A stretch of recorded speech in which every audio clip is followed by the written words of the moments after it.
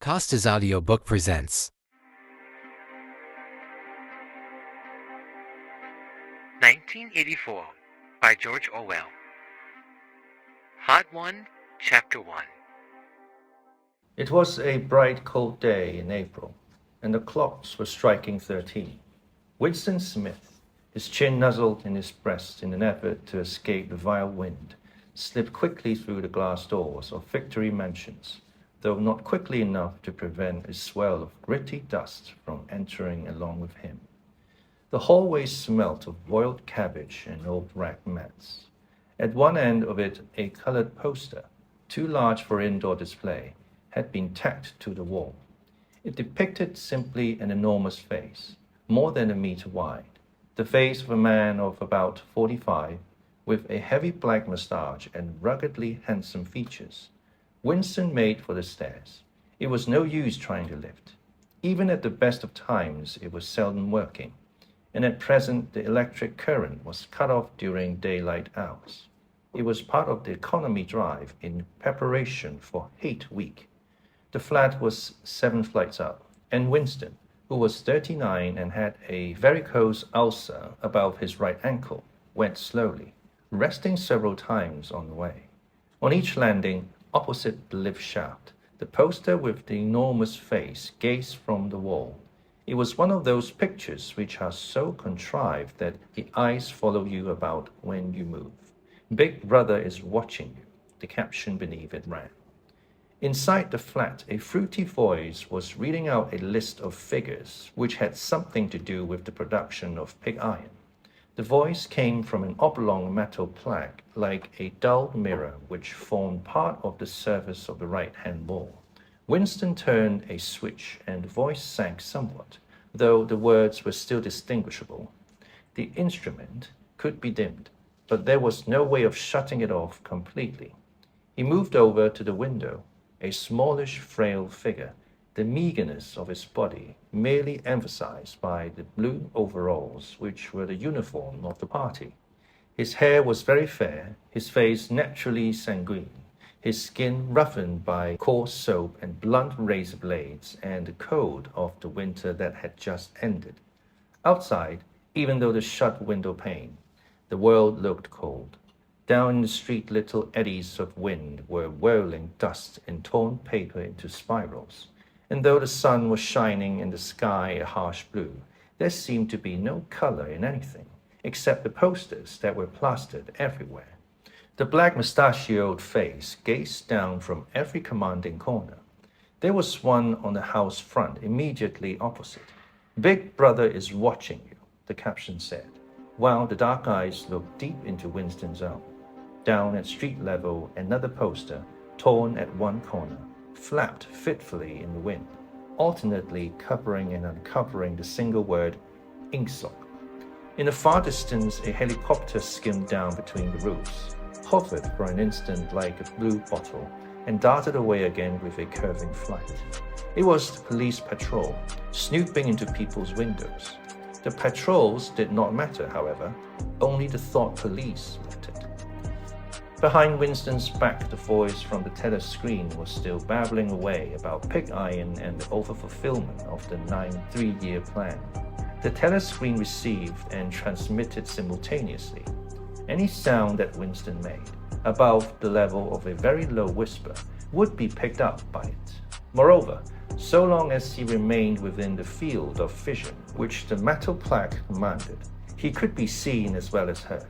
There was, of course, no way of knowing whether you were being watched at any given moment, how often, or on what system. The thought police plugged in on any individual wire was guesswork. It was even conceivable that they watched everybody all the time. But at any rate, they could plug in your wire whenever they wanted to. You had to live, did live, from habit that became instinct, in the assumption that every sound you made was overheard and, except in darkness, every movement scrutinized. Winston kept his back turned to the telescreen. It was safer, though, as he well knew. Even the back can be revealing. A kilometer away, the Ministry of Truth, his place of work, towered fast and white above the grimy landscape. This he thought with a sort of vague distaste, This was London, chief city of Airstrip 1, itself the third most populous of the provinces of Oceania. He tried to squeeze out some childhood memory that should tell him whether London had always been quite like this. Were there always these vistas of rotting 19th century houses, their sides shored up with balks of timber, their windows patched with cardboard and their roofs with corrugated iron, their crazy garden walls sagging in all directions, and the bombed sites where the plaster dust swirled in the air and the willow herb straggled over the heaps of rubble, and the places where the bombs had cleared a larger patch and there had sprung up sordid colonies of wooden dwellings like chicken houses. But it was no use. He could not remember. Nothing remained of his childhood except a series of bright-lit tableaux occurring against no background and mostly unintelligible. The Ministry of Truth, Minitru, in Newspeak, was startlingly different from any other object in sight. It was an enormous pyramidal structure of glittering white concrete, soaring up, terrace after terrace, 300 meters into the air. From where Winston stood, it was just possible to read, picked out on its white face in elegant lettering, the three slogans of the party: war is peace, freedom is slavery, ignorance is strength. The Ministry of Truth contained, it was said, 3,000 rooms above ground level, and corresponding ramifications below. Scattered about London, there were just 3 other buildings of similar appearance and size. So completely did they dwarf the surrounding architecture that from the roof of Victory Mansions you could see all 4 of them simultaneously. They were the homes of the 4 ministries between which the entire apparatus of government was divided. The Ministry of Truth, which concerned itself with news, entertainment, education, and the fine arts. The Ministry of Peace, which concerned itself with war. Ministry of Love, which maintained law and order. And the Ministry of Plenty, which was responsible for economic affairs. Their names in Newspeak: Minitru, Minipax, Minilove, and Miniplenty. The Ministry of Love was the really frightening one.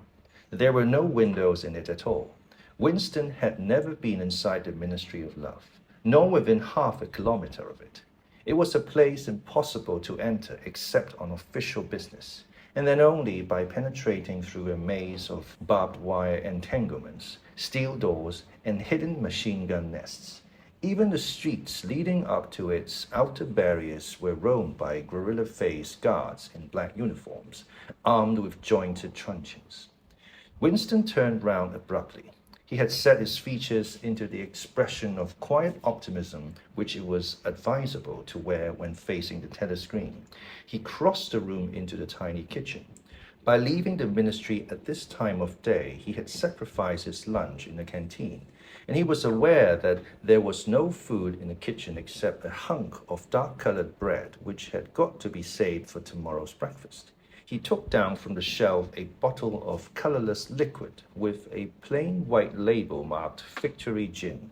It gave off a sickly, oily smell, as of Chinese rice spirit.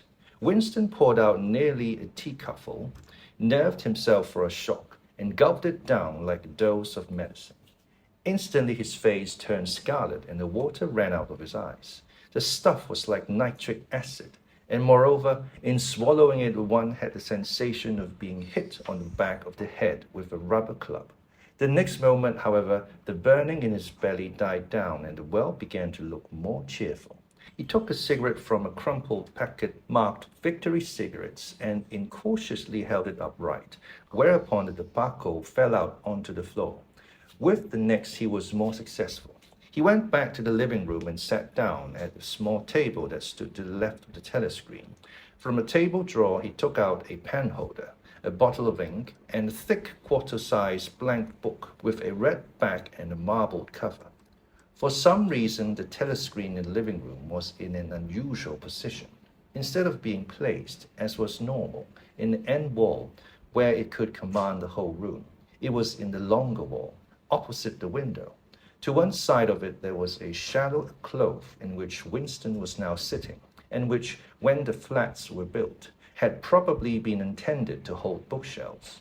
By sitting in the alcove and keeping well back, Winston was able to remain outside the range of the telescreen, so far as sight went. He could be heard, of course, but so long as he stayed in his present position, he could not be seen. It was partly the unusual geography of the room that had suggested to him the thing that he was now about to do. But it had also been suggested by the book that he had just taken out of the drawer. It was a peculiarly beautiful book. Its smooth, creamy paper, a little yellowed by age, was of a kind that had not been manufactured for at least 40 years past.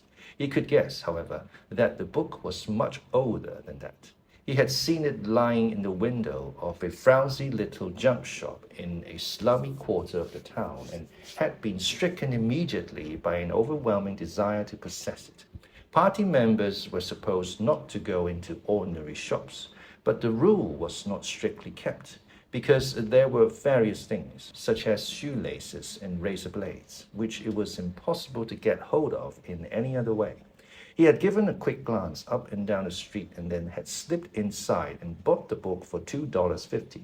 At the time, he was not conscious of wanting it for any particular purpose. He had carried it guiltily home in his briefcase. Even with nothing written in it, it was a compromising possession. The thing that he was about to do was to open a diary.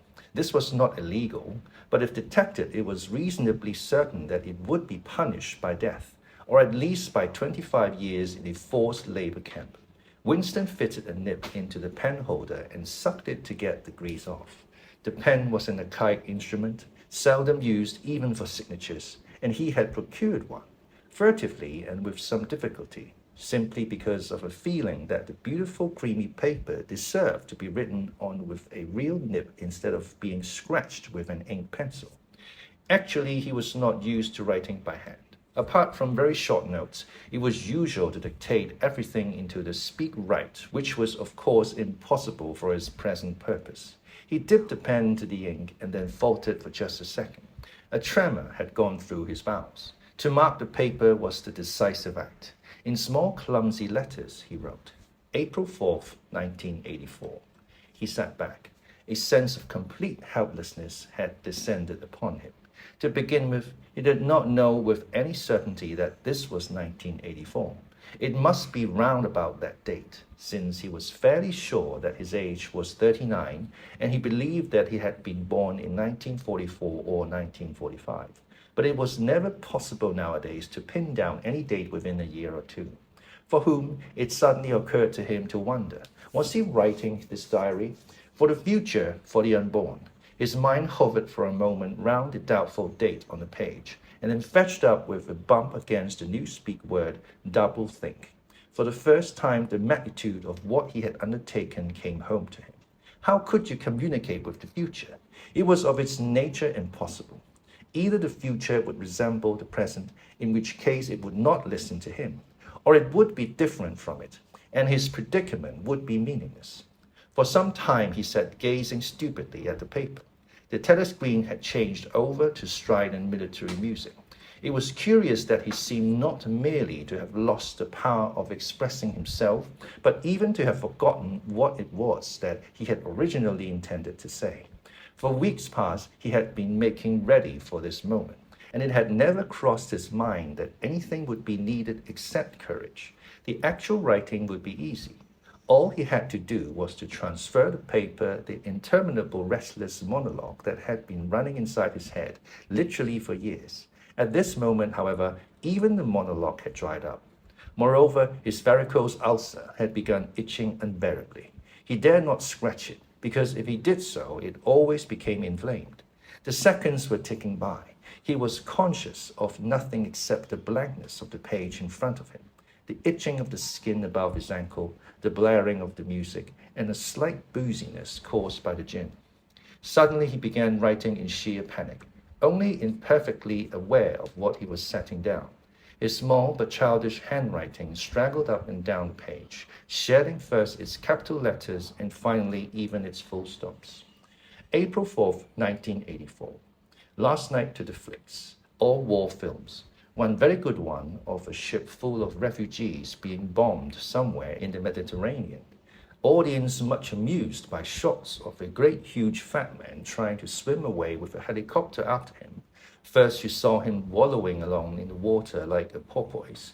Then you saw him through the helicopter's gun sights. Then he was full of holes, and the sea round him turned pink, and he sank as suddenly as though the holes had let in the water, audience shouting with laughter when he sank. Then you saw a lifeboat full of children with a helicopter hovering over it.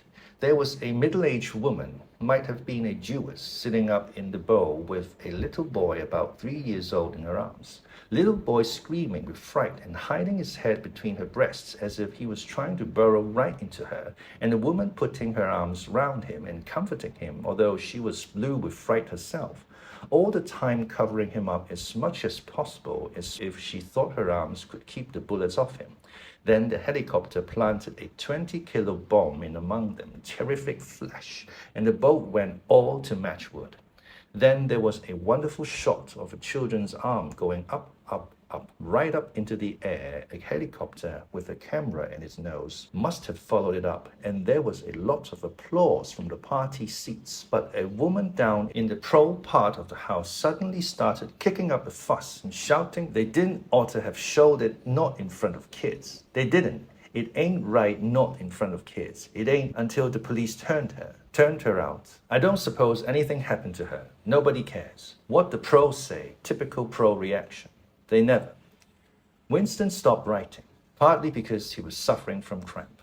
He did not know what had made him pour out this stream of rubbish. But the curious thing was that while he was doing so, a totally different memory had clarified itself in his mind, to the point where he almost felt equal to writing it down. It was, he now realized, because of this other incident that he had suddenly decided to come home and begin the diary today. It had happened that morning at the ministry, if anything so nebulous could be said to happen. It was nearly 1100, and in the records department where Winston worked, they were dragging the chairs out of the cubicles and grouping them in the center of the hall opposite the big telescreen in preparation for the 2 minutes hate. Winston was just taking his place in one of the middle rows when two people whom he knew by sight, but had never spoken to, came unexpectedly into the room. One of them was a girl whom he often passed in the corridors. He did not know her name, but he knew that she worked in the fiction department, presumably since he had sometimes seen her with oily hands and carrying a spanner. She had some mechanical job on one of the novel-writing machines. She was a bold-looking girl of about 27, with thick hair, a freckled face, and swift athletic movements. A narrow scarlet sash, emblem of the Junior Anti-Sex League, was wound several times round the waist of her overalls, just tightly enough to bring out the shapeliness of her hips. Winston had disliked her from the very first moment of seeing her. He knew the reason. It was because of the atmosphere of hockey fields and cold baths and community hikes and general clean-mindedness which she managed to carry about with her. He disliked nearly all women, and especially the young and pretty ones. It was always the women, and above all the young ones, who were the most bigoted adherents of the party, the swallowers of slogans, the amateur spies and noses out of unorthodoxy.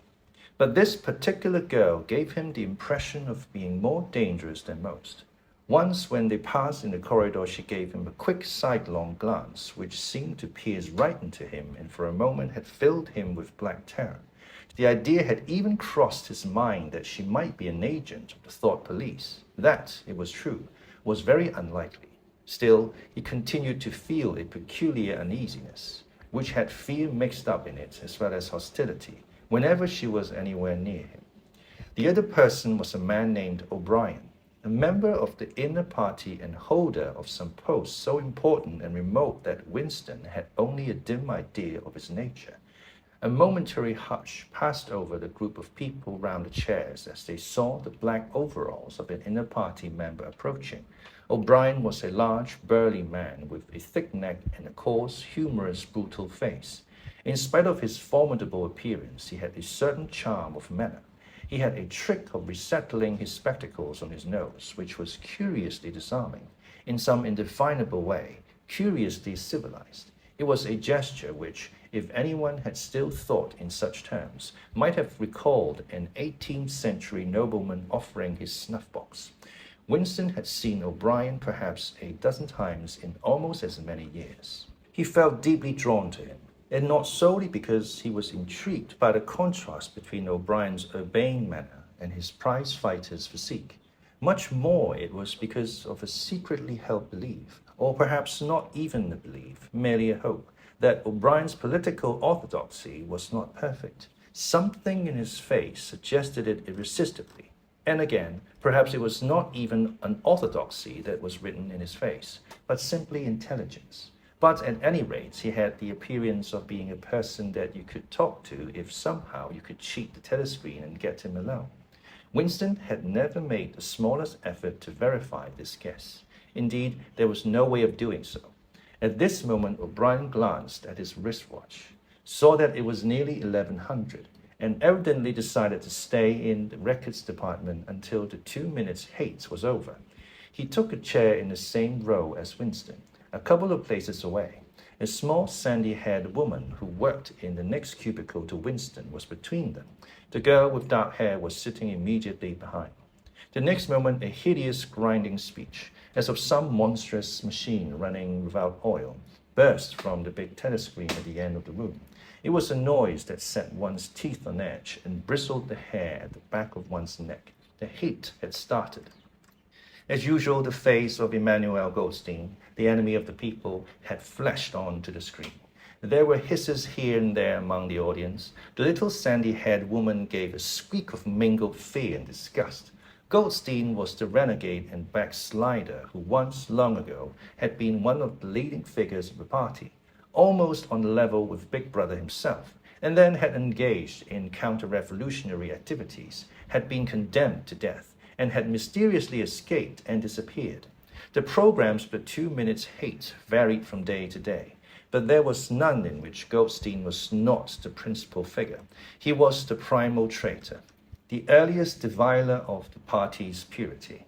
All subsequent crimes against the party, all treacheries, acts of sabotage, heresies, deviations, sprang directly out of his teaching. Somewhere or other he was still alive and hatching his conspiracies, perhaps somewhere beyond the sea, under the protection of his foreign paymasters, perhaps even, so it was occasionally rumored, in some hiding place in Oceania itself. Winston's diaphragm was constricted. He could never see the face of Goldstein without a painful mixture of emotions. It was a lean Jewish face with a great fuzzy aureole of white hair and a white goatee beard, a clever face, and yet somehow inherently despicable, with a kind of senile silliness in the long thin nose, near the end of which a pair of spectacles was perched. It resembled the face of a sheep, and the voice, too, had a sheep-like quality. Goldstein was delivering his usual venomous attack upon the doctrines of the party, an attack so exaggerated and perverse that a child should have been able to see through it, and yet just plausible enough to fill one with an alarmed feeling that other people, less level-headed than oneself, might be taken in by it.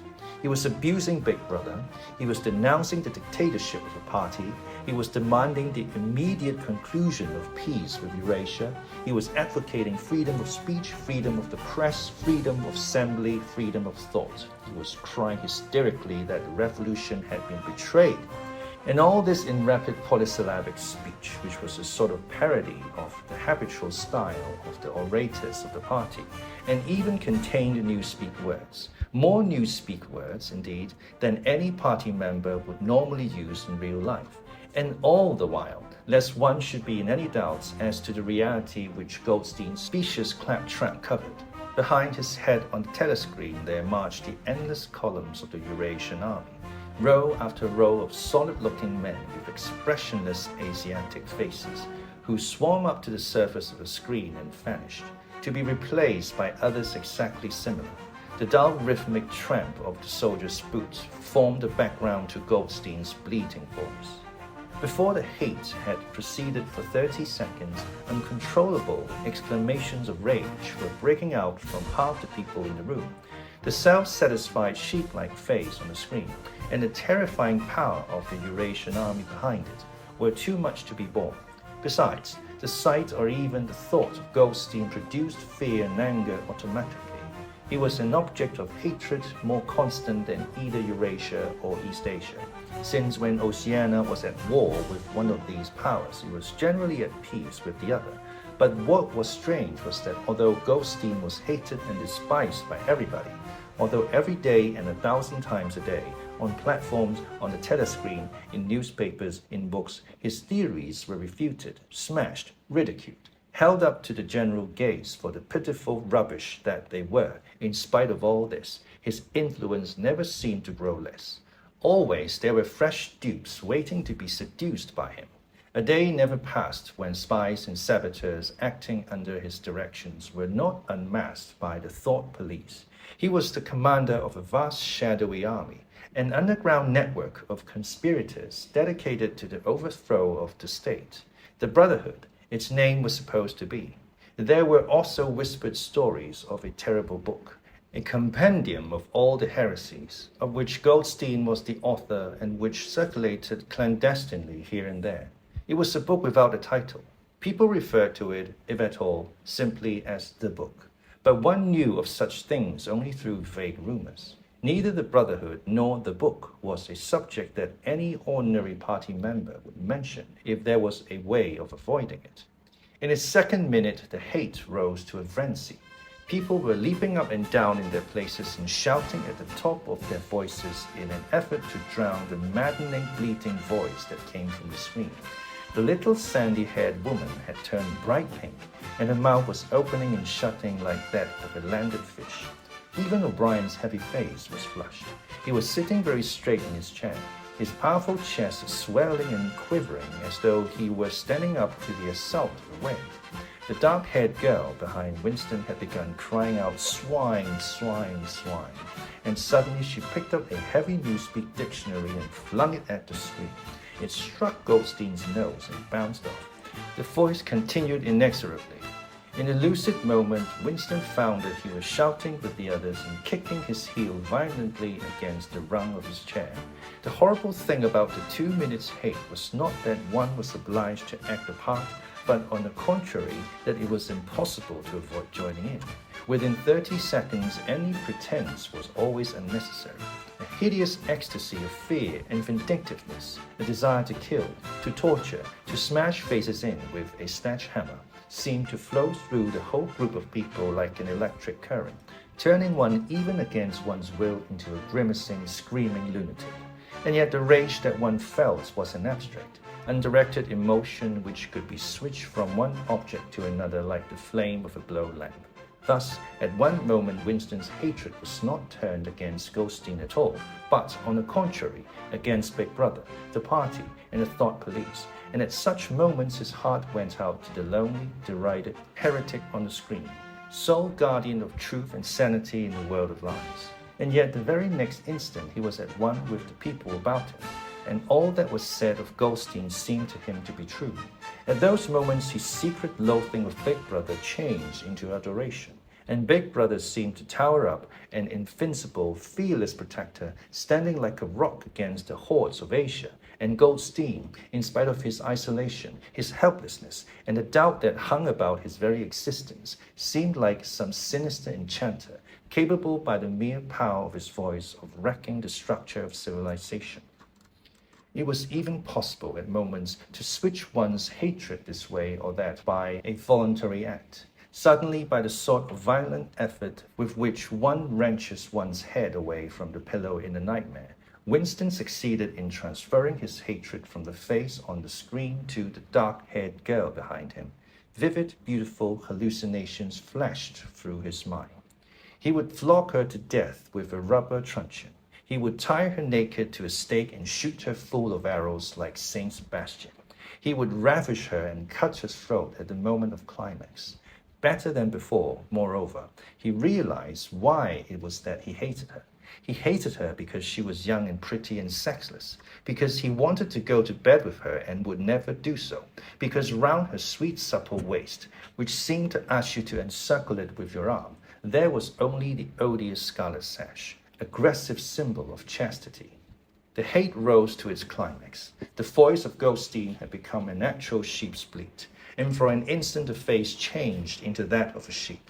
Then the sheep face melted into the figure of a Eurasian soldier who seemed to be advancing, huge and terrible, his submachine gun roaring, and seeming to spring out of the surface of the screen, so that some of the people in the front row actually flinched backwards in their seats, but in the same moment, drawing a deep sigh of relief from everybody, the hostile figure melted into the face of Big Brother, black-haired, black-mustachioed, full of power and mysterious calm, and so fast that it almost filled up the screen.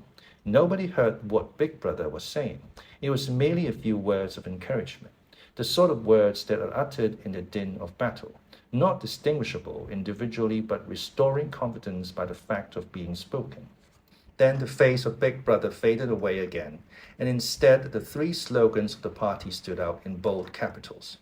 War is peace, freedom is slavery, ignorance is strength. But the face of Big Brother seemed to persist for several seconds on the screen, as though the impact that it had made on everyone's eyeballs was too vivid to wear off immediately. The little sandy-haired woman had flung herself forward over the back of the chair in front of her, with a tremulous murmur that sounded like, "My Savior!" She extended her arms towards the screen. Then she buried her face in her hands. It was apparent that she was uttering a prayer. At this moment, the entire group of people broke into a deep, slow, rhythmical chant of B, B, B, over and over again, very slowly, with a long pause between the first B and the second. A heavy murmurous sound, somehow curiously savage, in the background of which one seemed to hear the stamp of naked feet and the throbbing of tom-toms. For perhaps as much as 30 seconds they kept it up. It was a refrain that was often heard in moments of overwhelming emotion. Partly it was a sort of hymn to the wisdom and majesty of Big Brother, but still more it was an act of self-hypnosis, a deliberate drowning of consciousness of means of rhythmic noise. Winston's entrails seemed to grow cold. In the 2 minutes' hate, he could not help sharing in the general delirium, but this subhuman chanting of B, B, B, B always filled him with horror. Of course, he chanted with the rest. It was impossible to do otherwise. To dissemble your feelings, to control your face, to do what everyone else was doing was an instinctive reaction.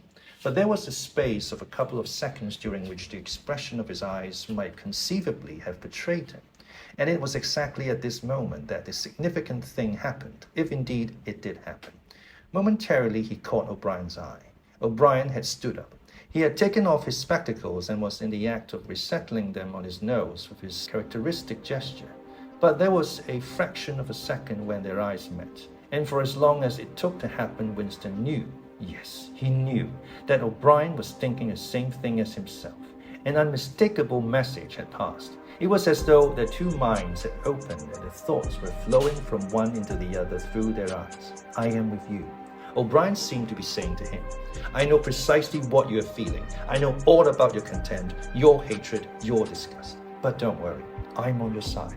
And then the flash of intelligence was gone, and O'Brien's face was as inscrutable as everybody else's. That was all, and he was already uncertain whether it had happened. Such instants never had any sequel. All that they did was to keep alive in him the belief or hope that others besides himself were the enemies of the party. Perhaps the rumors of vast underground conspiracies were true after all. Perhaps the Brotherhood really existed. It was impossible, in spite of the endless arrests and confessions and executions, to be sure that the Brotherhood was not simply a myth. Some days he believed in it, some days not. There was no evidence, only fleeting glimpses that might mean anything or nothing. Snatches of overheard conversation, faint scribbles on laboratory walls. Once even, when two strangers met, a small movement of the hand which had looked as though it might be a signal of recognition. It was all guesswork. Very likely he had imagined everything. He had gone back to his cubicle without looking at O'Brien again. The idea of following up their momentary contact hardly crossed his mind. It would have been inconceivably dangerous, even if he had known how to set about doing it. For a second, 2 seconds, they had exchanged an equivocal glance, and that was the end of the story. But even that was a memorable event in the locked loneliness in which one had to live. Winston roused himself and sat up straighter. He let out a belch. The gin was rising from his stomach. His eyes refocused on the page. He discovered that while he sat helplessly musing, he had also been writing, as though by automatic action. And it was no longer the same cramped, awkward handwriting as before. His pen had slid voluptuously over the smooth paper, printing in large, neat capitals, "Down with Big Brother, down with Big Brother, down with Big Brother, down with Big Brother, down with Big Brother," over and over again, filling half the page. He could not help feeling a twinge of panic. It was absurd, since the writing of those particular words was not more dangerous than the initial act of opening the diary. But for a moment he was tempted to tear out the spoiled pages and abandon the enterprise altogether. He did not do so, however, because he knew that it was useless. Whether he wrote "Down with Big Brother" or whether he refrained from writing it made no difference. Whether he went on with the diary or whether he did not go on with it made no difference. The thought police would get him just the same. He had committed, would still have committed, even if he had never set pen to paper, the essential crime that contained all others in itself. Thought crime, they called it. Thought crime was not a thing that could be concealed forever. You might dodge successfully for a while, even for years, but sooner or later they were bound to get you. It was always at night. The arrests invariably happened at night. The sudden jerk out of sleep, the rough hand shaking your shoulder, the lights glaring in your eyes, the ring of hard faces round the bed. In the vast majority of cases, there was no trial, no report of the arrest. People simply disappeared, always during the night. Your name was removed from the registers. Every record of everything you had ever done was wiped out. Your one-time existence was denied and then forgotten. You were abolished, annihilated. Vaporized was the usual word. For a moment he was seized by a kind of hysteria. He began writing in a hurried, untidy scrawl. "They'll shoot me, I don't care. They'll shoot me in the back of the neck, I don't care. Down with Big Brother. They always shoot you in the back of the neck, I don't care. Down with Big Brother." He sat back in his chair, slightly ashamed of himself, and laid down the pen. The next moment he started violently. There was a knocking at the door. Already, he sat as still as a mouse, in the futile hope that whoever it was might go away after a single attempt. But no, the knocking was repeated. The worst thing of all would be the delay. His heart was thumping like a drum, but his face, from long habit, was probably expressionless. He got up and moved heavily towards the door.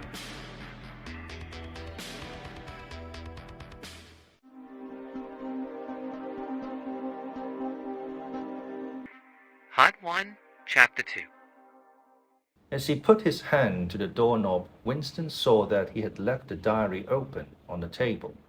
"Down with Big Brother" was written all over it, in letters almost big enough to be legible across the room. It was an inconceivably stupid thing to have done, but he realized, even in his panic, he had not wanted to smudge the creamy paper by shutting the book while the ink was wet. He drew in his breath and opened the door. Instantly, a warm wave of relief flowed through him. A colorless, crushed-looking woman with wispy hair and a lined face was standing outside. "Oh, comrade," she began in a dreary, whining sort of voice. "I thought I heard you come in. Do you think you could come across and have a look at our kitchen sink? It's got blocked up and—" It was Mrs. Parsons, the wife of a neighbor on the same floor. She was a woman of about 30, but looking much older. One had the impression that there was dust in the creases of her face. Winston followed her down the passage. These amateur repair jobs were an almost daily irritation. Victory mansions were old flats, built in 1930 or thereabouts, and were falling to pieces. The plaster flaked constantly from ceilings and walls. The pipes burst in every hard frost. The roof leaked whenever there was snow. The heating system was usually running at half steam when it was not closed down altogether from motives of economy. Repairs, except what you could do for yourself, had to be sanctioned by remote committees which were liable to hold up even the mending of a window pane for 2 years. "Of course it's only because Tom isn't home," said Mrs. Parsons vaguely. The Parsons' flat was bigger than Winston's, and dingy in a different way.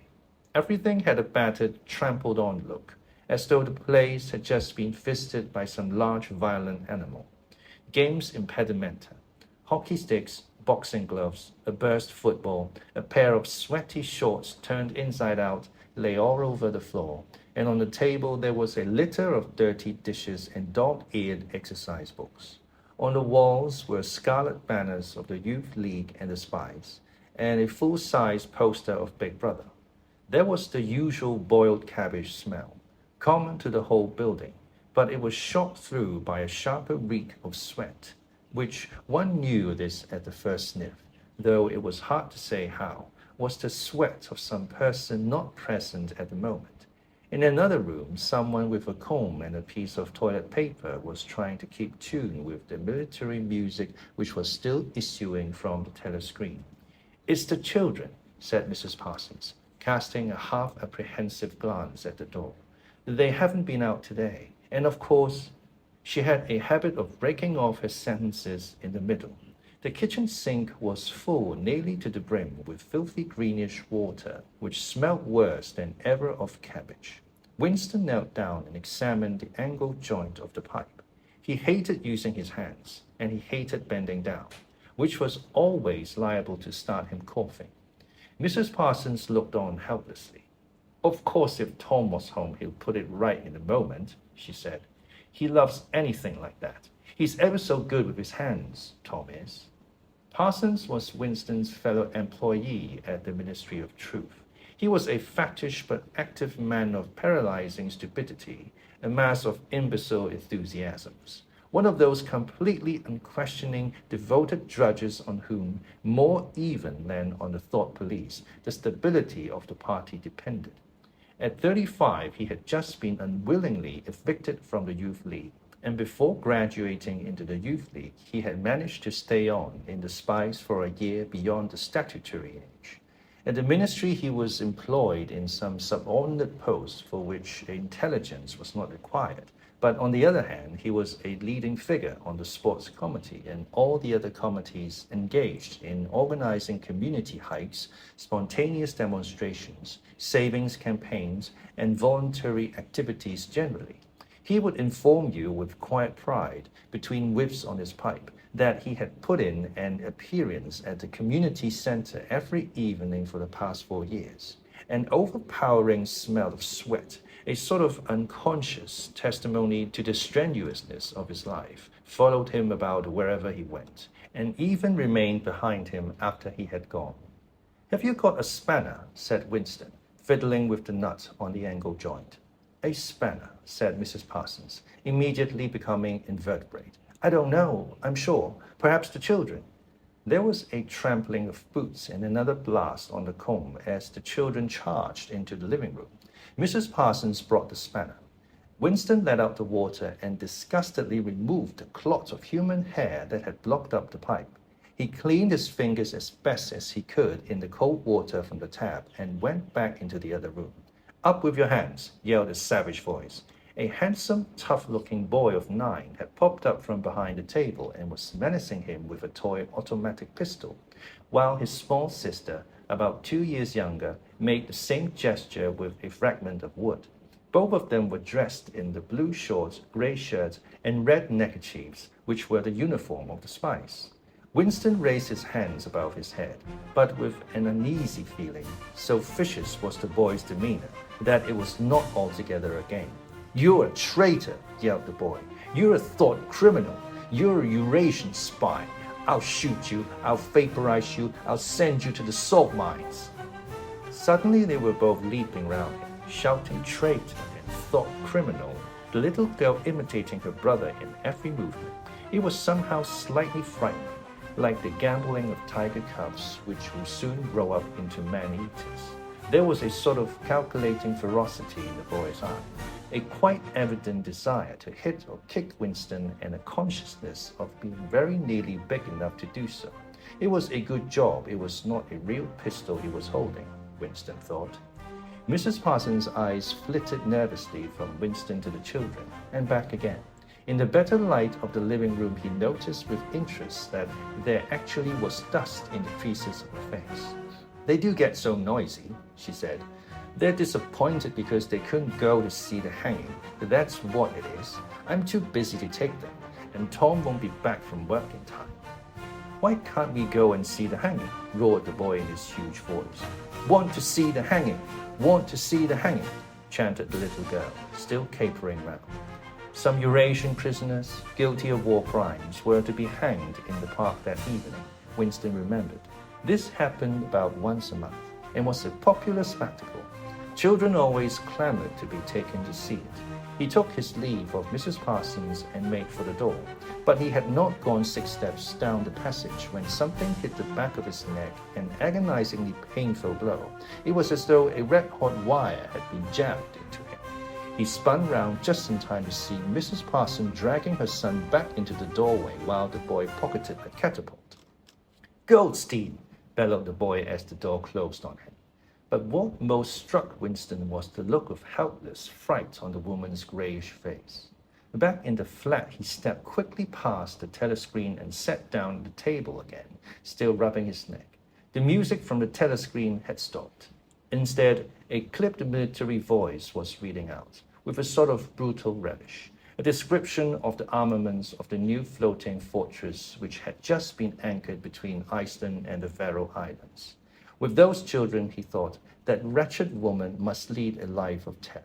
Another year, 2 years, and they would be watching her night and day for symptoms of unorthodoxy. Nearly all children nowadays were horrible.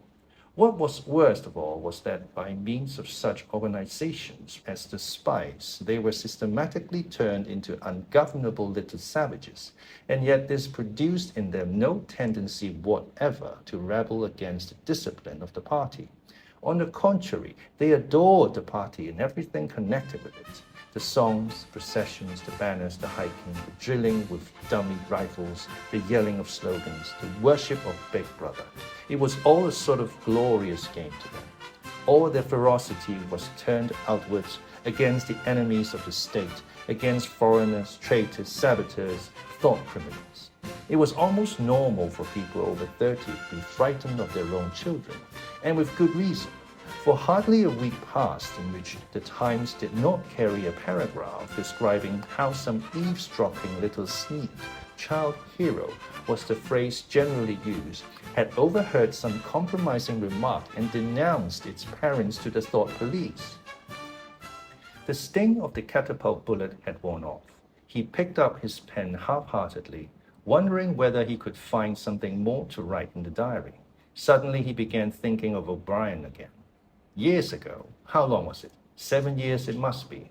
He had dreamed that he was walking through a pitch-dark room, and someone sitting to one side of him had said as he passed, "We shall meet in the place where there is no darkness." It was said very quietly, almost casually, a statement, not a command. He had walked on without pausing. What was curious was that at the time, in the dream, the words had not made much impression on him. It was only later and by degrees that they had seemed to take on significance.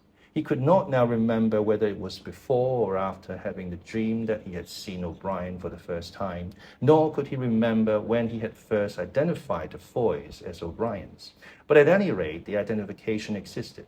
It was O'Brien who had spoken to him out of the dark. Winston had never been able to feel sure. Even after this morning's flash of eyes, it was still impossible to be sure whether O'Brien was a friend or an enemy, nor did it even seem to matter greatly. There was a link of understanding between them, more important than affection or partisanship. "We shall meet in the place where there is no darkness," he had said. Winston did not know what it meant, only that in some way or another it would come true. The voice from the telescreen paused. A trumpet call, clear and beautiful, floated into the stagnant air. The voice continued raspingly. "Attention, your attention, please. A news flash has this moment arrived from the Malabar front. Our forces in South India have won a glorious victory.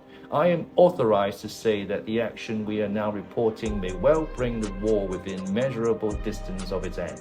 Here is the news flash."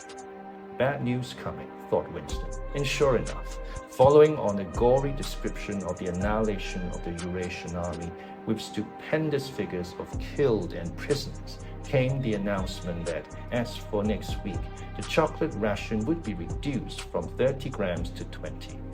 Winston belched again. The gin was wearing off, leaving a deflated feeling. The telescreen, perhaps to celebrate the victory, perhaps to drown the memory of the lost chocolate, crashed into Oceana, 'tis for thee. You were supposed to stand to attention. However, in his present position, he was invisible. Oceana, 'tis for thee, gave way to lighter music. Winston walked over to the window, keeping his back to the telescreen. The day was still cold and clear. Somewhere far away, a rocket bomb exploded with a dull, reverberating roar. About 20 or 30 of them a week were falling on London at present. Down in the street, the wind flapped the torn poster to and fro, and the word "Ingsoc" fitfully appeared and vanished. Ingsoc, the sacred principles of Ingsoc. Newspeak, doublethink, the mutability of the past. He felt as though he were wandering in the forests of the sea bottom, lost in the monstrous world where he himself was the monster. He was alone. The past was dead. The future was unimaginable. What certainty had he that the single human creature now living was on his side? And what way of knowing that the dominion of the party would not endure forever? Like an answer, the three slogans on the white face of the Ministry of Truth came back to him. War is peace. Freedom is slavery. Ignorance is strength. He took a 25-cent piece out of his pocket. There, too, in tiny clear lettering, the same slogans were inscribed, and on the other face of the coin, the head of Big Brother. Even from the coin, the eyes pursued you. On coins, on stamps, on the covers of books, on banners, on posters, and on the wrappings of a cigarette packet, everywhere.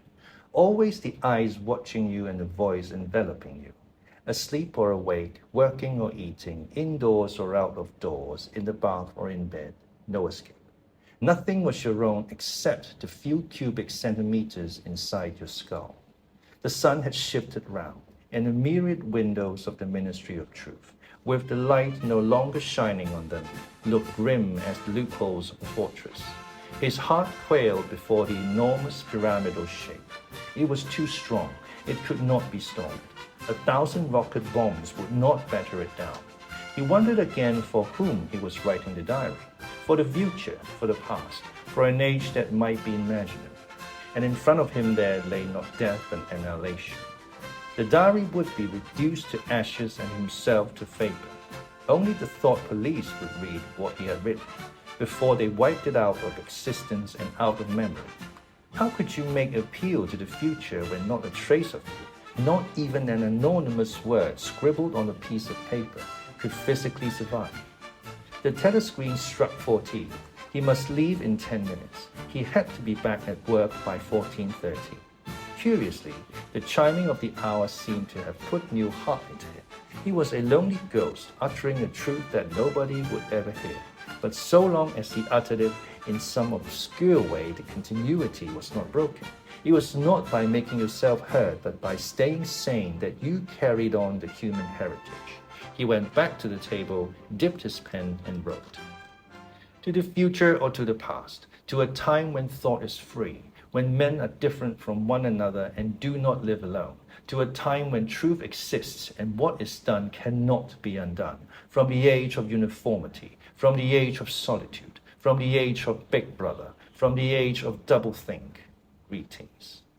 He was already dead, he reflected. It seemed to him that it was only now, when he had begun to be able to formulate his thoughts, that he had taken the decisive step. The consequences of every act are included in the act itself. He wrote, "Thought crime does not entail death. Thought crime is death." Now he had recognized himself as a dead man. It became important to stay alive as long as possible. 2 fingers of his right hand were ink-stained. It was exactly the kind of detail that might betray you. Some nosing zealot in the ministry might start wondering why he had been writing during the lunch interval, why he had used an old-fashioned pen, what he had been writing, and then drop a hint in the appropriate quarter. He went to the bathroom and carefully scrubbed the ink away with the gritty dark brown soap which wraps your skin like sandpaper and was therefore well adapted for this purpose. He put the diary away in the drawer. It was quite useless to think of hiding it. but he could at least make sure whether or not its existence had been discovered. A hair laid across the page ends was too obvious. With the tip of his finger, he picked up an identifiable grain of whitish dust and deposited it on the corner of the cover. There it was bound to be shaken off if the book was moved.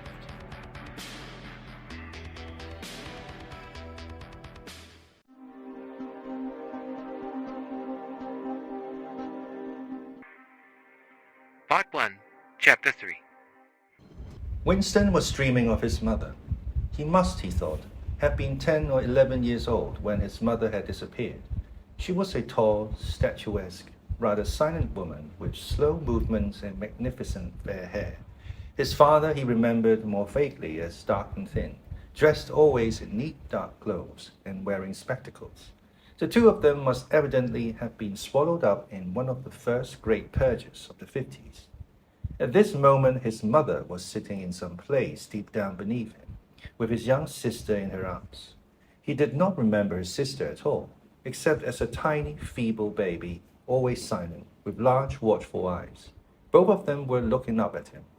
They were down in some subterranean place, the bottom of a well, for instance, or a very deep grave. But it was a place which, already far below him, was itself moving downwards. They were in the saloon of a sinking ship, looking up at him through the darkening water. There was still air in the saloon. They could still see him and he them, but all the while they were sinking down into the green waters which in another moment must hide them from sight forever. He was out in the light and air while they were being sucked down to death, and they were down there because he was up here. He knew it and they knew it, and he could see the knowledge in their faces. There was no reproach either in their faces or in their hearts, only the knowledge that they must die in order that he might remain alive, and that this was part of the unavoidable order of things. He could not remember what had happened, but he knew in his dream that in some way the lives of his mother and his sister had been sacrificed to his own. It was one of those dreams which, while retaining the characteristic dream scenery, are a continuation of one's intellectual life, and in which one becomes aware of facts and ideas which still seem new and valuable after one is awake. The thing that now suddenly struck Winston was that his mother's death, nearly 30 years ago, had been tragic and sorrowful in a way that was no longer possible. Tragedy, he perceived, belonged to the ancient time, to a time when there was still privacy, love, and friendship, and when the members of a family stood by one another without needing to know the reason. His mother's memory tore at his heart because she had died loving him, when he was too young and selfish to love her in return, and because somehow he did not remember how. She had sacrificed herself to a conception of loyalty that was private and unalterable. Such things, he saw, could not happen today. Today there were fear, hatred, and pain, but no dignity of emotion, no deep or complex sorrows. All this he seemed to see in the large eyes of his mother and his sister, looking up at him through the green water, hundreds of fathoms down and still sinking. Suddenly he was standing on short, springy turf, on a summer evening when the slanting rays of the sun gilded the ground. The landscape that he was looking at recurred so often in his dreams that he was never fully certain whether or not he had seen it in the real world. In his waking thoughts he called it the Golden Country. It was an old rabbit-bitten pasture, with a foot track wandering across it and a molehill here and there.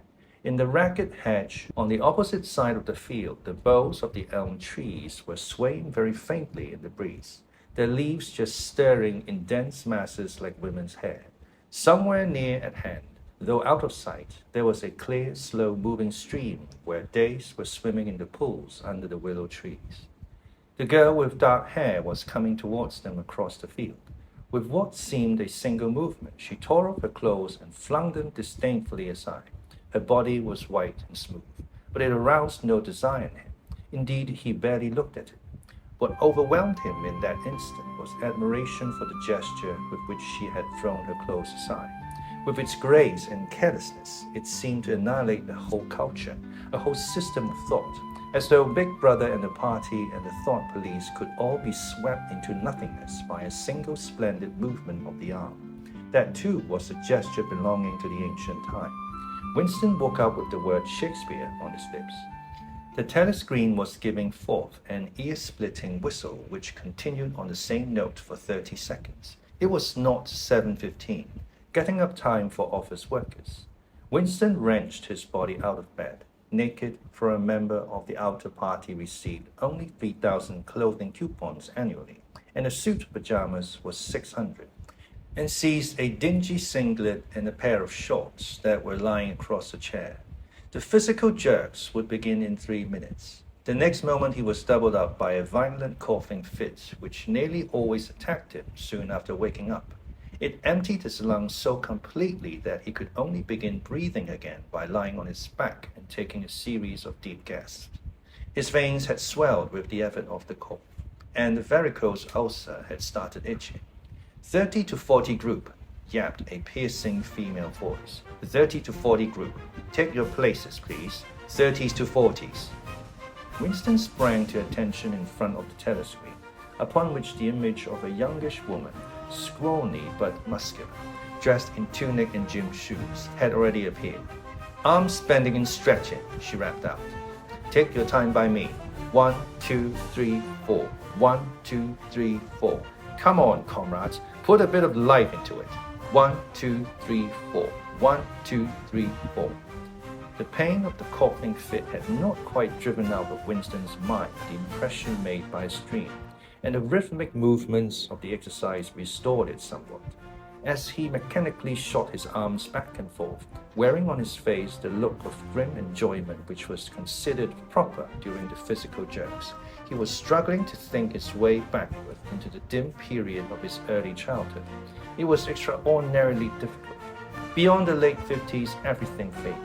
When there were no external records that you could refer to, even the outline of your own life lost its sharpness.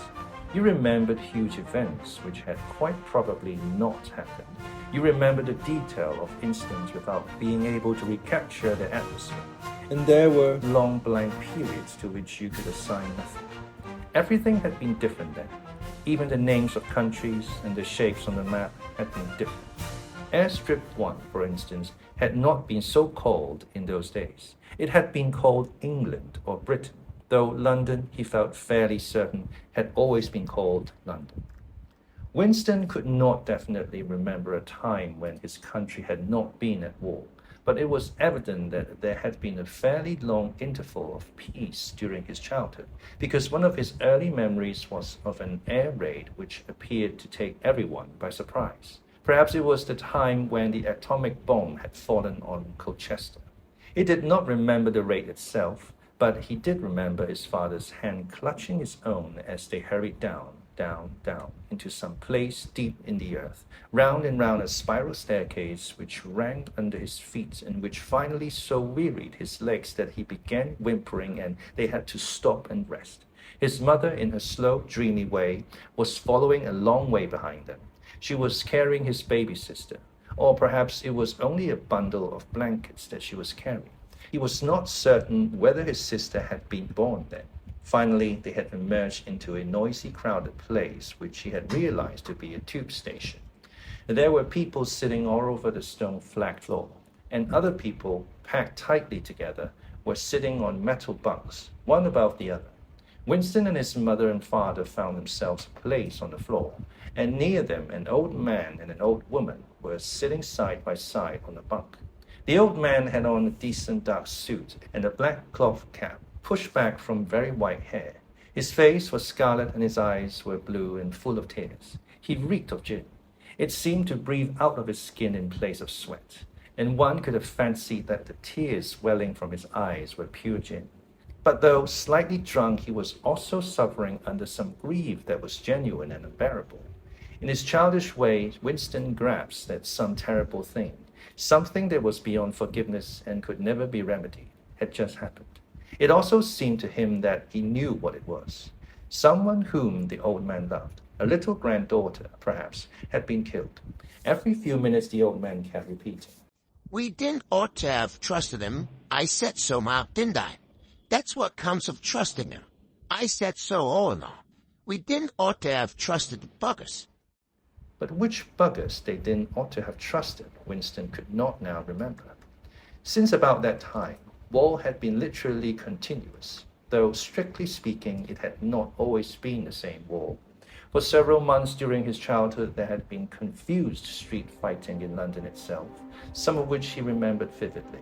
But to trace out the history of the whole period, to say who was fighting whom at any given moment, would have been utterly impossible, since no written record and no spoken word ever made mention of any other lineman than the existing one. At this moment, for example, in 1984, Oceania was at war with Eurasia and in alliance with East Asia. In no public or private utterance was it ever admitted that the three powers had at any time been grouped along different lines. Actually, as Winston well knew, it was only 4 years since Oceania had been at war with East Asia and in alliance with Eurasia. But that was merely a piece of furtive knowledge which he happened to possess because his memory was not satisfactorily under control. Officially, the change of partners had never happened. Oceania was at war with Eurasia, therefore Oceania had always been at war with Eurasia.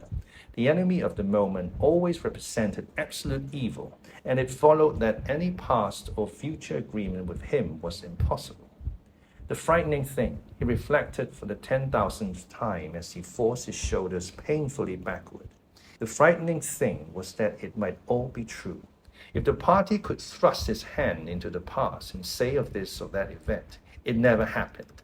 That surely was more terrifying than mere torture and death. The party said that Oceania had never been in alliance with Eurasia. He, Winston Smith, knew that Oceania had been in alliance with Eurasia as short a time as 4 years ago. But where did that knowledge exist? Only in his own consciousness, which in any case must soon be annihilated. And if all others accepted the lie which the party imposed, if all records told the same tale, then the lie passed into history and became true. Who controls the past, ran the party slogan, controls the future. Who controls the present controls the past. And yet the past, though of its nature alterable, never had been altered. Whatever was true now was true from everlasting to everlasting. It was quite simple. All that was needed was an unending series of victories over your own memory. Reality control, they called it. In newspeak, doublethink. Stand easy, barked the instructress, a little more genially. Winston sank his arms to his sides and slowly refilled his lungs with air. His mind slid away into the labyrinthine world of doublethink. To know and not to know, to be conscious of complete truthfulness while taking carefully constructed lies, to hold simultaneously two opinions which cancelled out, knowing them to be contradictory and believing in both of them, to use logic against logic, to repudiate morality while laying claim to it, to believe that democracy was impossible and that the party was the guardian of democracy, to forget whatever it was necessary to forget, then to draw it back into memory again at the moment when it was needed, and then promptly to forget it again, and above all, to apply the same process to the process itself. That was the ultimate subtlety, consciously to induce unconsciousness, and then once again to become unconscious of the act of hypnosis you had just performed. Even to understand the word doublethink involved the use of doublethink. The instructress had called them to attention again. And now let's see which of us can touch our toes, she said enthusiastically. Right over from the hips, please, comrades.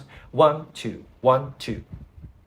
Winston loathed this exercise, which sent shooting pains all the way from his heels to his buttocks and often ended by bringing on another coughing fit. The half-pleasant quality went out of his meditations. The past, he reflected, had not merely been altered, it had been actually destroyed. For how could you establish even the most obvious fact when there existed no record outside your own memory? He tried to remember in what year he had first heard mention of Big Brother. He thought it must have been at some time in the 60s, but it was impossible to be certain. In the party histories, of course, Big Brother figured as the leader and guardian of the revolution since its very earliest days. His exploits had been gradually pushed backwards in time until already they extended into the fabulous world of the 40s and the 30s. When the capitalists in their strange cylindrical hats still rode through the streets of London in great gleaming motor cars or horse carriages with glass sides, there was no knowing how much of this legend was true and how much invented. Winston could not even remember at what date the party itself had come into existence. He did not believe he had ever heard the word ingsoc before 1960, but it was possible that in its old-speak form, English socialism, that is to say, it had been current earlier. Everything melted into mist. Sometimes, indeed, you could put your finger on a definite lie. It was not true, for example, as was claimed in the party history books, that the party had invented aeroplanes. He remembered aeroplanes since his earliest childhood, but you could prove nothing. There was never any evidence. Just once in his whole life he had held in his hands unmistakable documentary proof of the falsification of an historical fact. And on that occasion, "Smith!" screamed a shrewish voice from the telescreen. 6079, Smith, W. Yes, you. Bend lower, please. You can do better than that. You're not trying. Lower, please. That's better, comrade. Now stand at ease, the whole squad, and watch me. A sudden hot sweat had broken out all over Winston's body. His face remained completely inscrutable. Never show dismay, never show resentment. A single flicker of the eyes could give you away. He stood watching while the instructress raised her arms above her head and, one could not say gracefully, but with remarkable neatness and efficiency, bent over and tucked the first joint of her fingers under her toes. There, comrades, that's how I want to see you doing it. Watch me again. I'm 39 and I've had 4 children. Now look, she bent over again. You see my knees aren't bent. You can all do it if you want to. She added as she straightened herself up. Anyone under 45 is perfectly capable of touching his toes. We don't all have the privilege of fighting in the front line, but at least we can all keep fit. Remember our boys on the Malabar front and the sailors in the floating fortresses. Just think what they have to put up with. Now try again. That's better, comrade. That's much better. She added encouragingly as Winston, with a violent lunge, succeeded in touching his toes with knees unbent for the first time in several years.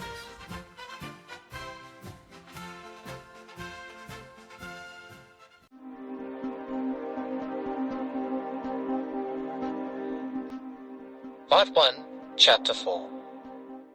With a deep unconscious sigh which not even the nearest of the telescreen could prevent him from uttering when his day's work started, Winston pulled the speakwrite towards him, blew the dust from his mouthpiece, and put on his spectacles.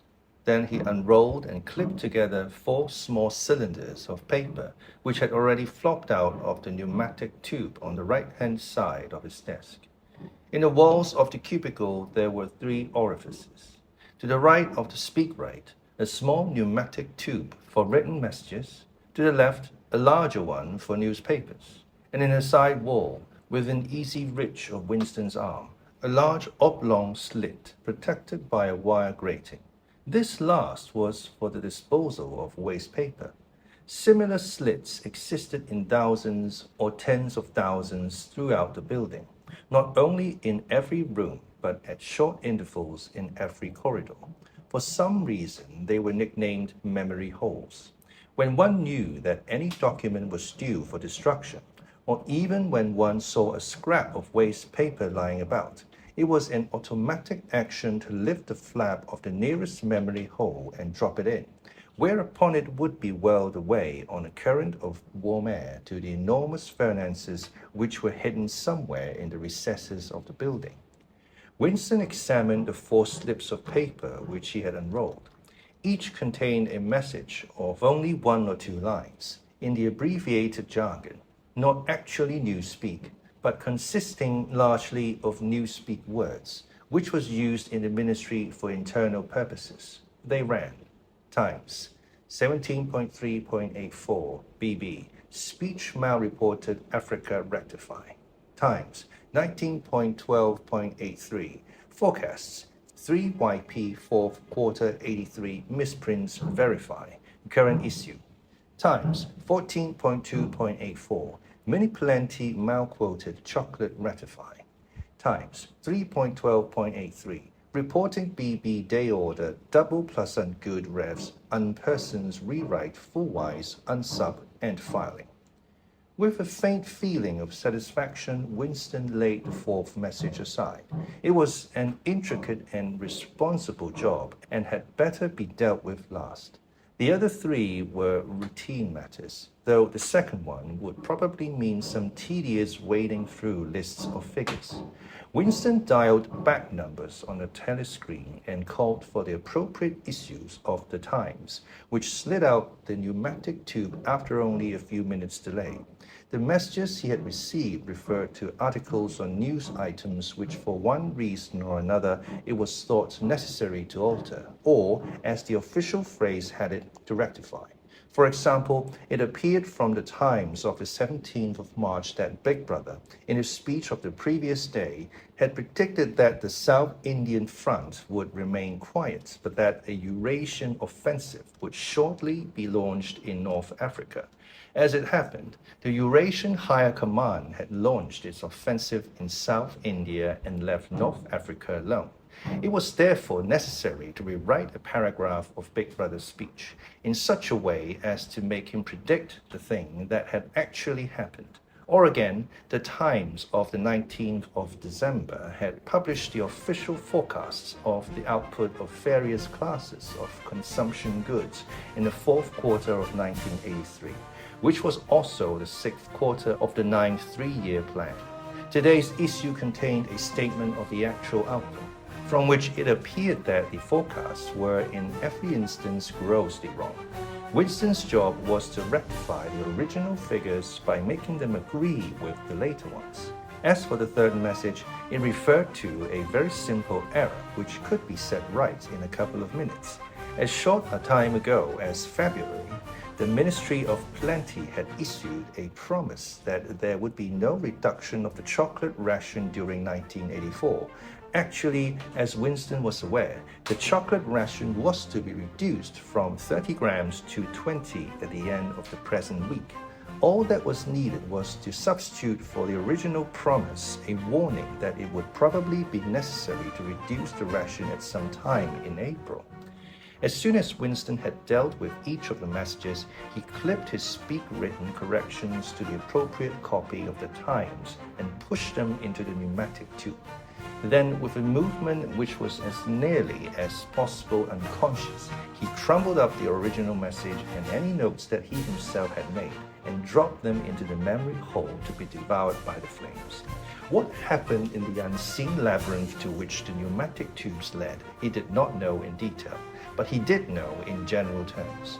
As soon as all the corrections which happened to be necessary in any particular number of the Times had been assembled and collated, that number would be reprinted, the original copy destroyed, and the corrected copy placed on the files in its stead. This process of continuous alteration was applied not only to newspapers, but to books, periodicals, pamphlets, posters, leaflets, films, soundtracks, cartoons, photographs, to every kind of literature or documentation which might conceivably hold any political or ideological significance. Day by day and almost minute by minute, the past was brought up to date.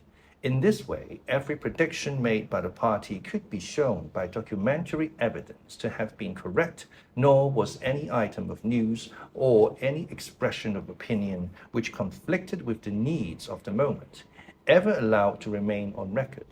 All history was a palimpsest, scraped clean and reinscribed exactly as often as was necessary. In no case would it have been possible, once the deed was done, to prove that any falsification had taken place. The largest section of the records department, far larger than the one on which Winston worked, consisted simply of persons whose duty it was to track down and collect all copies of books, newspapers, and other documents which had been superseded and were due for destruction. A number of the Times which might, because of changes in political alignment or mistaken prophecies uttered by Big Brother, have been rewritten a dozen times still stood on the files bearing its original date, and no other copy existed to contradict it. Books also were recalled and rewritten again and again, and were invariably reissued without any admission that any alteration had been made. Even the written instructions which Winston received, and which he invariably got rid of as soon as he had dealt with them, never stated or implied that an act of forgery was to be committed. Always the reference was to slips, errors, misprints, or misquotations which it was necessary to put right in the interests of accuracy. But actually, he thought as he readjusted the Ministry of Plenty's figures, it was not even forgery. It was merely the substitution of one piece of nonsense for another. Most of the material that you were dealing with had no connection with anything in the real world, not even the kind of connection that is contained in a direct line. Statistics were just as much a fantasy in their original version as in their rectified version. A great deal of time you were expected to make them up out of your head. For example, the Ministry of Plenty's forecast had estimated the output of boots for the quarter at 145 million pairs. The actual output was given as 62 millions. Winston, however, in rewriting the forecast, marked the figure down to 57 millions, so as to allow for the usual claim that the quota had been overfulfilled. In any case, 62 million was no nearer the truth than 57 millions, or than 145 millions. Very likely no boots had been produced at all. Likelier still, nobody knew how many had been produced, much less cared. All one knew was that every quarter astronomical numbers of boots were produced on paper, while perhaps half the population of Oceania went barefoot.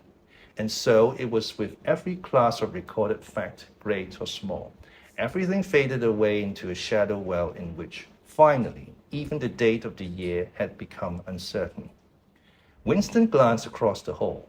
In a corresponding cubicle on the other side, a small, precise-looking, dark-chinned man named Tillotson was working steadily away, with a folded newspaper on his knee and his mouth very close to the mouthpiece of the speakwrite.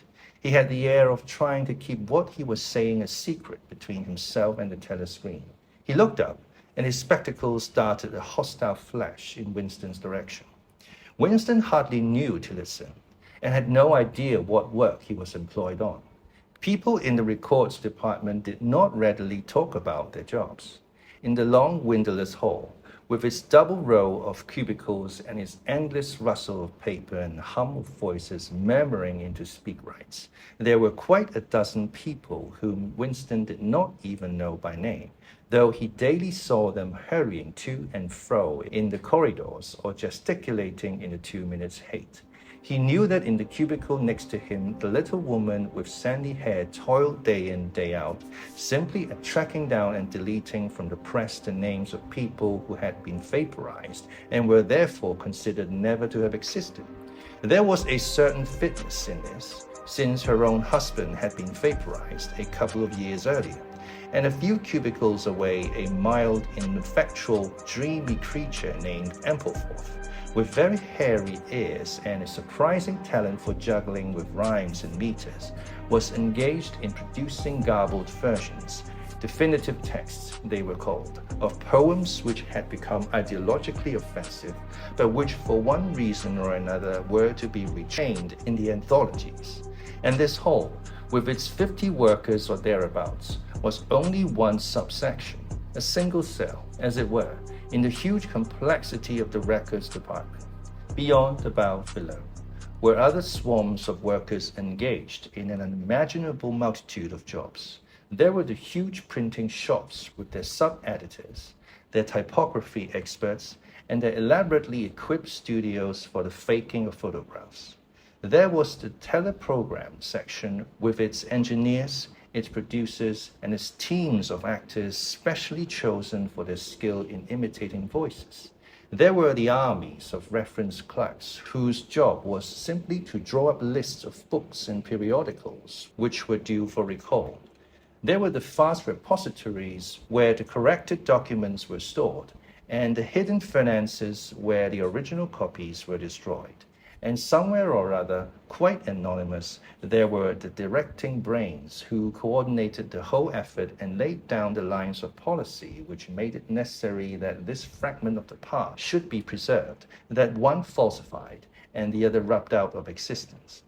And the Records Department, after all, was itself only a single branch of the Ministry of Truth, whose primary job was not to reconstruct the past, but to supply the citizens of Oceania with newspapers, films, textbooks, telescreen programs, plays, novels, with every conceivable kind of information, instruction, or entertainment, from a statue to a slogan, from a lyric poem to a biological treatise, and from a child's spelling book to a newspeak dictionary. And the ministry had not only to supply the multifarious needs of the party, but also to repeat the whole operation at a lower level for the benefit of the proletariat. There was a whole chain of separate departments dealing with proletariat literature, music, drama, and entertainment generally.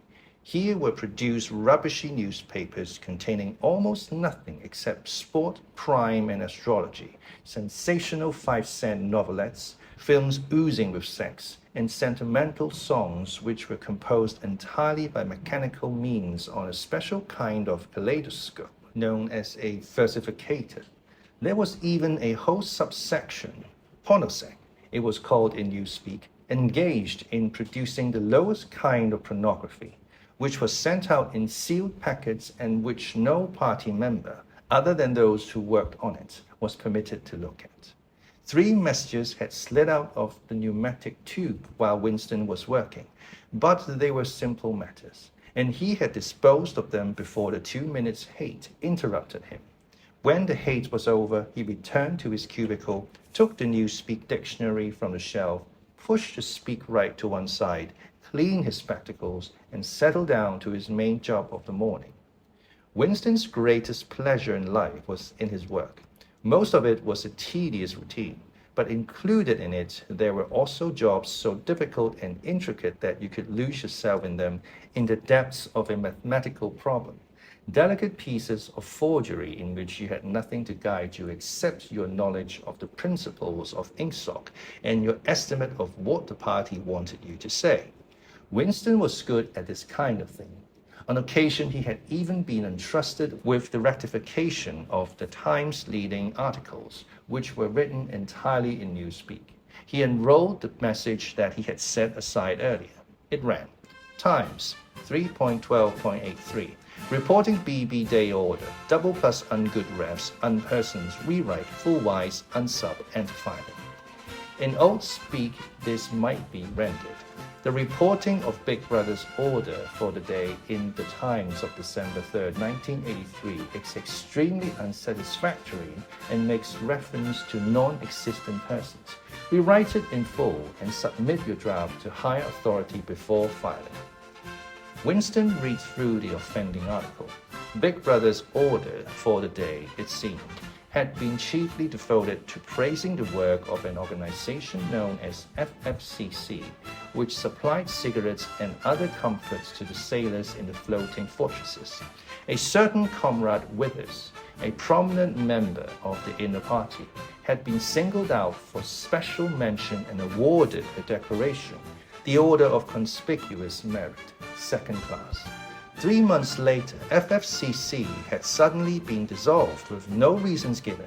One could assume that Withers and his associates were now in disgrace, but there had been no report of the matter in the press or on the telescreen. That was to be expected, since it was unusual for political offenders to be put on trial or even publicly denounced. The great purges involving thousands of people, with public trials of traitors and thought criminals who made abject confession of their crimes and were afterwards executed, were special showpieces not occurring oftener than once in a couple of years. More commonly, people who had incurred the displeasure of the party simply disappeared and were never heard of again. One never had the smallest clue as to what had happened to them. In some cases, they might not even be dead. Perhaps 30 people personally known to Winston, not counting his parents, had disappeared at one time or another. Winston stroked his nose gently with a paperclip. In the cubicle across the way, Comrade Tillotson was still crouching secretively over his speakwrite. He raised his head for a moment. Again, the hostile spectacle flashed. Winston wondered whether Comrade Tillotson was engaged on the same job as himself. It was perfectly possible. So tricky a piece of work would never be entrusted to a single person. On the other hand, to turn it over to a committee would be to admit openly that an act of fabrication was taking place. Very likely as many as a dozen people were now working away on rival versions of what Big Brother had actually said. And presently some master brain in the inner party would select this version or that, would re-edit it and set in motion the complex processes of cross-referencing that would be required. And then the chosen lie would pass into the permanent records and become truth. Winston did not know why Withers had been disgraced. Perhaps it was for corruption or incompetence. Perhaps Big Brother was merely getting rid of a too popular subordinate. Perhaps Withers or someone close to him had been suspected of heretical tendencies. Or perhaps, what was likeliest of all, the thing had simply happened because purges and vaporizations were a necessary part of the mechanics of government. The only real clue lay in the words refs and persons, which indicated that Withers was already dead. You could not invariably assume this to be the case when people were arrested. Sometimes they were released and allowed to remain at liberty for as much as a year or 2 years before being executed. Very occasionally, some person whom you had believed dead long since would make a ghostly reappearance at some public trial where he would implicate hundreds of others by his testimony before vanishing, this time forever. Withers, however, was already an unperson. He did not exist. He had never existed. Winston decided that it would not be enough simply to reverse the tendency of Big Brother's speech. It was better to make it deal with something totally unconnected with its original subject. He might turn the speech into the usual denunciation of traitors and thought criminals, but that was a little too obvious, while to invent a victory at the front or some triumph of overproduction in the 9th three-year plan might complicate the records too much. What was needed was a piece of pure fantasy. Suddenly, there sprang into his mind, ready-made as it were, the image of a certain Comrade Ogilvy, who had recently died in battle in heroic circumstances. There were occasions when Big Brother devoted his order for the day to commemorating some humble rank-and-file party member whose life and death he held up as an example worthy to be followed. Today, he should commemorate Comrade Ogilvy. It was true that there was no such person as Comrade Ogilvy, but a few lines of print and a couple of fake photographs would soon bring him into existence. Winston thought for a moment, then pulled the speakwrite towards him and began dictating in Big Brother's familiar style, a style at once military and pedantic, and because of a trick of asking questions and then promptly answering them, easy to imitate. At the age of 3, Comrade Ogilvy had refused all toys except a drum, a submachine gun, and a model helicopter. At 6, a year early, by a special relaxation of the rules, he had joined the spies. At 9, he had been a troop leader. At 11, he had denounced his uncle to the thought police after overhearing a conversation which appeared to him to have criminal tendencies. At 17, he had been a district organizer of the Junior Anti-Sex League. At 19, he had designed a hand grenade which had been adopted by the Ministry of Peace and which, at his first trial, had killed 31 Eurasian prisoners in one burst. At 23, he had perished in action, pursued by enemy jet planes while flying over the Indian Ocean with important dispatches. He had weighted his body with his machine gun and leapt out of the helicopter into deep water, dispatches and all. An end, said Big Brother, which it was impossible to contemplate without feelings of envy. Big Brother added a few remarks on the purity and single-mindedness of Comrade Ogilvy's life. He was a total abstainer and a non-smoker, had no recreations except a daily hour in the gymnasium, and had taken a vow of celibacy, believing marriage and the care of a family to be incompatible with a 24-hour-a-day devotion to duty. He had no subjects of conversation except the principles of Ingsoc and no aim in life except the defeat of the Eurasian enemy and the hunting down of spies, saboteurs, thought criminals, and traitors generally. Winston debated with himself whether to award Comrade Ogilvy the Order of Conspicuous Merit. In the end, he decided against it because of the unnecessary cross-referencing that it would entail. Once again, he glanced at his rival in the opposite cubicle. Something seemed to tell him with certainty that Tillotson was busy on the same job as himself. There was no way of knowing whose job would finally be adopted, but he felt a profound conviction that it would be his own. Comrade Ogilvy, unimagined an hour ago, was now fact. It struck him as curious that you could create dead men, but not living ones. Comrade Ogilvy, who had never existed in the present, now existed in the past. And when once the act of forgery was forgotten, he would exist just as authentically, and upon the same evidence as Charlemagne or Julius Caesar.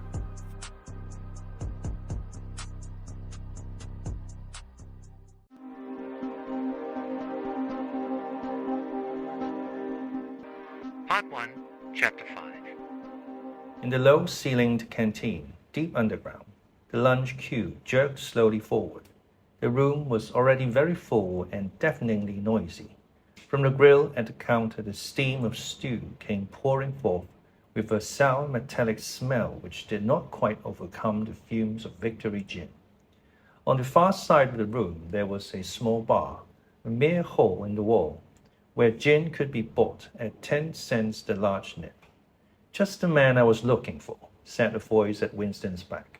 He turned round. It was his friend Syme, who worked in the research department.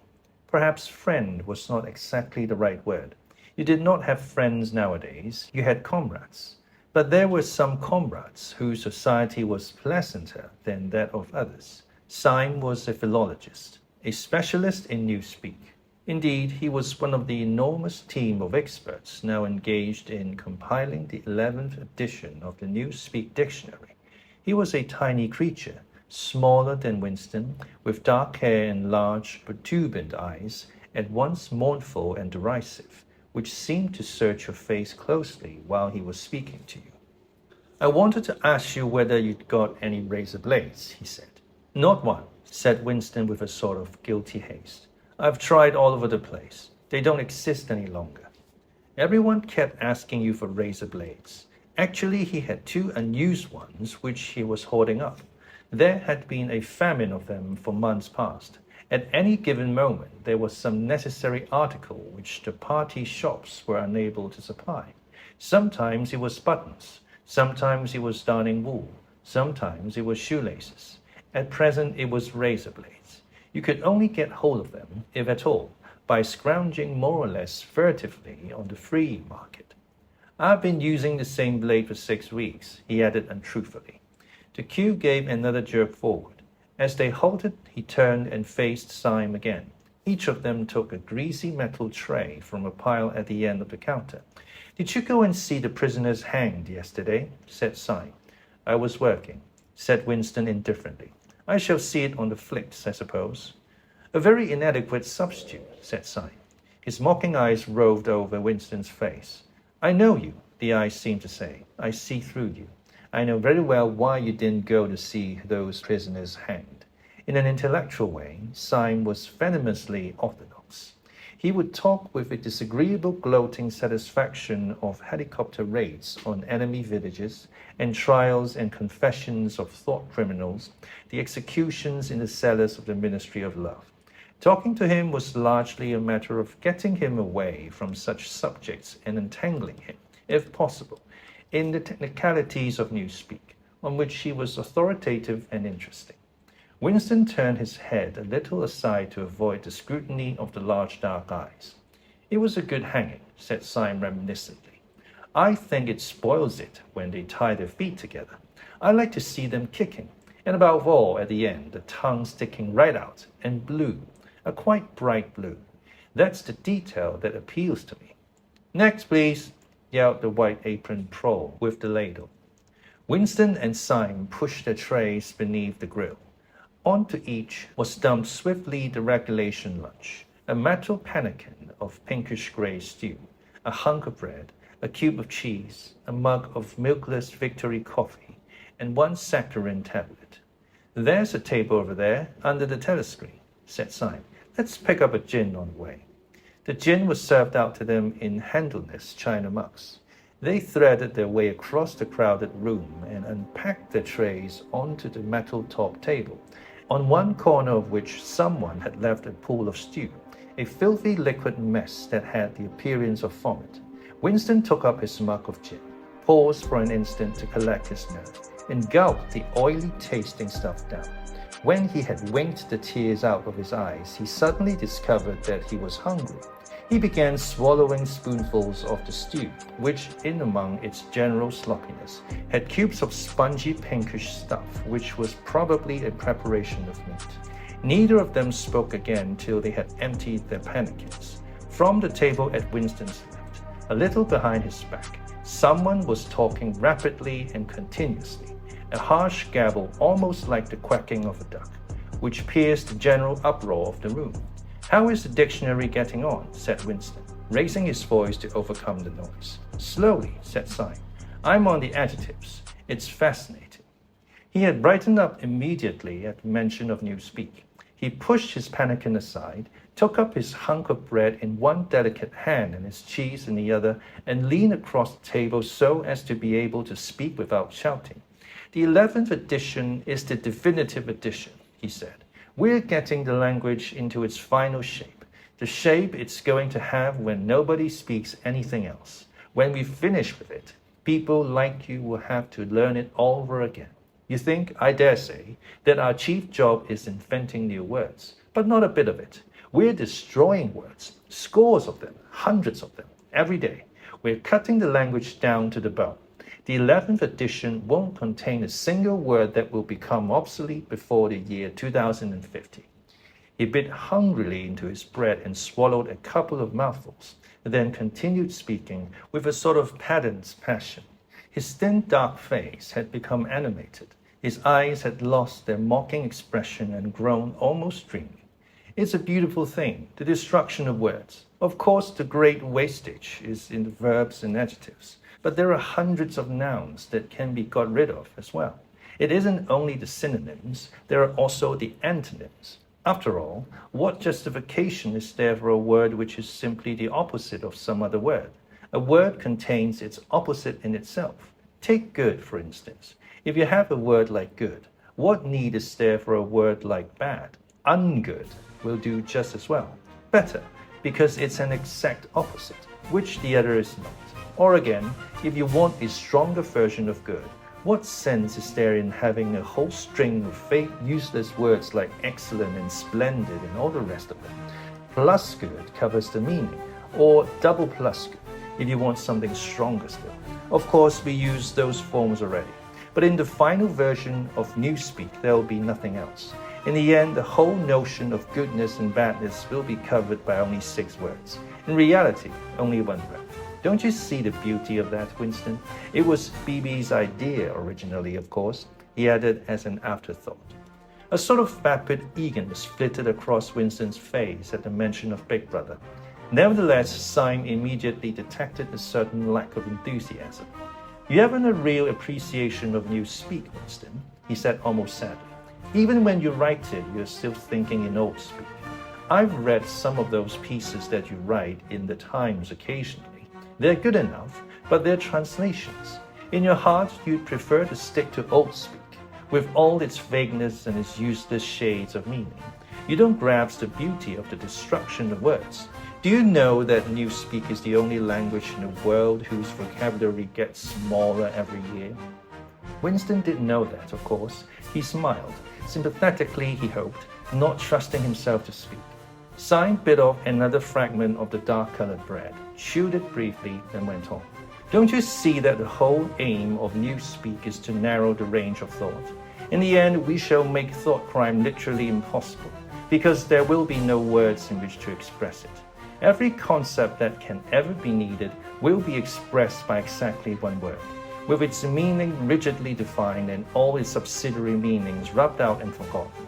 Already, in the 11th edition, we're not far from that point. But the process will still be continuing long after you and I are dead. Every year, fewer and fewer words, and the range of consciousness always a little smaller. Even now, of course, there's no reason or excuse for committing thought crime. It's merely a question of self-discipline, reality control. But in the end, there won't be any need even for that. The revolution will be complete when the language is perfect. Newspeak is Inksock and Inksock is Newspeak. He added with a sort of mystical satisfaction. Has it ever occurred to you, Winston, that by the year 2050, at the very latest, not a single human being will be alive who could understand such a conversation as we are having now? Except, began Winston doubtfully, and he stopped. It had been on the tip of his tongue to say except the proles, but he checked himself, not feeling fully certain that this remark was not in some way unorthodox. Syme, however, had divined what he was about to say. The proles are not human beings, he said carelessly. By 2050, earlier, probably, all real knowledge of old speak will have disappeared. The whole literature of the past will have been destroyed. Chaucer, Shakespeare, Milton, Byron. They'll exist only in Newspeak versions, not merely changed into something different, but actually changed into something contradictory of what they used to be. Even the literature of the party will change. Even the slogans will change. How could you have a slogan like freedom is slavery when the concept of freedom has been abolished? The whole climate of thought will be different. In fact, there will be no thought, as we understand it now. Orthodoxy means not thinking, not needing to think. Orthodoxy is unconsciousness. One of these days, thought Winston with sudden deep conviction, Syme will be vaporized. He is too intelligent. He sees too clearly and speaks too plainly. The party does not like such people. One day he will disappear. It is written in his face. Winston had finished his bread and cheese. He turned a little sideways in his chair to drink his mug of coffee. At the table on his left, the man with the strident voice was still talking remorselessly away. A young woman, who was perhaps his secretary, and who was sitting with her back to Winston, was listening to him and seemed to be eagerly agreeing with everything that he said. From time to time, Winston caught some such remark as, "I think you're so right. I do so agree with you," uttered in a youthful or rather silly feminine voice. But the other voice never stopped for an instant. Even when the girl was speaking, Winston knew the man by sight, though he knew no more about him than that he held some important post in the eviction department. He was a man of about 30, with a muscular throat and a large mobile mouth. His head was thrown back a little, and because of the angle at which he was sitting, his spectacles caught the light and presented to Winston two blank discs instead of eyes. What was slightly horrible was that from the stream of sound that poured out of his mouth, it was almost impossible to distinguish a single word. Just once, Winston caught the phrase, "complete and final elimination of ghostism," jerked out very rapidly and, as it seemed, all in one piece, like the line of typecast salt. For the rest, it was just a noise, a quack, quack, quack. And yet, though you could not actually hear what the man was saying, you could not be in any doubt about its general nature. He might be denouncing Goldstein and demanding sterner measures against thought criminals and saboteurs. He might be fulminating against the atrocities of the Eurasian Army. He might be praising Big Brother or the heroes of the Malabar Front. It made no difference. Whatever it was, you could be certain that every word of it was pure orthodoxy, pure Inksock. As he watched the eyeless face with the jaw moving rapidly up and down, Winston had a curious feeling that this was not a real human being, but some kind of dummy. It was not the man's brain that was speaking. It was his larynx. The stuff that was coming out of him consisted of words, but it was not speech in the true sense. It was a noise uttered in unconsciousness, like the quacking of a duck. Syme had fallen silent for a moment, and with the handle of his spoon was tracing patterns in the puddle of stew. The voice from the other table quacked rapidly on, easily audible in spite of the surrounding din. "There is a word in Newspeak," said Syme. "I don't know whether you know it. Duck speak. To quack like a duck. It is one of those interesting words that have two contradictory meanings. Applied to an opponent, it is abuse. Applied to someone you agree with, it is praise. Unquestionably, Syme will be vaporized, Winston thought again. He thought it with a kind of sadness, although well knowing that Syme despised him and slightly disliked him, and was fully capable of denouncing him as a thought criminal if he saw any reason for doing so. There was something subtly wrong with Syme. There was something that he lacked. Discretion, aloofness, a sort of saving stupidity. You could not say that he was unorthodox. He believed in the principles of Ingsoc. He venerated Big Brother. He rejoiced over victories. He hated heretics, not merely with sincerity, but with a sort of restless zeal, and up-to-dateness of information, which the ordinary party member did not approach. Yet a faint air of disreputability always clung to him. He said things that would have been better unsaid. He had read too many books. He frequented the Chestnut Tree Cafe, haunt of painters and musicians. There was no law, not even an unwritten law, against frequenting the Chestnut Tree Cafe, yet the place was somehow ill-omened. The old, discredited leaders of the party had been used to gather there before they were finally purged.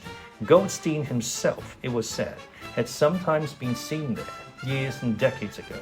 Syme's fate was not difficult to foresee, and yet it was a fact that if Syme grasped, even for 3 seconds, the nature of his, Winston's, secret opinions, he would betray him instantly to the thought police.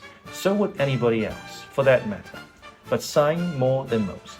Zeal was not enough. Orthodoxy was unconsciousness.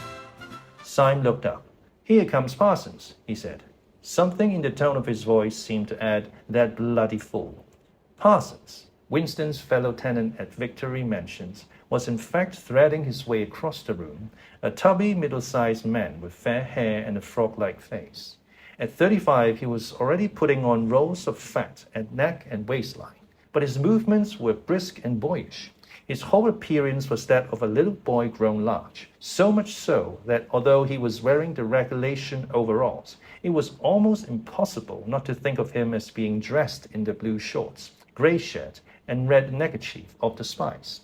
In visualizing him, one saw always a picture of dimpled knees and sleeves rolled back from pudgy forearms. Parsons did, indeed, invariably revert to shorts when a community hike or any other physical activity gave him an excuse for doing so. He greeted them both with a cheery "hello, hello," and sat down at the table, giving off an intense smell of sweat. Beads of moisture stood out all over his pink face. His powers of sweating were extraordinary. At a community center, you could always tell when he had been playing table tennis by the dampness of the bat handle. Syme had produced a strip of paper on which there was a long column of words, and was studying it with an ink pencil between his fingers. "Look at him working away in the lunch hour," said Parsons, nudging Winston. "Keenness, eh?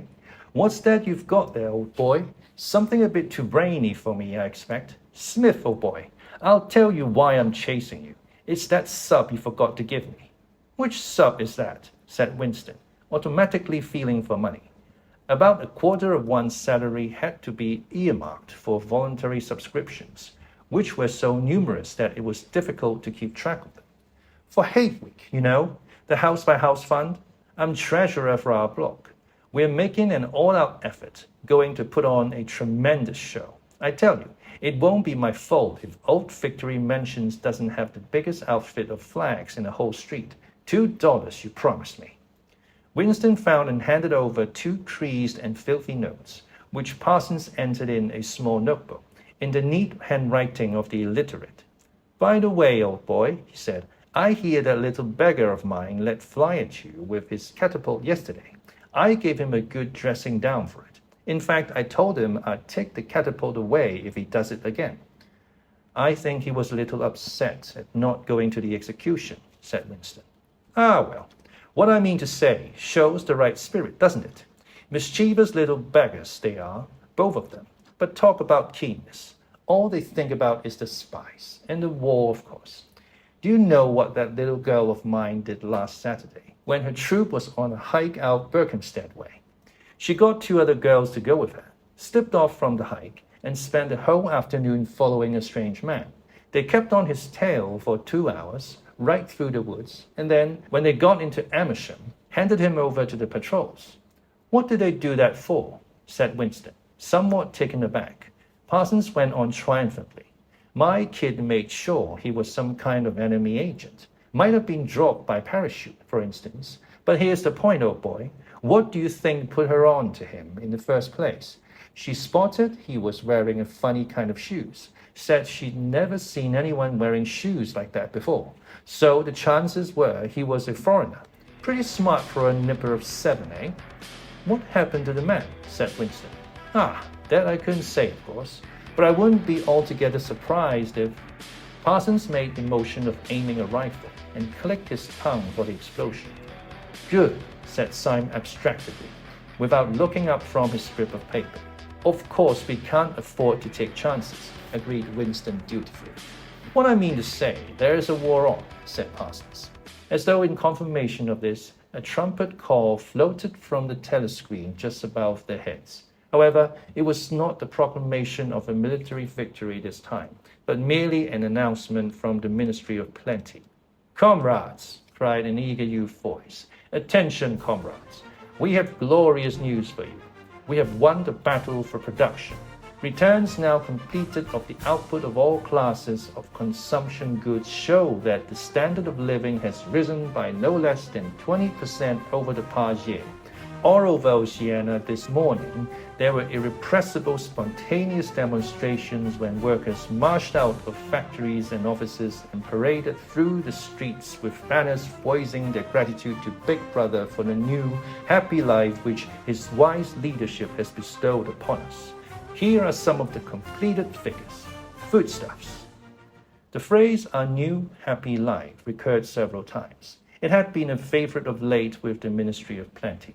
Parsons, his attention caught by the trumpet call, sat listening with a sort of gaping solemnity, a sort of edified boredom. He could not follow the figures, but he was aware that they were in some way a cause for satisfaction. He had lugged out a huge and filthy pipe which was already half full of charred tobacco. With the tobacco ration at 100 grams a week, it was seldom possible to fill the pipe to the top. Winston was smoking a Victory cigarette which he held carefully horizontal. The new ration did not start till tomorrow, and he had only 4 cigarettes left. For the moment he had shut his ears to the remoter noises and was listening to the stuff that streamed out of the telescreen. It appeared that there had even been demonstrations to thank Big Brother for raising the chocolate ration to 20 grams a week. And only yesterday, he reflected, it had been announced that the ration was to be reduced to 20 grams a week. Was it possible that they could swallow that after only 24 hours? Yes, they swallowed it. Parsons swallowed it easily, with the stupidity of an animal. The eyeless creature at the other table swallowed it phonetically, passionately, with a furious desire to track down, denounce, and vaporize anyone who should suggest that last week the ration had been 30 grams. Syme, too, in some more complex way, involving doublethink, Syme swallowed it. Was he, then, alone in the possession of a memory? The fabulous statistics continued to pour out of the telescreen. As compared with last year, there was more food, more clothes, more houses, more furniture, more cooking pots, more fuel, more ships, more helicopters, more books, more babies. More of everything except disease, crime, and insanity. Year by year and minute by minute, everybody and everything was whizzing rapidly upwards. As Syme had done earlier, Winston had taken up his spoon and was dabbling in the pale-colored gravy that dribbled across the table, drawing a long streak of it out into a pattern. He meditated resentfully on the physical texture of life. Had it always been like this? Had food always tasted like this? He looked round the canteen, a low-ceilinged, crowded room, its walls grimy from the contact of innumerable bodies, battered metal tables and chairs, placed so close together that you sat with elbows touching, bent spoons, dented trays, coarse white mugs, all surfaces greasy, grime in every crack, and a sourish composite smell of bad gin and bad coffee and metallic stew and dirty clothes. Always in your stomach and in your skin there was a sort of protest, a feeling that you had been cheated of something that you had a right to. It was true that he had no memories of anything greatly different. In any time that he could accurately remember, there had never been quite enough to eat. One had never had socks or underclothes that were not full of holes. Furniture had always been battered and rickety. Rooms underheated, tube trains crowded, houses falling to pieces, bread dark-colored, tea a rarity, coffee filthy tasting, cigarettes insufficient. Nothing cheap and plentiful except synthetic gin. And though, of course, it grew worse as one's body aged, was it not a sign that this was not the natural order of things? If one's heart sickened at the discomfort and dirt and scarcity, the interminable winters, the stickiness of one's socks, the lifts that never worked, the cold water, the gritty soap, the cigarettes that came to pieces, the food with its strange evil tastes, why should one feel to be intolerable unless one had some kind of ancestral memory that things had once been different? He looked round the canteen again. Nearly everyone was ugly, and would still have been ugly even if dressed otherwise than in the uniform blue overalls. On the far side of the room, sitting at the table alone, a small, curiously beetle-like man was drinking a cup of coffee, his little eyes darting suspicious glances from side to side. How easy it was, thought Winston, if you did not look about you, to believe that the physical type set up by the party as an ideal, tall, muscular youths and deep-bosomed maidens, blonde-haired, vital, sunburned, carefree, existed and even predominated. Actually, so far as he could judge, the majority of people in Airstrip 1 were small, dark, and ill-favored. It was curious how that beetle-like type proliferated in the ministries. Little dumpy men, growing stout very early in life, with short legs, swift scuttling movements, and fat, inscrutable faces with very small eyes. It was the type that seemed to flourish best under the dominion of the party. The announcement from the Ministry of Plenty ended on another trumpet call and gave way to tinny music. Parsons, stirred to fake enthusiasm by the bombardment of figures, took his pipe out of his mouth. The Ministry of Plenty's certainly done a good job this year, he said with a knowing shake of his head. By the way, Smith, old boy, I suppose you haven't got any razor blades you can let me have? Not one, said Winston. I've been using the same blade for 6 weeks myself. Ah, well. Just thought I'd ask you, old boy. Sorry, said Winston.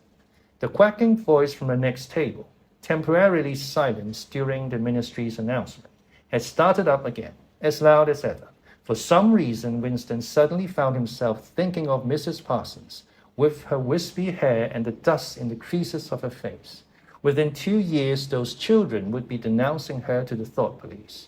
Mrs. Parsons would be vaporized. Syme would be vaporized. Winston would be vaporized. O'Brien would be vaporized. Parsons, on the other hand, would never be vaporized. The eyeless creature with the quacking voice would never be vaporized. The little beetle-like men who scuttled so nimbly through the labyrinthine corridors of ministries, they too would never be vaporized. And the girl with dark hair, the girl with the Viction department, she would never be vaporized either. It seemed to him that he knew instinctively who would survive and who would perish, though just what it was that made for survival, it was not easy to say. At this moment, he was dragged out of his reverie with a violent jerk. The girl at the next table had turned partly round and was looking at him. It was the girl with dark hair. She was looking at him in a sidelong way, but with curious intensity. The instant she caught his eye, she looked away again. The sweat started out on Winston's backbone. A horrible pang of terror went through him. It was gone almost at once, but it left a sort of nagging uneasiness behind. Why was she watching him? Why did she keep following him about? Unfortunately, he could not remember whether she had already been at the table when he arrived, or had come there afterwards.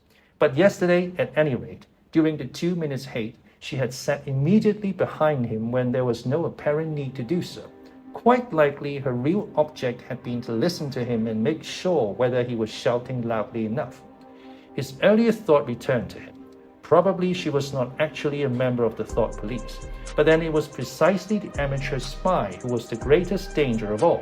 He did not know how long she had been looking at him, but perhaps for as much as 5 minutes, and it was possible that his features had not been perfectly under control. It was terribly dangerous to let your thoughts wander when you were in any public place or within range of telescreen. The smallest thing could give you away. A nervous tic, an unconscious look of anxiety, a habit of muttering to yourself, anything that carried with it the suggestion of abnormality, of having something to hide. In any case, to wear an improper expression on your face was itself a punishable offense. There was even a word for it in newspeak. Face crime, it was called. The girl had turned her back on him again. Perhaps, after all, she was not really following him about. Perhaps it was coincidence that she had sat so close to him 2 days running. His cigarette had gone out, and he laid it carefully on the edge of the table. He would finish smoking it after work, if he could keep the tobacco in it. Quite likely the person at the next table was a spy of the thought police, and quite likely he would be in the cellars of the Ministry of Love within 3 days. But a cigarette end must not be wasted. Syme had folded up his strip of paper and stowed it away in his pocket. Parsons had begun talking again. "Did I ever tell you, old boy," he said, chuckling round the stem of his pipe, "about the time when those 2 nippers of mine set fire to the old market woman's skirt because they saw her wrapping up sausages in the poster of BB? Sneaked up behind her and set fire to it with a box of matches. Burned her quite badly, I believe. Little beggars, eh? But keen as mustard. That's the first-rate training they give them in the spies nowadays. Better than in my day, even. What do you think's the latest thing they've served them out with? Ear trumpets for listening through keyholes. My little girl brought one home the other night, tried it out on our sitting room door, and reckoned she could hear twice as much as with her ear to the hole. Of course, it's only a toy, mind you. Still, gives them the right idea, eh?" At this moment, the telescreen let out a piercing whistle. It was the signal to return to work. All 3 men sprang to their feet to join in the struggle round the legs, and the remaining tobacco fell out of Winston's cigarette.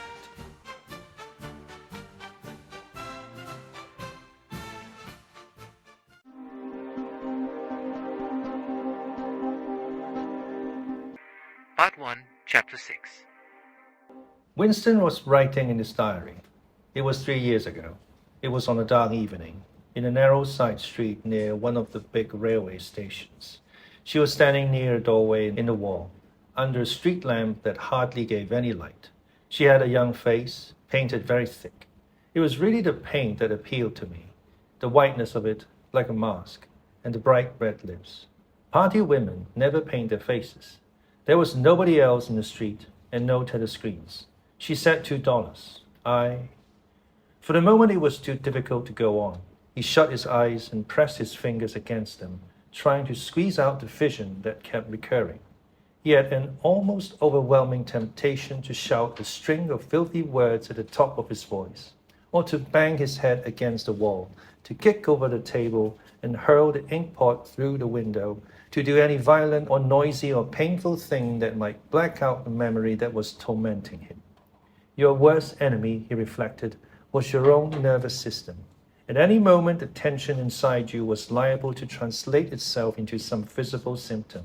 He thought of a man whom he had passed in the street a few weeks back, a quite ordinary-looking man, a party member, aged 35 to 40, tallish and thin, carrying a briefcase. They were a few meters apart when the left side of the man's face was suddenly contorted by a sort of spasm. It happened again just as they were passing one another.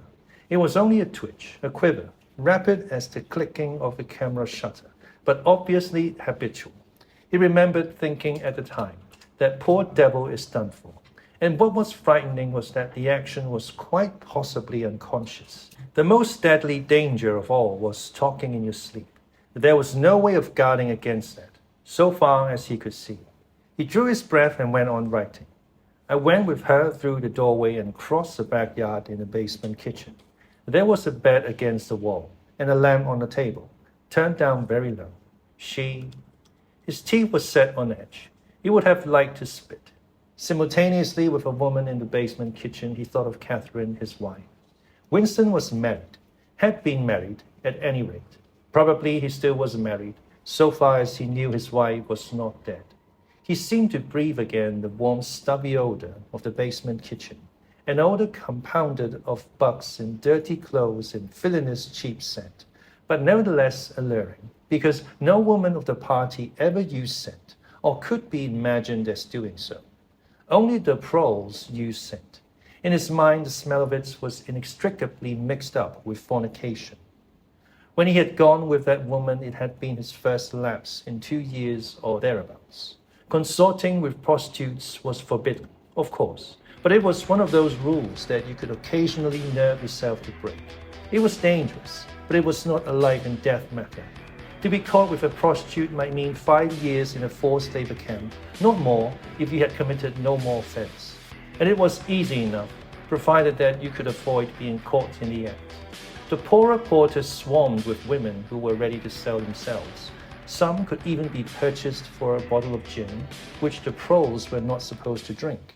Tacitly, the party was even inclined to encourage prostitution as an outlet for instincts which could not be altogether suppressed.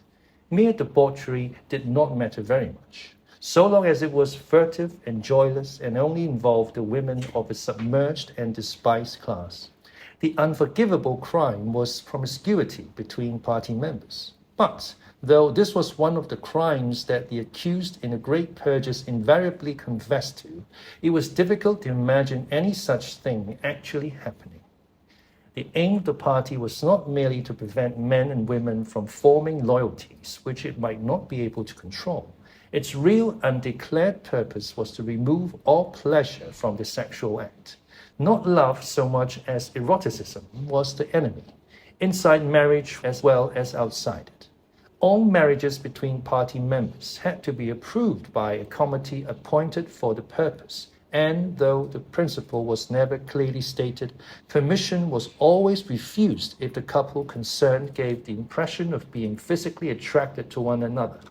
The only recognized purpose of marriage was to beget children for the service of the party. Sexual intercourse was to be looked on as a slightly disgusting minor operation, like having an enema. This again was never put into plain words, but in an indirect way it was rubbed into every party member from childhood onwards. There were even organizations such as the Junior Anti-Sex League, which advocated complete celibacy for both sexes. All children were to be begotten by artificial insemination and brought up in public institutions. This, Winston was aware, was not meant altogether seriously, but somehow it fitted in with the general ideology of the party. The party was trying to kill the sex instinct, or, if it could not be killed, then to distort it and dirty it. It did not know why this was so, but it seemed natural that it should be so. And as far as the women were concerned, the party's efforts were largely successful. He thought again of Catherine. It must be 9, 10, nearly 11 years since they had parted. It was curious how seldom he thought of her. For days at a time, he was capable of forgetting that he had never been married. They had only been together for about 15 months. The party did not permit divorce, but it rather encouraged separation in cases where there were no children. Catherine was a tall, fair-haired girl, very straight, with splendid movements. She had a bold, aquiline face, a face that one might have called noble until one discovered that there was as nearly as possible nothing behind it. Very early in her married life, he had decided, though perhaps it was only that he knew her more intimately than he knew most people, that she had without exception the most stupid, vulgar, empty mind that he had ever encountered. She had not a thought in her head that was not a slogan, and there was no imbecility, absolutely none that she was not capable of swallowing if the party handed it out to her. The human soundtrack, he nicknamed her in his own mind. Yet he could have endured living with her if it had not been for just one thing: sex. As soon as he touched her, she seemed to wince and stiffen. To embrace her was like embracing a jointed wooden image. And what was strange was that even when she was clasping him against her, he had the feeling that she was simultaneously pushing him away with all her strength. The rigidity of her muscles managed to convey that impression.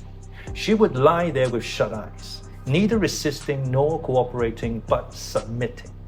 It was extraordinarily embarrassing and, after a while, horrible. But even then, he could have borne living with her if it had been agreed that they should remain celibate. But curiously enough, it was Catherine who refused this. They must, she said, produce a child if they could. So the performance continued to happen, once a week quite regularly, whenever it was not impossible. She even used to remind him of it in the morning, as something which had to be done that evening and which must not be forgotten. She had two names for it. One was making a baby, and the other was our duty to the party. Quite soon he grew to have a feeling of positive dread when the appointed day came round. But luckily no child appeared, and in the end she agreed to give up trying, and soon afterwards they parted. Winston sighed inaudibly. He picked up his pen again and wrote. She threw herself down on the bed, and at once, without any kind of preliminary, in the most coarse, horrible way you can imagine, pulled up her skirt.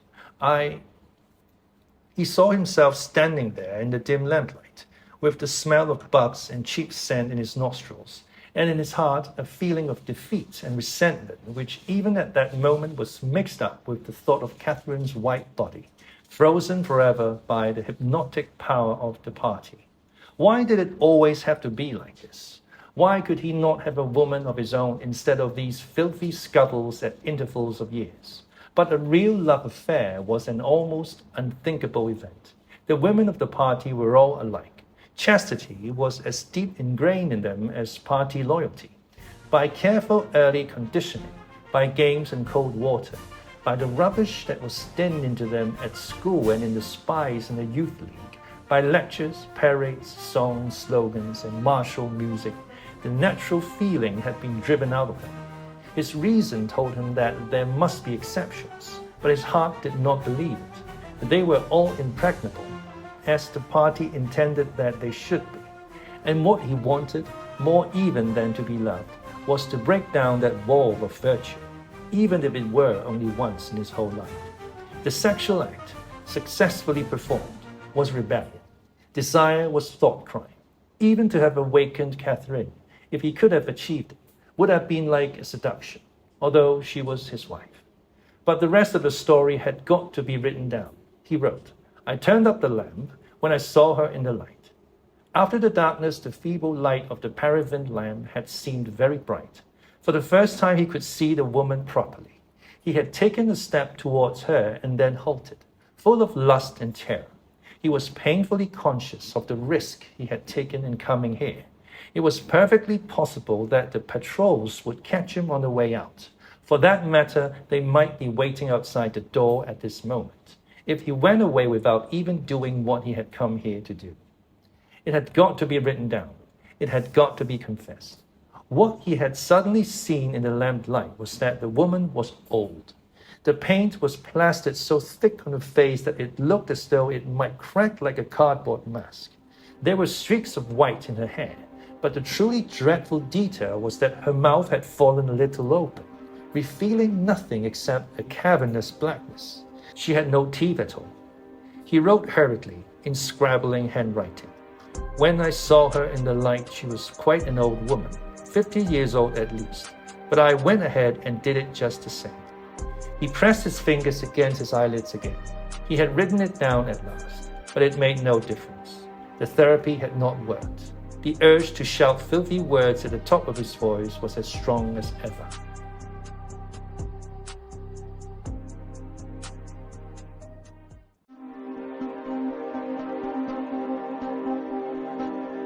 Part 1, Chapter 7. If there is hope, wrote Winston, it lies in the prose. If there was hope, it must lie in the prose, because only there, in those swarming, disregarded masses, 85% of the population of Oceania, could the force to destroy the party ever be generated. The party could not be overthrown from within. Its enemies, if it had any enemies, had no way of coming together or even of identifying one another. Even if the legendary brotherhood existed, as just possibly it might, it was inconceivable that its members could ever assemble in large numbers than twos and threes. Rebellion meant a look in the eyes, an inflection of the voice, at the most, an occasional whispered word. But the prose, if only they could somehow become conscious of their own strength, would have no need to conspire. They needed only to rise up and shake themselves like a horse shaking off flies. If they chose, they could blow the party to pieces tomorrow morning. Surely, sooner or later, it must occur to them to do it. And yet, he remembered how once he had been walking down a crowded street when a tremendous shout of hundreds of voices, women's voices, had burst from a side street a little way ahead.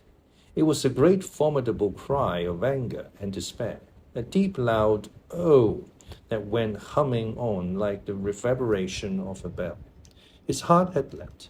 It started, he had thought, a riot. The proles are breaking loose at last. When he had reached the spot, it was to see a mob of 200 or 300 women crowding round the stalls of a street market with faces as tragic as though they had been the doomed passengers on a sinking ship. But at this moment the general despair broke down into a multitude of individual quarrels. It appeared that one of the stalls had been selling tin saucepans. They were wretched, flimsy things, but cooking pots of any kind were always difficult to get. Now the supply had unexpectedly given out. The successful women, bumped and jostled by the rest, were trying to make off with their saucepans while dozens of others clamored round the stall, accusing the stall keeper of favoritism and of having more saucepans somewhere in reserve. There was a fresh outburst of yells. 2 bloated women, one of them with her hair coming down, had got hold of the same saucepan and were trying to tear it out of one another's hands. For a moment they were both tugging, and then the handle came off. Winston watched them disgustedly, and yet just for a moment what almost frightening power had sounded in that cry from only a few hundred throats. Why was it that they could never shout like that about anything that mattered? He wrote, "Until they become conscious, they will never rebel. And until after they have rebelled, they cannot become conscious." That, he reflected, might almost have been a transcription from one of the party textbooks. The party claimed, of course, to have liberated the proles from bondage. Before the revolution, they had been hideously oppressed by the capitalists. They had been starved and flogged. Women had been forced to work in the coal mines. Children had been sold into the factories at the age of 6. But simultaneously, true to the principles of doublethink, the party taught that the proles were natural inferiors who must be kept in subjection, like animals, by the application of a few simple rules. In reality, very little was known about the proles. It was not necessary to know much. So long as they continued to work and breed, their other activities were without importance. Left to themselves, like cattle turned loose upon the plains of Argentina, they had reverted to a style of life that appeared to be natural to them, a sort of ancestral pattern. They were born, they grew up in the gutters, they went to work at 12, they passed through a brief blossoming period of beauty and sexual desire, they married at 20, they were middle-aged at 30, they died, for the most part, at 60. Heavy physical work, the care of home and children, petty quarrels with neighbors, films, football, beer, and above all, gambling, filled up the horizon of their minds. To keep them in control was not difficult. A few agents of the thought police moved always among them, spreading false rumors and marking down and eliminating the few individuals who were judged capable of becoming dangerous. But no attempt was made to indoctrinate them with the ideology of the party. It was not desirable that the proles should have strong political feelings.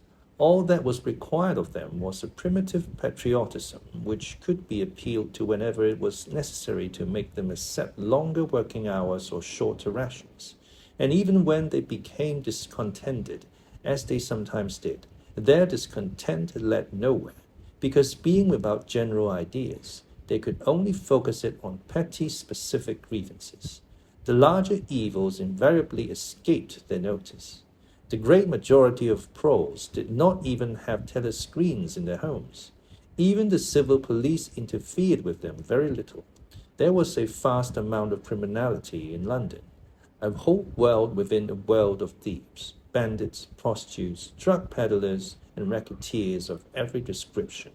But since it all happened among the pros themselves, it was of no importance.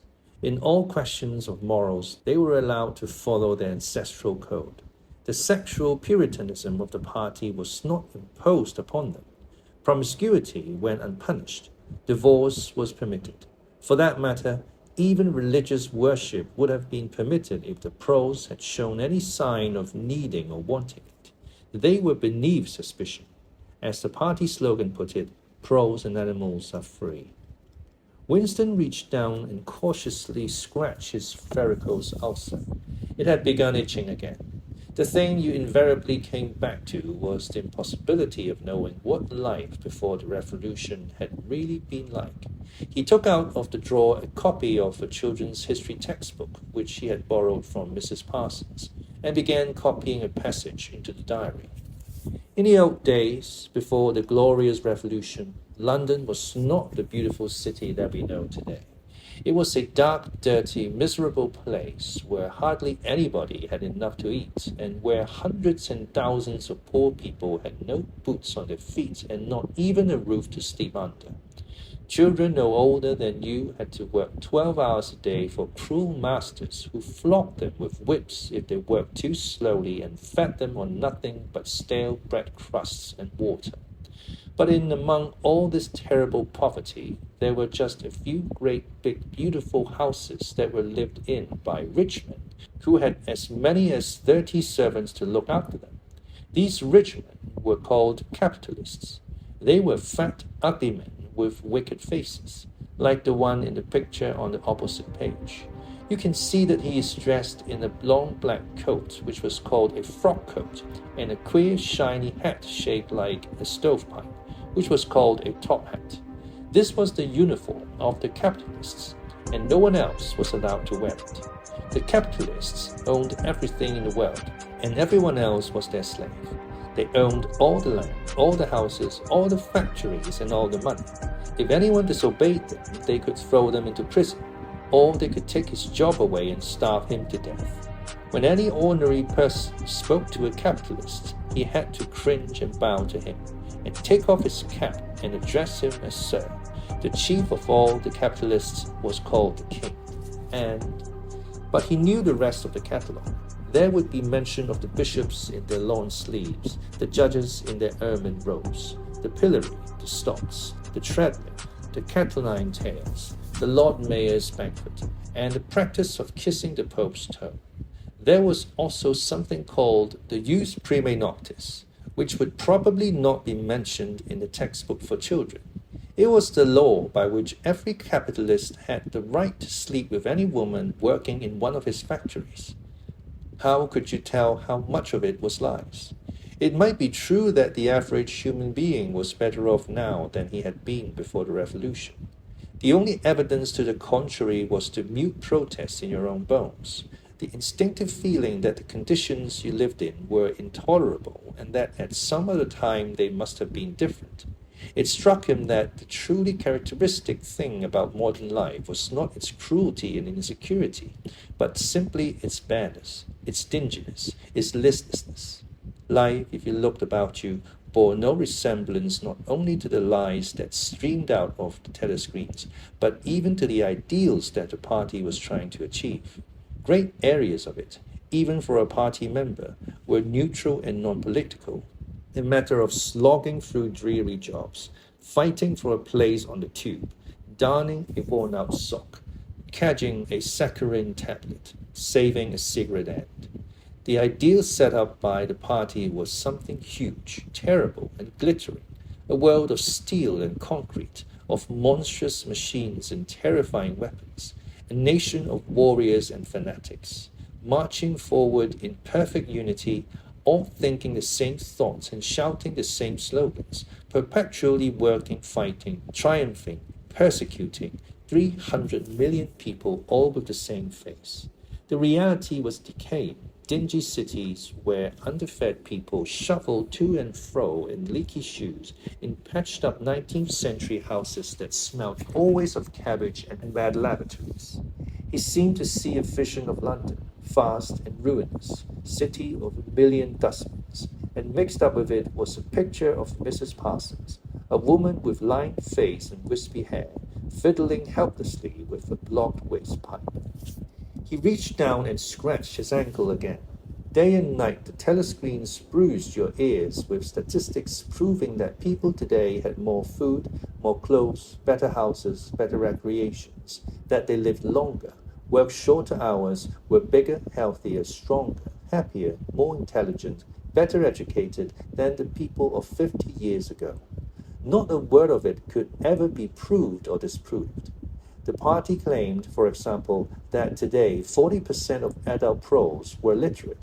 Before the revolution, it was said the number had only been 15%. The party claimed that the infant mortality rate was now only 160 per thousand, whereas before the revolution it had been 300, and so it went on. It was like a single equation with two unknowns.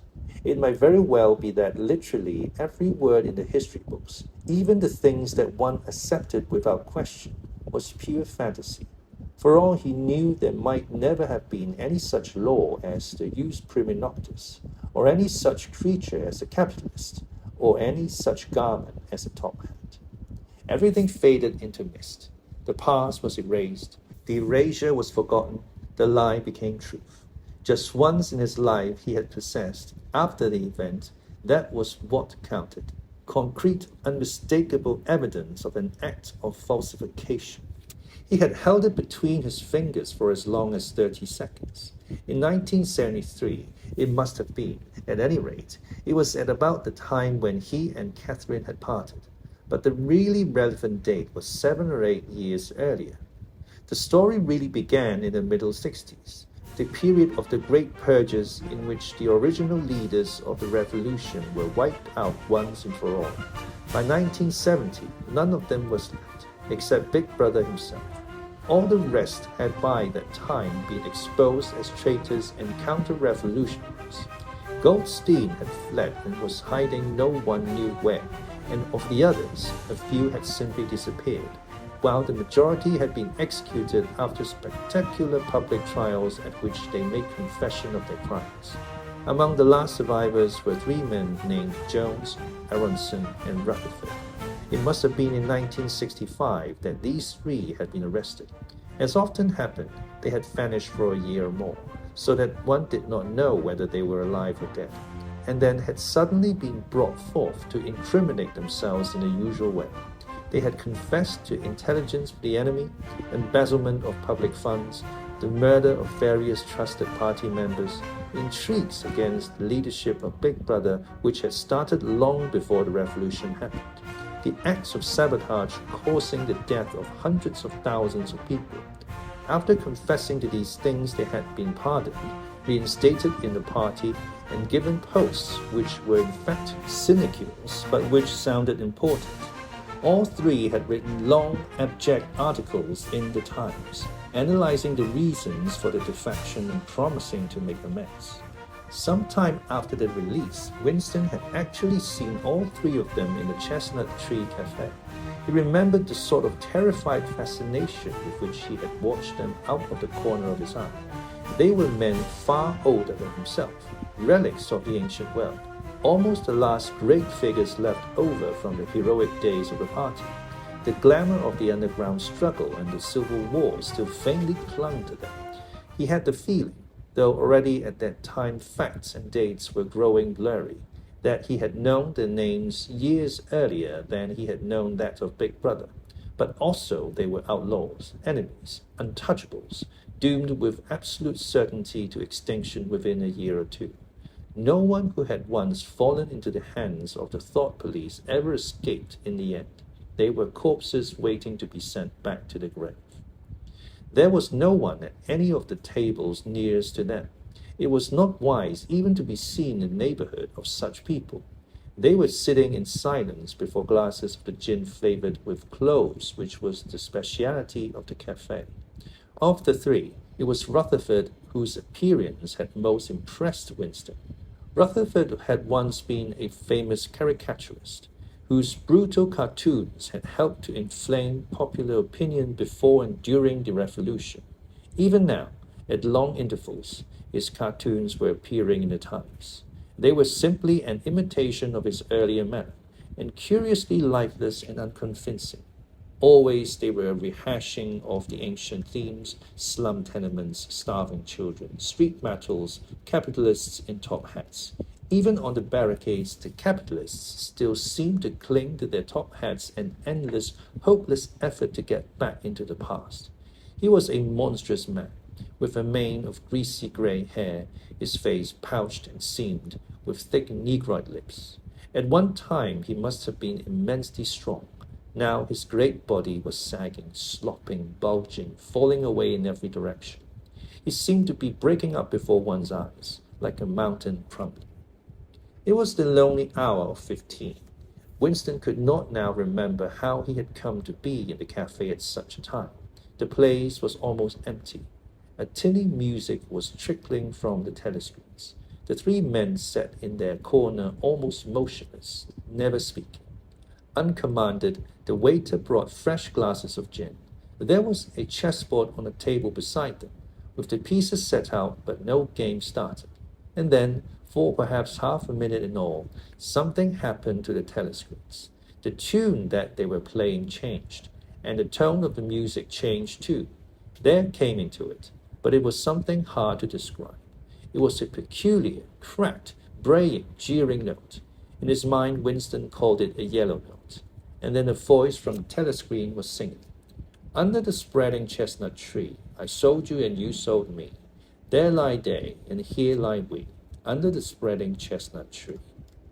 The three men never stirred, but when Winston glanced again at Rutherford's ruinous face, he saw that his eyes were full of tears, and for the first time he noticed, with a kind of inward shudder, and yet not knowing at what he shuddered, that both Aronson and Rutherford had broken noses.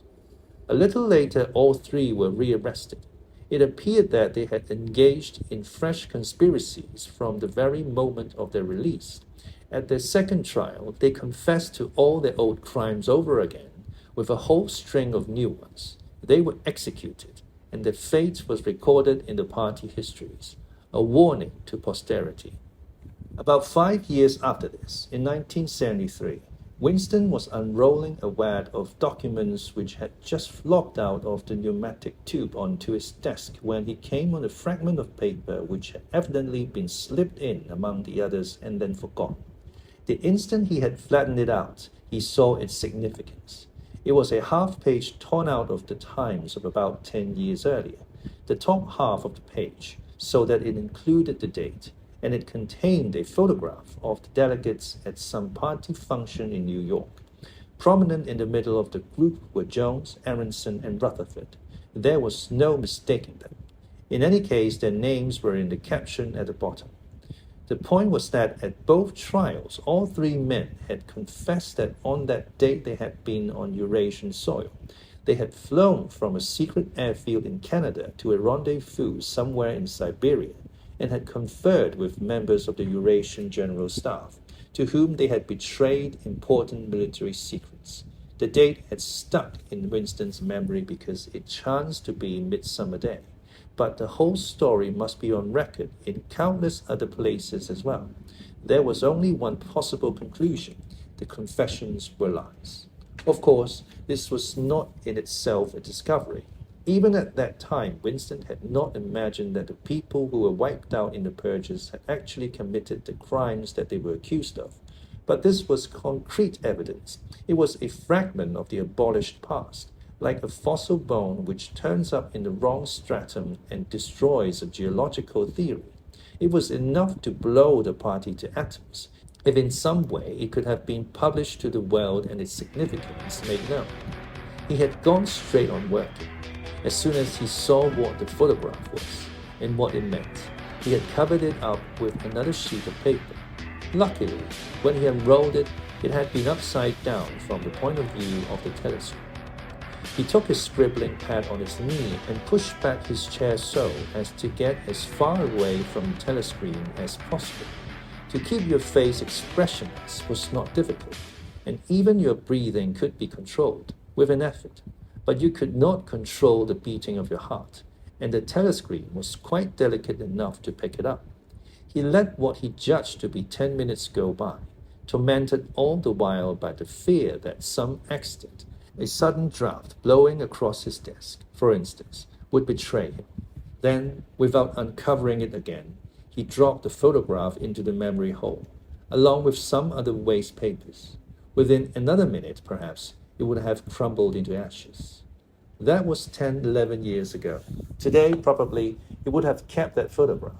It was curious that the fact of having held it in his fingers seemed to him to make a difference even now, when the photograph itself, as well as the event it recorded, was only memory.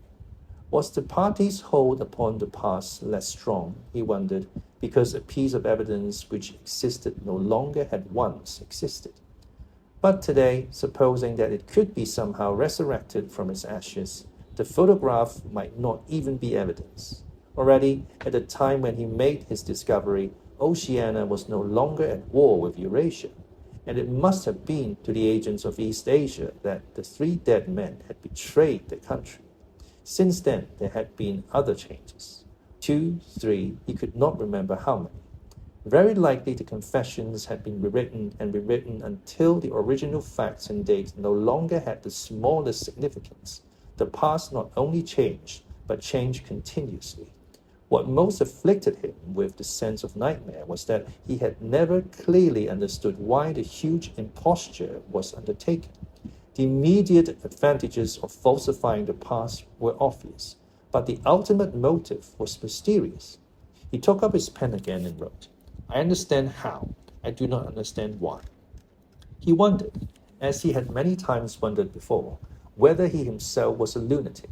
Perhaps a lunatic was simply a minority of one. At one time it had been a sign of madness to believe that the earth goes round the sun. Today, to believe that the past is inalterable. He might be alone in holding that belief, and if alone, then a lunatic. But the thought of being a lunatic did not greatly trouble him. The horror was that he might also be wrong.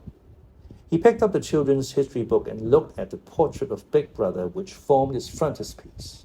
The hypnotic eyes gazed into his own. It was as though some huge force were pressing down upon you, something that penetrated inside your skull, battering against your brain, frightening you out of your beliefs, persuading you, almost, to deny the evidence of your senses. In the end, the party would announce that 2 and 2 made 5, and you would have to believe it. It was inevitable that they should make that claim sooner or later. The logic of their position demanded it. Not merely the validity of experience, but the very existence of external reality was tacitly denied by their philosophy. The heresy of heresies was common sense. And what was terrifying was not that they would kill you for thinking otherwise, but that they might be right. For, after all, how do we know that 2 and 2 make 4, or that the force of gravity works, or that the past is unchangeable? If both the past and the external world exist only in the mind, and if the mind itself is controllable, what then? But no, his courage seemed suddenly to stiffen of its own accord. The face of O'Brien, not called up by any obvious association, had floated into his mind. He knew, with more certainty than before, that O'Brien was on his side. He was writing the diary for O'Brien, to O'Brien. It was like an interminable letter which no one would ever read, but which was addressed to a particular person and took its color from that fact. The party told you to reject the evidence of your eyes and ears. It was their final, most essential command.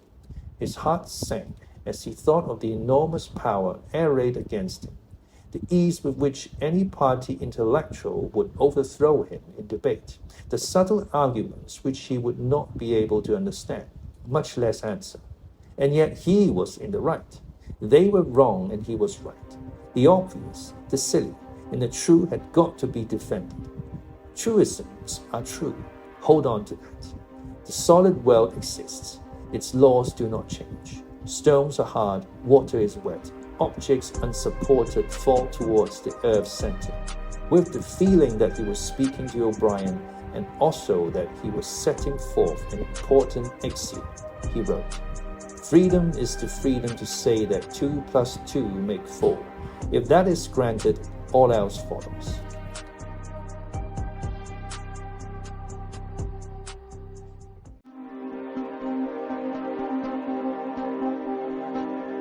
Part 1, Chapter 8.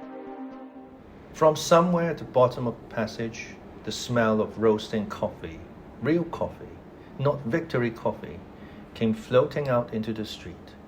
Winston paused involuntarily. For perhaps 2 seconds he was back in the half-forgotten world of his childhood. Then the door banged, seeming to cut off the smell as abruptly as though it had been a sound. He had walked several kilometers over pavements, and his varicose ulcer was throbbing. This was the second time in 3 weeks that he had missed an evening at the community center.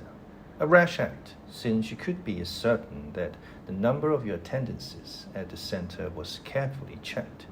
In principle, a party member had no spare time and was never alone except in bed. It was assumed that when he was not working, eating, or sleeping, he would be taking part in some kind of communal recreation. To do anything that suggested a taste for solitude, even to go for a walk by yourself, was always slightly dangerous. There was a word for it in Newspeak.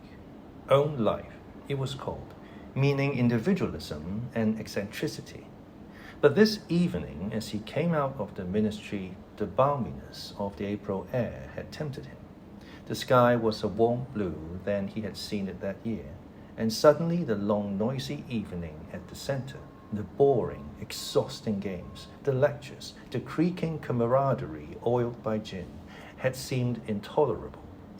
On impulse, he had turned away from the bus stop and wandered off into the labyrinth of London, first south, then east, then north again, losing himself among unknown streets and hardly bothering in which direction he was going. If there is hope, he had written in the diary, it lies in the prose. The words kept coming back to him, statement of a mystical truth and a palpable absurdity. He was somewhere in the vague, brown-colored slums to the north and east of what had once been St. Pancras Station. He was walking up a cobbled street of little 2-story houses with battered doorways which gave straight on the pavement and which were somehow curiously suggestive of rat holes. There were puddles of filthy water here and there among the cobbles, in and out of the dark doorways, and down narrow alleyways that branched off on either side. People swarmed in astonishing numbers. Girls in full bloom, with crudely lipsticked mouths, and youths who chased the girls, and swollen, waddling women who showed you what the girls would be like in 10 years' time. And old-bent creatures shuffling along on splayed feet, and ragged, bare-footed children who played in the puddles and then scattered at angry yells from their mothers.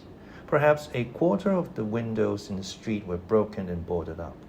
Most of the people paid no attention to Winston. A few eyed him with a sort of guarded curiosity. 2 monstrous women with brick-red forearms folded across their aprons were talking outside a doorway. Winston caught scraps of conversation as he approached. "Yes," I says, "dear, that's all very well," I says. "But if you'd have been in my place, you'd have done the same as what I've done. It's easy to criticize," I says, "but you ain't got the same problems as what I got." "Ah," said the other, "that's just it. That's just where it is." The strident voices stopped abruptly. The women studied him in hostile silence as he went past, but it was not hostility, exactly, merely a kind of weariness, a momentary stiffening, as at the passing of some unfamiliar animal. The blue overalls of the party could not be a common sight in the street like this. Indeed, it was unwise to be seen in such places, unless you had definite business there. The patrols might stop you if you happened to run into them. "May I see your papers, comrade? What are you doing here? What time did you leave work? Is this your usual way home?" And so on and so forth. Not that there was any rule against walking home by an unusual route, but it was enough to draw attention to you if thought police heard about it. Suddenly the whole street was in commotion. There were yells of warning from all sides. People were shooting into the doorways like rabbits. A young woman leapt out of a doorway a little ahead of Winston, grabbed up a tiny child playing in a puddle, whipped her apron round it, and leapt back again, all in one movement. At the same instant, a man in a concertina-like black suit, who had emerged from a side alley, ran towards Winston, pointing excitedly to the sky. "Steamer!" he yelled. "Look out, Governor! Bang overhead! Lay down quick!" Steamer was a nickname which, for some reason, the pros applied to rocket bombs. Winston promptly flung himself on his face. The pros were nearly always right when they gave you a warning of this kind. They seemed to possess some kind of instinct which told them several seconds in advance where the rocket was coming, although the rocket supposedly traveled faster than sound. Winston clasped his forearms above his head. There was a roar that seemed to make the pavement heave. A shower of light objects pattered onto his back. When he stood up, he found that he was covered with fragments of glass from the nearest window. He walked on. The bomb had demolished a group of houses 200 meters up the street. A black plume of smoke hung in the sky, and below it a cloud of plastered dust in which a crowd was already forming around the ruins. There was a little pile of plaster lying on the pavement ahead of him, and in the middle of it he could see a bright red streak. When he got up to it, he saw that it was a human hand severed at the wrist. Apart from the bloody stump, the hand was so completely whitened as to resemble a plaster cast. He kicked the thing into the gutter, and then, to avoid the crowd, turned down a side street to the right. Within 3 or 4 minutes, he was out of the area which the bomb had affected, and the sordid, swarming life of the streets were going on as though nothing had happened.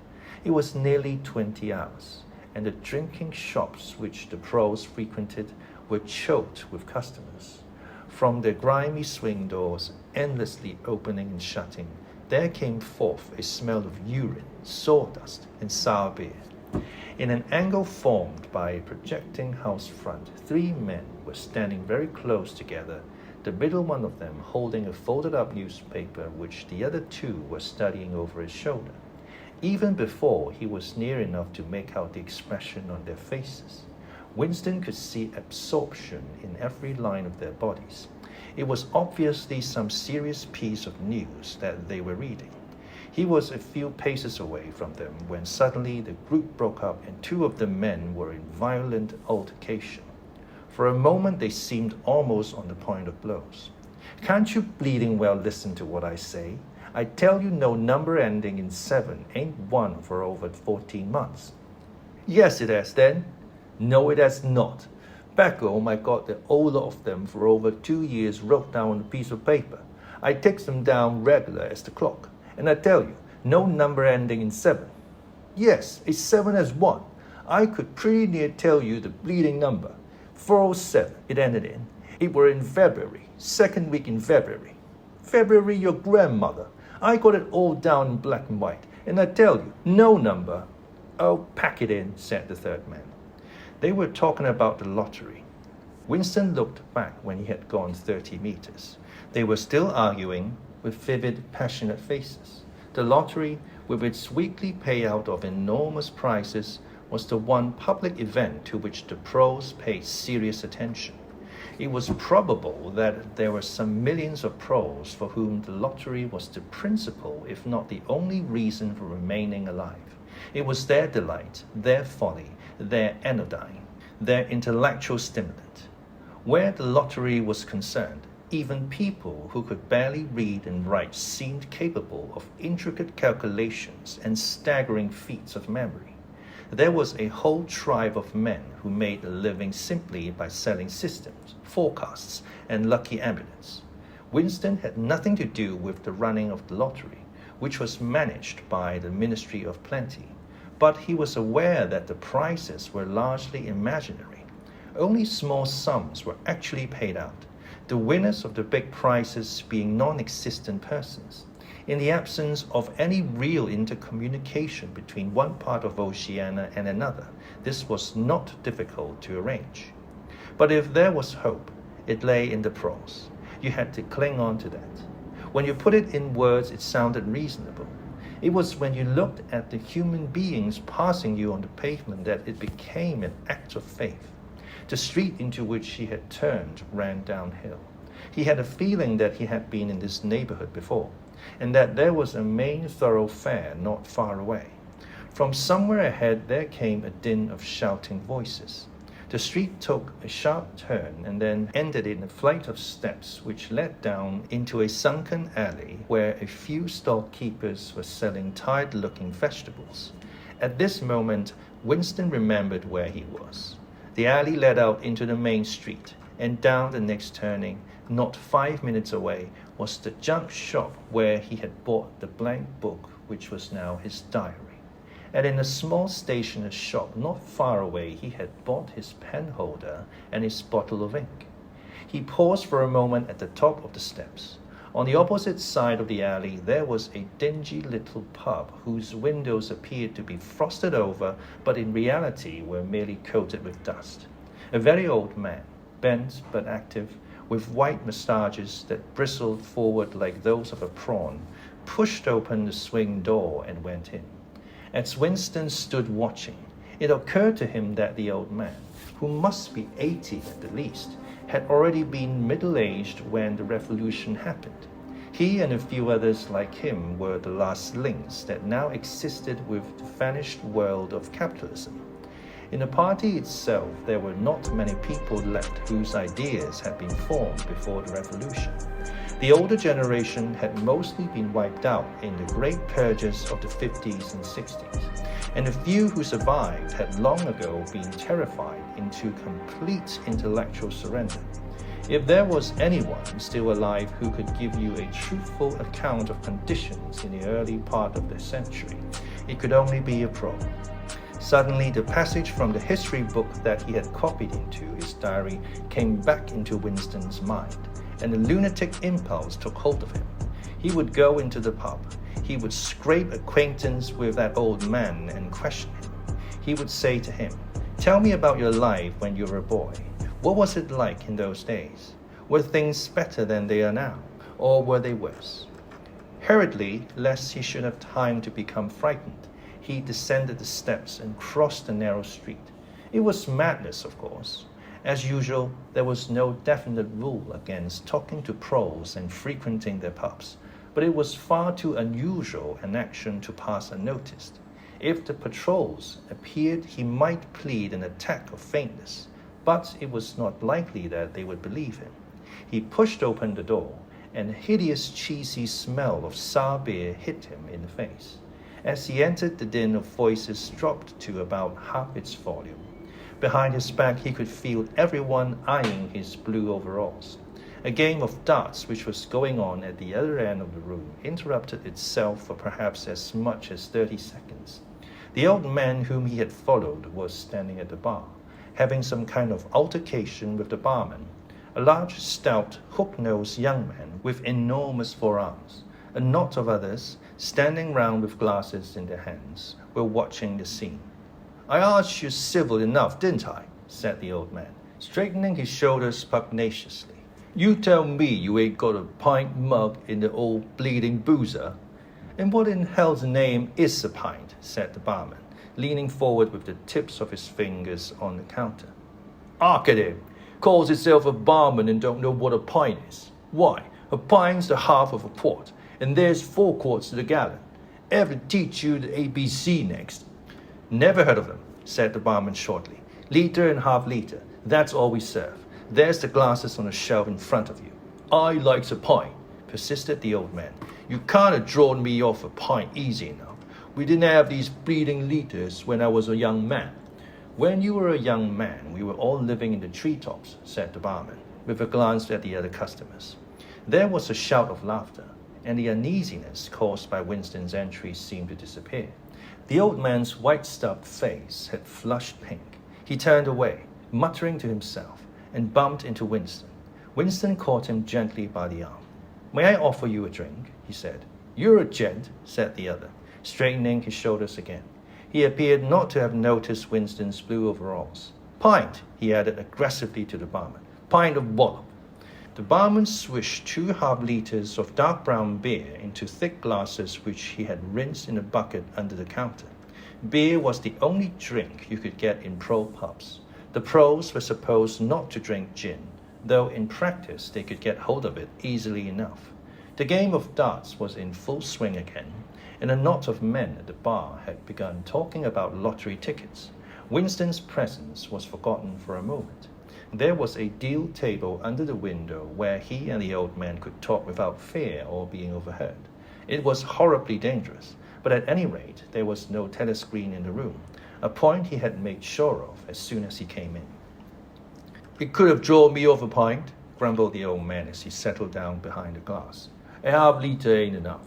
It don't satisfy, and an old liter's too much. It starts my bladder running, let alone the price." "You must have seen great changes since you were a young man," said Winston tentatively.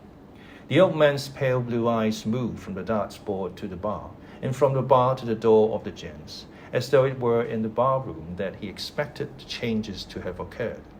"The beer was better," he said finally, "and cheaper. When I was a young man, mild beer, wallop we used to call it, was 4 pence a pint. That was before the war, of course." "Which war was that?" said Winston. "It's all wars," said the old man vaguely. He took up his glass, and his shoulders straightened again. "It is wishing you the very best of health." In his lean throat, the sharp-pointed Adam's apple made a surprisingly rapid up-and-down movement, and the beer vanished. Winston went to the bar and came back with 2 more half-liters. The old man appeared to have forgotten his prejudice against drinking a full liter. "You are very much older than I am," said Winston. "You must have been a grown man before I was born. You can remember what it was like in the old days, before the Revolution. People of my age don't really know anything about those times. We can only read about them in books, and what it says in the books may not be true. I should like your opinion on that. The history book says that life before the Revolution was completely different from what it is now. That was the most terrible oppression, injustice, poverty, worse than anything we can imagine. Here in London, the great mass of the people never had enough to eat from birth to death. Half of them hadn't even boots on their feet. They worked 12 hours a day. They left school at 9. They slept 10 in a room. And at the same time, there were very few people, only a few thousands, the capitalists, they were called, who were rich and powerful. They owned everything that there was to own. They lived in great gorgeous houses with 30 servants. They rode about in motor cars and 4-horse carriages. They drank champagne. They wore top hats. The old man brightened suddenly. "Top hats," he said. "Funny you should mention them. The same thing come into my head only yesterday. I don't know why. I was just thinking. I ain't seen a top hat in years. Gone right out, they have. The last time I wore one was at my sister-in-law's funeral. And that was, well, I couldn't give you the date, but it must have been 15 years ago. Of course, it was only eared for the occasion, you understand." "It isn't very important about the top hats," said Winston patiently. "The point is, these capitalists, they and a few lawyers and priests and so forth who lived on them, were the lords of the earth. Everything existed for their benefit. You, the ordinary people, the workers, were their slaves. They could do what they liked with you. They could ship you off to Canada like cattle. They could sleep with your daughters if they chose. They could order you to be flogged with something called a cat o' nine tails. You had to take your cap off when you passed them. Every capitalist went about with a gang of lackeys who..." The old man brightened again. "Lackeys," he said. "Now there's a word I ain't heard since ever so long. Lackeys. That regular takes me back. That does. I recollect, donkey's years ago, I used to sometimes go to your park of a Sunday afternoon to hear the blokes making speeches. Salvation Army, Roman Catholics, Jews, Indians, all sorts there was. And there was one bloke, I couldn't give you his name, but a real powerful speaker he was. He didn't have give it him.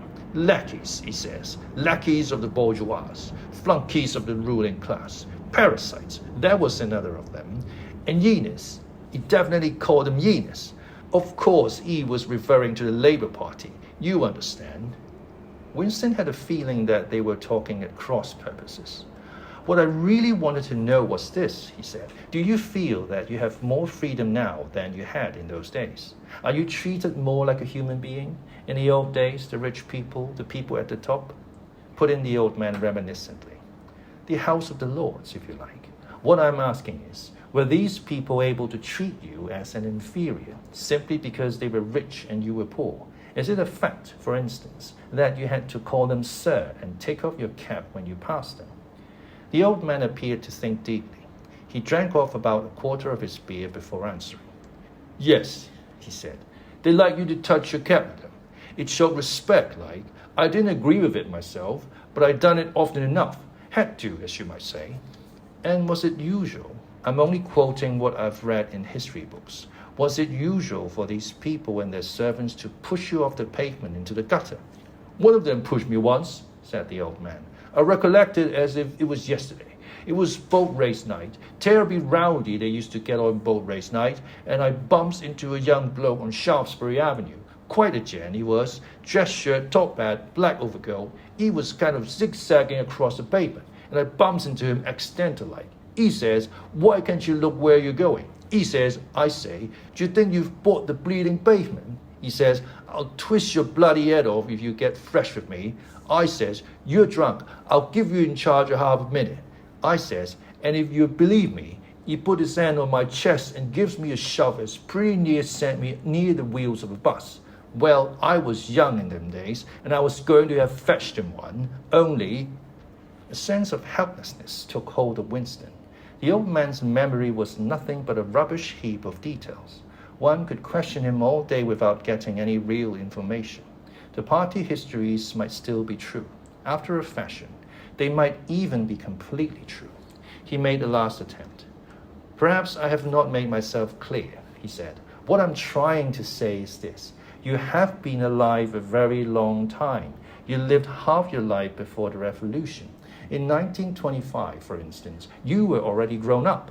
Would you say, from what you can remember, that life in 1925 was better than it is now, or worse, if you could choose? Would you prefer to live then or now? The old man looked meditatively at the darts board. He finished up his beer, more slowly than before. When he spoke, it was with a tolerant, philosophical air, as though the beer had mellowed him. I know what you expect me to say, he said. You expect me to say is I'd sooner be young again. Most people say they'd sooner be young, if you ask them. You got your elven strength when you're young. When you get to my time of life, you ain't never well. I suffer something wicked from my feet, and my bladder's just terrible. 6 and 7 times a night it has me out of bed. On the other hand, there's great advantages in being an old man. You ain't got the same worries. No truck with women, and that's a great thing. I ain't had a woman for near on 30 years, if you credit it, nor wanted to, what's more. Winston sat back against the windowsill. It was no use going on. He was about to buy some more beer when the old man suddenly got up and shoveled rapidly into the stinking urinal at the side of the room. The extra half-liter was already working on him. Winston sat for a minute or two gazing at his empty glass, and hardly noticed when his feet carried him out into the street again. Within 20 years at the most, he reflected the huge and simple question, was life better before the revolution than it is now? Would have ceased once and for all to be answerable. But in effect it was unanswerable even now, since the few scattered survivors from the ancient world were incapable of comparing one age with another. They remembered a million useless things, a quarrel with a workmate, a hunt for a lost bicycle pump, the expression on a long-dead sister's face, the swirls of dust on a windy morning 70 years ago. But all the relevant facts were outside the range of their vision. They were like the ants, which can see small objects but not large ones. And when memory failed and written records were falsified, when that happened, the claim of the party to have improved the conditions of human life had got to be accepted, because there did not exist, and never again could exist, any standard against which it could be tested. At this moment his train of thought stopped abruptly. He halted and looked up. He was in a narrow street, with a few dark little shops, interspersed among dwelling houses. Immediately above his head there hung 3 discolored metal balls which looked as if they had once been gilded. He seemed to know the place. Of course, he was standing outside the junk shop where he had bought the diary. A twinge of fear went through him. It had been a sufficiently rash act to buy the book in the beginning, and he had sworn never to come near the place again. And yet the instant that he allowed his thoughts to wander, his feet had brought him back here of their own accord. It was precisely against suicidal impulses of this kind that he had hoped to guard himself by opening the diary. At the same time, he noticed that although it was nearly 21 hours, the shop was still open. With the feeling that he would be less conspicuous inside than hanging about on the pavement, he stepped through the doorway. If questioned, he could plausibly say that he was trying to buy razor blades. The proprietor had just lighted a hanging oil lamp which gave off an unclean but friendly smell. He was a man of perhaps 60, frail and bowed, with a long benevolent nose, and mild eyes distorted by thick spectacles. His hair was almost white, but his eyebrows were bushy and still black. His spectacles, his gentle fuzzy movements, and the fact that he was wearing an aged jacket of black velvet gave him a vague air of intellectuality, as though he had been some kind of literary man, or perhaps a musician. His voice was soft, as though faded, and his accent less debased than that of the majority of prose. "I recognize you on the pavement," he said immediately. "You're the gentleman that bought the young lady's keepsake album. That was a beautiful bit of paper, that was. Cream-laid, it used to be called. There's been no paper like that made for, I dare say 50 years. He peered at Winston over the top of his spectacles. "Is there anything special I can do for you? Or did you just want to look round?" "I was passing," said Winston vaguely. "I just looked in. I don't want anything in particular." "It's just as well," said the other, "because I don't suppose I could have satisfied you." He made an apologetic gesture with his soft-palmed hand. "You see how it is. An empty shop, you might say. Between you and me, the antique trade's just about finished. No demand any longer, and no stock either. Furniture, china, glass, it's all been broken up by degrees. And of course, the metal stuff's mostly been melted down. I haven't seen a brass candlestick in years." The tiny interior of the shop was in fact uncomfortably full, but there was almost nothing in it of the slightest value. The floor space was very restricted because all round the walls were stacked innumerable dusty picture frames. In the window there were trays of nuts and bolts, worn-out chisels, penknives with broken blades, tarnished watches that did not even pretend to be in going order, and other miscellaneous rubbish. Only on a small table in the corner was there a litter of odds and ends, lacquered snuff boxes, agate brooches, and the like, which looked as though they might include something interesting. As Winston wandered towards the table, his eye was caught by a round, smooth thing that gleamed softly in the lamplight, and he picked it up. It was a heavy lump of glass, curved on one side, flat on the other, making almost a hemisphere. There was a peculiar softness, as of rainwater, in both the color and the texture of the glass. At the heart of it, magnified by the curved surface, there was a strange pink convoluted object that recalled a rose or a sea anemone. "What is it?" said Winston, fascinated. "That's coral, that is," said the old man. "It must have come from the Indian Ocean. They used to kind of embed it in the glass. That wasn't made less than 100 years ago. More by the look of it." "It's a beautiful thing," said Winston. "It is a beautiful thing," said the other appreciatively. "But there's not many that say so nowadays," he coughed. "Now, if it so happened that you wanted to buy it, that would cost you $4.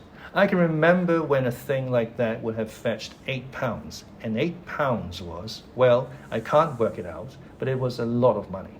But who cares about genuine antiques nowadays, even the few that's left?" Winston immediately paid over the $4 and slid the coveted thing into his pocket. What appealed to him about it was not so much its beauty as the air it seemed to possess of belonging to an age quite different from the present one. The soft, rain-watery glass was not like any glass that he had ever seen. The thing was doubly attractive because of its apparent uselessness, though he could guess that it must once have been intended as a paperweight. It was very heavy in his pocket, but fortunately it did not make much of a bulge. It was a queer thing, even a compromising thing, for a party member to have in his possession. Anything old, and for that matter, anything beautiful, was always vaguely suspect. The old man had grown noticeably more cheerful after receiving the $4. Winston realized that he would have accepted 3 or even 2. There's another room upstairs that you might care to take a look at, he said. There's not much in it, just a few pieces. We'll do with a light if we're going upstairs. He lit another lamp and, with bowed back, led the way slowly up the steep and worn stairs and along a tiny passage, into a room which did not give on the street but looked out on a cobbled yard and a forest of chimney pots. Winston noticed that the furniture was still arranged as though the room were meant to be lived in. There was a strip of carpet on the floor, a picture or two on the walls, and a deep slatternly armchair drawn up to the fireplace. An old-fashioned glass clock with a 12-hour face was ticking away on the mantelpiece. Under the window, and occupying nearly a quarter of the room, was an enormous bed with the mattress still on it. We lived here till my wife died, said the old man half apologetically. I'm selling the furniture off by little and little. Now there's a beautiful mahogany bed, or at least it would be if you could get the bugs out of it. But I dare say you'd find it a little bit cumbersome. He was holding the lamp high up, so as to illuminate the whole room, and in the warm, dim light the place looked curiously inviting. The thought flitted through Winston's mind that it would probably be quite easy to rent the room for a few dollars a week, if he dared to take the risk. It was a wild, impossible notion, to be abandoned as soon as thought of, but the room had awakened in him a sort of nostalgia, a sort of ancestral memory. It seemed to him that he knew exactly what it felt like to sit in a room like this, in an armchair beside an open fire with your feet in the fender and a kettle on the hob, utterly alone, utterly secure, with nobody watching you, no voice pursuing you, no sound except the singing of the kettle and the friendly ticking of the clock.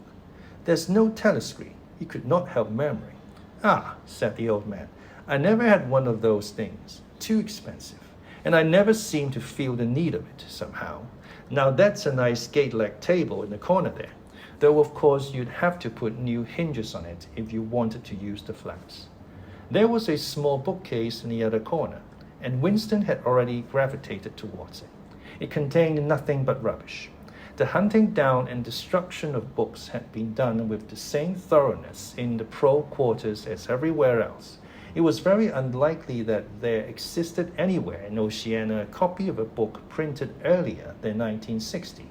The old man, still carrying the lamp, was standing in front of a picture in a rosewood frame which hung on the other side of the fireplace, opposite the bed. Now, if you happen to be interested in old prints at all, he began delicately. Winston came across to examine the picture. It was a steel engraving of an oval building with rectangular windows and a small tower in front. There was a railing running round the building, and at the rear end there was what appeared to be a statue. Winston gazed at it for some moments. It seemed vaguely familiar, though he did not remember the statue. The frame's fixed to the wall, said the old man, but I could unscrew it for you, I dare say. I know that building, said Winston finally. It's a ruin now. It's in the middle of the street outside the Palace of Justice. That's right, outside the law courts. It was bombed in, many years ago. It was a church at one time. St. Clement Danes, its name was. He smiled apologetically, as though conscious of saying something slightly ridiculous, and added, Oranges and lemons, say the bells of St. Clement's. What's that? Said Winston. Oh, oranges and lemons, say the bells of St. Clement's. That was a rhyme we had when I was a little boy. How it goes on, I don't remember, but I do know it ended up, here comes a candle to light you to bed, here comes a chopper to chop off your head. It was a kind of a dance. They held out their arms for you to pass under, and when they came to, here comes a chopper to chop off your head, they brought their arms down and caught you. It was just the names of churches. All the London churches were in it, all the principal ones, that is. Winston wondered vaguely to what century the church belonged. It was always difficult to determine the age of a London building. Anything large and impressive, if it was reasonably new in appearance, was automatically claimed as having been built since the Revolution, while anything that was obviously of earlier date was ascribed to some dim period called the Middle Ages. The centuries of capitalism were held to have produced nothing of any value. One could not learn history from architecture any more than one could learn it from books. Statues, inscriptions, memorial stones, the names of streets, anything that might throw light upon the past had been systematically altered. I never knew it had been a church, he said. There's a lot of them left, really, said the old man, though they've been put to other uses. Now, how did that rhyme go? I've got it. Oranges and lemons, say the bells of St. Clement's. You owe me 3 farthings, say the bells of St. Martin's. There now, that's as far as I can get. A farthing. That was a small copper coin. Looked something like a cent. Where was St. Martin's? Said Winston. St. Martin's? That's still standing. It's in Victory Square, alongside the picture gallery. A building with a kind of a triangular porch and pillars in front, and a big flight of steps. Winston knew the place well. It was a museum used for propaganda displays of various kinds. Scale models of rocket bombs and floating fortresses. Waxwork tableaux illustrating enemy atrocities, and the like. St. Martin's in the Fields, it used to be called, supplemented the old man, though I don't recollect any fields anywhere in those parts. Winston did not buy the picture. It would have been an even more incongruous possession than the glass paperweight, and impossible to carry home, unless it were taken out of his frame. But he lingered for some minutes more, talking to the old man, whose name he discovered was not Weeks, as one might have gathered from the inscription over the shop front, but Charrington. Mr. Charrington, it seemed, was a widower aged 63 and had inhabited this shop for 30 years. Throughout that time he had been intending to alter the name over the window, but had never quite got to the point of doing it. All the while that they were talking, the half-remembered rhyme kept running through Winston's head. Oranges and lemons, say the bells of St. Clement's. You owe me 3 farthings, say the bells of St. Martin's. It was curious, but when you said it to yourself, you had the illusion of actually hearing bells, the bells of a lost London that still existed somewhere or other, disguised and forgotten. From one ghostly steeple after another, he seemed to hear them pealing forth. Yet, so far as he could remember, he had never in real life heard church bells ringing.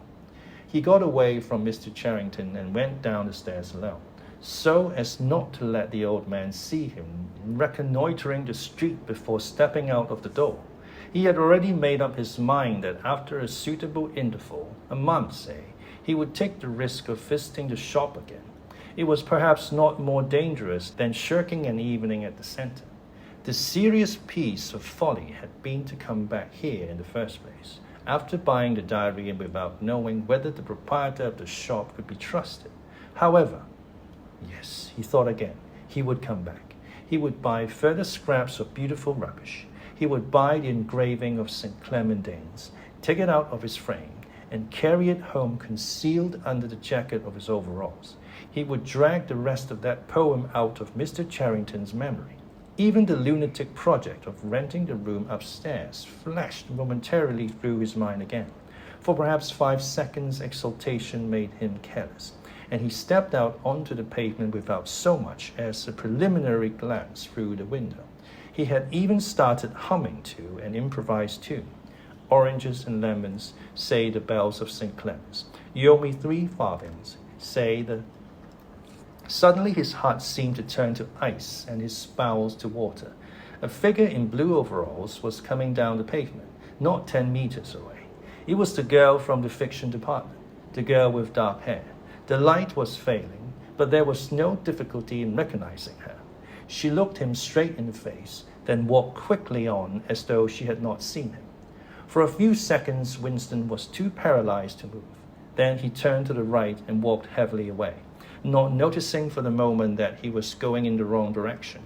At any rate, one question was settled. There was no doubting any longer that the girl was spying on him.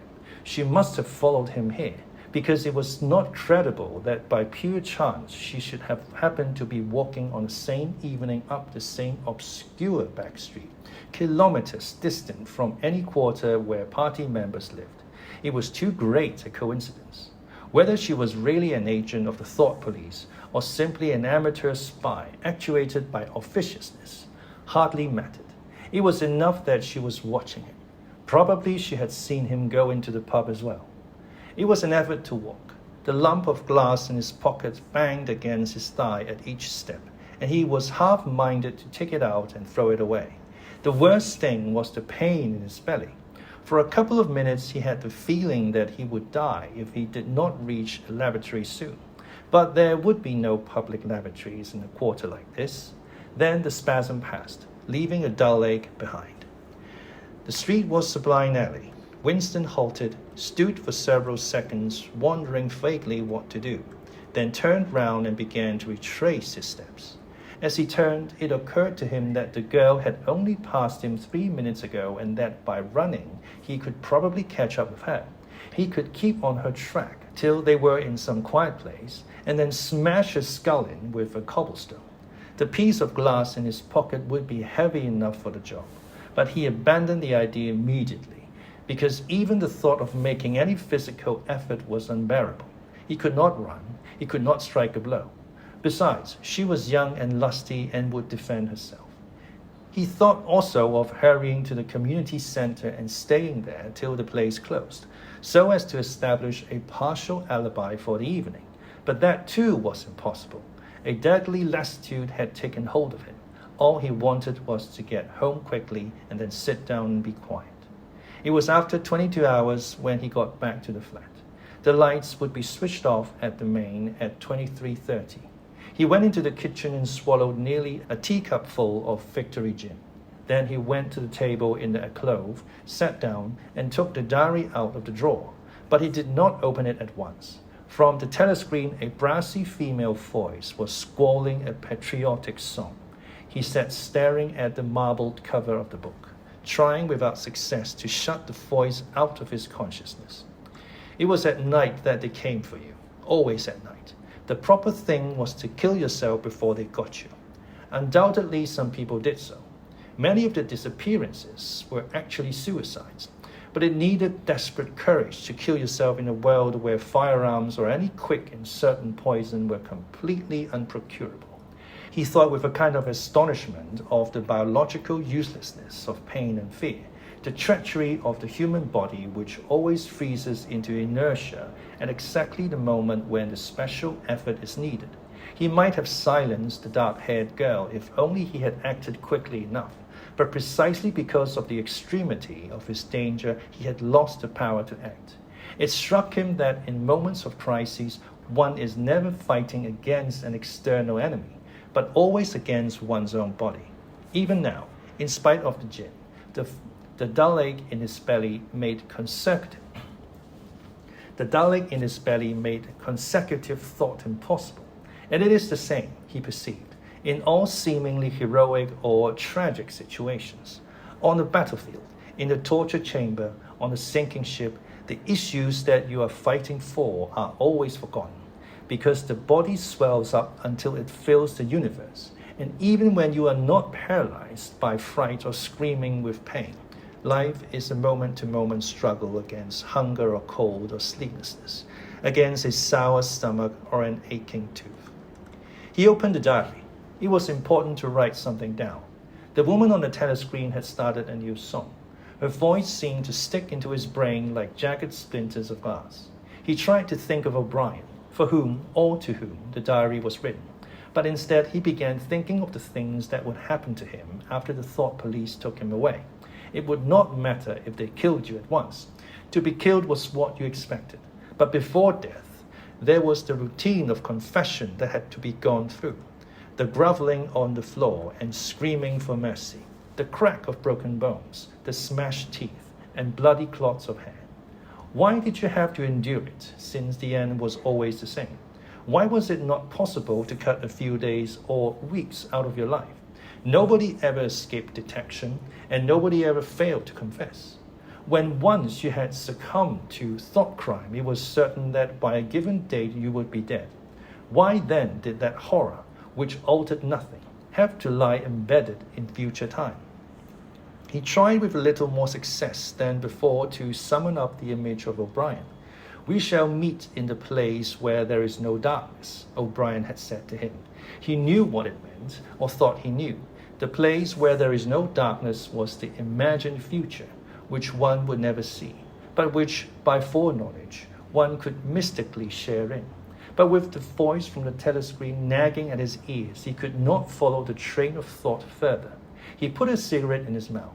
Half the tobacco promptly fell out onto his tongue, a bitter dust which was difficult to spit out again. The face of Big Brother swam into his mind, displacing that of O'Brien, just as he had done a few days earlier. He slid a coin out of his pocket and looked at it. The face gazed up at him, heavy, calm, protected. But what kind of smile was hidden beneath the dark moustache? Like a leaden nail, the words came back to him. War is peace. Freedom is slavery. Ignorance is strength.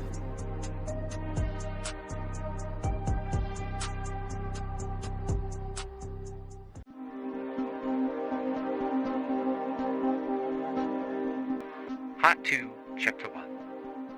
It was the middle of the morning, and Winston had left the cubicle to go to the lavatory. A solitary figure was coming towards him from the other end of the long, brightly lit corridor. It was the girl with dark hair. 4 days had gone past since the evening when he had run into her outside the junk shop. As she came nearer, he saw that her right arm was in a sling, not noticeable at a distance because it was of the same color as her overalls.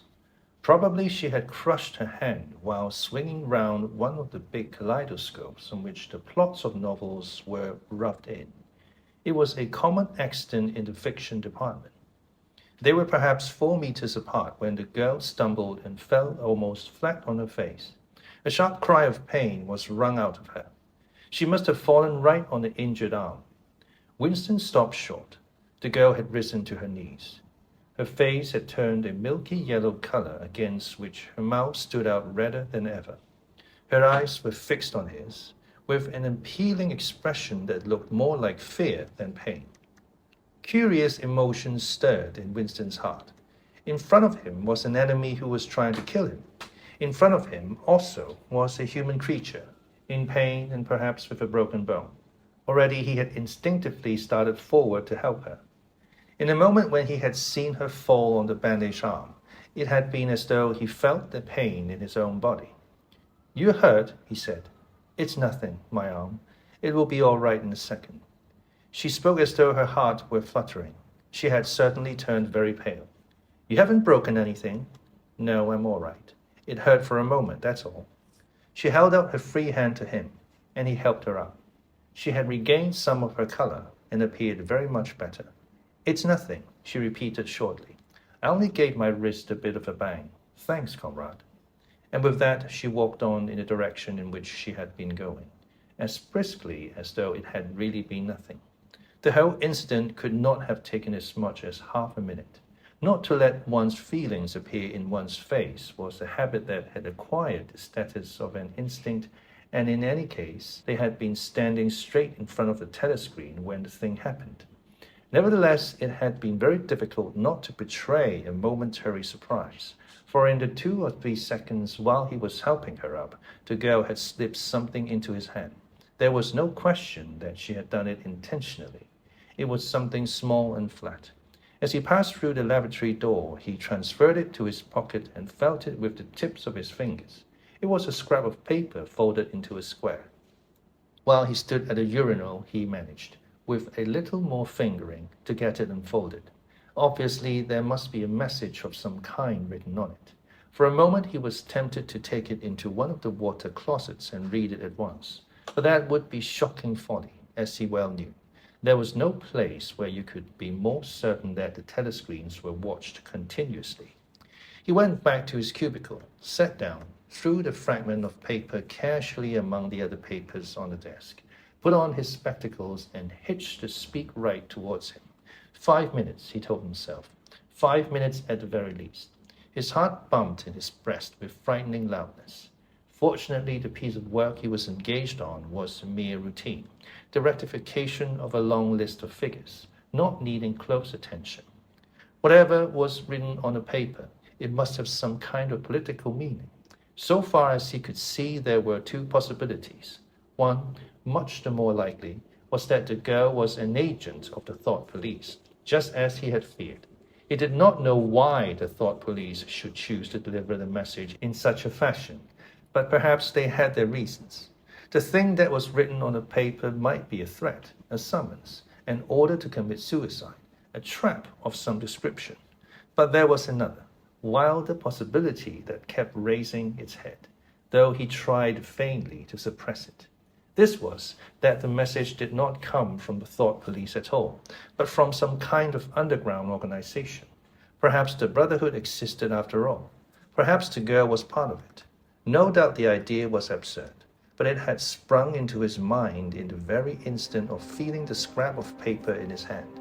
It was not till a couple of minutes later that the other, more probable explanation had occurred to him, and even now, though his intellect told him that the message probably meant death, still, that was not what he believed, and the unreasonable hope persisted, and his heart banged, and it was with difficulty that he kept his voice from trembling as he murmured his figures into the sleep wire.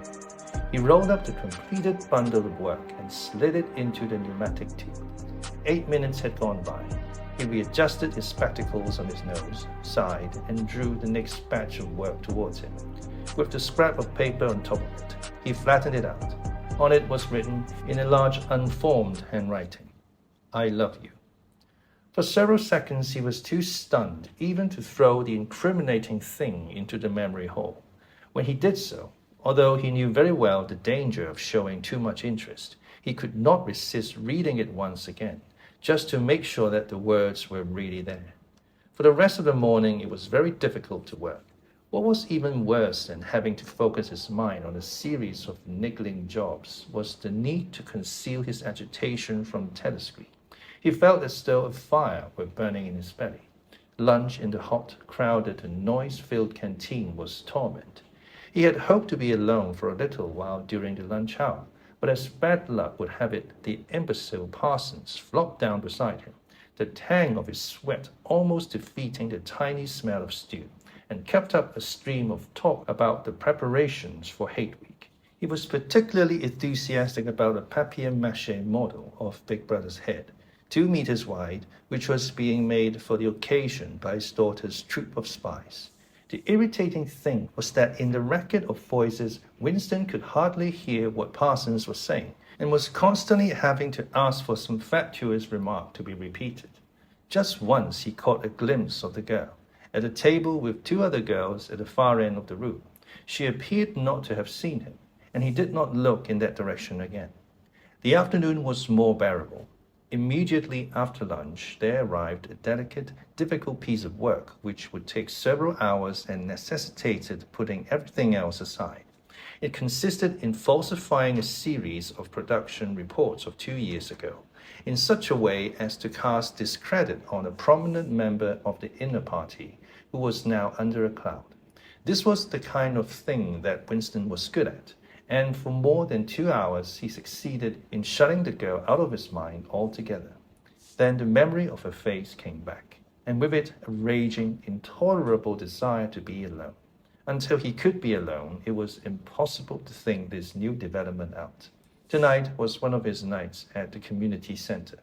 He wolfed another tasteless meal in the canteen, hurried off to the center, took part in the solemn foolery of a discussion group, played 2 games of table tennis, swallowed several glasses of gin, and sat for half an hour through a lecture entitled Inksock in Relation to Chess. His soul writhed with boredom, but for once he had had no impulse to shirk his evening at the center. At the sight of the words, "I love you," the desire to stay alive had welled up in him, and the taking of minor risks suddenly seemed stupid. It was not till 23 hours, when he was home and in bed, in the darkness, where you were safe even from the telescreen so long as you kept silent, that he was able to think continuously. It was a physical problem that had to be solved. how to get in touch with the girl and arrange a meeting. He did not consider any longer the possibility that she might be laying some kind of trap for him. He knew that it was not so, because of her unmistakable agitation when she handed him the note. Obviously, she had been frightened out of her wits, as well she might be. Nor did the idea of refusing her advances even cross his mind. Only 5 nights ago, he had contemplated smashing her skull in with a cobblestone, but that was of no importance. He thought of her naked, youthful body as he had seen it in his dream. He had imagined her a fool like all the rest of them, her head stuffed with lies and hatred, her belly full of ice. A kind of fever seized him at the thought that he might lose her. The white youthful body might slip away from him. What he feared more than anything else was that she would simply change her mind if he did not get in touch with her quickly. But the physical difficulty of meeting was enormous. It was like trying to make a move at chess when you were already mated. Whichever way you turned, the telescreen faced you. Actually, all the possible ways of communicating with her had occurred to him within 5 minutes of reading the note. But now, with time to think, he went over them one by one, as though laying out a row of instruments on a table. Obviously, the kind of encounter that had happened this morning could not be repeated. If she had worked in the records department, it might have been comparatively simple, but he had only a very dim idea whereabouts in the building the fiction department lay, and he had no pretext for going there. If he had known where she lived, and at what time she left work, he would have contrived to meet her somewhere on her way home. But to try to follow her home was not safe, because it would mean loitering about outside the ministry, which was bound to be noticed. As for sending a letter through the mails, it was out of the question. By a routine that was not even secret, all letters were opened in transit. Actually, few people ever wrote letters. For the messages that it was occasionally necessary to send, there were printed postcards with long lists of phrases, and you struck out the ones that were inapplicable. In any case, he did not know the girl's name, let alone her address. Finally, he decided that the safest place was the canteen. If he could get her at the table by herself, somewhere in the middle of the room, not too near the telescreens, and with a sufficient buzz of conversation all round, if these conditions endured for, say, 30 seconds, it might be possible to exchange a few words. For a week after this, life was like a restless dream. On the next day, she did not appear in the canteen until he was leaving it, the whistle having already blown. Presumably, she had been changed on to a later shift. They passed each other without a glance. On the day after that, she was in the canteen at the usual time, but with 3 other girls and immediately under a telescreen. Then for 3 dreadful days, she did not appear at all. His whole mind and body seemed to be afflicted with an unbearable sensitivity, a sort of transparency, which made every movement, every sound, every contact, every word that he had to speak or listen to an agony. Even in sleep, he could not altogether escape from her image. He did not touch the diary during those days. If there was any relief, it was in his work, in which he could sometimes forget himself for 10 minutes at a stretch. He had absolutely no clue as to what had happened to her. There was no inquiry he could make. She might have been vaporized. She might have committed suicide. She might have been transferred to the other end of the Oceania. Worst and likeliest of all, she might simply have changed her mind and decided to avoid him. The next day she reappeared. Her arm was out of the sling, and she had a band of sticking plaster around her wrist. The relief of seeing her was so great that he could not resist staring directly at her for several seconds. On the following day, he very nearly succeeded in speaking to her. When he came into the canteen, she was sitting at the table well out from the wall and was quite alone. It was early, and the place was not very full. The queue edged forward till Winston was almost at the counter, then was held up for 2 minutes because someone in front was complaining that he had not received his tablet of saccharin. But the girl was still alone when Winston secured his tray and began to make for her table. He walked casually towards her, his eyes searching for a place at some table beyond her. She was perhaps 3 meters away from him. Another 2 seconds would do it. Then a voice behind him called, "Smith!" He pretended not to hear. "Smith!" repeated the voice, more loudly. It was no use. He turned round. a blonde-headed, silly-faced young man named Wilshire, whom he barely knew, was inviting him with a smile to a vacant place at his table. It was not safe to refuse. After having been recognized, he could not go and sit at a table with an unattended girl. It was too noticeable. He sat down with a friendly smile. The silly blonde face beamed into his. Winston had a hallucination of himself smashing a pickaxe right into the middle of it. The girl's table filled up a few minutes later. But she must have seen him coming towards her, and perhaps she would take the hint. Next day, he took care to arrive early. Sure enough, she was at a table in about the same place, and again alone. The person immediately ahead of him in the queue was a small, swiftly moving, beetle-like man with a flat face and tiny, suspicious eyes. As Winston turned away from the counter with his tray, he saw that the little man was making straight for the girl's table. His hopes sank again. There was a vacant place at the table further away, but something in the little man's appearance suggested that he would be sufficiently attentive to his own comfort to choose the emptiest table. With eyes at his heart, Winston followed. It was no use unless he could get the girl alone. At this moment, there was a tremendous crash. The little man was sprawling on all fours. His tray had gone flying. 2 streams of soup and coffee were flowing across the floor. He started to his feet with a malignant glance at Winston, whom he evidently suspected of having tripped him up. But it was all right.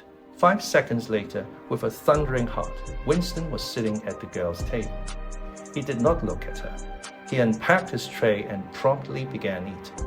It was all important to speak at once, before anyone else came, but now a terrible fear had taken possession of him. A week had gone by since she had first approached him. She would have changed her mind. She must have changed her mind. It was impossible that this affair should end successfully. Such things did not happen in real life. He might have flinched together from speaking if at this moment he had not seen Ampleforth, the hairy-eared poet, wandering limply round the room with a tray, looking for a place to sit down. In his vague way, Ampleforth was attached to Winston, and would certainly sit down at his table if he caught sight of him. There was perhaps a minute in which to act. Both Winston and the girl were eating steadily. The stuff they were eating was a thin stew, actually a soup, of haricot beans. In a low murmur, Winston began speaking. Neither of them looked up. Steadily they spooned the watery stuff into their mouths, and between spoonfuls exchanged the few necessary words in low, expressionless voices. What time do you leave work? 18:30. Where can we meet? Victory Square near the monument. It's full of telescreens. It doesn't matter if there's a crowd. Any signal? No. Don't come up to me until you see me among a lot of people. And don't look at me. Just keep somewhere near me. What time? 19 hours. All right. Ampleforth failed to see Winston and sat down at another table. They did not speak again, and so far as it was possible for 2 people sitting on opposite sides of the same table, they did not look at one another. The girl finished her lunch quickly and made off, while Winston stayed to smoke a cigarette. Winston was in Victory Square before the appointed time. He wandered round the base of the enormous fluted column, at the top of which Big Brother's statue gazed southward towards the skies where he had vanquished the Eurasian aeroplanes in the Battle of Airstrip 1. In the street in front of it, there was a statue of a man on horseback which was supposed to represent Oliver Cromwell. At 5 minutes past the hour, the girl had still not appeared. Again, the terrible fear seized upon Winston. She was not coming. She had changed her mind. He walked slowly up to the north side of the square and got a sort of pale-colored pleasure from identifying St. Martin's Church, whose bells, when it had bells, had chimed, "You owe me 3 farthings." Then he saw the girl standing at the base of the monument, reading or pretending to read a poster which ran spirally up the column. It was not safe to go near her until some more people had accumulated. There were telescreens all round the pediment. But at this moment there was a din of shouting and a zoom of heavy vehicles from somewhere to the left. Suddenly everyone seemed to be running across the square. The girl nipped nimbly around the lions at the base of the monument and joined in the rush. Winston followed. As he ran, he gathered from some shouted remarks that a convoy of Eurasian prisoners was passing. Already a dense mass of people was blocking the south side of the square. Winston, at normal times the kind of person who gravitates to the outer edge of any kind of scrimmage, shoved, butted, squirmed his way forward into the heart of the crowd. Soon he was within arm's length of the girl, but the way was blocked by an enormous pro and an almost equally enormous woman, presumably his wife, who seemed to form an impenetrable wall of flesh. Winston wriggled himself sideways, and with a violent lunge managed to drive his shoulder between them. For a moment it felt as though his entrails were being ground to pulp between the two muscular hips. Then he had broken through, sweating a little. He was next to the girl. They were shoulder to shoulder, both staring fixedly in front of them. A long line of trucks, with wooden-faced guards armed with submachine guns standing upright in each corner, was passing slowly down the street. In the trucks, little yellow men in shabby greenish uniforms were squatting, jammed close together. Their sad Mongolian faces gazed out over the sides of the trucks, utterly incurious. Occasionally, when a truck jolted, there was a clank-clank of metal. All the prisoners were wearing leg irons. Truckload after truckload of the sad faces passed. Winston knew they were there, but he saw them only intermittently. The girl's shoulder and her arm right down to the elbow were pressed against his. Her cheek was almost near enough for him to feel its warmth. She had immediately taken charge of the situation, just as she had done in the canteen.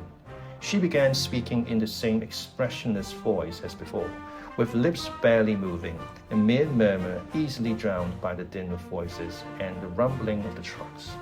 Can you hear me? Yes. Can you get Sunday afternoon off? Yes. Then listen carefully. You will have to remember this. Go to Paddington Station. With a sort of military precision that astonished him, she outlined the route that he was to follow. A half-hour railway journey. Turn left outside the station. 2 kilometers along the road, a gate with a top bar missing, a path across the field, a grass-grown lane, a track between bushes, a dead tree with moss on it. It was as though she had a map inside her head. Can you remember all that? She murmured finally. Yes. You turn left, then right, then left again, and the gate's got no top bar. Yes. What time? About 15.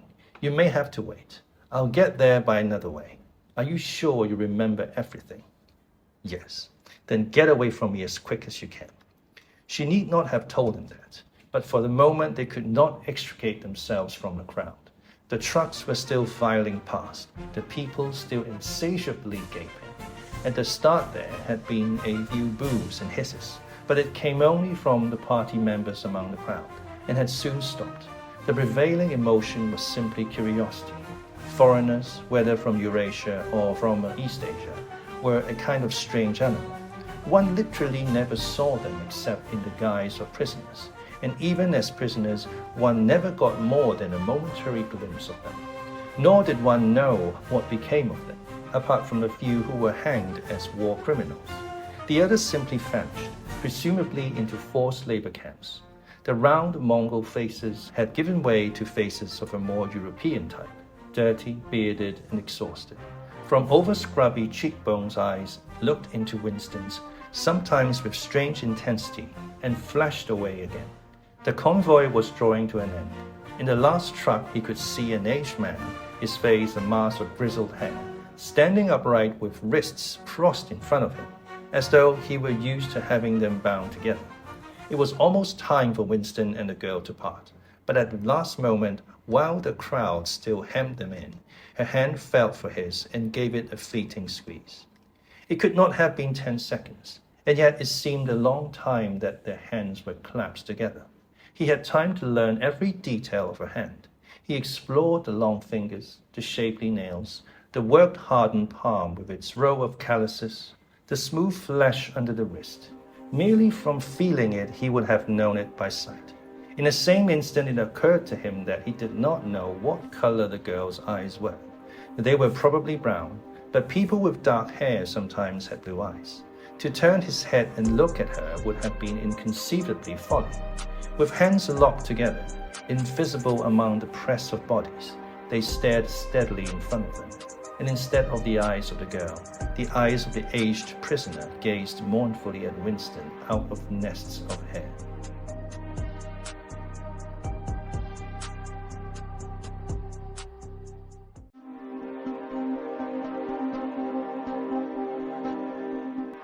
Part 2, Chapter 2. Winston picked his way up the lane through dappled light and shade, stepping out into pools of gold wherever the boughs parted. Under the trees to the left of him, the ground was misty with bluebells. The air seemed to kiss one's skin. It was the 2nd of May. From somewhere deeper in the heart of the wood came the droning of ringed doves. He was a bit early. There had been no difficulties about the journey, and the girl was so evidently experienced that he was less frightened than he would normally have been. Presumably, she could be trusted to find a safe place. In general, you could not assume that you were much safer in the country than in London. There were no telescreens, of course, but there was always the danger of concealed microphones by which your voice might be picked up and recognized. Besides, it was not easy to make a journey by yourself without attracting attention.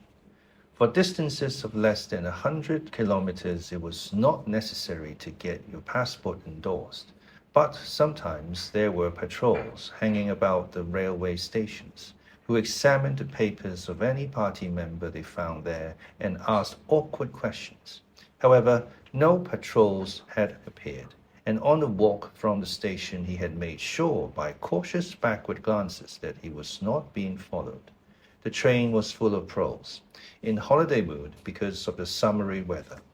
The wooden-seated carriage in which he travelled was filled to overflowing by a single enormous family, ranging from a toothless great-grandmother to a month-old baby, going out to spend an afternoon with in-laws in the country, and, as they freely explained to Winston, to get hold of a little black market butter.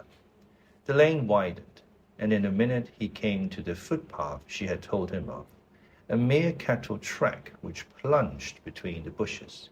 He had no watch, but it could not be 15 yet. The bluebells were so thick underfoot that it was impossible not to tread on them. He knelt down and began picking some partly to pass the time away, but also from a vague idea that he would like to have a bunch of flowers to offer to a girl when they met. He had got together a big bunch and was smelling their faint sickly scent when a sound at his back froze him, the unmistakable crackle of a foot on twigs. He went on picking bluebells. It was the best thing to do. It might be the girl, or he might have been followed after all. To look round was to show guilt. He picked another and another. A hand fell lightly on his shoulder. He looked up. It was the girl. She shook her head, evidently as a warning that he must keep silent, then parted the bushes and quickly led the way along the narrow track into the wood. Obviously, she had been that way before, for she dodged the boggy bits as though by habit. Winston followed, still clasping his bunch of flowers. His first feeling was relief. But as he watched the strong, slender body moving in front of him, with the scarlet sash that was just tight enough to bring out the curve of her hips, the sense of his own inferiority was heavy upon him. Even now, it seemed quite likely that when she turned round and looked at him, she would draw back after all. The sweetness of the air and the greenness of the leaves daunted him. Already on the walk from the station, the May sunshine had made him feel dirty and etiolated, a creature of indoors, with the sooty dust of London in the pores of his skin. It occurred to him that till now she had probably never seen him in broad daylight in the open. They came to the fallen tree that she had spoken of. The girl hopped over and forced apart the bushes, in which there did not seem to be an opening. When Winston followed her, he found that they were in a natural clearing, a tiny grassy knoll surrounded by tall saplings that shut it in completely. The girl stopped and turned. Here we are, she said.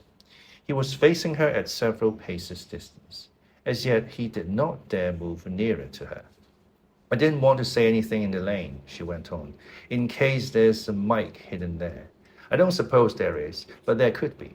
There's always the chance of one of those swine recognizing the voice. We're all right here. He still had not the courage to approach her. We're all right here, he repeated stupidly. Yes, look at the trees. They were small ashes, which at some time had been cut down and had sprouted up again. Yes, look at the trees. They were small ashes, which at some time had been cut down and had sprouted up again into a forest of poles, none of them thicker than one's wrist. There's nothing big enough to hide a mic in. Besides, I've been here before. They were only making conversation. He had managed to move closer to her now. She stood before him very upright, with a smile on her face that looked faintly ironical, as though she were wondering why he was so slow to act. The bluebells had cascaded onto the ground. They seemed to have fallen of their own accord. He took her hand.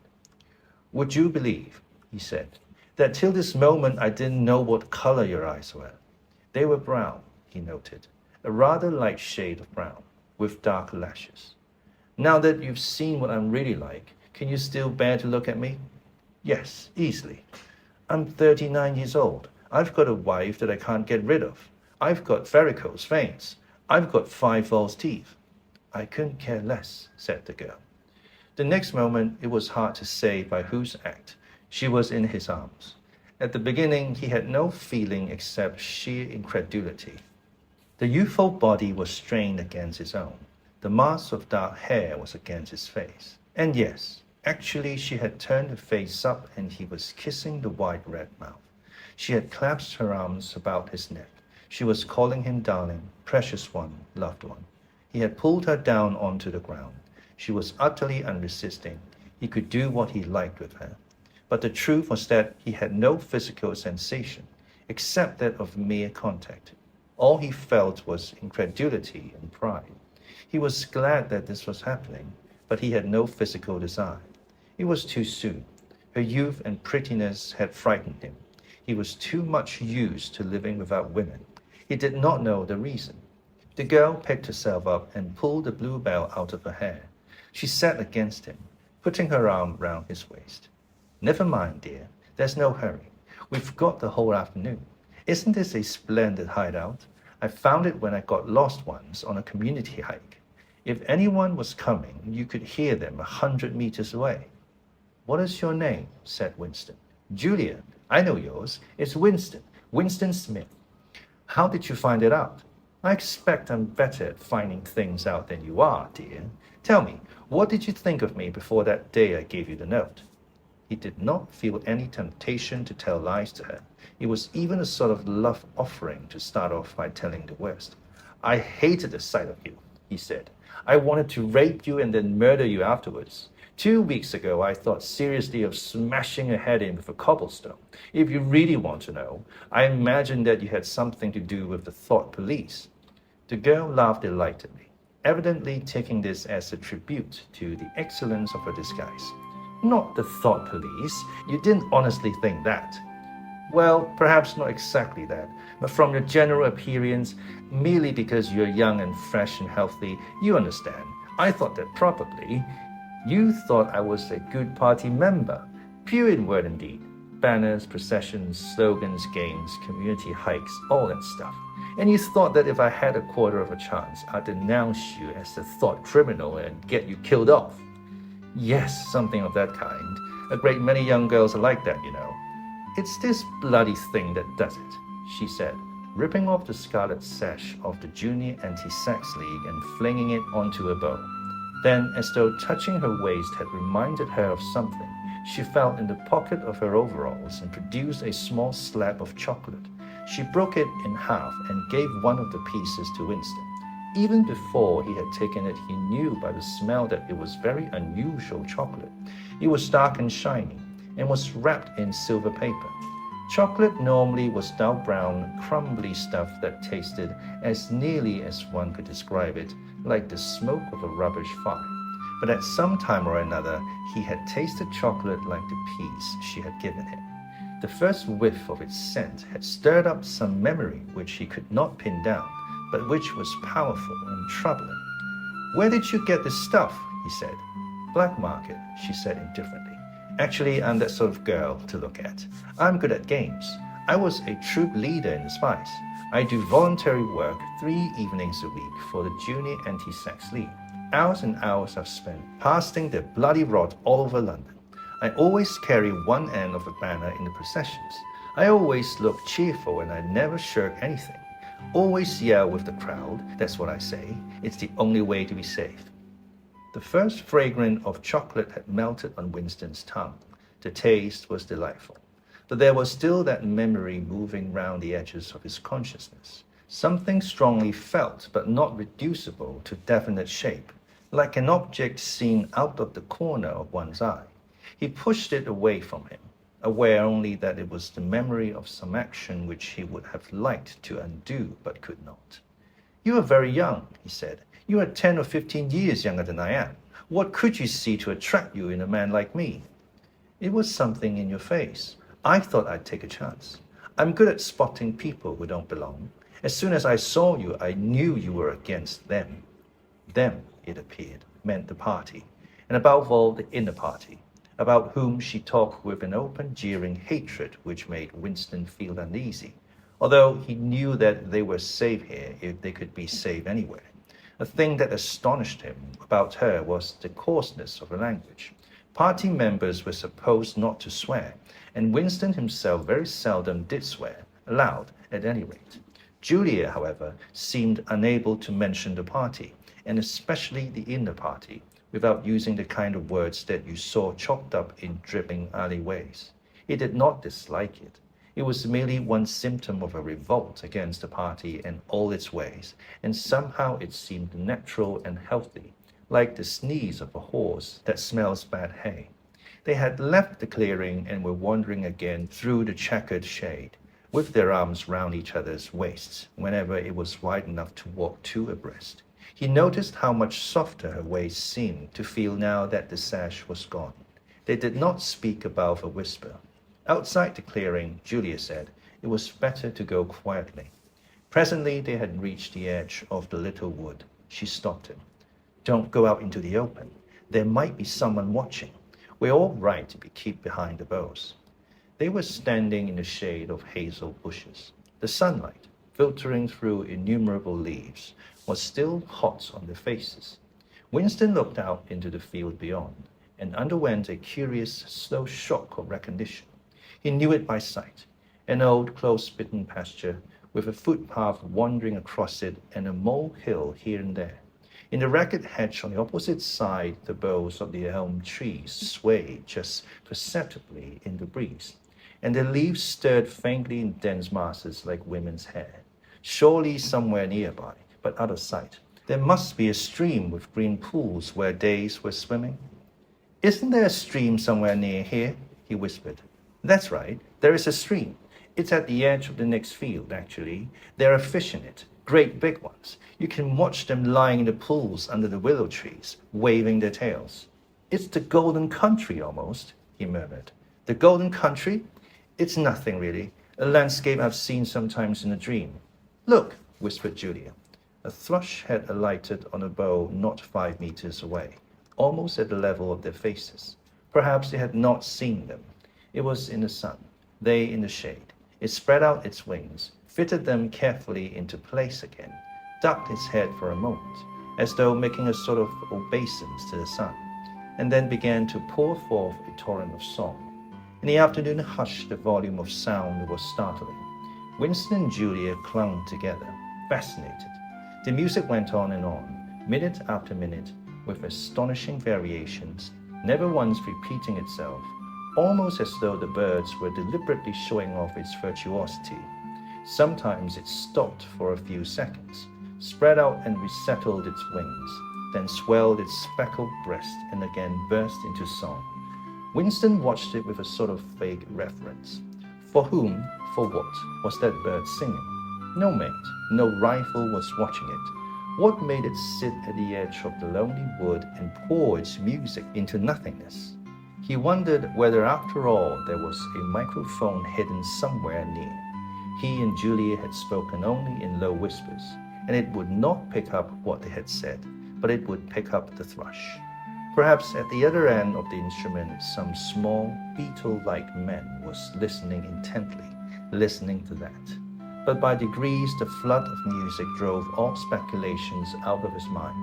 It was as though it were a kind of liquid stuff that poured all over him and got mixed up with the sunlight that filtered through the leaves. He stopped thinking and merely felt. The girl's waist in the bend of his arm was soft and warm. He pulled her round so that they were breast to breast. Her body seemed to melt into his. Wherever his hands moved, it was all as yielding as water. Their mouths clung together. It was quite different from the hard kisses they had exchanged earlier. When they moved their faces apart again, both of them sighed deeply. The bird took fright and fled with a clatter of wings. Winston put his lips against her ear. "Now," he whispered. "Not here," she whispered back. "Come back to the hideout. It's safer." Quickly, with an occasional crackle of twigs, they threaded their way back to the clearing. When they were once inside the ring of saplings, she turned and faced him. They were both breathing fast, but the smile had reappeared around the corners of her mouth. She stood looking at him for an instant, then felt at the zipper of her overalls. And yes, it was almost as in his dream, almost as swiftly as he had imagined it. She had torn her clothes off, and when she flung them aside, it was with that same magnificent gesture by which a whole civilization seemed to be annihilated. Her body gleamed white in the sun, but for a moment he did not look at her body. His eyes were anchored by the freckled face with its faint, bold smile. He knelt down before her and took her hands in his. "Have you done this before?" "Of course, hundreds of times. Well, scores of times anyway." "With party members?" "Yes, always with party members." "With members of the inner party?" "Not with those swine, no. But there's plenty that would if they got half a chance. They're not so holy as they make out." His heart leapt. Scores of times she had done it. He wished it had been hundreds, thousands. Anything that hinted at corruption always filled him with a wild hope. Who knew? Perhaps the party was rotten under the surface, its cult of strenuousness and self-denial simply a sham concealing iniquity. If he could have infected the whole lot of them with leprosy or syphilis, how gladly he would have done so. Anything to rot, to weaken, to undermine. He pulled her down so that they were kneeling face to face. "Listen, the more men you've had, the more I love you. Do you understand that?" "Yes, perfectly. I hate purity. I hate goodness. I don't want any virtue to exist anywhere. I want everyone to be corrupt to the bones." "Well then, I ought to suit you, dear. I'm corrupt to the bones." "You like doing this? I don't mean simply me. I mean the thing in itself. I adore it." That was above all what he wanted to hear. Not merely the love of one person, but the animal instinct, the simple undifferentiated desire. That was the force that would tear the party to pieces. He pressed her down upon the grass, among the fallen bluebells. This time there was no difficulty. Presently the rising and falling of their breasts slowed to normal speed, and in a sort of pleasant helplessness they fell apart. The sun seemed to have grown hotter. They were both sleepy. He reached out for the discarded overalls and pulled them partly over her. Almost immediately they fell asleep and slept for about half an hour. Winston woke first. He sat up and watched the freckled face, still peacefully asleep, pillowed on the palm of her hand, except for her mouth. You could not call her beautiful. There was a line or two round the eyes, if you looked closely. The short dark hair was extraordinarily thick and soft. It occurred to him that he still did not know her surname or where she lived. The young, strong body, now helpless in sleep, awoke in him a pitying, protecting feeling. But the mindless tenderness that he had felt under the hazel tree, while the thrush was singing, had not quite come back. He pulled the overalls aside and studied her smooth white flank. In the old days, he thought, a man looked at a girl's body and saw that it was desirable, and that was the end of the story. But you could not have pure love or pure lust nowadays. No emotion was pure. because everything was mixed up with fear and hatred. Their embrace had been a battle, the climax of victory. It was a blow struck against the party. It was a political act.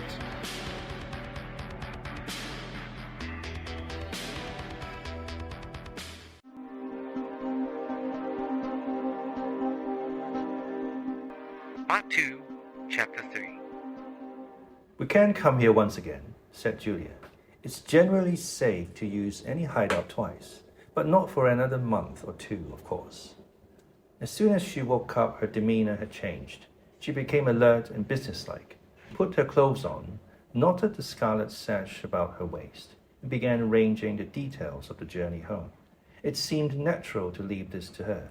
She obviously had a practical cunning which Winston lacked, and she seemed also to have an exhaustive knowledge of the countryside round London, stored away from innumerable community hikes.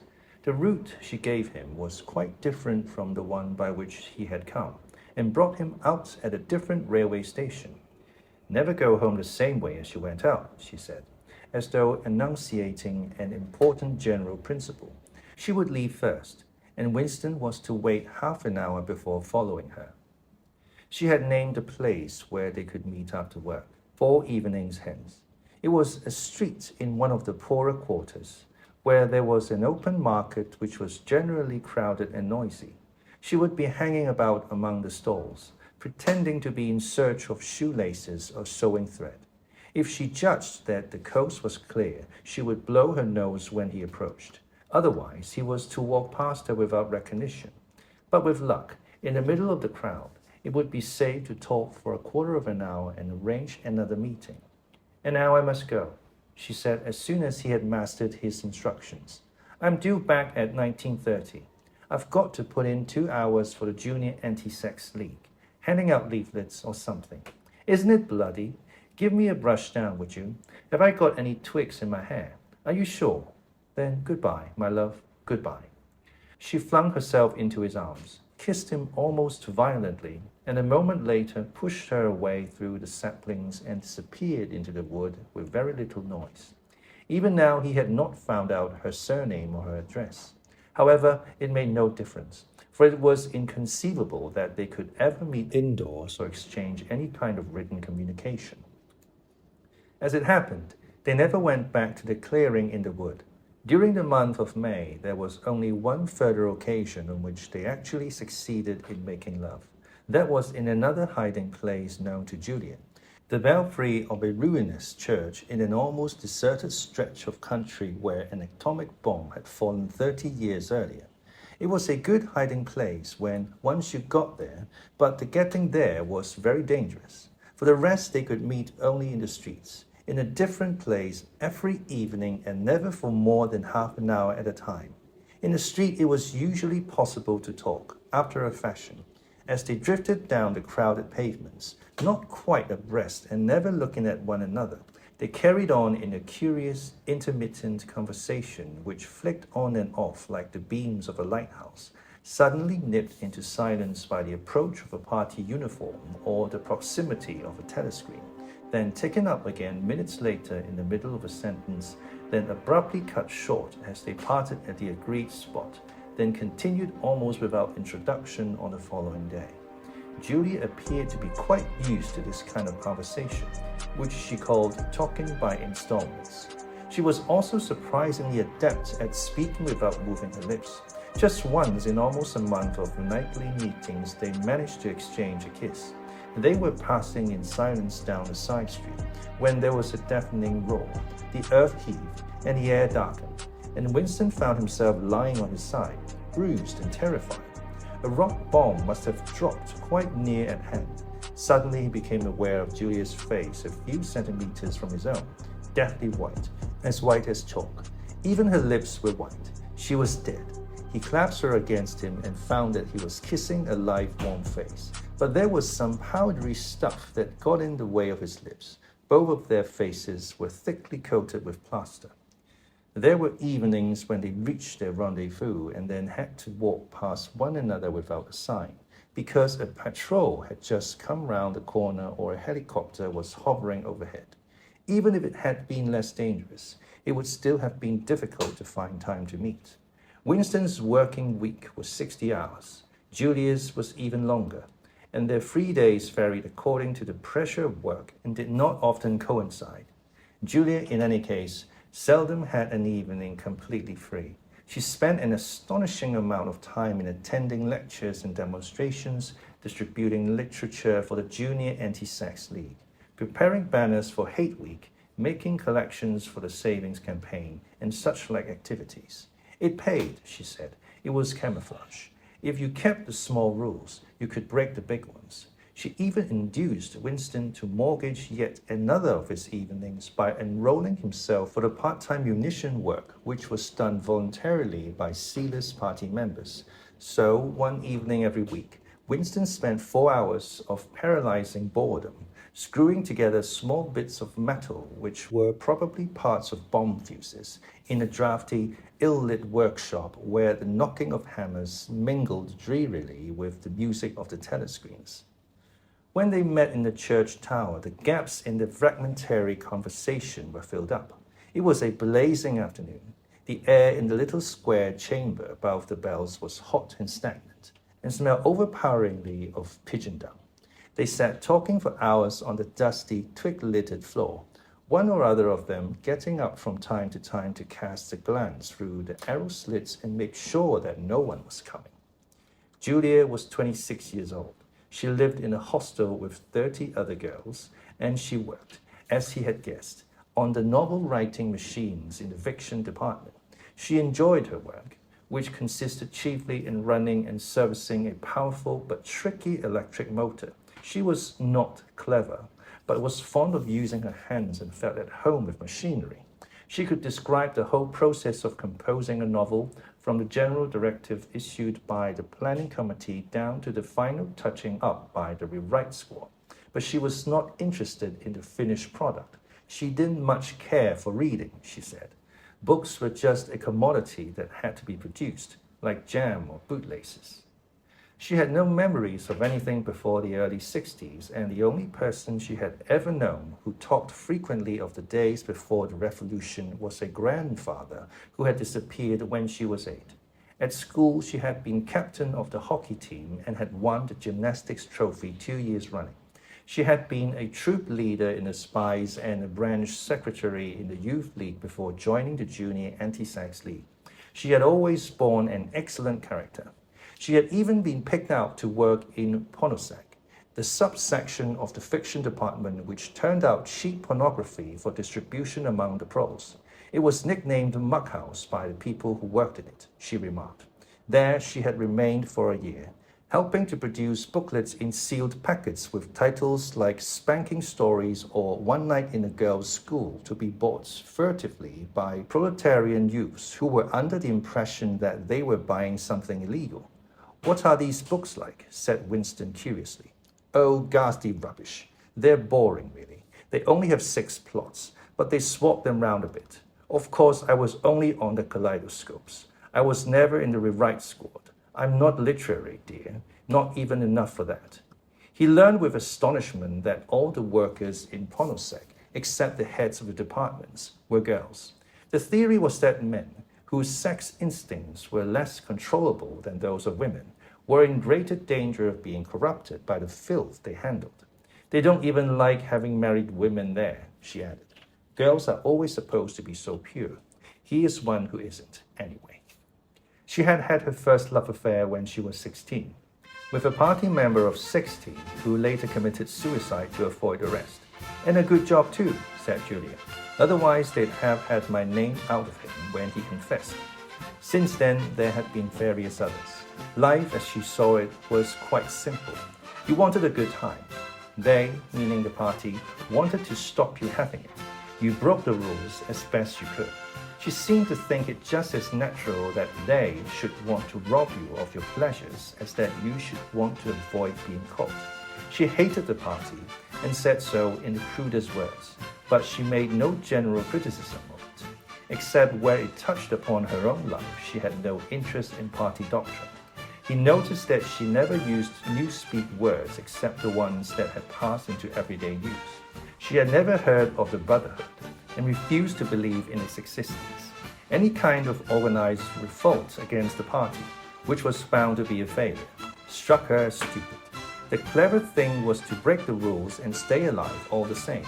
He wondered vaguely how many others like her there might be in the younger generation people who had grown up in the world of the revolution, knowing nothing else, accepting the party as something unalterable like the sky, not rebelling against its authority but simply invading it as a rabbit dodges a dog.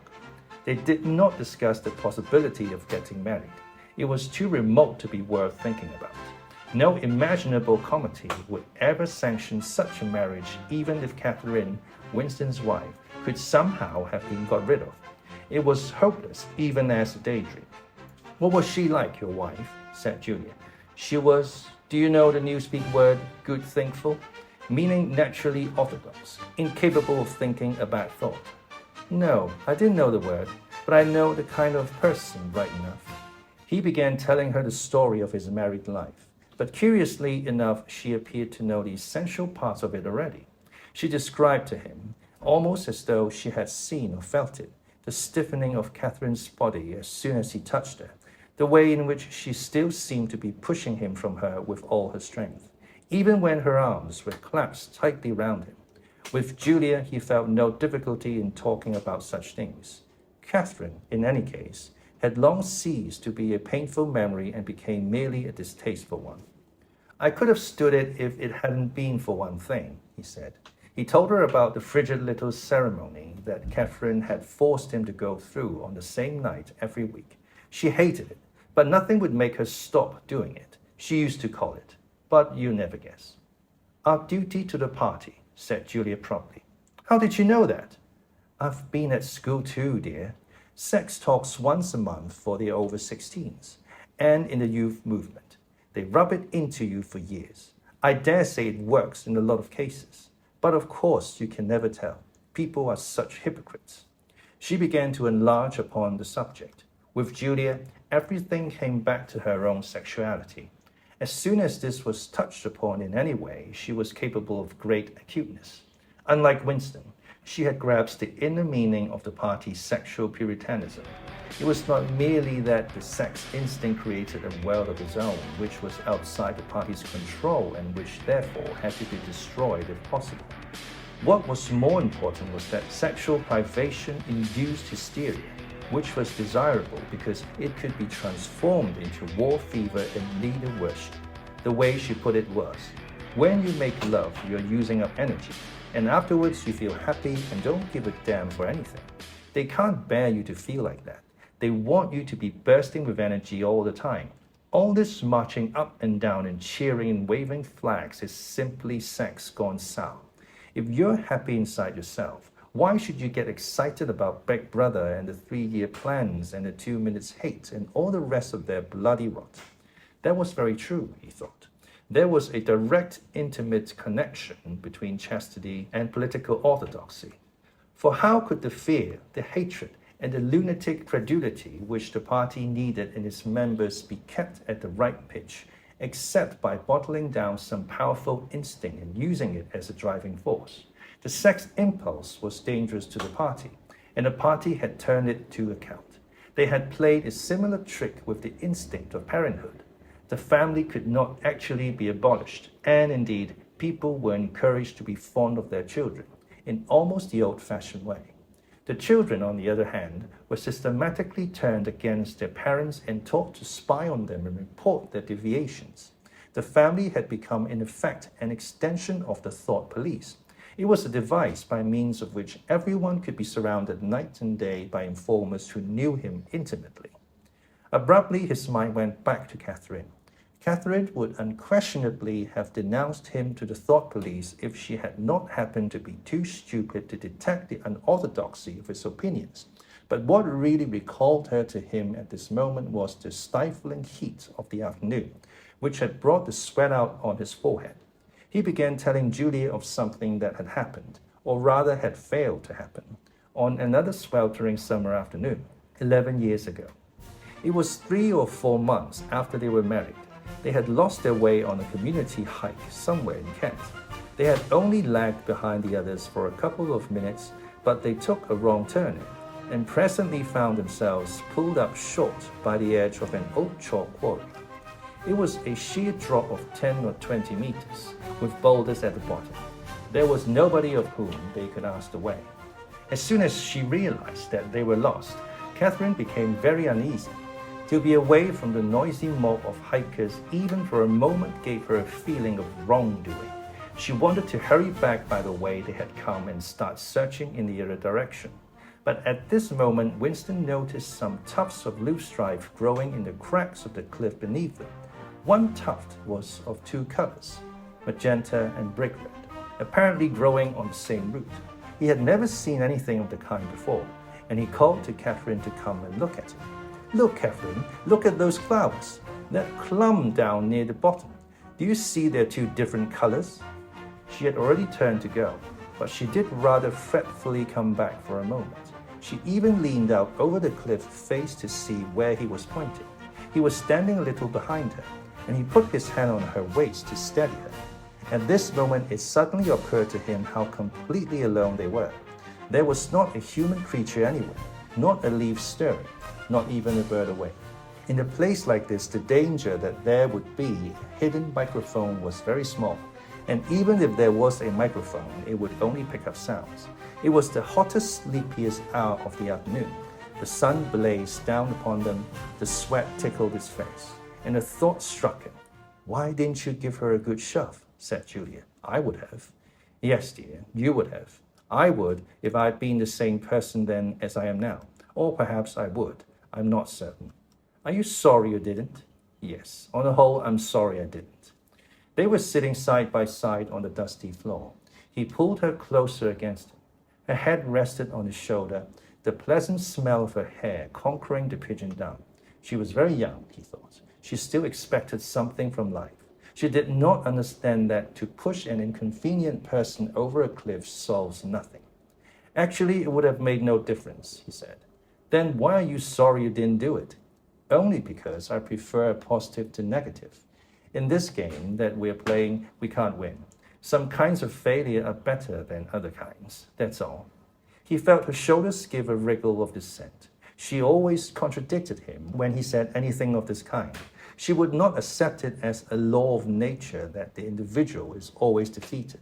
In a way, she realized that she herself was doomed, that sooner or later the thought police would catch her and kill her. But with another part of her mind, she believed that it was somehow possible to construct a secret world in which you could live as you chose. All you needed was luck and cunning and boldness. She did not understand that there was no such thing as happiness, that the only victory lay in the far future, long after you were dead, that from the moment of declaring war on the party, it was better to think of yourself as a corpse. "We are the dead," he said. "We're not dead yet," said Julia prosaically. "Not physically. 6 months, a year, 5 years, conceivably. I'm afraid of death. You're young, so presumably you're more afraid of it than I am.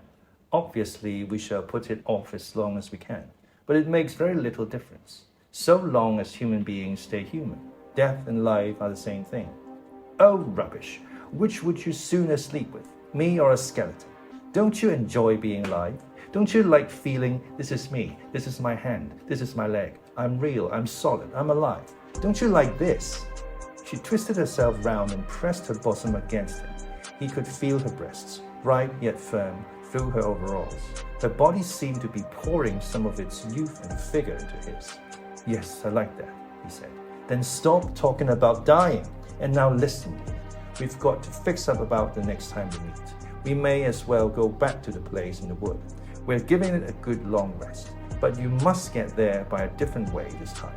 I've got it all planned out. You take the train, but look, I'll draw it out for you."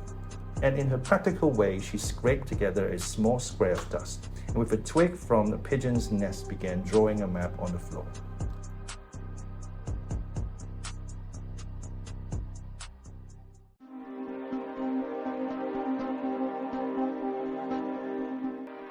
Part 2, Chapter 4. Winston looked round the shabby little room above Mr. Charrington's shop. Beside the window, the enormous bed was made up, with ragged blankets and a coverless bolster. The old-fashioned clock with the 12-hour face was ticking away on the mantelpiece.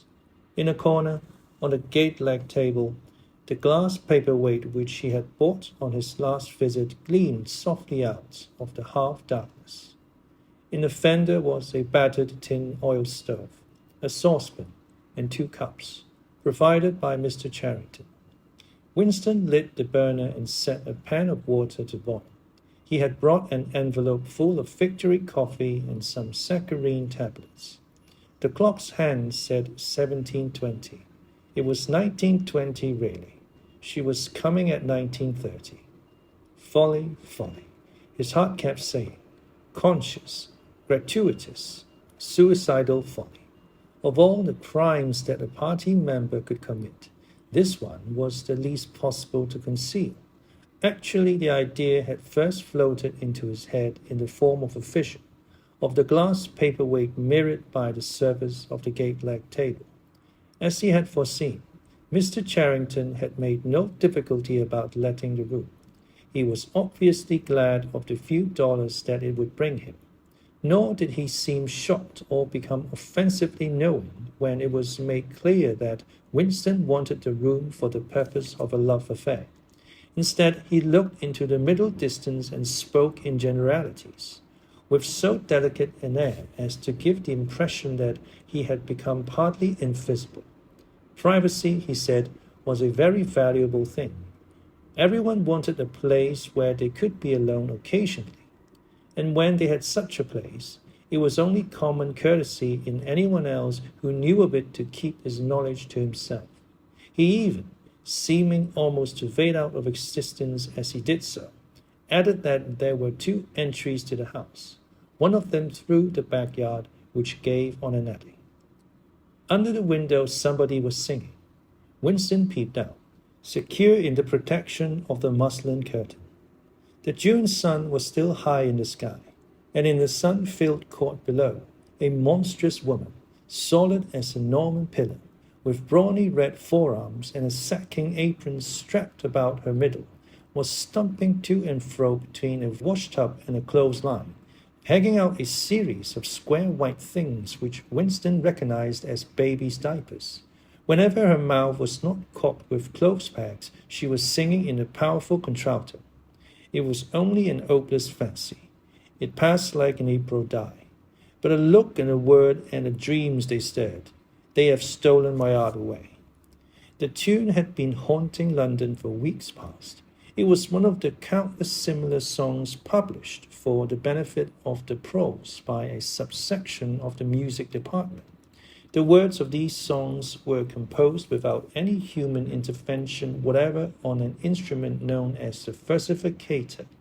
But the woman sang so tunefully as to turn the dreadful rubbish into an almost pleasant sound.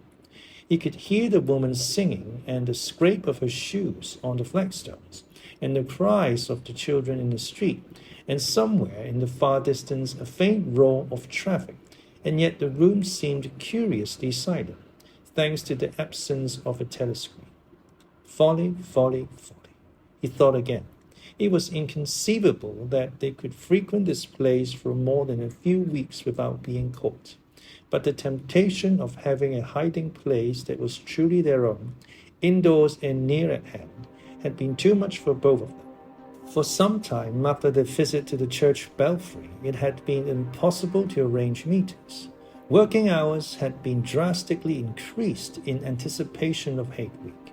It was more than a month distant, but the enormous, complex preparations that it entailed were throwing extra work onto everybody. Finally, both of them managed to secure a free afternoon on the same day. They had agreed to go back to the clearing in the wood. On the evening beforehand, they met briefly in the street. As usual, Winston hardly looked at Julia as they drifted towards one another in the crowd, but from the short glance he gave her, it seemed to him that she was paler than usual. "It's all off," she murmured as soon as she judged it safe to speak. "Tomorrow, I mean." "What?" "Tomorrow afternoon. I can't come." "Why not?" "Oh, the usual reason. It started early this time." For a moment he was violently angry. During the month that he had known her, the nature of his desire for her had changed. At the beginning there had been little true sensuality in it. Their first love-making had been simply an act of the will. But after the second time it was different. The smell of her hair, the taste of her mouth, the feeling of her skin seemed to have got inside him, or into the air all round him.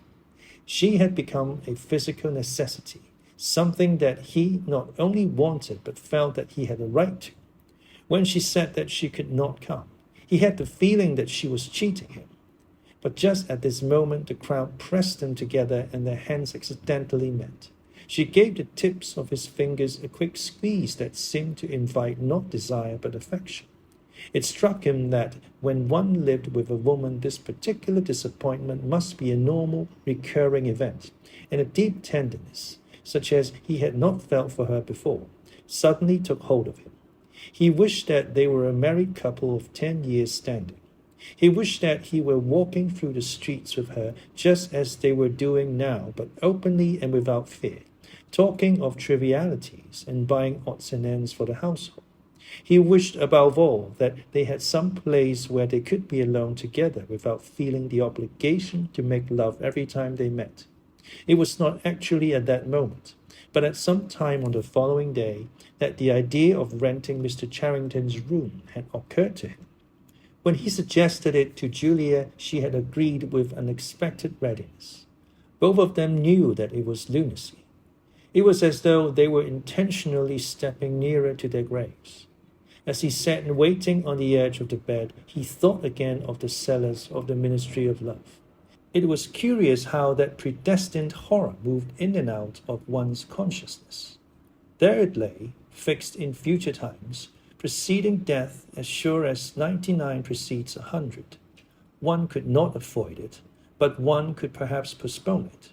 And yet instead, every now and again, by a conscious, willful act, one chose to shorten the interval before it happened.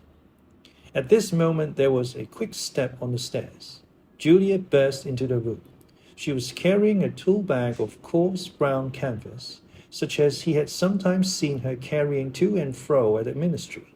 He started forward to take her in his arms, but she disengaged herself rather hurriedly, partly because she was still holding the tool bag. "Half a second," she said. "Just let me show you what I've brought.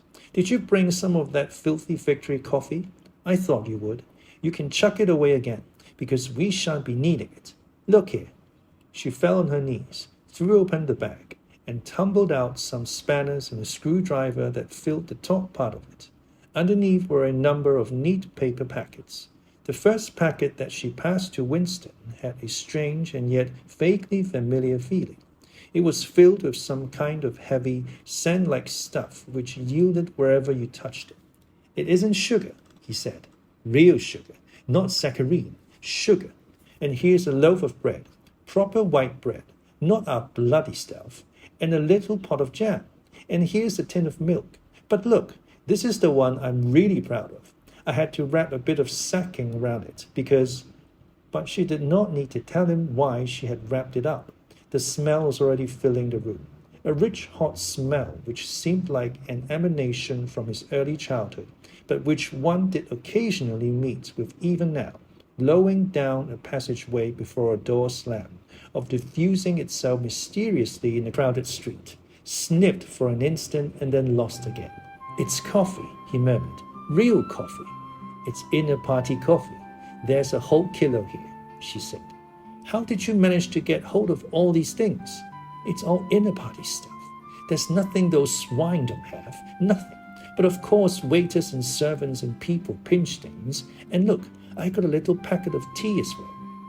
Winston had squatted down beside her. He tore open a corner of the packet. "It's real tea, not blackberry leaves. There's been a lot of tea about lately. They've captured India or something," she said vaguely. "But listen, dear, I want you to turn your back on me for 3 minutes. Go and sit on the other side of the bed.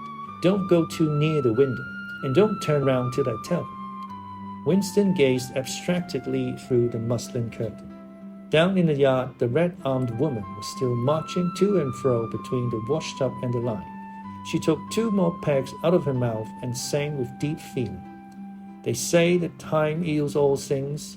They say you can always forget. But the smiles and the tears across the years, they twist my heartstrings yet. She knew the whole dribbling song by heart, it seemed. Her voice floated upward with the sweet summer air, very tuneful, charged with a sort of happy melancholy. One had the feeling that she would have been perfectly content if the June evening had been endless and the supply of clothes inexhaustible, to remain there for 1,000 years, pegging out diapers and singing rubbish. It struck him as a curious fact that he had never heard a member of the party singing alone and spontaneously. It would even have seemed slightly unorthodox, a dangerous eccentricity, like talking to oneself. Perhaps it was only when people were somewhere near the starvation level that they had anything to sing about. "You can turn round now," said Julia. He turned round, and for a second almost failed to recognize her. What he had actually expected was to see her naked, but she was not naked. The transformation that had happened was much more surprising than that. She had painted her face. She must have slipped into some shop in the proletarian quarters and bought herself a complete set of makeup materials. Her lips were deeply reddened, her cheeks rouged, her nose powdered. There was even a touch of something under the eyes to make them brighter. It was not very skillfully done, but Winston's standards in such matters were not high. He had never before seen or imagined a woman of the party with cosmetics on her face. The improvement in her appearance was startling. With just a few dabs of color in the right places, she had become not only very much prettier, but above all, far more feminine. Her short hair and boyish overalls merely added to the effect. As he took her in his arms, a wave of synthetic violets flooded his nostrils. He remembered the half-darkness of a basement kitchen and a woman's cavernous mouth. It was the very same scent that she had used, but at the moment it did not seem to matter. "Scent too," he said. "Yes, dear, scent too. And do you know what I'm going to do next? I'm going to get hold of a real woman's frock from somewhere and wear it instead of these bloody trousers. I'll wear silk stockings and high-heeled shoes. In this room, I'm going to be a woman, not a party comrade." They flung their clothes off and climbed into the huge mahogany bed. It was the first time that he had stripped himself naked in her presence. Until now, he had been too much ashamed of his pale and meager body, with the varicose veins standing out on his calves and the discolored patch over his ankle. There were no sheets, but the blanket they lay on was threadbare and smooth, and the size and springiness of the bed astonished both of them. "It's sure to be full of bugs, but who cares?" said Julia. One never saw a double bed nowadays, except in the homes of the pros. Winston had occasionally slept in one in his boyhood. Julia had never been in one before, so far as she could remember. Presently they fell asleep for a little while. When Winston woke up, the hands had crept round to nearly 9. He did not stir, because Julia was sleeping with her head in the crook of his arm. Most of her makeup had transferred itself to his own face or the bolster, but the light stain of rouge still brought out the beauty of her cheekbone. A yellow ray from the sinking sun fell across the foot of the bed and lighted up the fireplace, where the water in the pan was boiling fast. Down in the yard, the woman had stopped singing, but the faint shouts of children floated in from the street.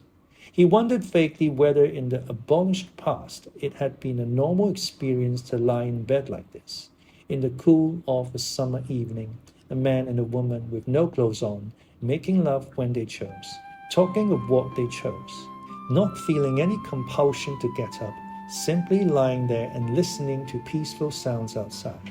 Surely there could never have been a time when that seemed ordinary. Julia woke up, rubbed her eyes, and raised herself on her elbow and looked at the oil stove. "Half that water's boiled away," she said.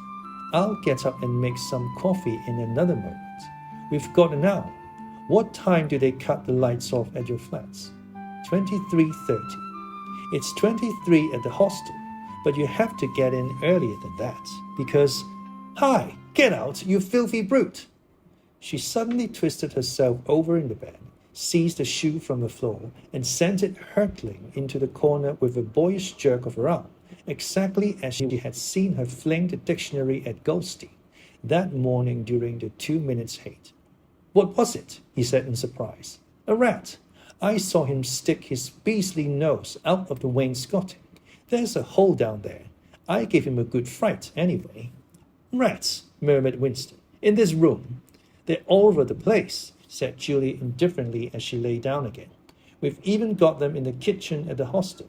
Some parts of London are swarming with them. Did you know they attack children?" "Yes, they do. In some of these streets, a woman daren't leave a baby alone for 2 minutes. It's the great, huge brown ones that do it. And the nasty thing is that the brutes always—" "Don't go on," said Winston, with his eyes tightly shut. "Dearest, you've gone quite pale. What's the matter? Do they make you feel sick?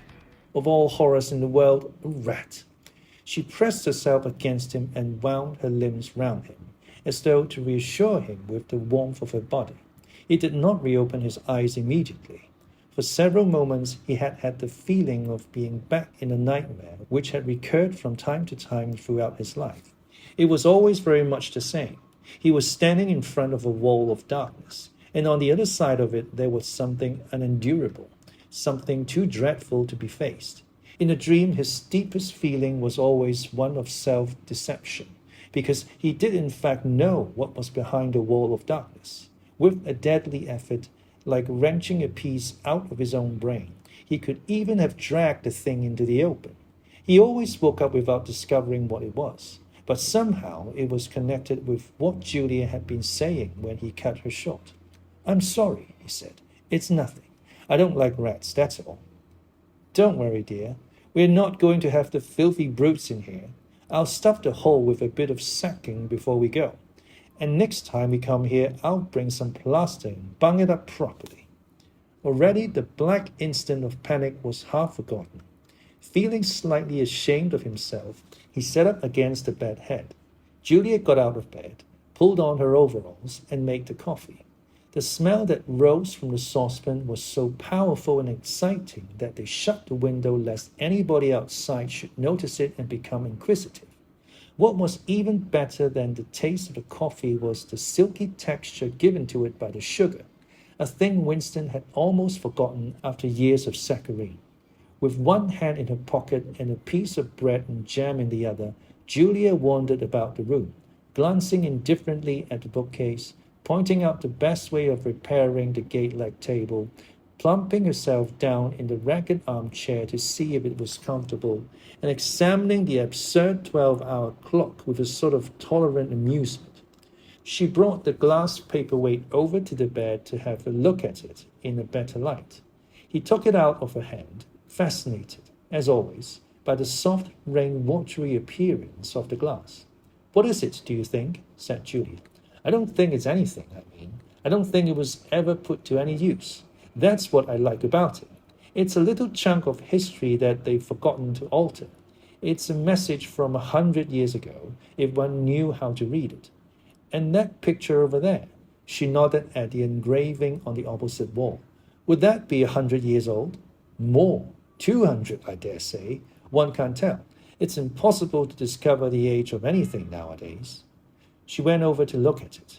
"Here's where that brute stuck his nose out," she said, kicking the wainscoting immediately below the picture. "What is this place? I've seen it before somewhere." "It's a church, or at least it used to be. St. Clement Danes his name was." The fragment of rhyme that Mr. Charrington had taught him came back into his head, and he added half nostalgically, "Oranges and lemons, say the bells of St. Clement's." To his astonishment, she kept the line. "You owe me 3 farthings, say the bells of St. Martin's. When will you pay me? Say the bells of Old Bailey." I can't remember how it goes on after that, but anyway, I remember it ends up, "Here comes a candle to light you to bed. Here comes a chopper to chop off your head." It was like the 2 halves of a countersign, but there must be another line after the bells of Old Bailey. Perhaps it could be dug out of Mr. Charrington's memory, if he were suitably prompted. "Who taught you that?" he said. "My grandfather. He used to say it to me when I was a little girl. He was vaporized when I was 8. At any rate, he disappeared. I wonder what lemon was, she added inconsequently. I've seen oranges. They're a kind of round yellow fruit with a thick skin. I can remember lemons, said Winston. They were quite common in the 50s. They were so sour that it set your teeth on edge even to smell them. I bet that picture's got bugs behind it, said Julia. I'll take it down and give it a good clean someday. I suppose it's almost time we were leaving. I must start washing this paint off. What a bore. I'll get the lipstick off your face afterwards. Winston did not get up for a few minutes more. The room was darkening. He turned over towards the light and lay gazing into the glass paperweight. The inexhaustibly interesting thing was not the fragment of coral, but the interior of the glass itself. There was such a depth of it, and yet it was almost as transparent as air. It was as though the surface of the glass had been the arch of the sky, enclosing a tiny world with its atmosphere complete. He had the feeling that he could get inside it, and that in fact he was inside it, along with the mahogany bed and the gate-leg table, and the clock and the steel engraving and the paperweight itself. The paperweight was the room he was in, and the coral was Julia's life and his own, fixed in a sort of eternity at the heart of the crystal.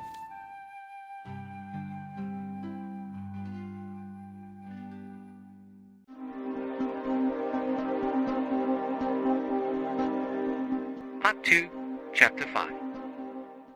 Syme had vanished. The morning came, and he was missing from work. A few thoughtless people commented on his absence. On the next day, nobody mentioned him. On the third day, Winston went into the vestibule of the records department to look at the notice board. One of the notices carried a printed list of the members of the chess committee, of whom Syme had been one. It looked almost exactly as it had looked before. Nothing had been crossed out, but it was one name shorter. It was enough. Syme had ceased to exist. He had never existed. The weather was baking hot. In the labyrinthine ministry, the windowless, air-conditioned rooms kept their normal temperature, but outside the pavement scorched one's feet, and the stench of the tubes at the rush hours was a horror.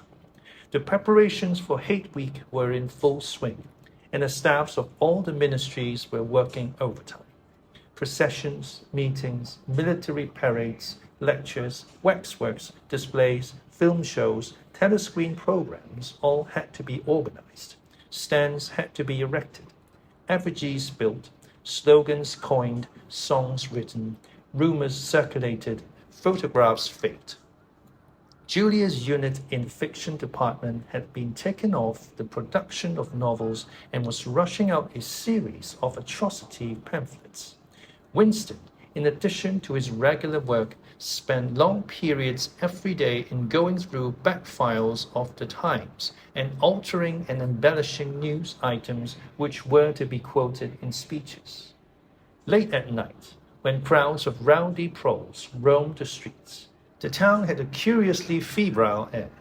The rocket bombs crashed oftener than ever, and sometimes in the far distance there were enormous explosions which no one could explain and about which there were wild rumors. The new tune, which was to be the theme song of Hate Week, had already been composed and was being endlessly plugged on the telescreens.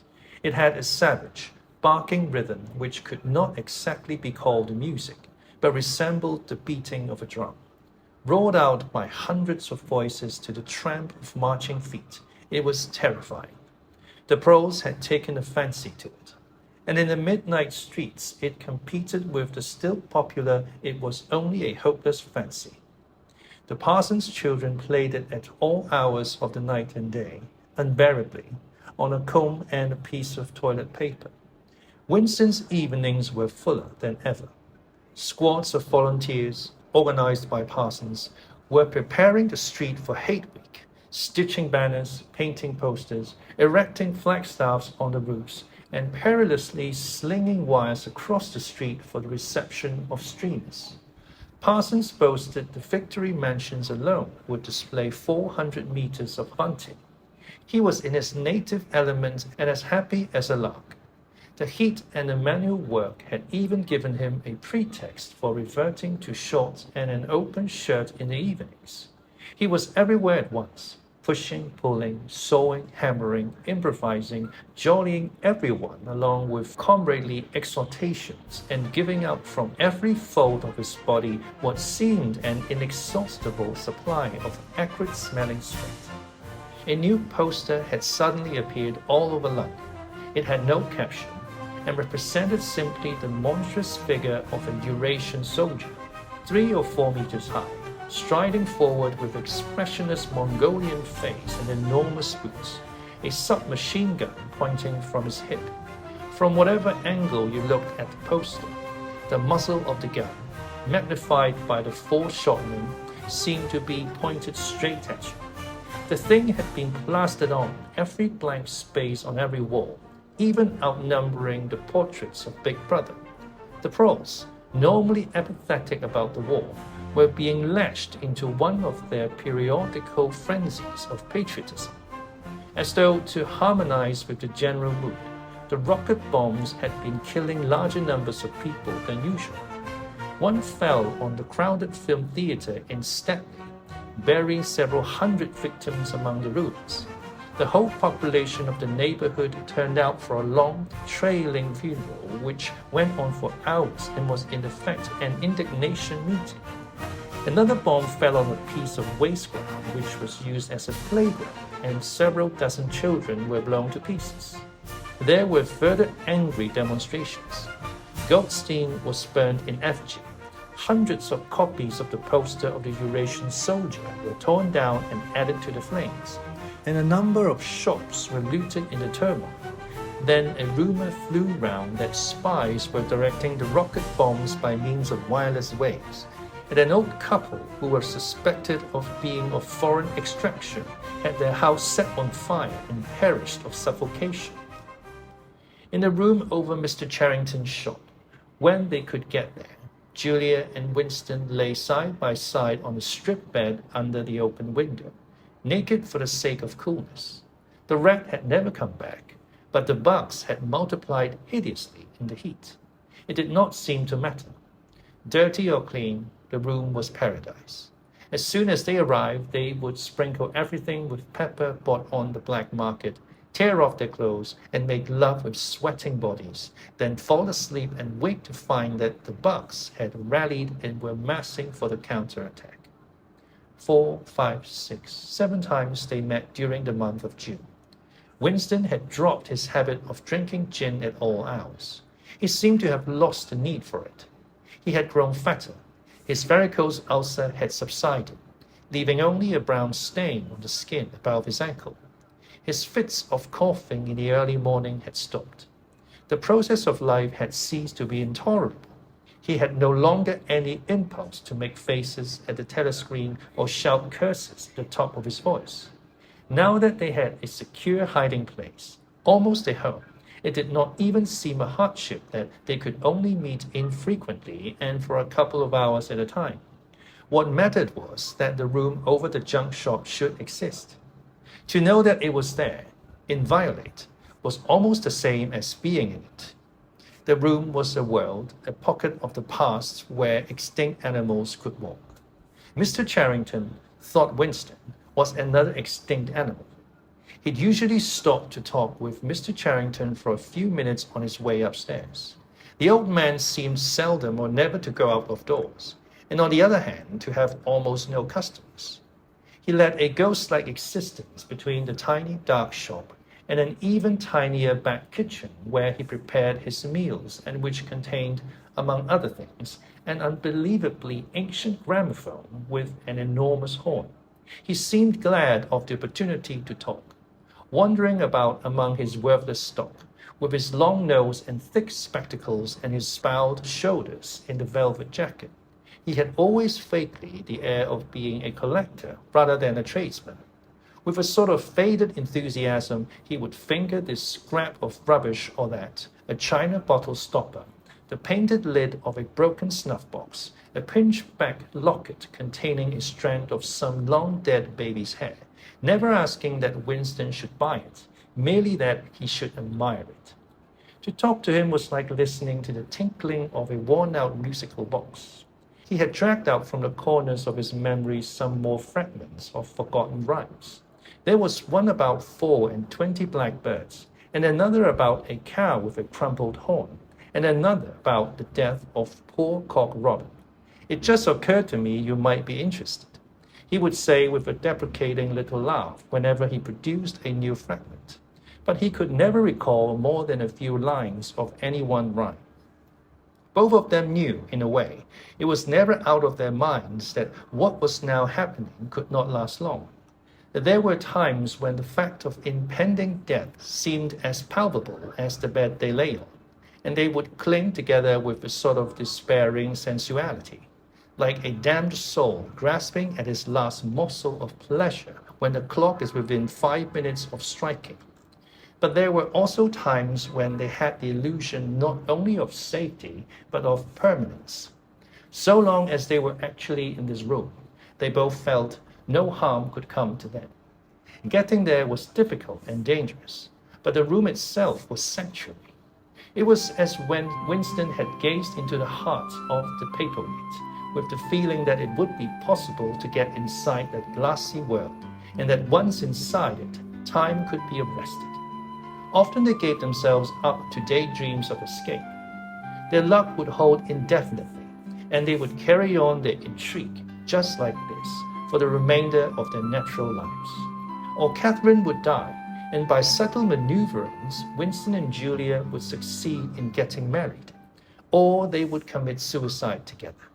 Or they would disappear, alter themselves out of recognition, learn to speak with proletarian accents, get jobs in a factory, and live out their lives undetected in the back street. It was all nonsense, as they both knew. In reality, there was no escape. Even the one plan that was practicable, suicide, they had no intention of carrying out. To hang on from day to day and from week to week, spinning out a present that had no future, seemed an unconquerable instinct, just as one's lungs will always draw the next breath so long as there is air available. Sometimes, too, they talked of engaging in active rebellion against the party, but with no notion of how to take the first step. Even if the fabulous brotherhood was a reality, there still remained the difficulty of finding one's way into it. He told her of the strange intimacy that existed, or seemed to exist, between himself and O'Brien, and of the impulse he sometimes felt, simply to walk into O'Brien's presence, announce that he was the enemy of the party, and demand his help. Curiously enough, this did not strike her as an impossibly rash thing to do. She was used to judging people by their faces, and it seemed natural to her that Winston should believe O'Brien to be trustworthy on the strength of a single flash of the eyes. Moreover, she took it for granted that everyone, or nearly everyone, secretly hated the party and would break the rules if he thought it safe to do so. But she refused to believe that widespread organized opposition existed or could exist. The tales about Goldstein and his underground army, she said, were simply a lot of rubbish which the party had invented for its own purposes and which you had to pretend to believe in. Times beyond number, at party rallies and spontaneous demonstrations, she had shouted at the top of her voice for the execution of people whose names she had never heard and in whose supposed crimes she had not the faintest belief. When public trials were happening, she had taken her place in the detachments from the Youth League who surrounded the courts from morning to night, chanting at intervals, "Death to the traitors." During the 2 minutes hate, she always excelled all others in shouting insults at Goldstein. Yet she had only the dimmest idea of who Goldstein was and what doctrines he was supposed to represent. She had grown up since the Revolution and was too young to remember the ideological battles of the 50s and 60s. Such a thing as an independent political movement was outside her imagination, and in any case, the party was invincible. It would always exist, and it would always be the same. You could only rebel against it by secret disobedience or, at most, by isolated acts of violence such as killing somebody or blowing something up. In some ways, she was far more acute than Winston, and far less susceptible to party propaganda. Once when he happened in some connection to mention the war against Eurasia, she startled him by saying casually that in her opinion the war was not happening. The rocket bombs which fell daily on London were probably fired by the government of Oceania itself, just to keep people frightened. This was an idea that had literally never occurred to him. She also stirred a sort of envy in him by telling him that during the 2 minutes hate, her great difficulty was to avoid bursting out laughing. But she only questioned the teachings of the party when they in some way touched upon her own life. Often she was ready to accept the official mythology, simply because the difference between truth and falsehood did not seem important to her. She believed, for instance, having learned it at school, that the party had invented aeroplanes. And when he told her that aeroplanes had been in existence before he was born and long before the revolution, the fact struck her as totally uninteresting. After all, what did it matter who had invented aeroplanes? It was rather more of a shock to him when he discovered from some chance remark that she did not remember that Oceania, 4 years ago, had been at war with East Asia and at peace with Eurasia. It was true that she regarded the whole war as a sham, but apparently she had not even noticed that the name of the enemy had changed. I thought we'd always been at war with Eurasia, she said vaguely. It frightened him a little. The invention of aeroplanes dated from long before her birth, but the switchover in the war had happened only 4 years ago, well after she was grown up. He argued with her about it for perhaps a quarter of an hour. In the end, he succeeded in forcing her memory back until she did dimly recall that at one time, East Asia and not Eurasia had been the enemy. But the issue still struck her as unimportant. Who cares? She said impatiently. It's always one bloody war after another, and one knows the news is all lies anyway. Sometimes he talked to her of the records department and the impudent forgeries that he committed there. Such things did not appear to horrify her. She did not feel the abyss opening beneath her feet at the thought of lies becoming truths. He told her the story of Jones, Aronson, and Rutherford, and the momentous slip of paper which he had once held between his fingers. It did not make much impression on her. At first, indeed, she failed to grasp the point of the story. Were they friends of yours? She said. No, I never knew them. They were inner party members. Besides, they were far older men than I was. They belonged to the old days, before the revolution. I barely knew them by sight. Then what was there to worry about? People are being killed off all the time, aren't they? He tried to make her understand. This was an exceptional case. It wasn't just a question of somebody being killed. Do you realize that the past, starting from yesterday, has been actually abolished? If it survives anywhere, it's in a few solid objects with no words attached to them, like that lump of glass there. Already we know almost literally nothing about the revolution and the years before the revolution. Every record has been destroyed or falsified. Every book has been rewritten. Every picture has been repainted. Every statue in street and building has been renamed. Every date has been altered. And that process is continuing day by day and minute by minute. History has stopped. Nothing exists except an endless present in which the party is always right. I know, of course, that the past is falsified, but it would never be possible for me to prove it, even when I did the falsification myself. After the thing is done, no evidence ever remains. The only evidence is inside my own mind, and I don't know with any certainty that any other human being shares my memories. Just in that one instance, in my whole life, I did possess actual concrete evidence after the event, years after it. And what good was that? It was no good, because I threw it away a few minutes later. But if the same thing happened today, I should keep it. Well, I wouldn't, said Julian. I'm quite ready to take risks, but only for something worthwhile, not for bits of old newspaper. What could you have done with it, even if you had kept it? Not much, perhaps, but it was evidence. It might have planted a few doubts here and there, supposing that I dared to show it to anybody.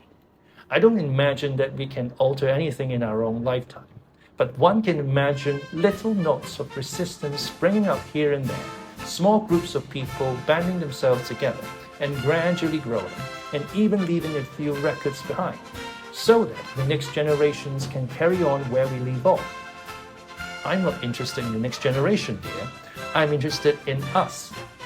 You're only a rebel from the waist downwards, he told her. She thought this brilliantly witty and flung her arms around him in delight.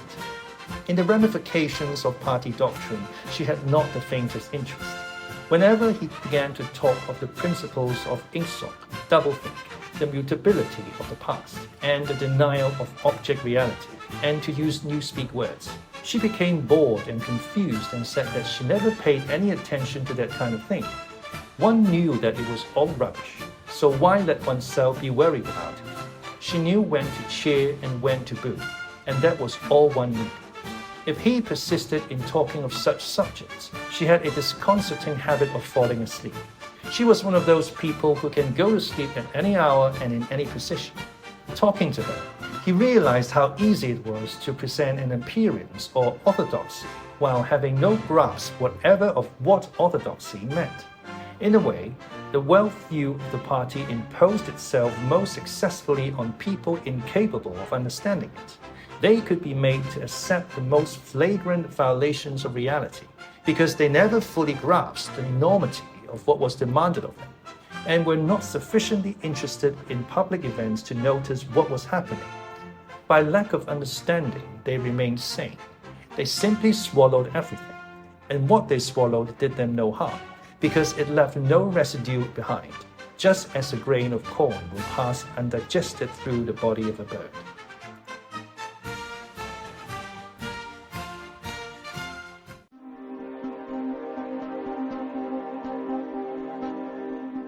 Part 2, Chapter 6. It had happened at last. The expected message had come. All his life, it seemed to him, he had been waiting for this to happen.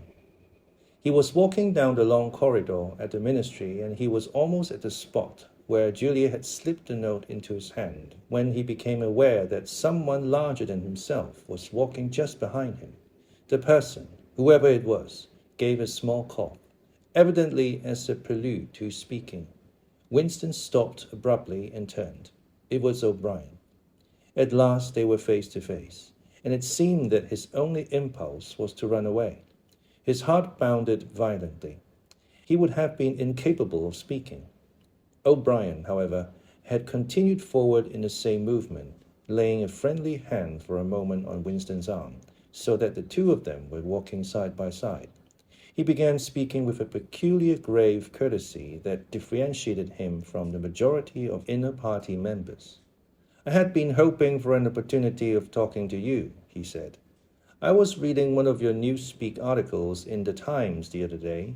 You take a scholarly interest in Newspeak, I believe." Winston had recovered part of his self-possession. "Hardly scholarly," he said. "I'm only an amateur. It's not my subject. I've never had anything to do with the actual construction of the language." "But you write it very elegantly," said O'Brien. "That is not only my own opinion. I was talking recently to a friend of yours who is certainly an expert. His name has slipped my memory for the moment." Again, Winston's heart stirred painfully. It was inconceivable that this was anything other than a reference to Syme. But Syme was not only dead, he was abolished, an unperson.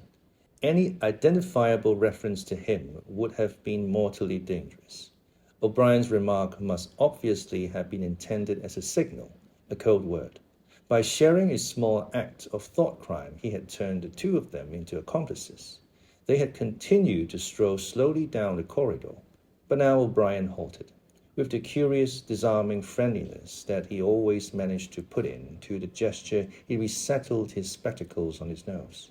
Then he went on. "What I had really intended to say was that in your article I noticed you had used two words which have become obsolete, but they have only become so very recently. Have you seen the 10th edition of the Newspeak Dictionary?" "No," said Winston. "I didn't think it had been issued yet.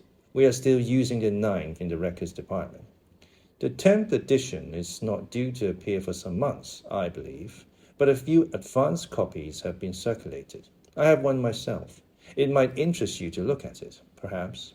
Very much so, said Winston, immediately seeing where this tended. Some of the new developments are most ingenious. The reduction in the number of verbs, that is the point that will appeal to you, I think. Let me see. Shall I send a messenger to you with the dictionary? But I am afraid I invariably forget anything of that kind. Perhaps you could pick it up at my flat at some time that suited you. Wait, let me give you my address. They were standing in front of a telescreen. Somewhat absent-mindedly, O'Brien felt two of his pockets and then produced a small leather-covered notebook and a gold ink pencil. Immediately beneath the telescreen, in such a position that anyone who was watching at the other end of the instrument could read what he was writing, he scribbled an address, tore out the page, and handed it to Winston. I am usually at home in the evenings, he said. If not, my servant will give you a dictionary. He was gone, leaving Winston holding the scrap of paper, which this time there was no need to conceal. Nevertheless, he carefully memorized what was written on it, and some hours later dropped it into the memory hole along with a mass of other papers. They had been talking to one another for a couple of minutes at the most. There was only one meaning that the episode could possibly have. It had been contrived as a way of letting Winston know O'Brien's address. This was necessary because except by direct inquiry, it was never possible to discover where anyone lived. There were no directories of any kind. If you ever want to see me, this is where I can be found, was what O'Brien had been saying to him. Perhaps there would even be a message concealed somewhere in the dictionary. But at any rate, one thing was certain. The conspiracy that he had dreamed of did exist, and he had reached the outer edges of it. He knew that sooner or later he would obey O'Brien's summons. Perhaps tomorrow, perhaps after a long delay, he was not certain. What was happening was only the working out of a process that had started years ago. The first step had been a secret, involuntary thought. The second had been the opening of the diary. He had moved from thoughts to words, and now from words to actions. The last step was something that would happen in the Ministry of Law. He had accepted it. The end was contained in the beginning. But it was frightening, or more exactly, it was like a foretaste of death, like being a little less alive. Even while he was speaking to O'Brien, when the meaning of the words had sunk in, a chilly, shuddering feeling had taken possession of his body. He had the sensation of stepping into the dampness of a grave, and it was not much better because he had always known that the grave was there and waiting for him.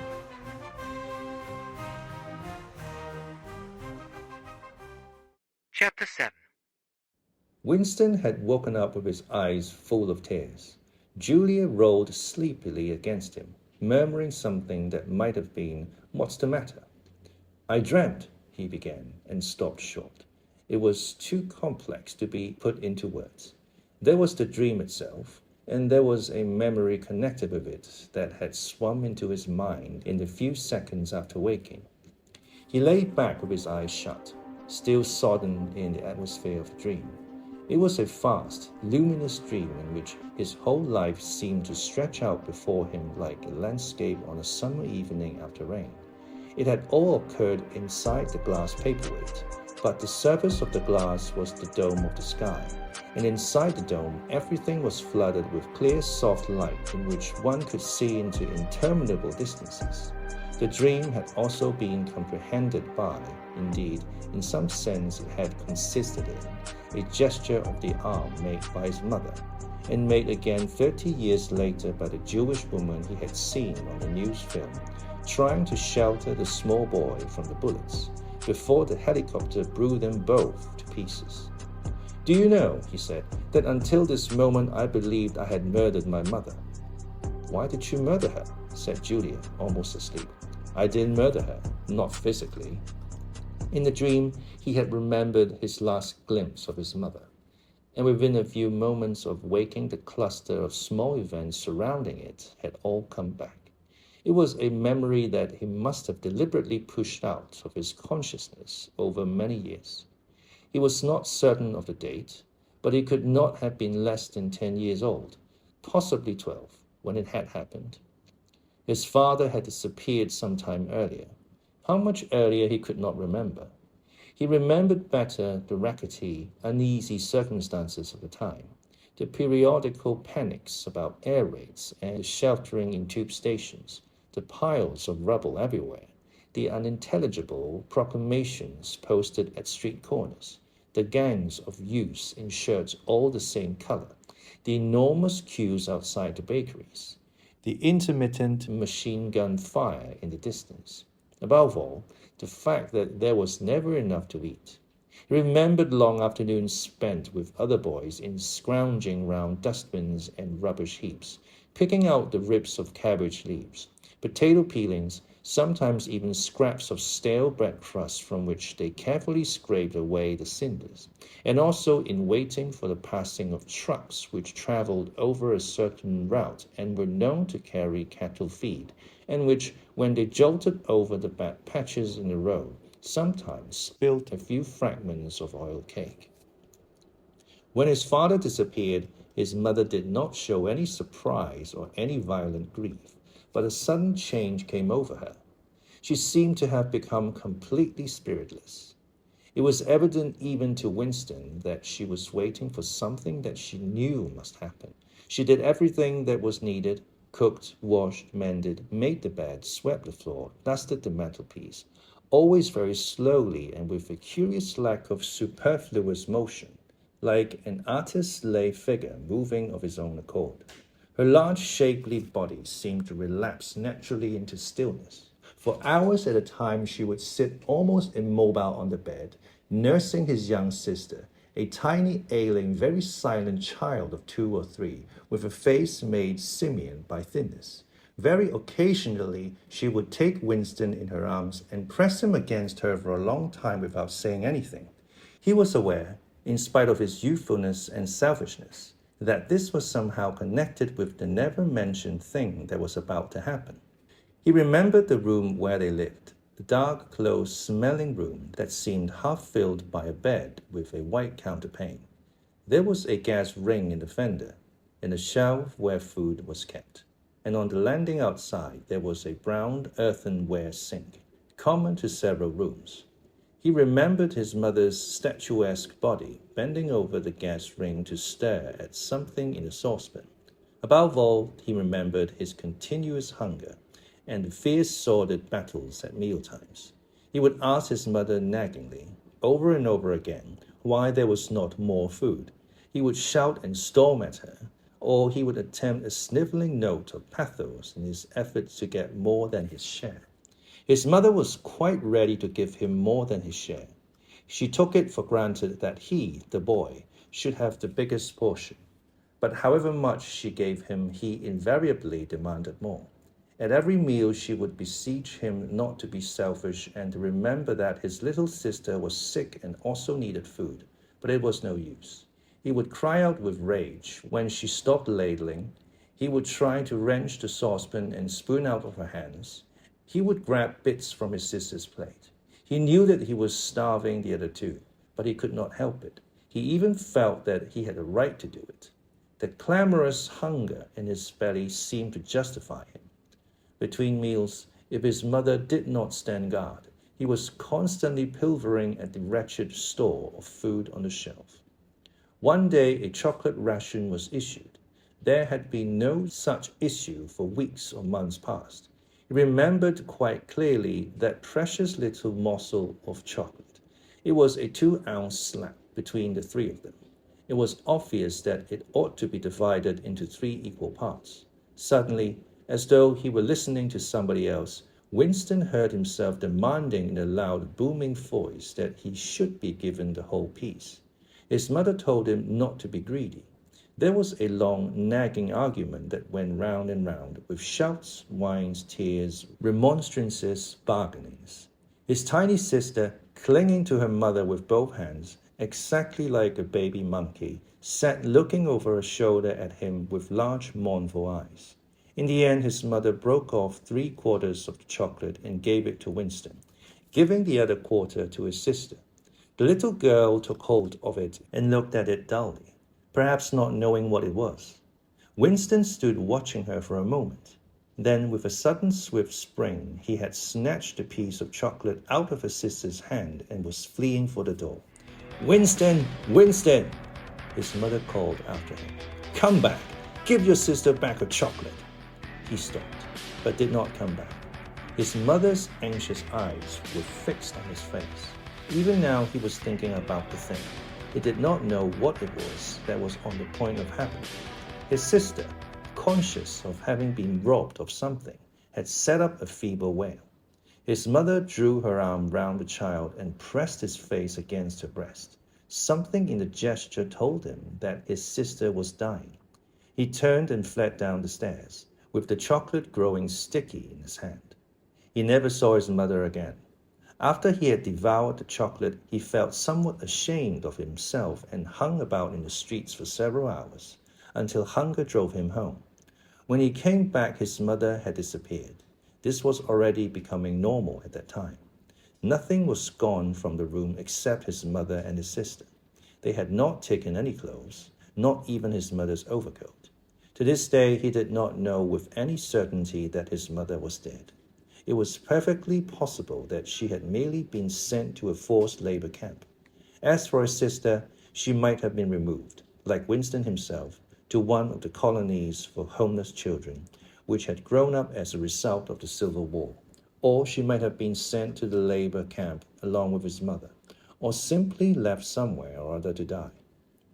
The dream was still vivid in his mind, especially the enveloping, protecting gesture of the arm in which its whole meaning seemed to be contained. His mind went back to another dream of 2 months ago, exactly as his mother had sat on the dingy, white-quilted bed, with the child clinging to her. So she had sat in the sunken ship, far underneath him, and drowning deeper every minute, but still looking up at him through the darkening water. He told Juliet the story of his mother's disappearance. Without opening her eyes, she rolled over and settled herself into a more comfortable position. "I expect you were a beastly little swine in those days," she said indistinctly. "All children are swine." "Yes, but the real point of the story..." For her breathing, it was evident that she was going off to sleep again. He would have liked to continue talking about his mother. He did not suppose, from what he could remember of her, that she had been an unusual woman, still less an intelligent one, and yet she had possessed a kind of nobility, a kind of purity, simply because the standards that she obeyed were private ones. Her feelings were her own, and could not be altered from outside. It would not have occurred to her that an action which is ineffectual thereby becomes meaningless. If you loved someone, you loved him, and when you had nothing else to give, you still gave him love. When the last of the chocolate was gone, his mother had clasped the child in her arms. It was no use. It changed nothing. It did not produce more chocolate. It did not avert the child's death or her own. But it seemed natural to her to do it. The refugee woman in the boat had also covered the little boy with her arm, which was no more use against the bullets than a sheet of paper.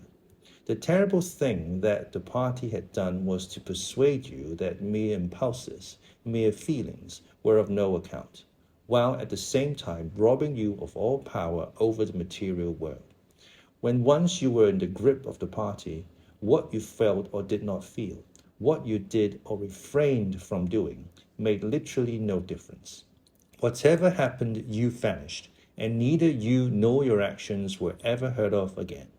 You were lifted clean out of the stream of history, and yet to the people of only 2 generations ago, this would not have seemed all important, because they were not attempting to alter history. They were governed by private loyalties which they did not question. What mattered were individual relationships, and a completely helpless gesture, an embrace, a tear, a word spoken to a dying man, could have value in itself. The proles, it suddenly occurred to him, had remained in this condition. They were not loyal to a party or a country or an idea. They were loyal to one another. For the first time in his life, he did not despise the proles or think of them merely as an inert force which would one day spring to life and generate the world. The proles had stayed human. They had not become hardened inside. They had held on to the primitive emotions which he himself had to relearn by conscious effort. And in thinking this, he remembered, without apparent relevance, how a few weeks ago he had seen a severed hand lying on the pavement and had kicked it into the gutter as though it had been a cabbage stalk. The pros are human beings, he said aloud. We are not human. Why not? Said Julia, who had woken up again. He thought for a little while. Has it ever occurred to you, he said, that the best thing for us to do would be simply to walk out of here before it's too late and never see each other again? Yes, dear, it has occurred to me several times, but I'm not going to do it all the same. We've been lucky, he said, but it can't last much longer. You're young. You look normal and innocent. If you keep clear of people like me, you might stay alive for another 50 years. No, I've thought it all out. What you do, I'm going to do. And don't be too downhearted. I'm rather good at staying alive. We may be together for another 6 months, a year. There's no knowing. At the end, we're certain to be apart. Do you realize how utterly alone we shall be?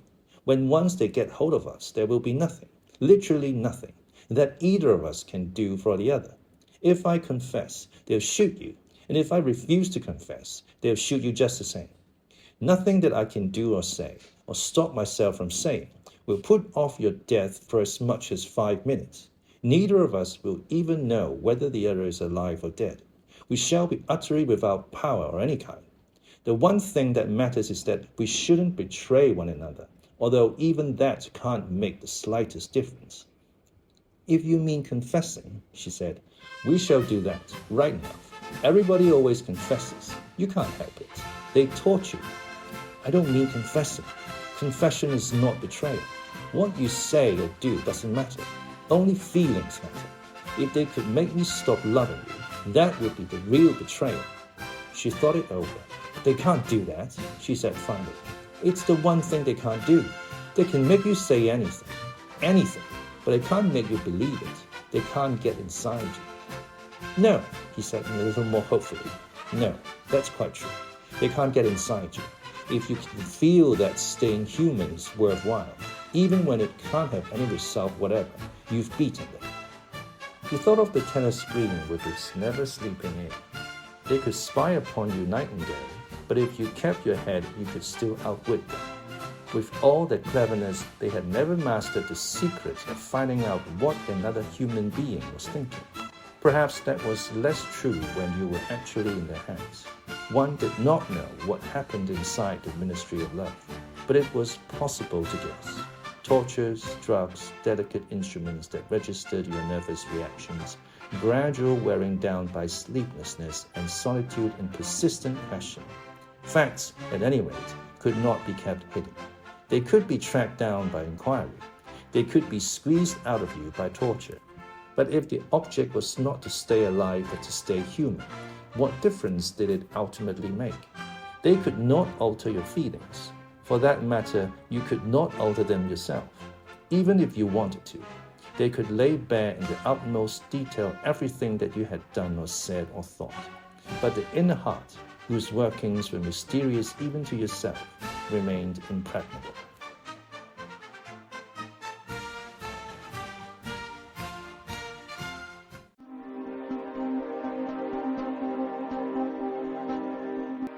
Part 2, Chapter 8. They had done it. They had done it at last. The room they were standing in was long-shaped and softly lit. The telescreen was dimmed to a low murmur. The richness of the dark blue carpet gave one the impression of treading on velvet. At the far end of the room, O'Brien was sitting at a table under a green-shaded lamp, with a mass of papers on either side of him. He had not bothered to look up when the servant showed Julia and Winston in. Winston's heart was thumping so hard that he doubted whether he would be able to speak. They had done it. They had done it at last, was all he could think. It had been a rash act to come here at all, and sheer folly to arrive together, though it was true that they had come by different routes and only met on O'Brien's doorstep. But merely to walk into such a place needed an effort of the nerve. It was only on very rare occasions that one saw inside the dwelling places of the inner party, or even penetrated into the quarter of the town where they lived. The whole atmosphere of the huge block of flats, the richness and spaciousness of everything, the unfamiliar smells of good food and good tobacco, the silent and incredibly rapid lips sliding up and down, the white-jacketed servants hurrying to and fro. Everything was intimidating. Although he had a good pretext for coming here, he was haunted at every step by the fear that a black uniformed guard would suddenly appear from round the corner, demand his papers, and order him to get out. O'Brien's servant, however, had admitted the two of them without demur. He was a small, dark-haired man in a white jacket, with a diamond-shaped, completely expressionless face which might have been that of a Chinese. The passage down which he led them was softly carpeted, with cream-papered walls and white wainscoting, all exquisitely clean. That too was intimidating. Winston could not remember ever to have seen a passageway whose walls were not grimy from the contact of human bodies. O'Brien had a slip of paper between his fingers and seemed to be studying it intently. His heavy face, bent down so that one could see the line of the nose, looked both formidable and intelligent. For perhaps 20 seconds he sat without stirring. Then he pulled the speak right towards him and rapped out a message in the hybrid jargon of the ministries. Items 1,5, 7 approved full-wise. Stop suggestion contained item 6 double plus ridiculous. Virgin crime think cancel stop unproceed construction-wise. End getting plus full estimates machinery overhead stop end message. He rose deliberately from his chair and came towards them across the soundless carpet. A little of the official atmosphere seemed to have fallen away from him with the newspeak words, but his expression was grimmer than usual, as though he were not pleased at being disturbed.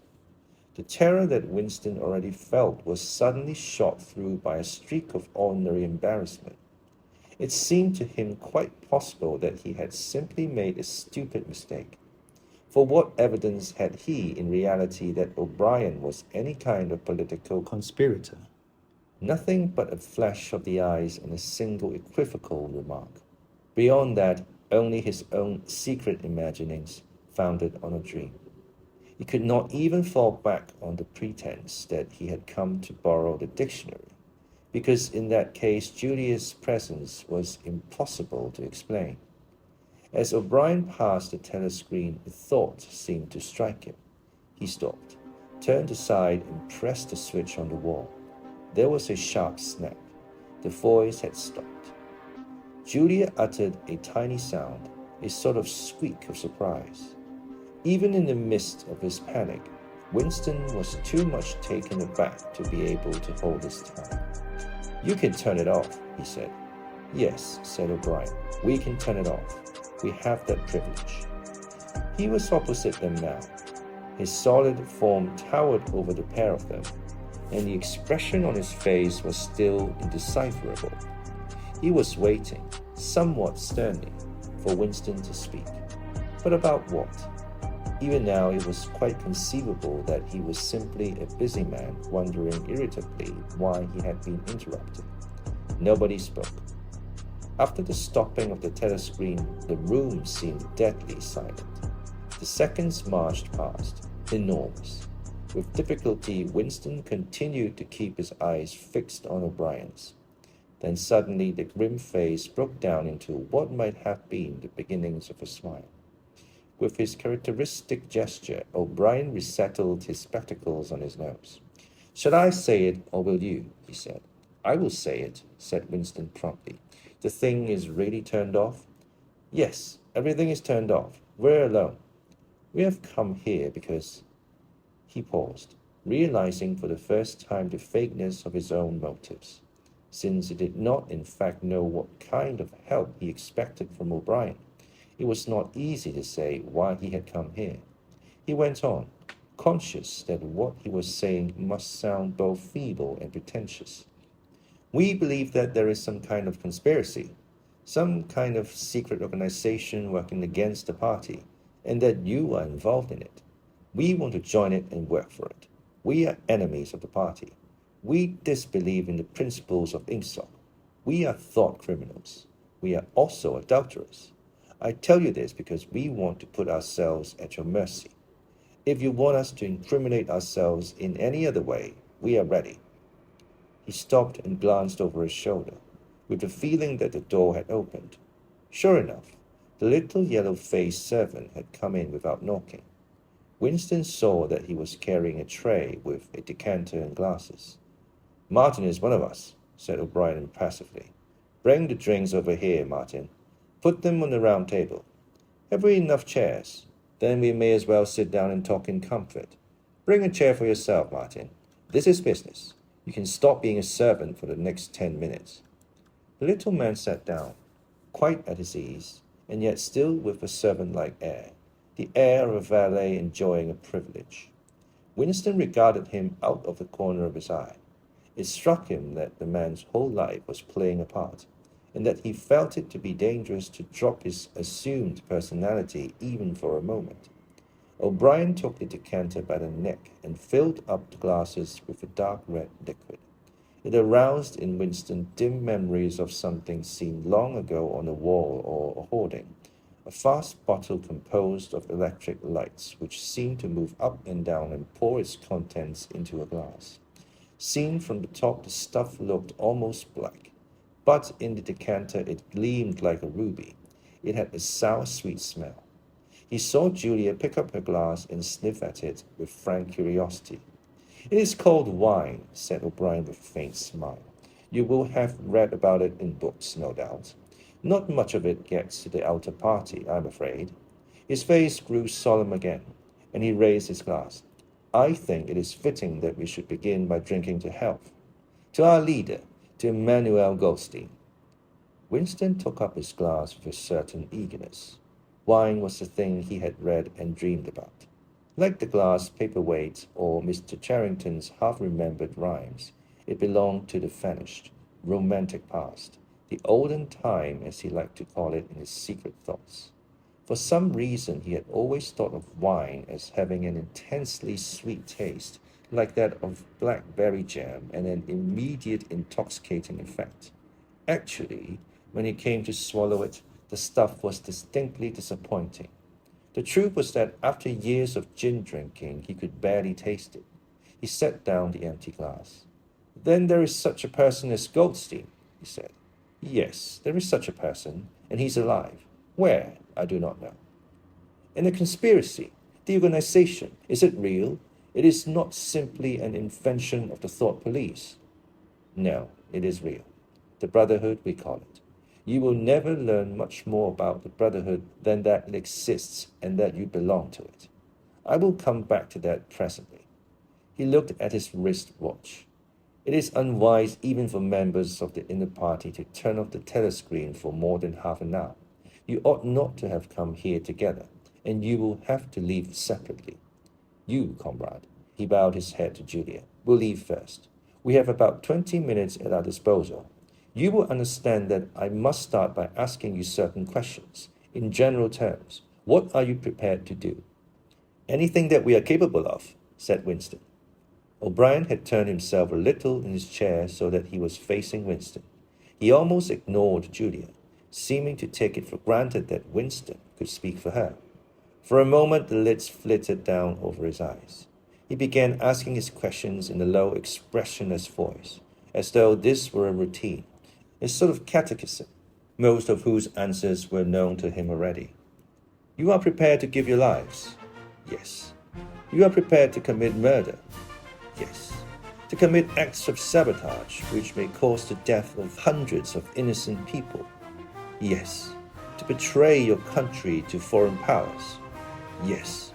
"You are prepared to cheat, to forge, to blackmail, to corrupt the minds of children, to distribute habit-forming drugs, to encourage prostitution, to disseminate venereal diseases, to do anything which is likely to cause demoralization and weaken the power of the party?"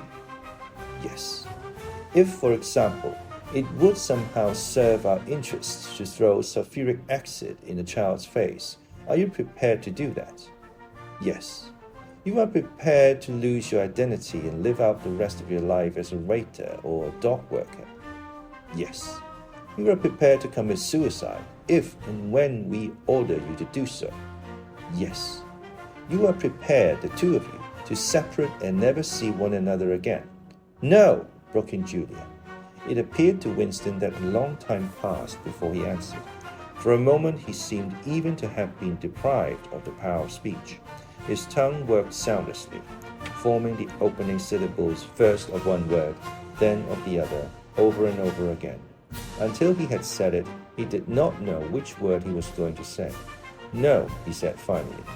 You did well to tell me, said O'Brien. It is necessary for us to know everything.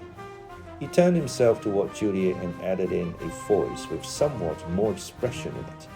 Do you understand that even if he survives, it may be as a different person? We may be obliged to give him a new identity. His face, his movements, the shape of his hands, the color of his hair, even his voice would be different. And you yourself might become a different person. Our surgeons can alter people beyond recognition. Sometimes it is necessary. Sometimes we even amputate a limb. Winston could not help snatching another sidelong glance at Martin's Mongolian face. There were no scars that he could see. Julia had turned a shade paler, so that her freckles were showing, but she faced O'Brien boldly. She murmured something that seemed to be assent. Good, then that is settled. There was a silver box of cigarettes on the table. With a rather absent-minded air, O'Brien pushed them towards the others, took one himself, then stood up and began to pace slowly to and fro, as though he could think better standing. They were very good cigarettes, very thick and well-packed, with an unfamiliar silkiness in the paper. O'Brien looked at his wristwatch again. You had better go back to your pantry, Martin, he said. I shall switch on in a quarter of an hour. Take a good look at these comrades' faces before you go. You will be seeing them again. I may not.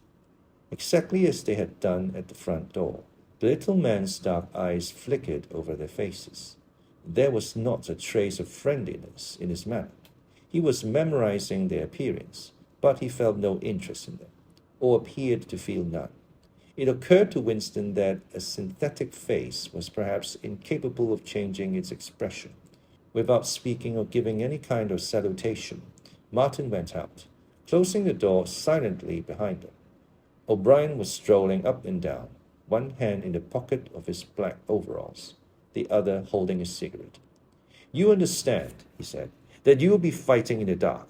You will always be in the dark. You will receive orders and you will obey them without knowing why.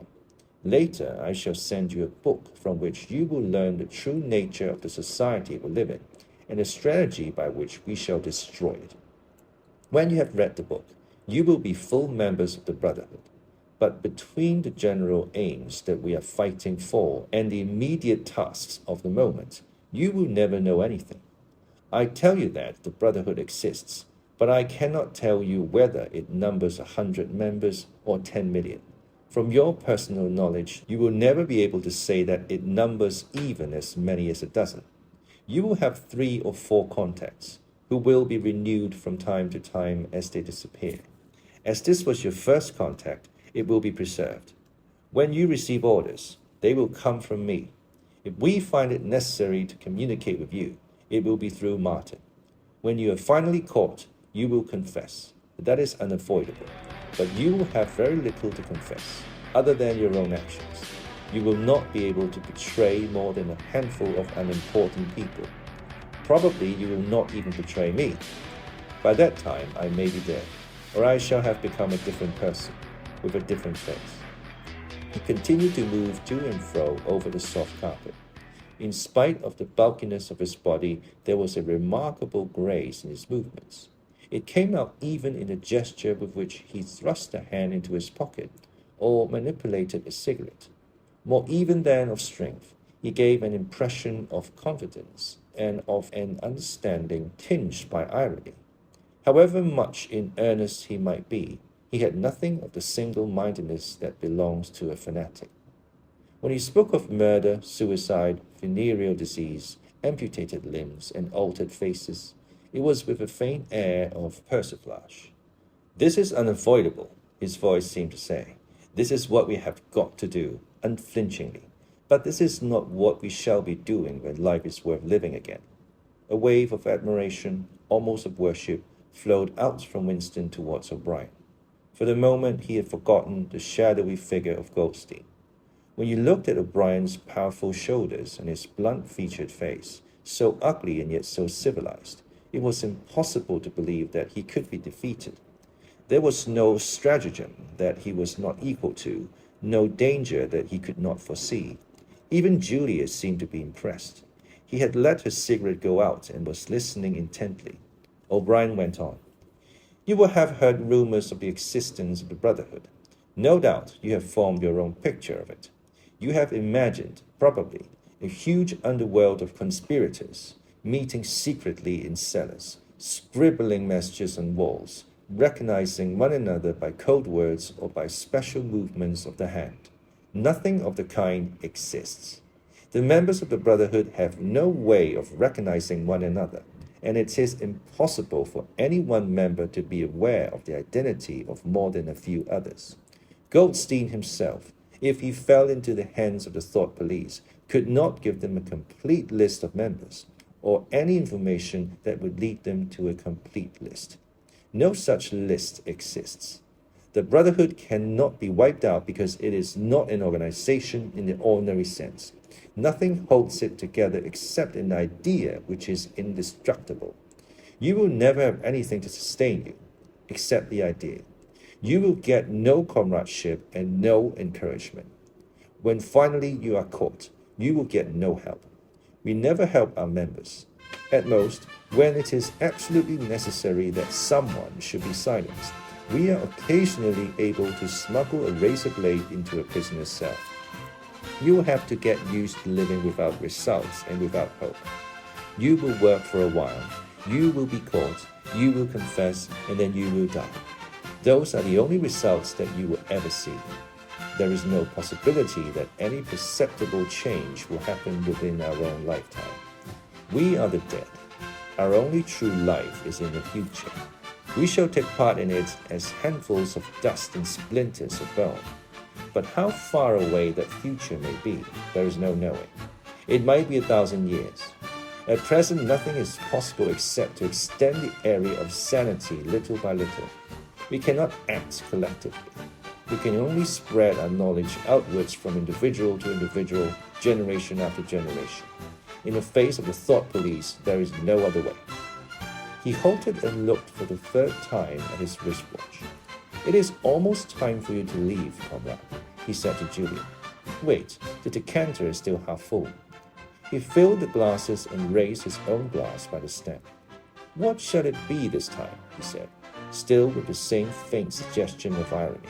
"To the confusion of the thought police, to the death of Big Brother, to humanity, to the future." "To the past," said Winston. "The past is more important," agreed O'Brien gravely. They emptied their glasses, and a moment later Julia stood up to go. O'Brien took a small box from the top of a cabinet and handed her a flat white tablet, which he told her to place on her tongue.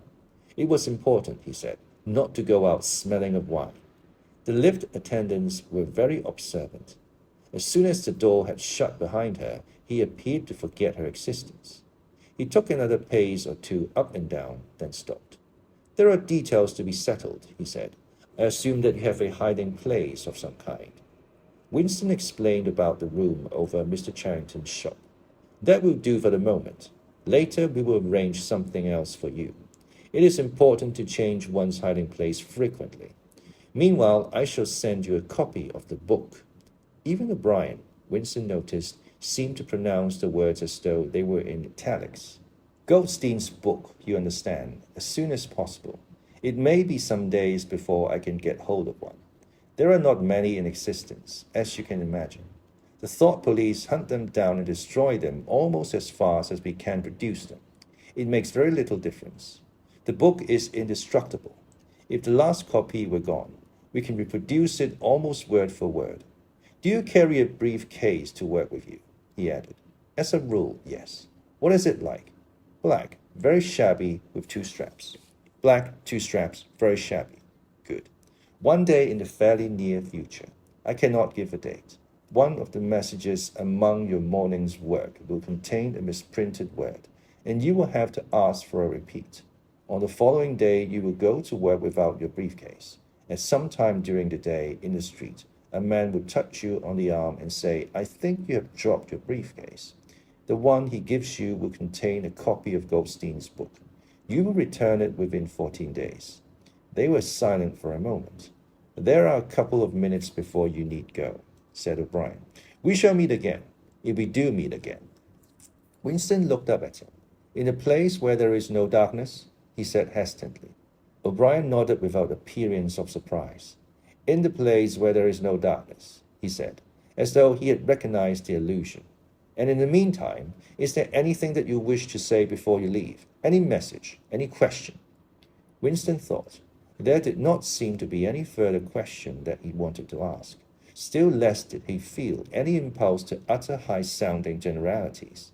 Instead of anything directly connected with O'Brien or the Brotherhood, there came into his mind a sort of composite picture of the dark bedroom where his mother had spent her last days, and the little room over Mr. Charrington's shop, and a glass paperweight, and a steel engraving in its rosewood frame. Almost at random, he said, Did you ever happen to hear an old rhyme that begins, Oranges and lemons, say the bells of St. Clement's? Again O'Brien nodded. With a sort of grave courtesy, he completed the stanza. Oranges and lemons, say the bells of St. Clement's.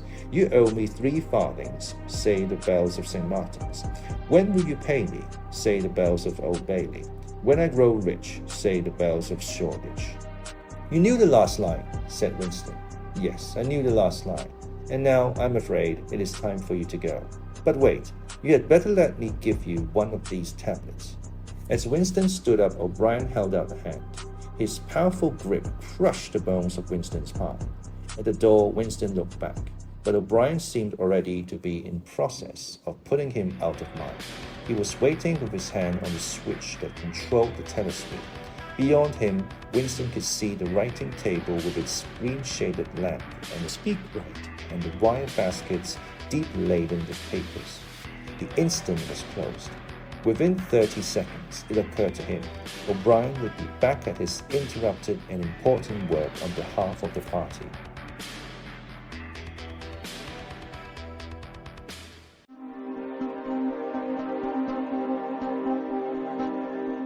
Part 2, Chapter 9. Winston was gelatinous with fatigue. Gelatinous was the right word. It had come into his head spontaneously. His body seemed to have not only the weakness of a jelly, but its translucency. He felt that if he held up his hand, he would be able to see the light through it. All the blood and lymph had been drained out of him by an enormous debauch of work, leaving only a frail structure of nerves, bones, and skin. All sensations seemed to be magnified. His overalls fretted his shoulders. The pavement tickled his feet. Even the opening and closing of a hand was an effort that made his joints creak.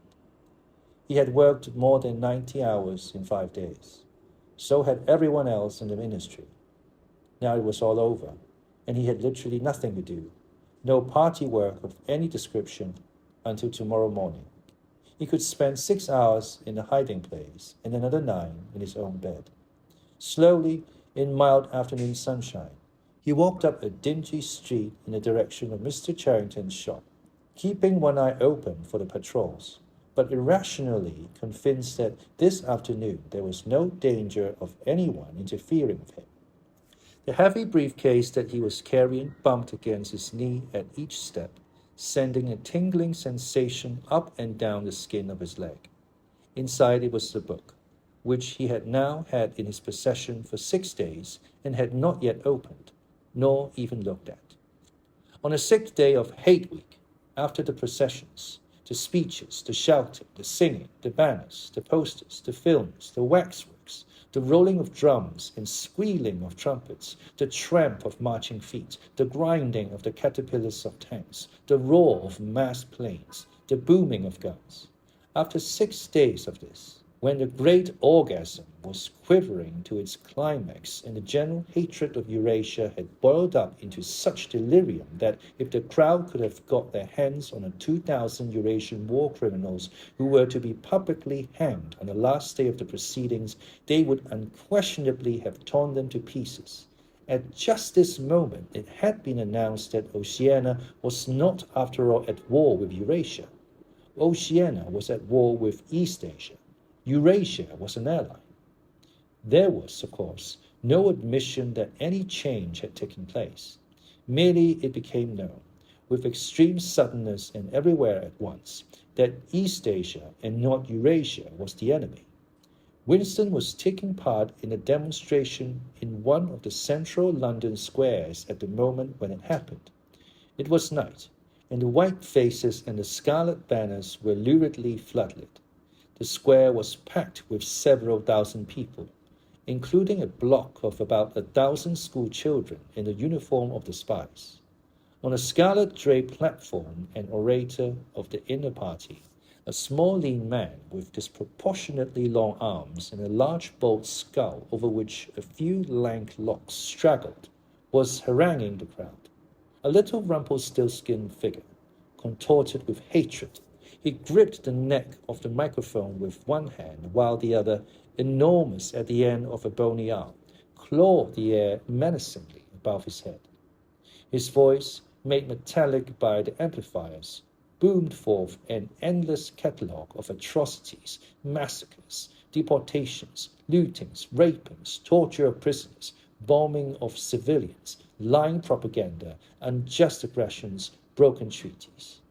It was almost impossible to listen to him without being first convinced and then maddened. At every few moments, the fury of the crowd boiled over, and the voice of the speaker was drowned by a wild beast-like roaring that rose uncontrollably from thousands of throats. The most savage yells of all came from the school children. The speech had been proceeding for perhaps 20 minutes when a messenger hurried on to the platform, and a scrap of paper was slipped into the speaker's hand. He unrolled and read it without pausing in his speech.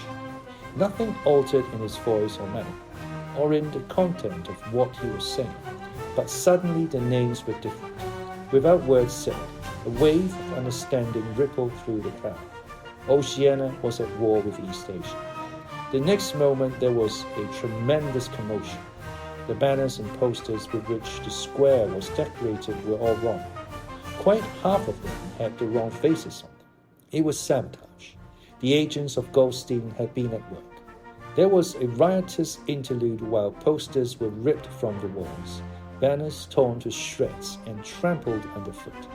The spies performed prodigies of activity in clambering over the rooftops and cutting the streamers that fluttered from the chimneys.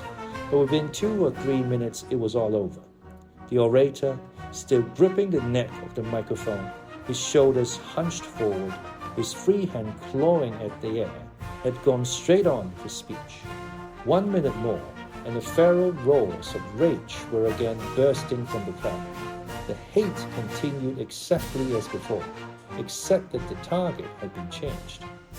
The thing that impressed Winston in looking back was that the speaker had switched from one line to the other actually in mid-sentence, not only without a pause, but without even breaking in syntax. But at the moment he had other things to preoccupy him.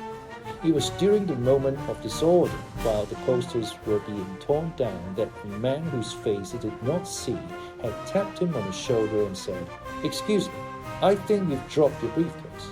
He took the briefcase abstractedly, without speaking. He knew that it would be days before he had an opportunity to look inside it. The instant that the demonstration was over, he went straight to the Ministry of Truth, though the time was now nearly 23 hours.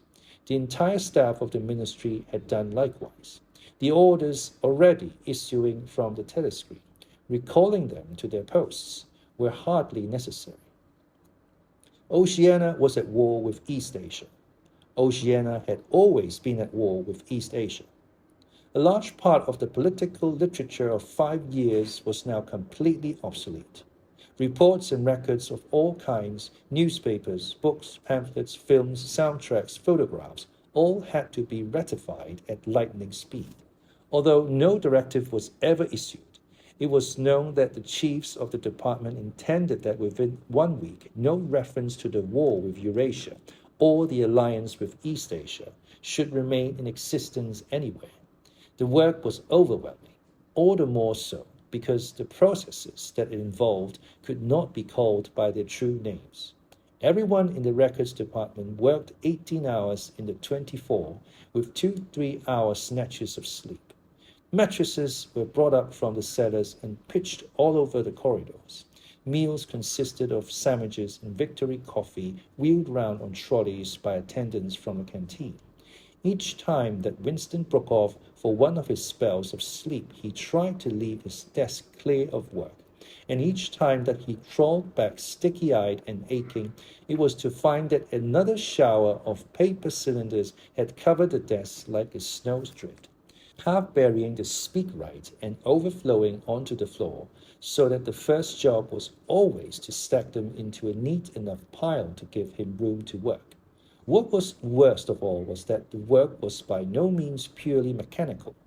Often it was enough merely to substitute one name for another, but any detailed report of events demanded care and imagination. Even the geographical knowledge that one needed in transferring the war from one part of the world to another was considerable.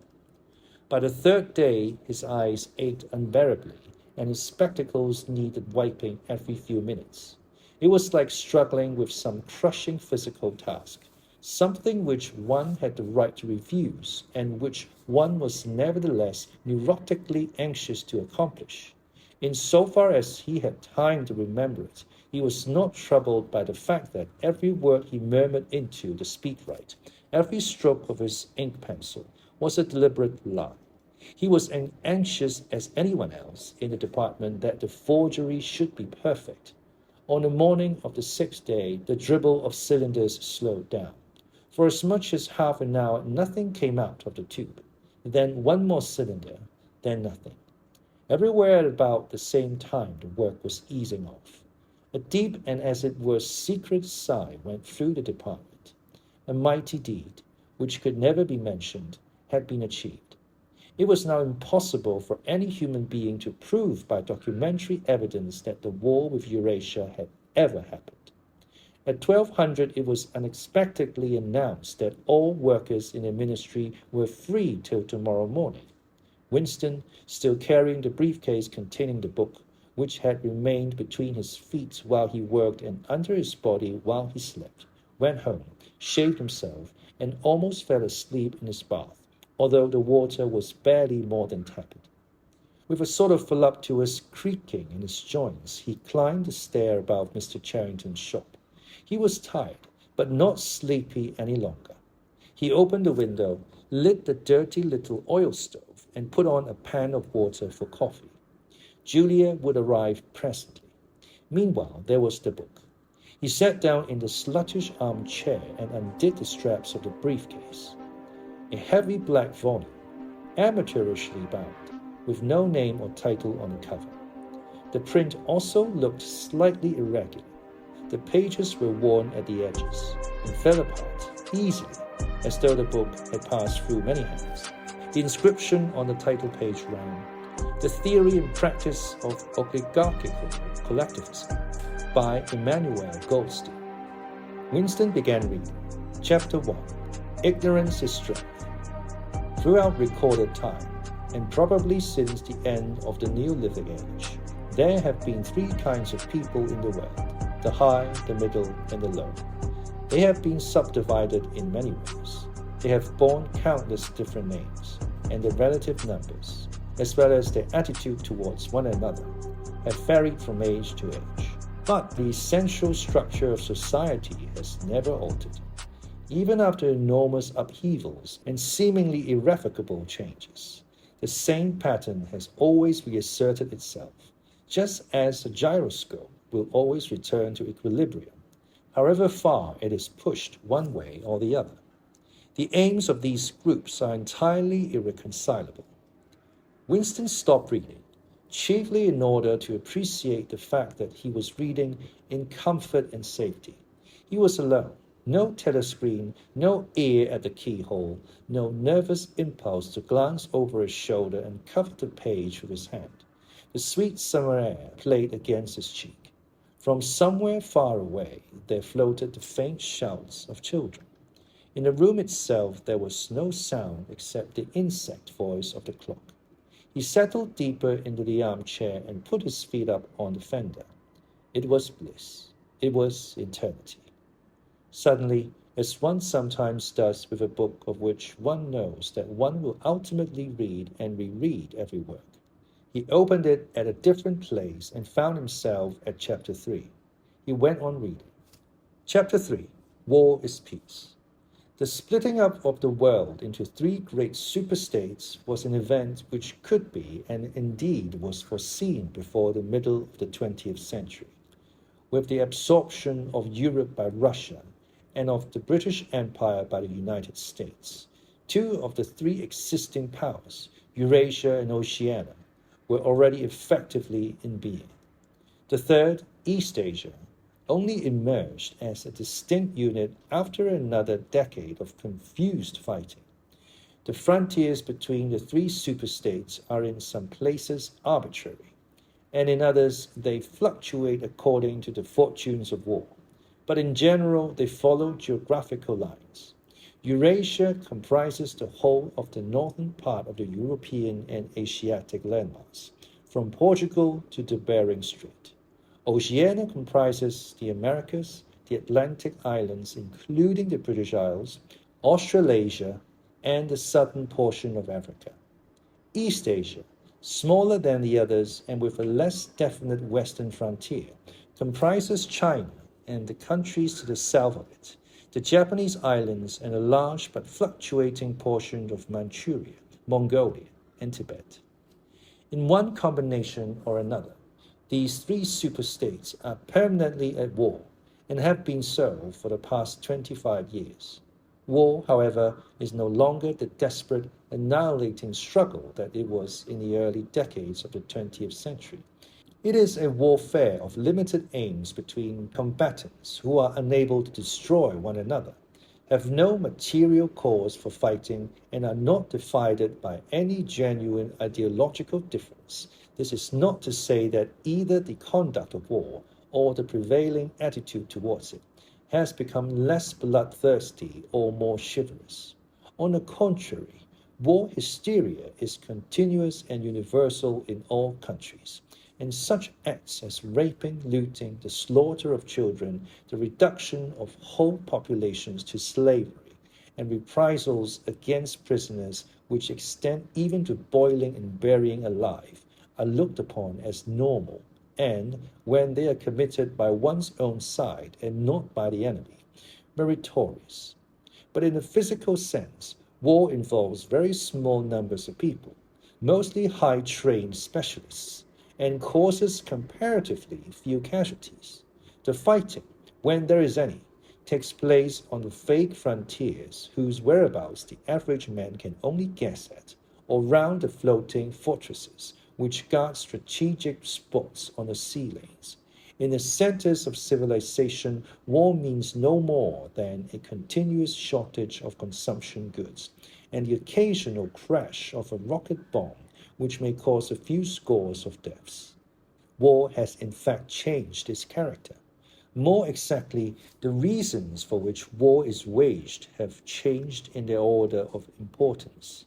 Motives which were already present to some small extent in the great wars of the early 20th century have now become dominant and are consciously recognized and acted upon. To understand the nature of the present war, for in spite of the regrouping which occurs every few years, it is always the same war. One must realize in the first place that it is impossible for it to be decisive. None of the three superstates could be definitely conquered, even by the other two in combination. They are too evenly matched, and their natural defenses are too formidable.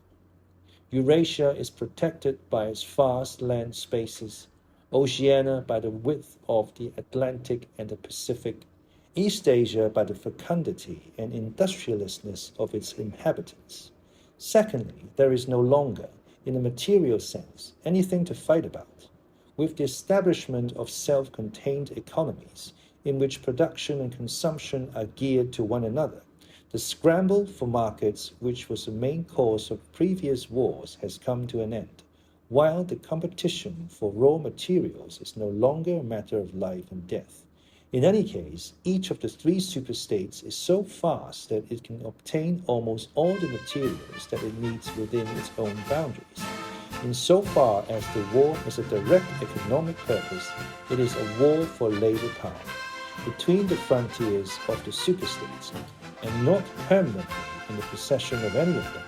There lies a rough quadrilateral with its corners at Tangier, Brazzaville, Darwin, and Hong Kong, containing within it about a fifth of the population of the earth. It is for the possession of these thickly populated regions and of the northern iceberg that the three powers are constantly struggling. In practice, no one power ever controls the whole of the disputed area. Portions of it are constantly changing hands, and it is the chance of seizing this or that fragment by a sudden stroke of treachery that indicates the endless changes of alignment. All of the disputed territories contain valuable minerals, and some of them yield important vegetable products such as rubber, which in colder climates it is necessary to synthesize by comparatively expensive methods. But above all, they contain a bottomless reserve of cheap labor. Whichever power controls Equatorial Africa, or the countries of the Middle East, or southern India, or the Indonesian archipelago, disposes also of the bodies of scores or hundreds of millions of ill-paid and hard-working coolies. The inhabitants of these areas, reduced more or less openly to the status of slaves, pass continually from conqueror to conqueror, and are expended like so much coal or oil in the race to turn out more armaments, to capture more territory, to control more labor power, to turn out more armaments, to capture more territory, and so on indefinitely. It should be noted that the fighting never really moves beyond the edges of the disputed areas.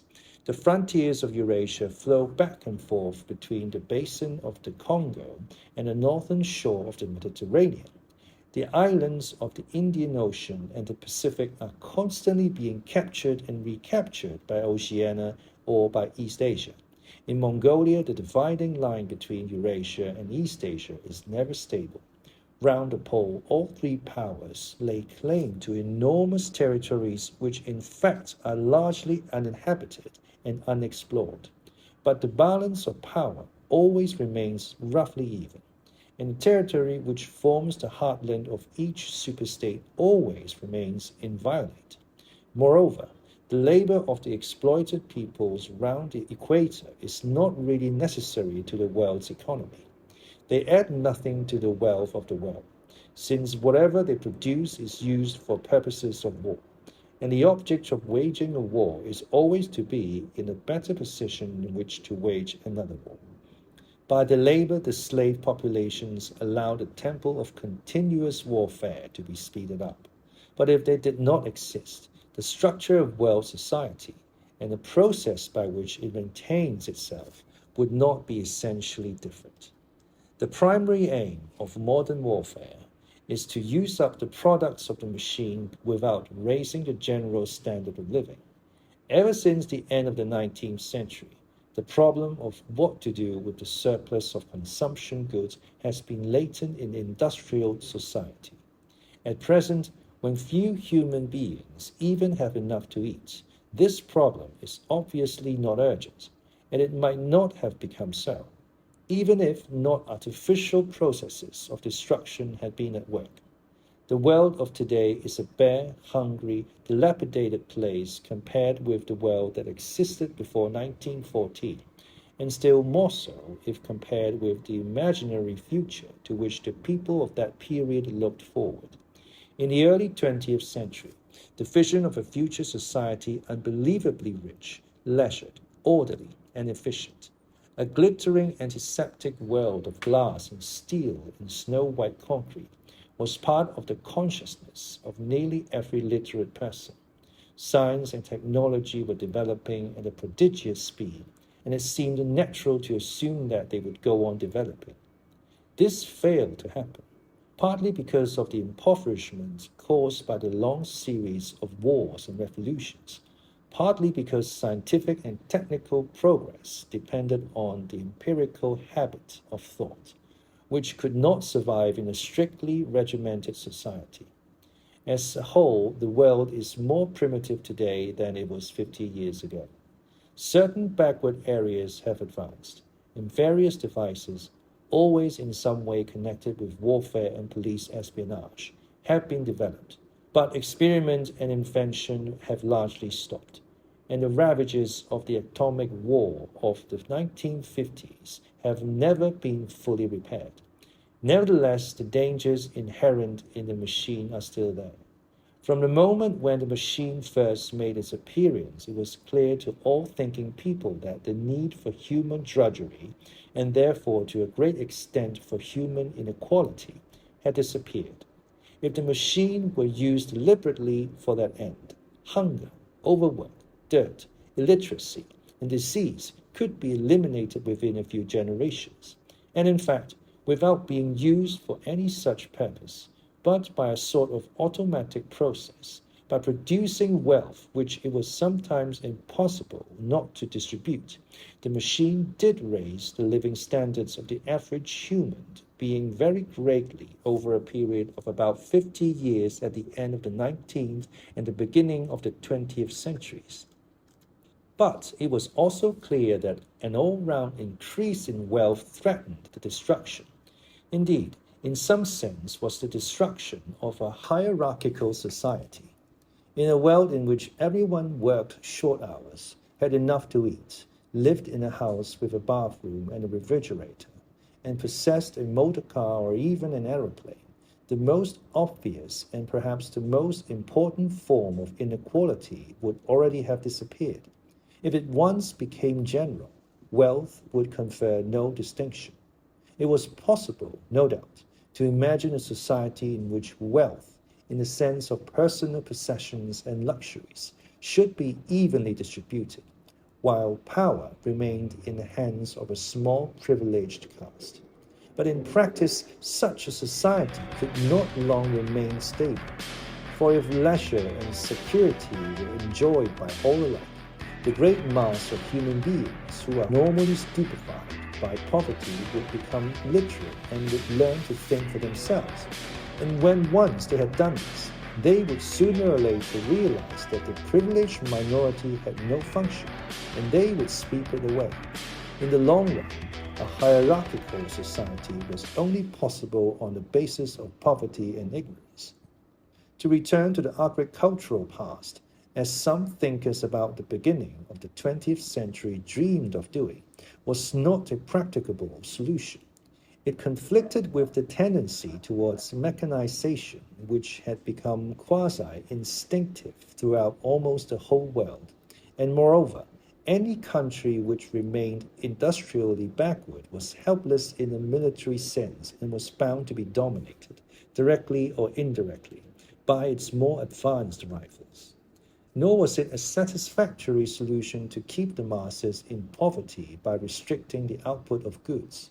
This happened to a great extent during the final phase of capitalism, roughly between 1920 and 1940. The economy of many countries was allowed to stagnate. Land went out of cultivation. Capital equipment was not added to. Great blocks of the population were prevented from working and kept half alive by state charity. But this, too, entailed military weakness, and since the privations it inflicted were obviously unnecessary, it made opposition inevitable. The problem was how to keep the wheels of industry turning without increasing the real wealth of the world. Goods must be produced, but they must not be distributed. And in practice, the only way of achieving this was by continuous warfare. The essential act of war is destruction, not necessarily of human lives, but of the products of human labor. War is a way of shattering to pieces, or pouring into the stratosphere, or sinking in the depths of the sea. Materials which might otherwise be used to make the masses too comfortable, and hence, in the long run, too intelligent. Even when weapons of war are not actually destroyed, their manufacture is still a convenient way of expending labor power without producing anything that can be consumed. A floating fortress, for example, has locked up in it the labor that would build several hundred cargo ships. Ultimately, it is scrapped as obsolete, never having brought any material benefit to anybody, and with further enormous labors, another floating fortress is built. In principle, the war effort is always so planned as to eat up any surplus that might exist after meeting the bare needs of the population. In practice, the needs of the population are always underestimated, with the result that there is a chronic shortage of half the necessities of life. But this is looked on as an advantage. It is deliberate policy to keep even the favored groups somewhere at the brink of hardship, because a general state of scarcity increases the importance of small privileges and thus magnifies the distinction between one group and another. By the standards of the early 20th century, even a member of the inner party lives an austere, laborious kind of life. Nevertheless, the few luxuries that he does enjoy, his large, well-appointed flat, the better texture of his clothes, the better quality of his food and drink and tobacco, his 2 or 3 servants, his private motor car or helicopter, set him in a different world from a member of the outer party. And the members of the outer party have a similar advantage in comparison with the submerged masses whom we call the pros.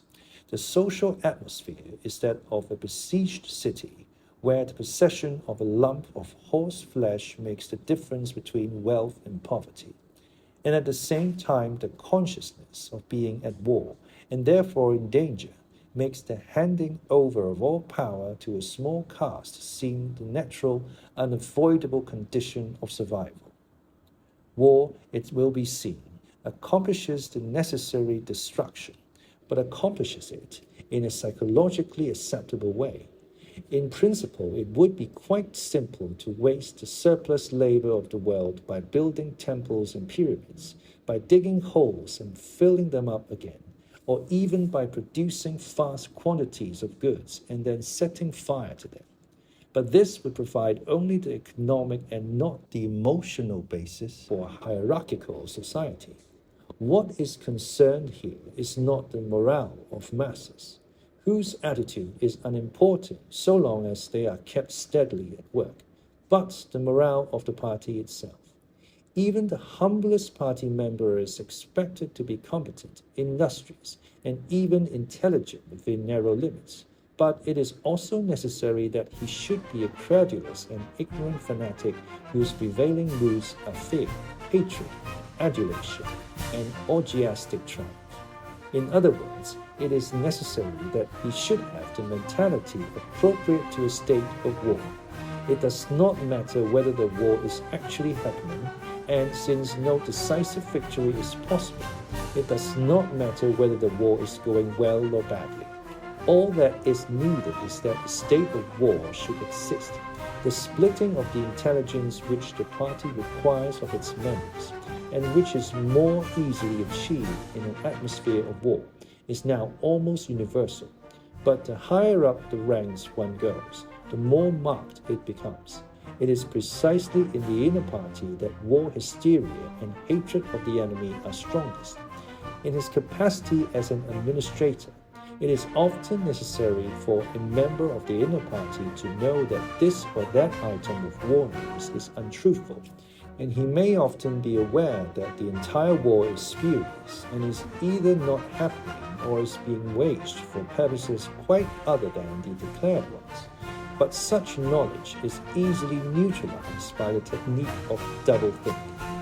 Meanwhile, no inner party member wavers for an instant in his mystical belief that the war is real and that it is bound to end victoriously, with Oceana the undisputed master of the entire war. All members of the inner party believe in this coming conquest as an article of faith.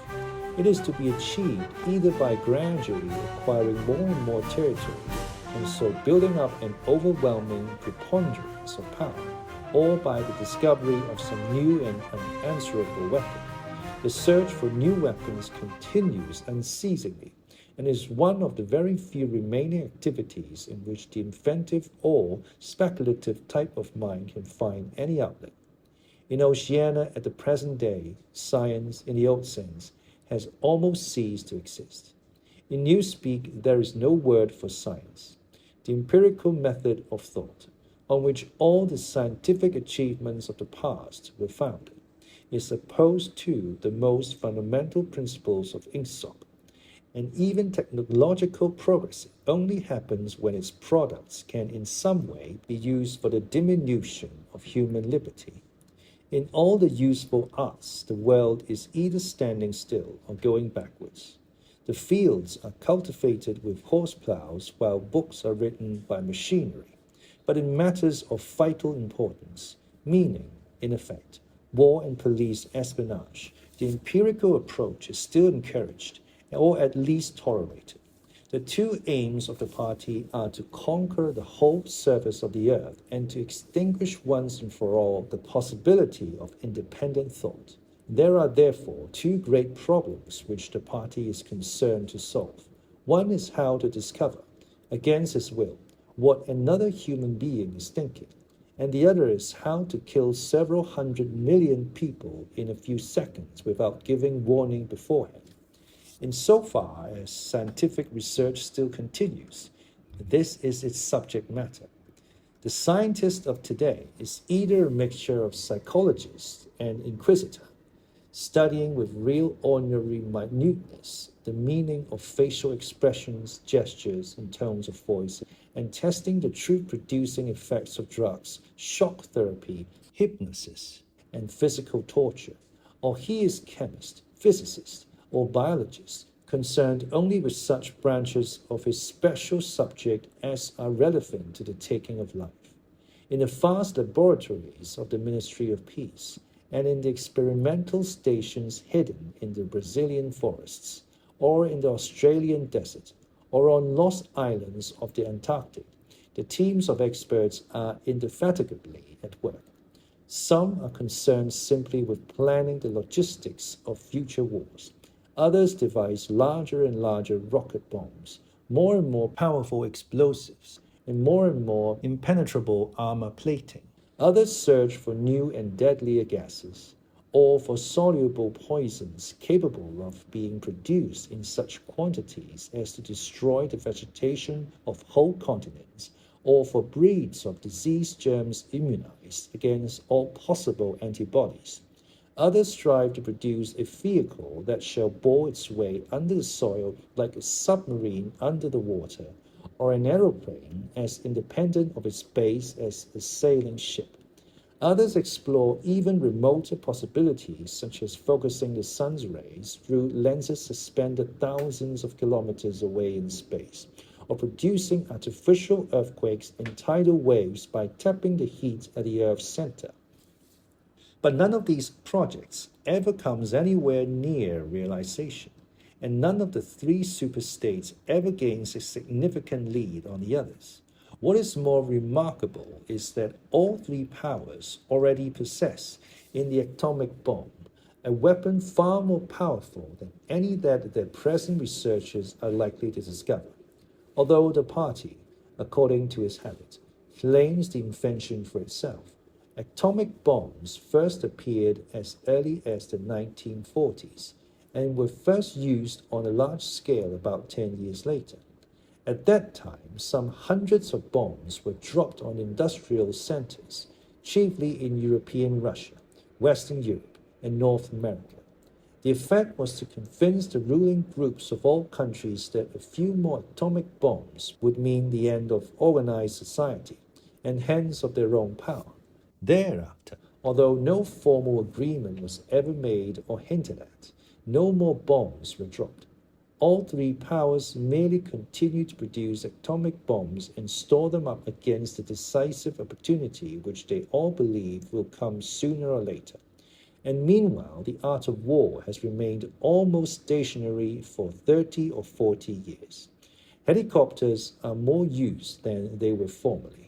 Bombing planes have been largely superseded by self-propelled projectiles, and the fragile movable battleship has given way to the almost unsinkable floating fortress.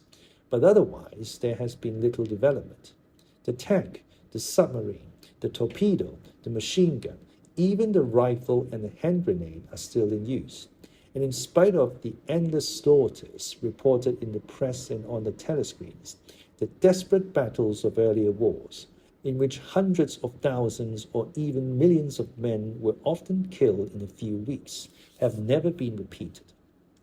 None of the three superstates ever attempts any maneuver which involves the risk of serious defeat. When any large operation is undertaken, it is usually a surprise attack against an ally.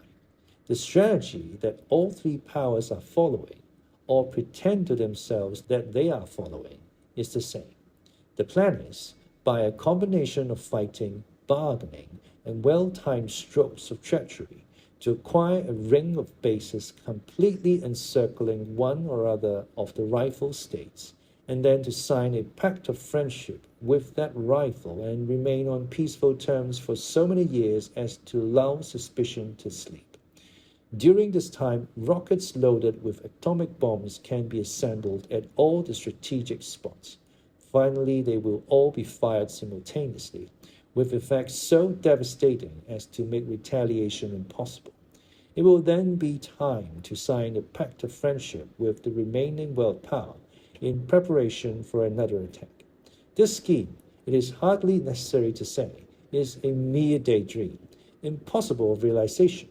Moreover, no fighting ever occurs except in the disputed areas round the equator and the pole.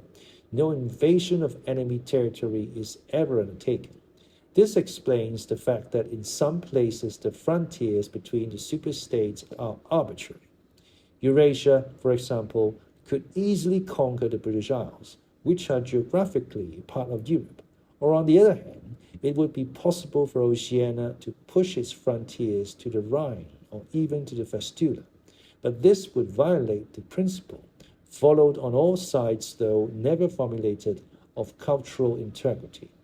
If Oceania were to conquer the areas that used once to be known as France and Germany, it would be necessary either to exterminate the inhabitants, a task of great physical difficulty, or to assimilate a population of about 100 million people, who so far as technical development goes, are roughly on the oceanic level.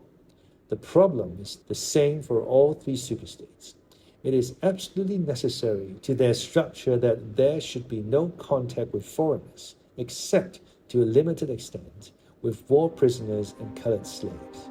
Even the official ally of the movement is always regarded with the darkest suspicion. War prisoners apart, the average citizen of Oceania never sets eyes on a citizen of either Eurasia or East Asia, and he is forbidden the knowledge of foreign languages. If he were allowed contact with foreigners, he would discover that they are creatures similar to himself and that most of what he has been told about them is lies. The sealed world in which he lives would be broken, and the fear, hatred, and self-righteousness on which his morale depends might evaporate.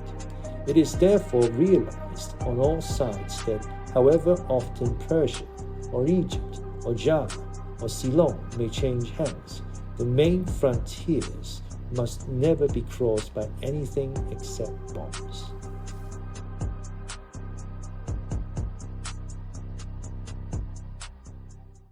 Under this lies a fact never mentioned aloud, but tacitly understood and acted upon, namely, that the conditions of life in all three superstates are very much the same. In Oceania, the prevailing philosophy is called Ingsoc. In Eurasia, it is called Neo-Bolshevism. and in East Asia, it is called by a Chinese name usually translated as death worship, but perhaps better rendered as obliteration of the self. The citizen of Oceania is not allowed to know anything of the tenets of the other two philosophies, but he is taught to execrate them as barbarous outrages upon morality and common sense. Actually, the three philosophies are barely distinguishable, and the social systems which they support are not distinguishable at all. Everywhere there is the same pyramidal structure, the same worship of semi-divine leader, the same economy existing by and for continuous warfare. It follows that the three superstates not only cannot conquer one another, but would gain no advantage by doing so. On the contrary, so long as they remain in conflict, they prop one another up, like three sheaves of corn. And, as usual, the ruling groups of all three powers are simultaneously aware and unaware of what they are doing. Their lives are dedicated to world conquest, but they also know that it is necessary that the war should continue everlastingly and without victory. Meanwhile, the fact that there is no danger of conquest makes possible the denial of reality, which is the special feature of Ingsoc and its rival systems of thought. Here it is necessary to repeat what has been said earlier, that by becoming continuous, war has fundamentally changed its character. In past ages, a war, almost by definition, was something that sooner or later came to an end, usually in unmistakable victory or defeat. In the past, also, war was one of the main instruments by which human societies were kept in touch with physical reality. All rulers in all ages have tried to impose a false view of the world upon their followers, but they could not afford to encourage any illusion that tended to impair military efficiency. So long as defeat meant the loss of independence, or some other result generally held to be undesirable, the precautions against defeat had to be serious. Physical facts could not be ignored. In philosophy, or religion, or ethics, or politics, 2 and 2 might make 5, but when one was designing a gun or an aeroplane, they had to make 4. Inefficient nations were always conquered sooner or later, and the struggle for efficiency was inimical to illusions. Moreover, to be efficient, it was necessary to be able to learn from the past, which meant having a fairly accurate idea of what had happened in the past. Newspapers and history books were, of course, always colored and biased, but falsification of the kind that is practiced today would have been impossible. War was a sure safeguard of sanity, and so far as the ruling classes were concerned, it was probably the most important of all safeguards. While wars could be won or lost, no ruling class could be completely irresponsible. But when war becomes literally continuous, it also ceases to be dangerous. When war is continuous, there is no such thing as military necessity. Technical progress can cease, and the most palpable facts can be denied or disregarded. As we have seen, researches that could be called scientific are still carried out for the purposes of war, but they are essentially a kind of daydreaming, and their failure to show results is not important. Efficiency, even military efficiency, is no longer needed. Nothing is sufficient in Oceania except the thought police. Since each of the three superstates is unconquerable, each is in fact a separate universe within which almost any perversion of thought can be safely practiced.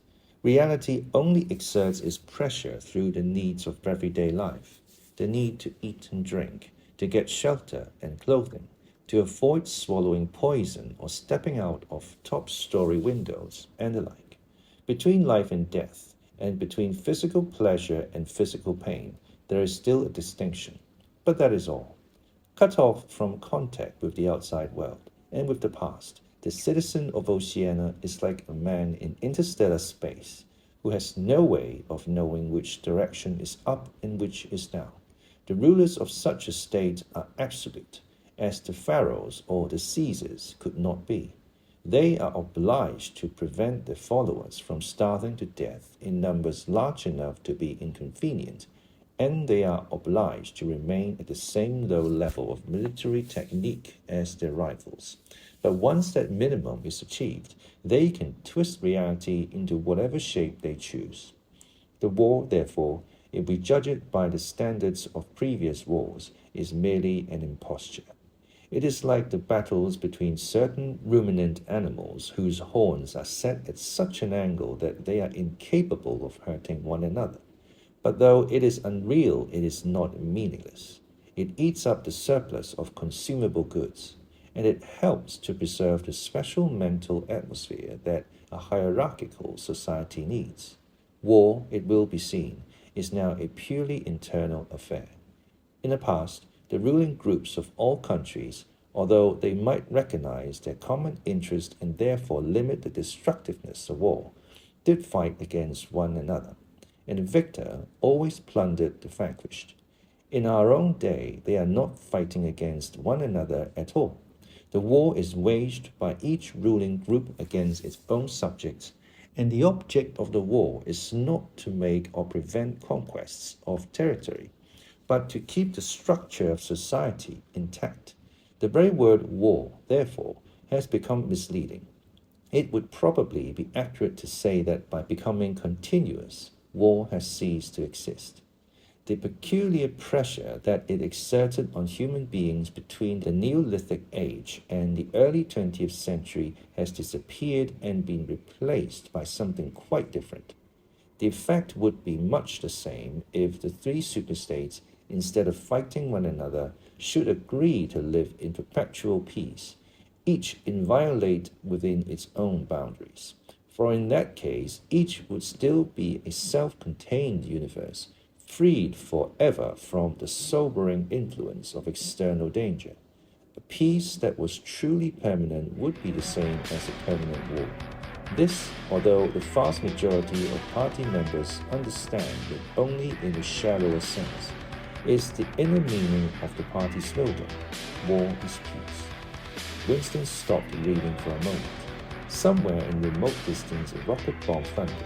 The blissful feeling of being alone with the forbidden book, in a room with no telescreen, had not worn off. Solitude and safety were physical sensations, mixed up somehow with the tiredness of his body, the softness of the chair, the touch of the faint breeze from the window that played upon his cheek. The book fascinated him, or more exactly, it reassured him. In a sense, it told him nothing that was new, but that was part of the attraction. It was what he would have said if it had been possible for him to set his scattered thoughts in order. It was the product of a mind similar to his own. The best books, he perceived, are those that tell you what you know already. He had just turned back to chapter 1 when he heard Julia's footstep on the stair and started out of his chair to meet her. She dumped her brown tool bag on the floor and flung herself into his arms. It was more than a week since they had seen one another. "I've got the book," he said as they disentangled themselves. "Oh, you've got it. Good," she said without much interest, and almost immediately knelt down beside the oil stove to make the coffee. They did not return to the subject until they had been in bed for half an hour. The evening was just cool enough to make it worthwhile to pull up the counterpane. From below came the familiar sound of singing and the scrape of boots on the flagstones. The brawny red-armed woman, whom Winston had seen there on his first visit, was almost a fixture in the yard. There seemed to be no hour of daylight when she was not marching to and fro between the washtub and the line, alternately gagging herself with clothes pegs and breaking forth into lusty song. Julia had settled down on her side and seemed to be already on the point of falling asleep. He reached out for the book, which was lying on the floor, and set up against the bedhead. "We must read it," he said.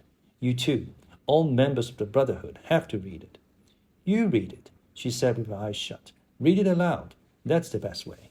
Then you can explain it to me as you go." The clock's hands said 6, meaning 18. They had 3 or 4 hours ahead of them. He propped the book against his knees and began reading. Chapter 1, Ignorance is Strength. Throughout recorded time, and probably since the end of the Neolithic Age, there have been three kinds of people in the world: the high, the middle, and the low. They have been subdivided in many ways. They have borne countless different names, and their relative numbers, as well as their attitude towards one another, have varied from age to age. But the essential structure of society has never altered. Even after enormous upheavals and seemingly irrevocable changes, the same pattern has always reasserted itself, just as a gyroscope will always return to equilibrium, however far it is pushed one way or the other. "Julia, are you awake?" said Winston. "Yes, my love, I'm listening. Go on. It's marvelous." He continued reading. "The aims of these three groups are entirely irreconcilable. The aim of the high is to remain where they are. The aim of the middle is to change places with the high. The aim of the low, when they have an aim, for it is an abiding characteristic of the low that they are too much crushed by drudgery to be more than intermittently conscious of anything outside their daily lives, is to abolish all distinctions and create a society in which all men shall be equal. Thus, throughout history, a struggle which is the same in its main outlines recurs over and over again. For long periods, the high seem to be securely in power, but sooner or later, there always comes a moment when they lose either their belief in themselves or the capacity to govern efficiently, or both. They are then overthrown by the middle, who enlist the low on their side by pretending to them that they are fighting for liberty and justice.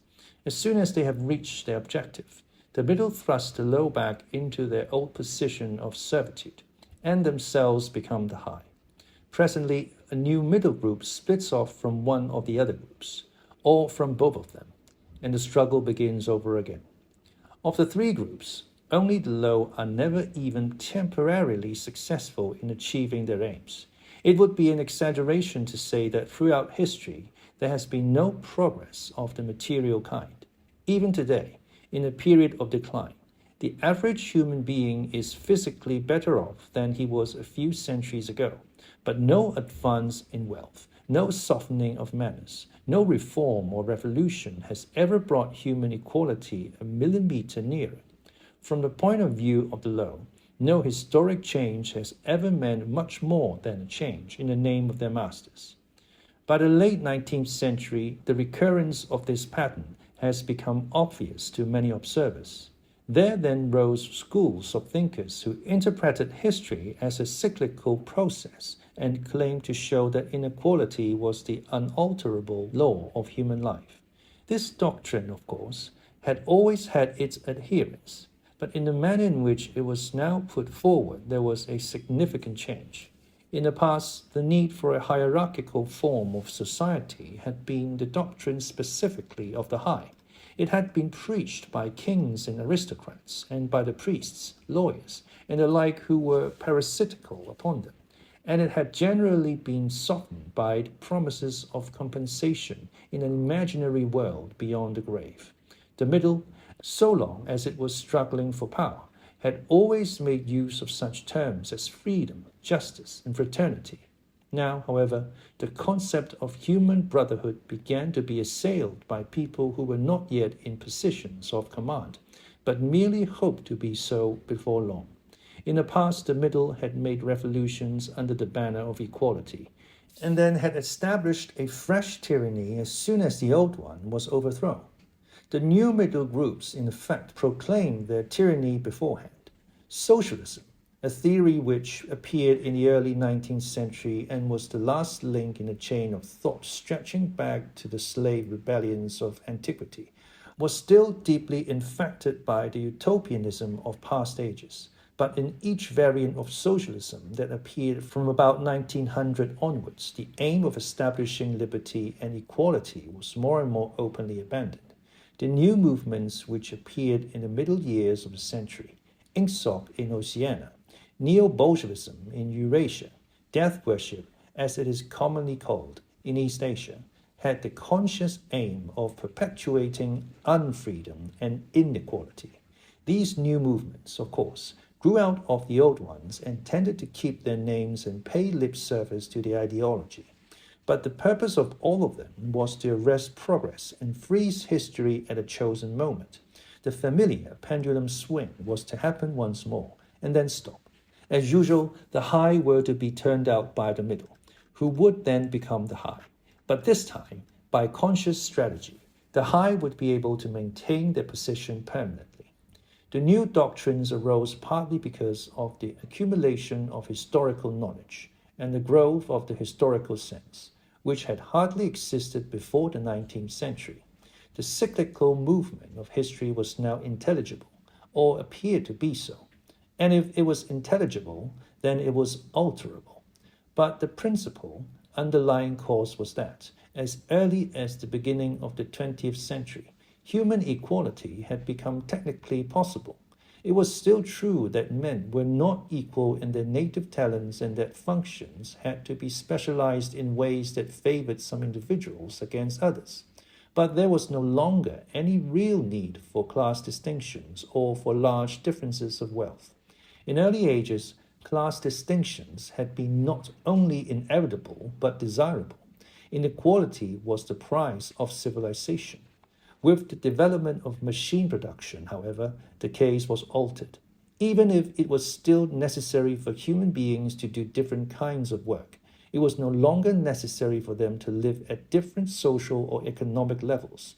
Therefore, from the point of view of the new groups who were on the point of seizing power, human equality was no longer an ideal to be striven after, but a danger to be averted. In more primitive ages, when a just and peaceful society was in fact not possible, it had been fairly easy to believe it. The idea of an earthly paradise in which men should live together in a state of brotherhood, without laws and without brute labor, had haunted the human imagination for thousands of years. And this vision had had a certain hold even on the groups who actually profited by each historical change. The heirs of the French, English, and American revolutions had partly believed in their own phrases about the rights of men, freedom of speech, equality before the law, and the like, and have even allowed their conduct to be influenced by them to some extent. But by the fourth decade of the 20th century, all the main currents of political thought were authoritarian. The earthly paradise had been discredited at exactly the moment when it became realizable. Every new political theory, by whatever name it called itself, led back to hierarchy and regimentation, and in a general hardening of outlook that set in round about 1930, practices which had been long abandoned, and in some cases for hundreds of years, imprisonment without trial, the use of war prisoners as slaves, public executions, torture to extract confessions, the use of hostages, and the deportation of whole populations not only became common again, but were tolerated and even defended by people who considered themselves enlightened and progressive. It was only after a decade of national wars, civil wars, revolutions, and counter-revolutions in all parts of the world that Ingsoc and his rivals emerged as fully worked-out political theories. But they had been foreshadowed by the various systems, generally called totalitarian, which had appeared earlier in the century, and the main outlines of the world which would emerge from the prevailing chaos had long been obvious. What kind of people would control this world had been equally obvious. The new aristocracy was made up for the most part of bureaucrats, scientists, technicians, trade union organizers, publicity experts, sociologists, teachers, journalists, and professional politicians. These people, whose origins lay in the salaried middle class and the upper grades of the working class, had been shaped and brought together by the barren world of monopoly, industry, and centralized government.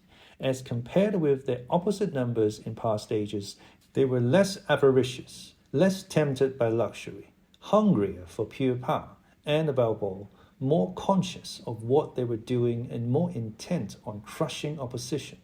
This last difference was cardinal.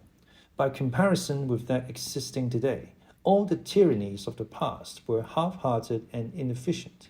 The ruling groups were always infected to some extent by liberal ideas and were content to leave loose ends everywhere. to regard only the overt act and to be uninterested in what their subjects were thinking. Even the Catholic Church of the Middle Ages were tolerant by modern standards.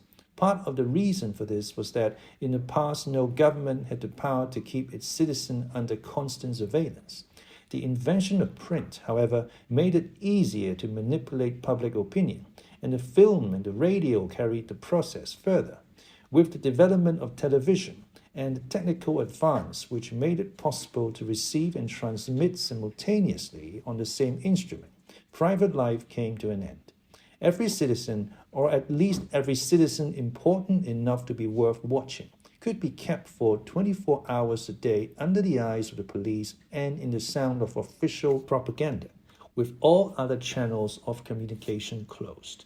The possibility of enforcing not only complete obedience to the will of the state, but complete uniformity of opinion on all subjects, now existed for the first time. After the revolutionary period of the 50s and 60s, society regrouped itself, as always, into high, middle, and low. But the new high group, unlike all its forerunners, did not act upon instinct but knew what was needed to safeguard its position.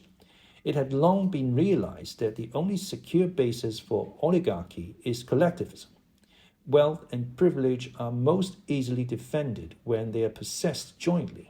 The so-called abolition of private property, which took place in the middle years of the century, meant, in effect, the concentration of property in far fewer hands than before, but with this difference that the new owners were a group instead of a mass of individuals.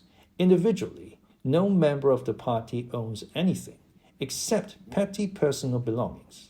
Collectively, the party owns everything in Oceania, because it controls everything, and disposes of the products as it thinks fit.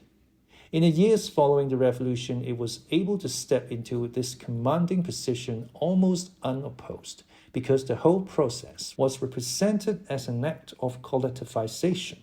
It had always been assumed that if the capitalist class were expropriated, socialism must follow, and unquestionably the capitalists had been expropriated. Factories, mines, land, houses, transport, everything had been taken away from them.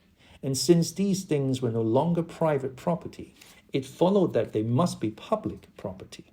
INCSOC, which grew out of the earlier socialist movement and inherited its phraseology, has in fact carried out the main item in the socialist program, with the result, foreseen and intended beforehand, that economic inequality has been made permanent.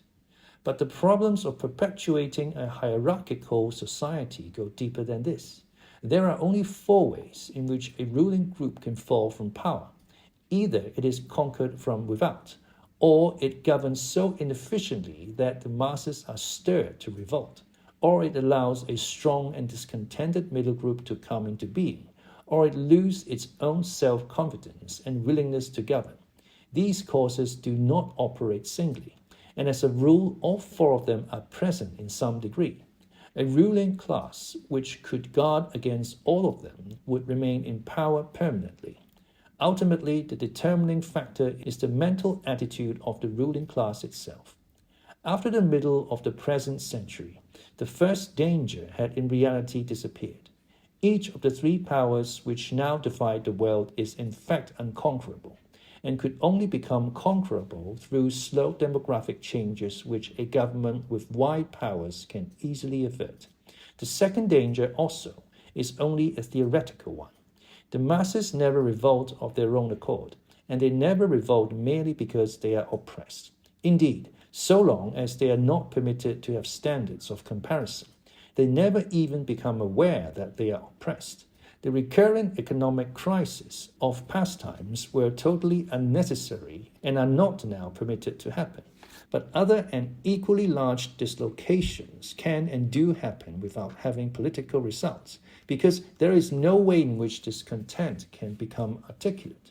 As for the problem of overproduction, which has been latent in our society since the development of machine technique, it is solved by the device of continuous warfare, which is also useful in keying up public morale to the necessary pitch.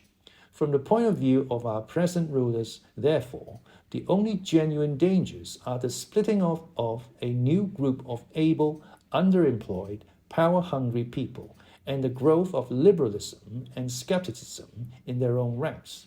The problem, that is to say, is educational. It is a problem of continuous molding the consciousness both of the directing group and of the larger executive group that lies immediately below it. The consciousness of the masses needs only to be influenced in a negative way. Given this background, one could infer, if one did not know it already, the general structure of Oceanic society. At the apex of the period comes Big Brother. Big Brother is invaluable and all-powerful. Every success, every achievement, every victory, every scientific discovery, all knowledge, all wisdom, all happiness, all virtue are held to issue directly from his leadership and inspiration. Nobody has ever seen Big Brother. He is a face on the hoardings, a voice on the telescreen. We may be reasonably sure that he will never die, and there is already considerable uncertainty as to when he was born. Big Brother is the guise in which the party chooses to exhibit itself to the world. His function is to act as a focusing point for love, fear, and reverence, emotions which are more easily felt towards an individual than towards an organization. Below Big Brother comes the inner party. Its numbers limited to 6 millions, or something less than 2% of the population of Oceania. Below the inner party comes the outer party, which, if the inner party is described as the brain of the state, may be justly likened to the hands. Below that come the dumb masses whom we habitually refer to as the proles, numbering perhaps 85% of the population. In the terms of our early classification, the proles are the low. For the slave population of the equatorial lands who pass constantly from conqueror to conqueror are not a permanent or necessary part of the structure. In principle, membership of these three groups is not hereditary. The child of inner party parents is in theory not born into the inner party. Admission to either branch of the party is by examination, taken at the age of 16. Nor is there any racial discrimination or any marked domination of one province by another. Jews, Negroes, South Americans of pure Indian blood are to be found in the highest ranks of the party, and the administrators of any area are always drawn from the inhabitants of that area. In no part of Oceania do the inhabitants have the feeling that they are a colonial population ruled from a distant capital. Oceania has no capital, and its titular head is a person whose whereabouts nobody knows, except that English is its chief lingua franca, and newspeak its official language. It is not centralized in any way. Its rulers are not held together by blood ties, but by adherence to a common doctrine. It is true that our society is stratified, and very rigidly stratified, on what at first sight appear to be hereditary lines. There is far less to and fro movement between the different groups than happened under capitalism, or even in the pre-industrial age. Between the two branches of the party there is certain amount of interchange, but only so much as will ensure that weaklings are excluded from the inner party and that ambitious members of the outer party are made harmless by allowing them to rise. Proletarians, in practice, are not allowed to graduate into the party. The most gifted among them, who might possibly become nuclei of discontent, are simply marked down by the thought police and eliminated. But this state of affairs is not necessarily permanent, nor is it a matter of principle. The party is not a class in the old sense of the word. It does not aim at transmitting power to its own children, as such, and if there were no other way of keeping the ablest people at the top, it would be perfectly prepared to recruit an entire new generation from the ranks of the proletariat. In the crucial years, the fact that the party was not a hereditary body did a great deal to neutralize opposition. The older kind of socialist, who had been trained to fight against something called class privilege, assumed that what is not hereditary cannot be permanent. He did not see that the continuity of an oligarchy need not be physical, nor did he pause to reflect that hereditary aristocracies have always been short-lived, whereas adoptive organizations such as the Catholic Church have sometimes lasted for hundreds or thousands of years. The essence of oligarchical rule is not father-to-son inheritance, but the persistence of a certain worldview and a certain way of life, imposed by the dead upon the living. A ruling group is a ruling group so long as it can nominate its successors. The party is not concerned with perpetuating its blood, but with perpetuating itself. Who wields power is not important, provided that the hierarchical structure remains always the same. All the beliefs, habits, tastes, emotions, mental attitudes that characterize our time are really designed to sustain the mystique of the party and prevent the true nature of present-day society from being perceived. Physical rebellion or any preliminary move towards rebellion is at present not possible. From the proletarians, nothing is to be feared. Left to themselves, they will continue from generation to generation and from century to century, working, breeding, and dying, not only without any impulse to rebel, but without the power of grasping that the world could be other than it is. They could only become dangerous if the advance of industrial technique made it necessary to educate them more highly. But since the military and commercial rivalry are no longer important, the level of popular education is actually declining. What opinions the masses hold or do not hold is looked on as a matter of indifference. They can be granted intellectual liberty because they have no intellect. In a party member, on the other hand, not even the smallest deviation of opinion on the most unimportant subject can be tolerated. A party member lives from birth to death under the eye of the thought police. Even when he is alone, he can never be sure that he is alone. Wherever he may be, asleep or awake, working or resting, in his bath or in bed, he can be inspected without warning and without knowing that he is being inspected. Nothing that he does is indifferent. His friendships, his relaxations, his behavior towards his wife and children, the expression of his face when he is alone, the words he mutters in sleep, even the characteristic movements of his body, are all jealously scrutinized. Not only any actual disdemeanor, but any eccentricity, however small, any change of habits, any nervous mannerism that could possibly be the symptom of an inner struggle, is certain to be detected. He has no freedom of choice in any direction whatever. On the other hand, his actions are not regulated by law or by any clearly formulated code of behavior. In Oceania, there is no law.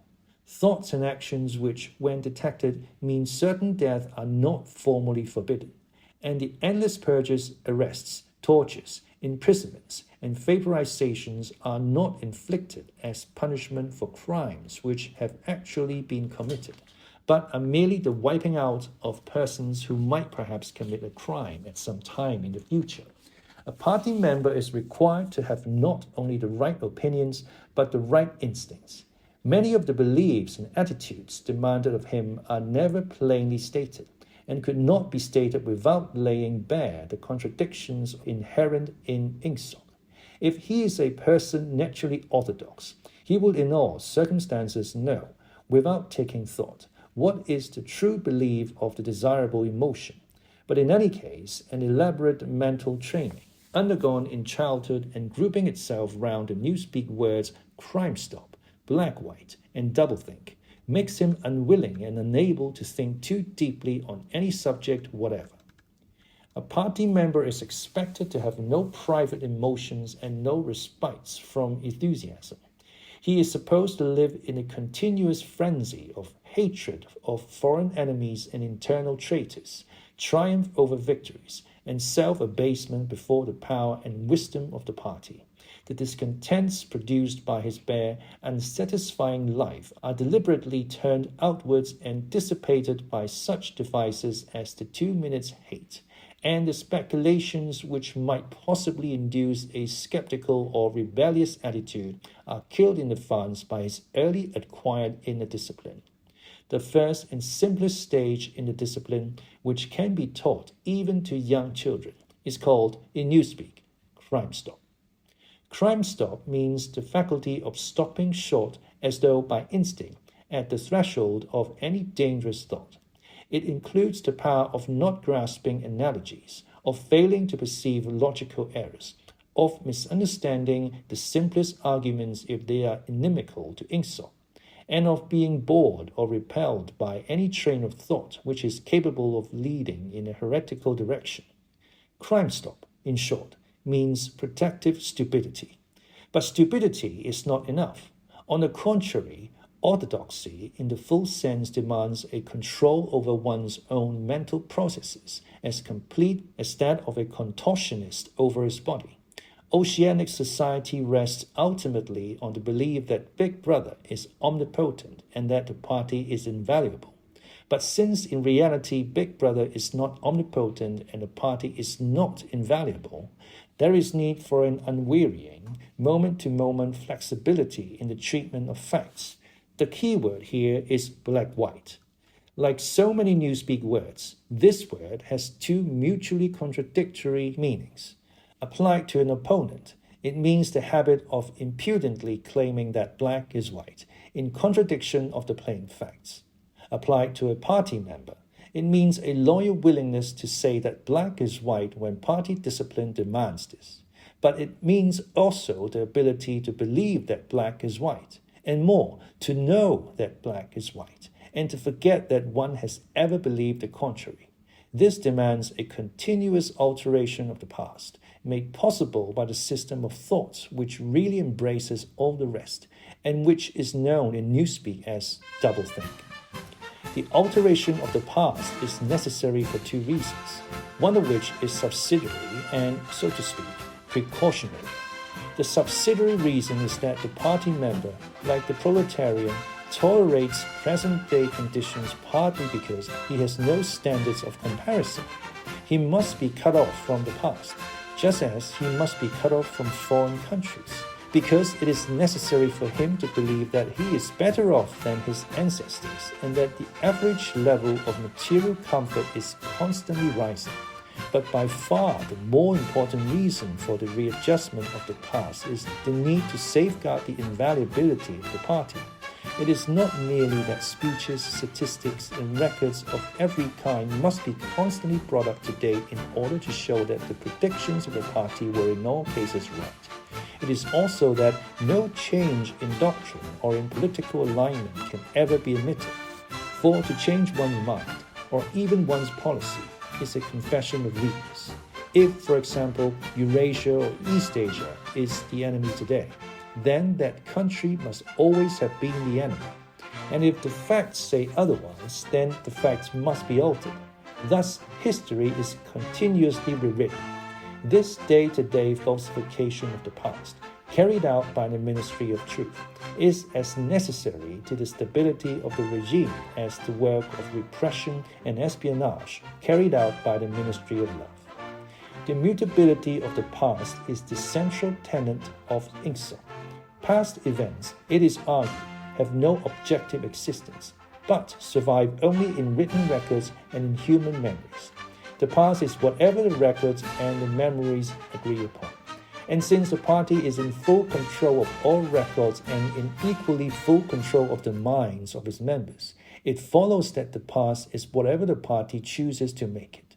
It also follows that though the past is alterable, it never has been altered in any specific instance. For when it has been recreated in whatever shape is needed at the moment, then this new version is the past, and no different past can ever have existed.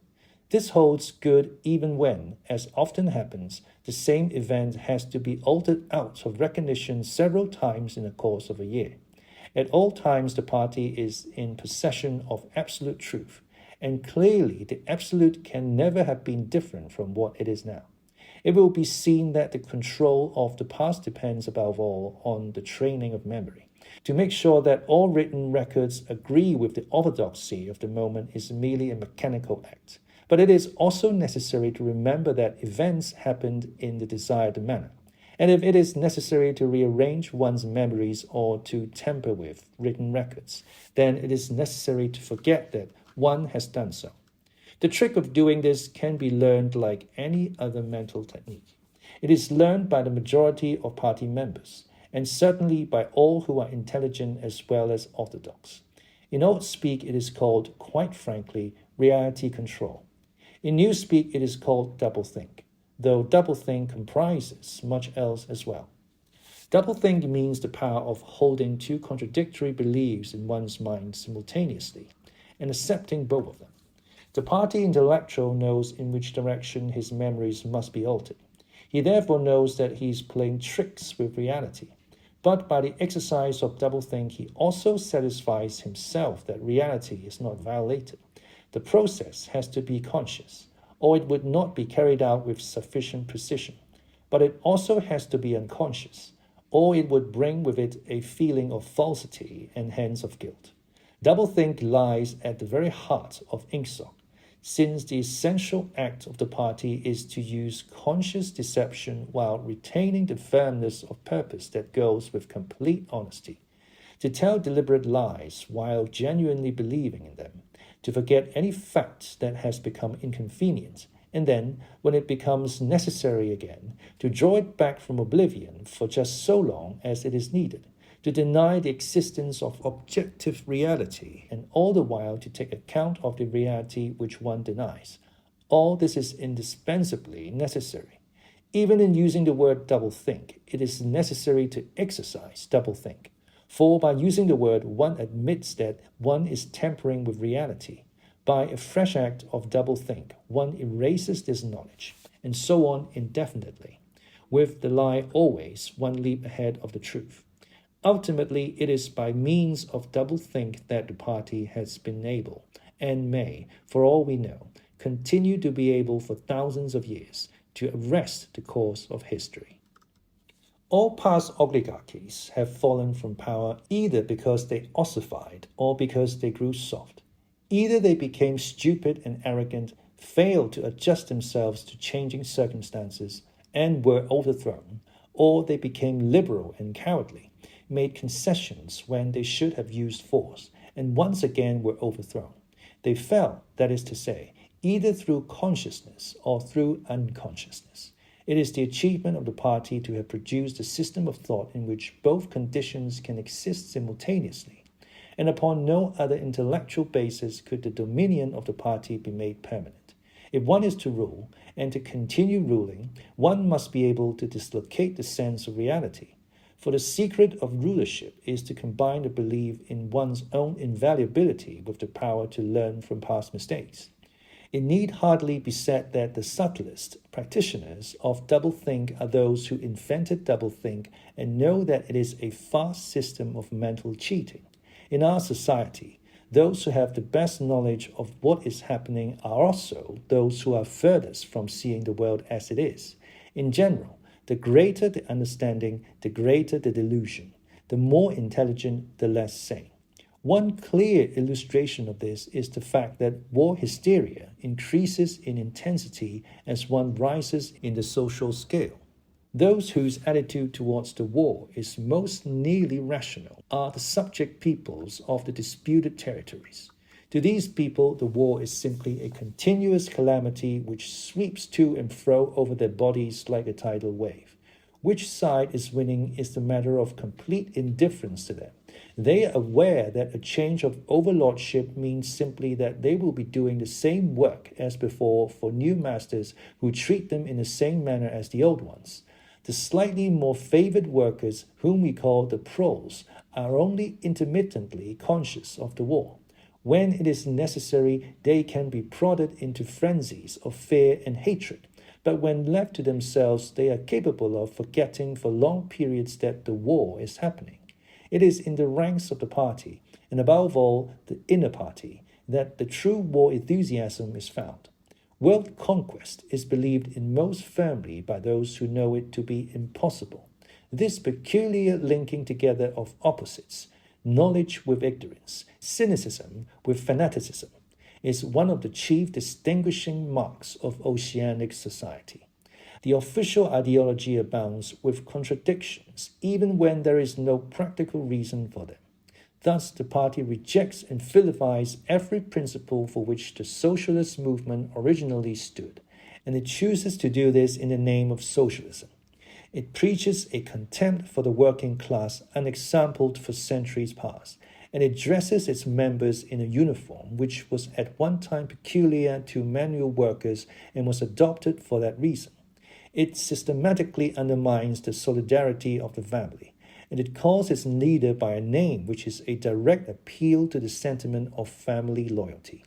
Even the names of the four ministries by which we are governed exhibit a sort of impudence in their deliberate reversal of the facts. The Ministry of Peace concerns itself with war, the Ministry of Truth with lies, the Ministry of Love with torture, and the Ministry of Plenty with starvation. These contradictions are not accidental, nor do they result from ordinary hypocrisy. They are deliberate exercise in doublethink. For it is only by reconciling contradictions that power can be retained indefinitely. In no other way could the ancient cycle be broken. If human equality is to be forever adverted, if the high, as we have called them, are to keep their places permanently, then the prevailing mental condition must be controlled insanity. But there is one question which until this moment we have almost ignored. It is, why should human equality be averted?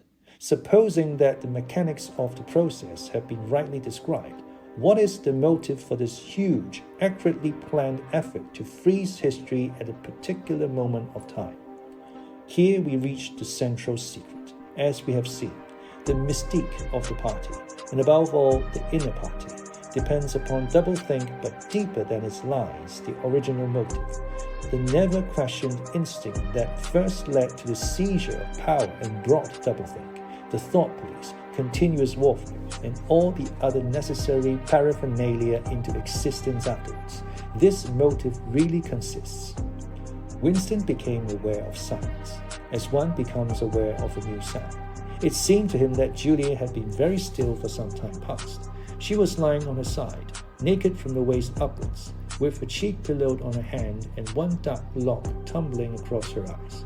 Her breast rose and fell slowly and regularly. Julia? No answer. Julia, are you awake? No answer. She was asleep. He shut the book, put it carefully on the floor, lay down, and pulled the coverlet over both of them. He had still, he reflected, not learned the ultimate secret. He understood how. He did not understand why. Chapter 1, like Chapter 3, had not actually told him anything that he did not know. It had merely systemized the knowledge that he possessed already. But after reading it, he knew better than before that he was not mad. Being in a minority, even a minority of one, did not make you mad.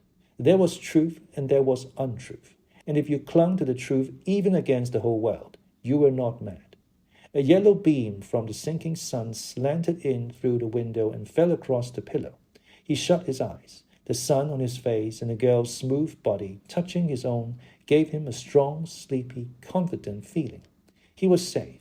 Everything was all right. He fell asleep murmuring, "Sanity is not statistical," with the feeling that this remark contained in it a profound wisdom.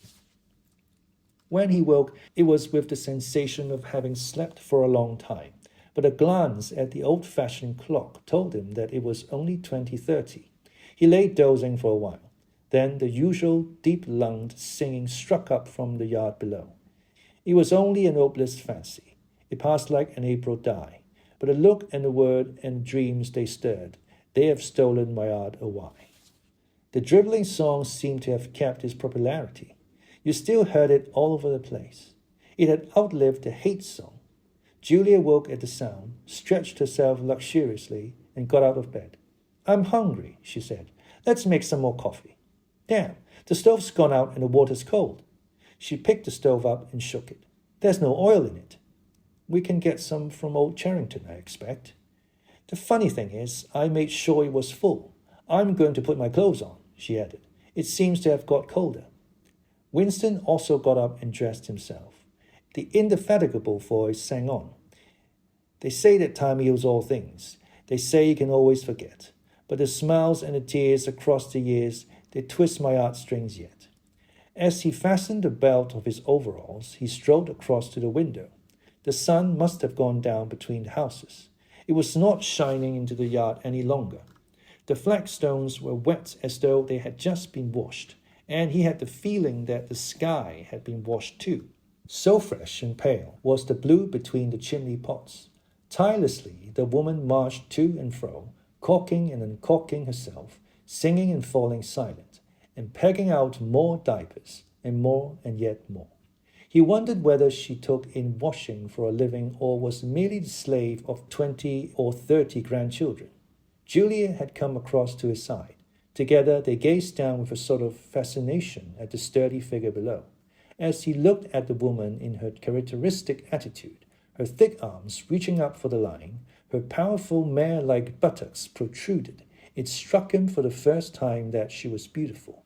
It had never before occurred to him that the body of a woman of 50, blown up to monstrous dimensions by childbearing, then hardened, roughened by work till it was coarse in the grain like an overripe turnip, could be beautiful. But it was so, and after all, he thought, why not? The solid, contourless body, like a block of granite, and the rasping red skin, bore the same relation to the body of a girl as the rose hip to the rose. Why should the fruit be held inferior to the flower? She's beautiful, he murmured. She's a meter across the hips, easily, said Julia. That is her style of beauty, said Winston. He held Julia's supple waist, easily encircled by his arm. From the hip to the knee, her flank was against his. Out of their bodies, no child would ever come. That was the one thing they could never do. Only by word of mouth, from mind to mind, could they pass on the secret. The woman down there had no mind. She had only strong arms, a warm heart, and a fertile belly. He wondered how many children she had given birth to. It might easily be 15. She had had her momentary flowering, a year perhaps, of wild rose beauty, and then she had suddenly swollen like a fertilized fruit and grown hard and red and coarse, and then her life had been laundering, scrubbing, darning, cooking, sweeping, polishing, mending, scrubbing, laundering, first for children, then for grandchildren, over 30 unbroken years. At the end of it, she was still singing. The mystical reverence that he felt for her was somehow mixed up with the aspect of the pale, cloudless sky, stretching away behind the chimney pots into interminable distance. It was curious to think that the sky was the same for everybody, in Eurasia or East Asia as well as here. And the people under the sky were also very much the same, everywhere, all over the world. Hundreds of thousands of millions of people just like this. People ignorant of one another's existence, held apart by walls of hatred and lies, and yet almost exactly the same. People who had never learned to think, but who were storing up in their hearts and bellies and muscles the power that would one day overturn the world. If there was hope, it lay in the prose. Without having read to the end of the book, he knew that that must be Goldstein's final message. The future belonged to the prose. And could he be sure that when their time came, the world they constructed would not be just as alien to him, Winston Smith, as the world of the party? Yes, because at the least it would be a world of sanity. Where there is equality, there can be sanity. Sooner or later, it would happen.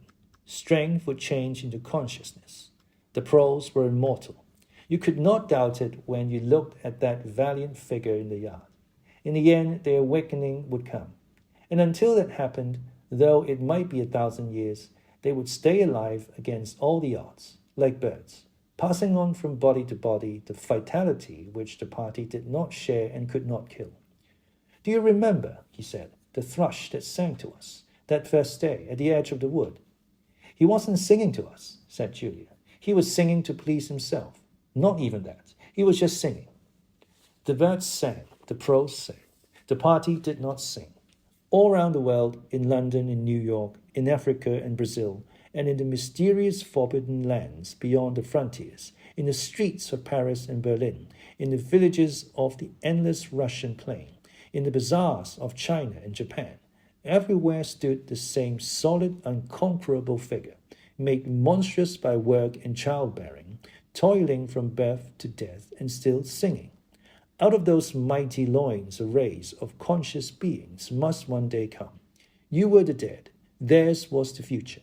But you could share in that future if you kept alive the mind as they kept alive the body, and passed on the secret doctrine that 2 + 2 make 4. We are the dead, he said. We are the dead, echoed Julia dutifully. You are the dead, said an iron voice behind him. They sprang apart.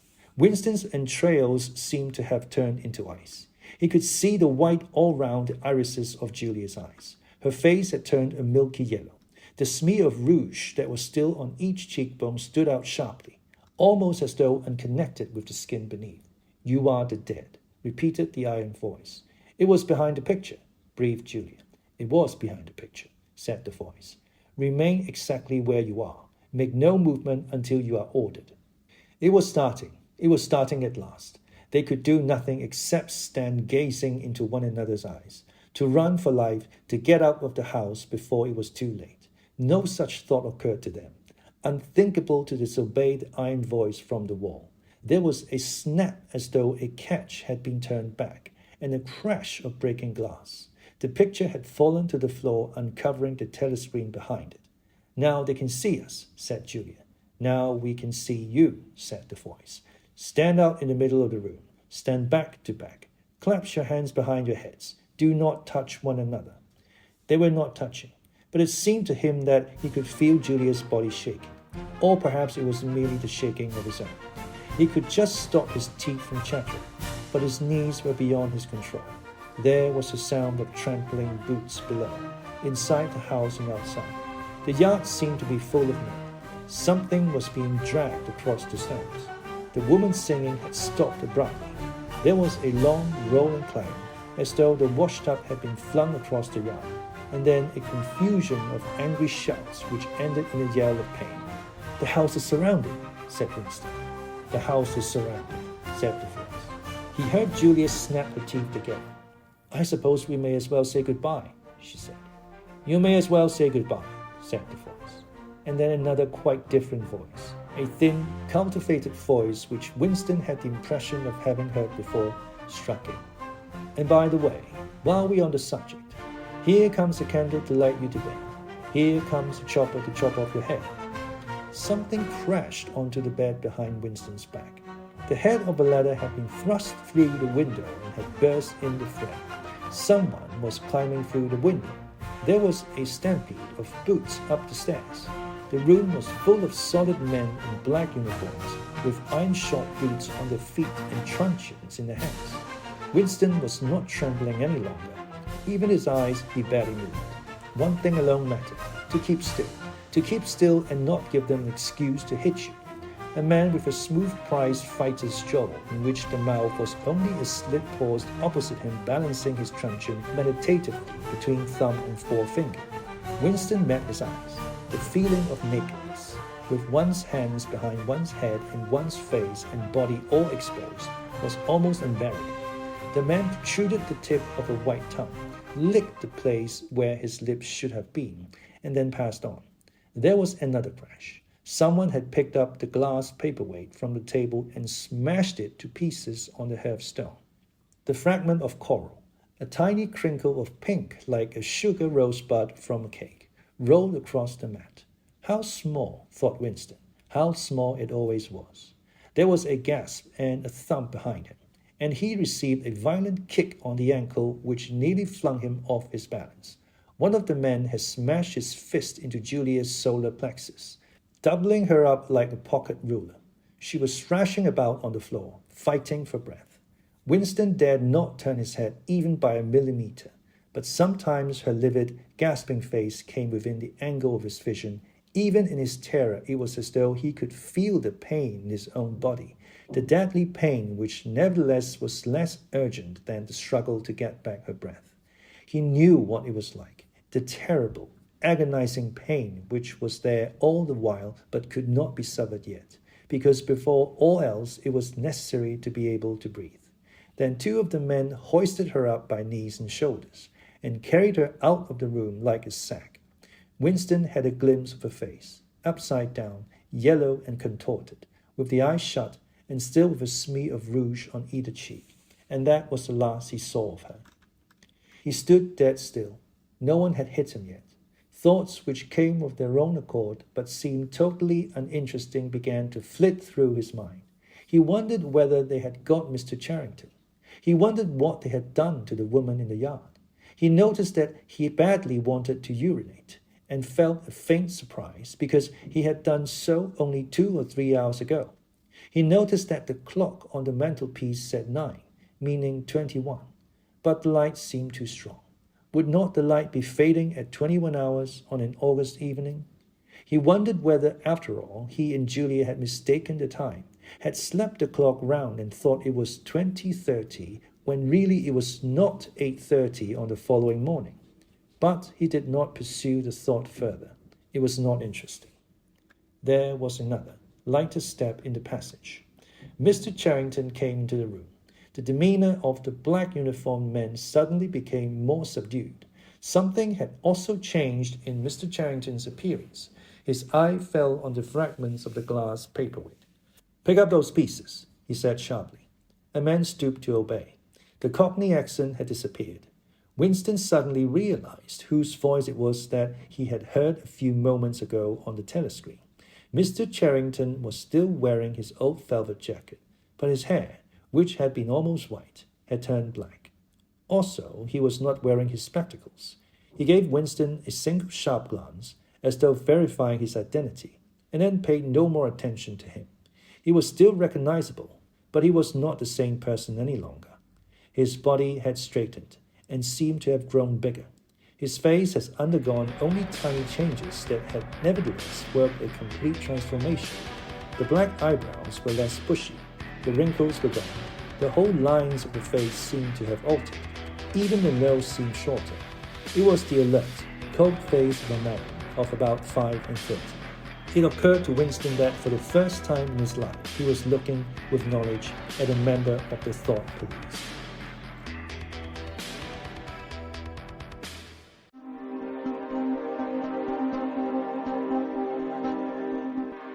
Part 3, Chapter 1. He did not know where he was. Presumably, he was in the Ministry of Love, but there was no way of making certain. He was in a high-ceilinged, windowless cell with walls of glittering white porcelain. Concealed lamps flooded it with cold light, and there was a low, steady humming sound which he supposed had something to do with the air supply. A bench or shelf, just wide enough to sit on, ran round the wall, broken only by the door, and, at the end opposite the door, a lavatory pan with no wooden seat. There were 4 telescreens, 1 in each wall. There was a dull aching in his belly. It had been there ever since he had bundled him into the closed fan and driven him away. But he was also hungry, with a gnawing, unwholesome kind of hunger. It might be 24 hours since he had eaten. It might be 36. He still did not know, probably never would know, whether it had been morning or evening when they arrested him. Since he was arrested, he had not been fed. He sat as still as he could on the narrow bench, with his hands crossed on his knee. He had already learned to sit still.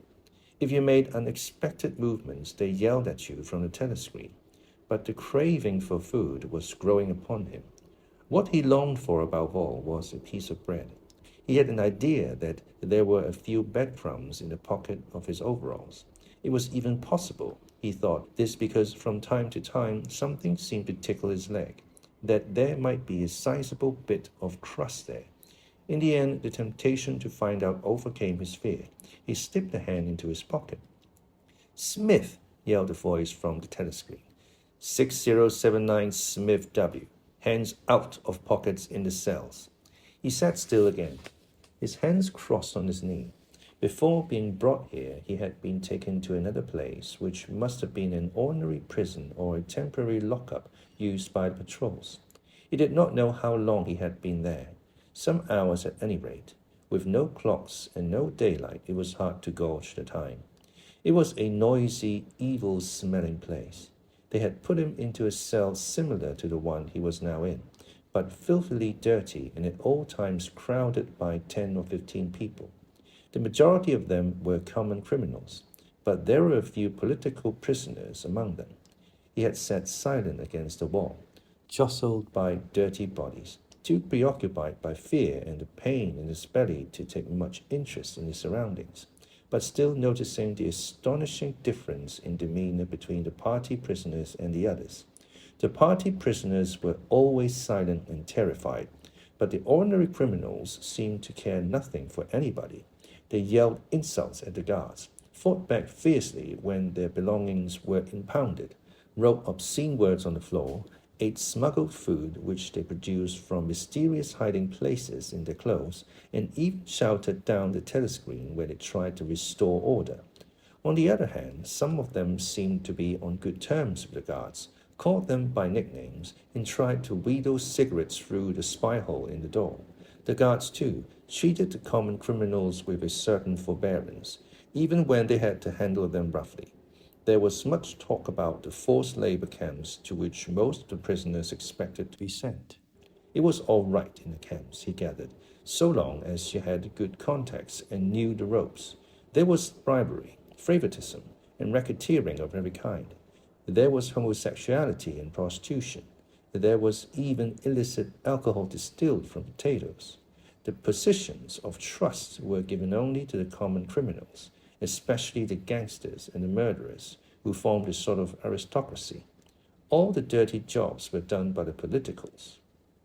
There was a constant come and go of prisoners of every description: drug peddlers, thieves, bandits, black marketeers, drunks, prostitutes. Some of the drunks were so violent that the other prisoners had to combine to suppress them. An enormous wreck of a woman, aged about 60, with great tumbling breasts and thick coils of white hair which had come down in her struggles, was carried in, kicking and shouting, by 4 guards who had hold of her, one at each corner. They wrenched off the boots with which she had been trying to kick them and dumped her down across Winston's lap, almost breaking his thigh bones. The woman hoisted herself upright and followed them out with a yell of "F bastards."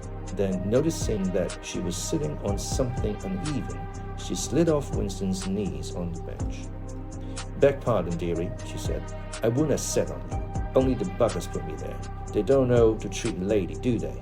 She paused, patted her breast, and belched. "Pardon," she said. "I ain't myself quite." She leant forward and vomited copiously on the floor.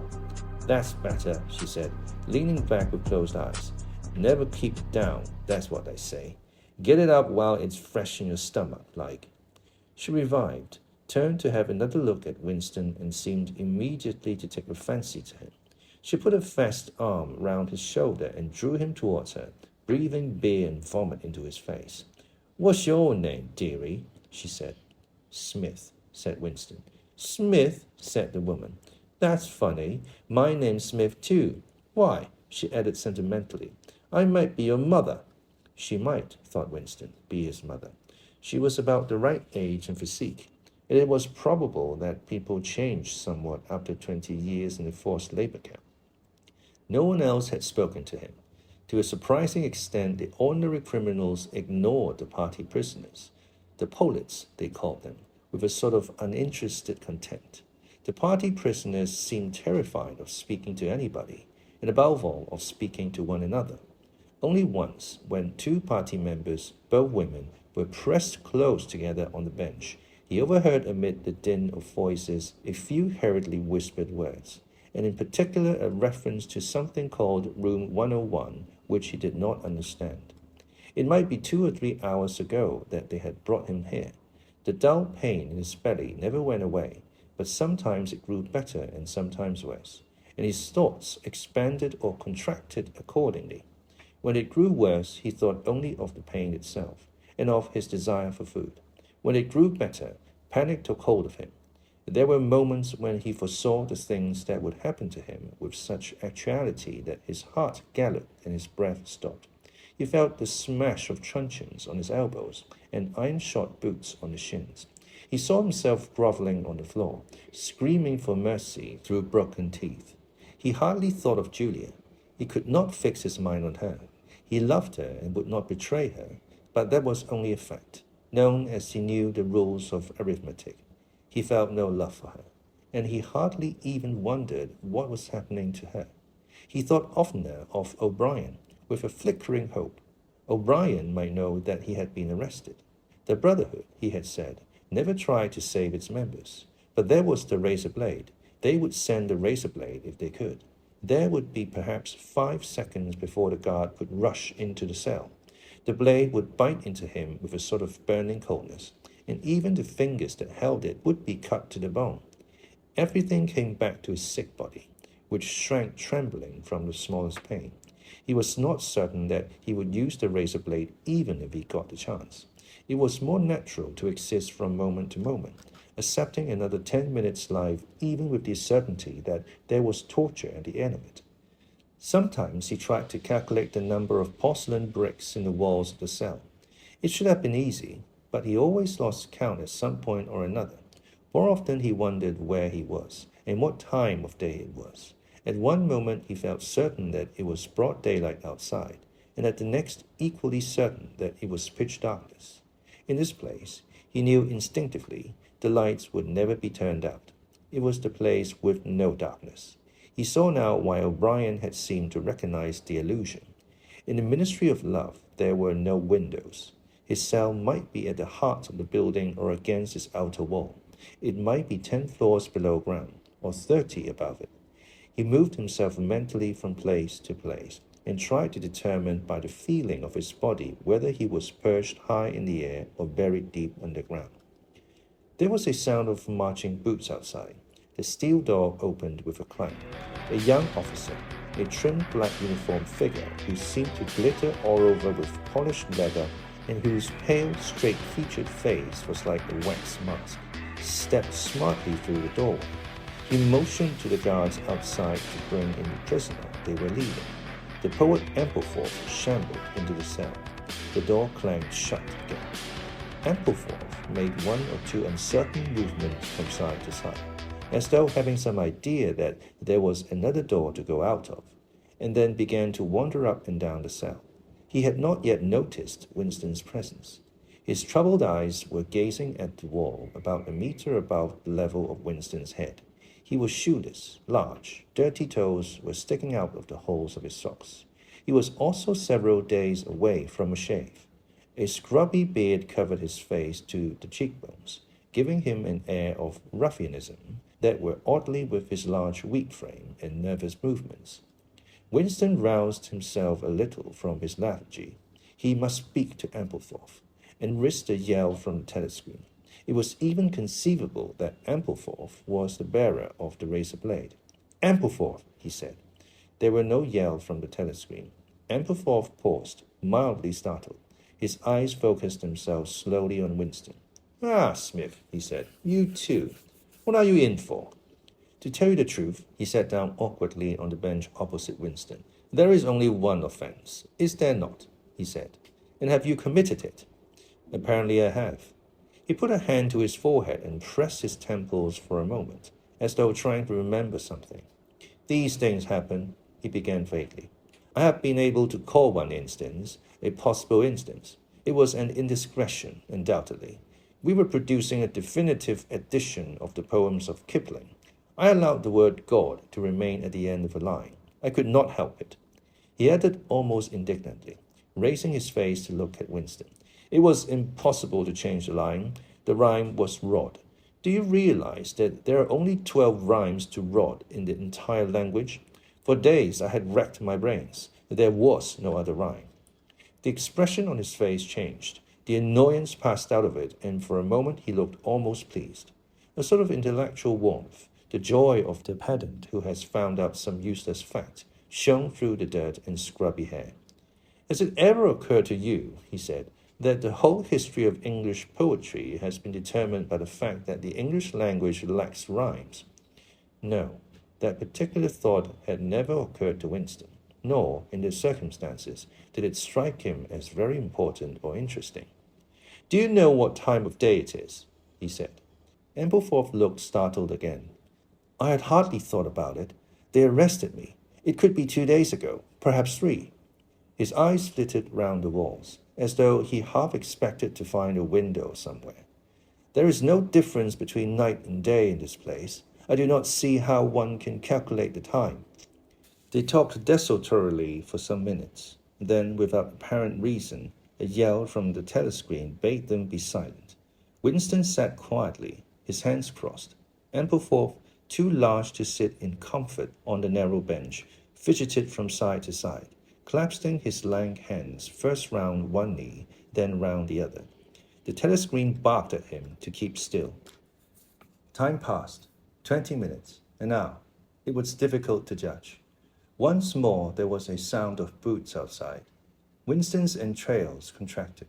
Soon, very soon, perhaps in 5 minutes, perhaps now, the tramp of boots would mean that his own turn had come.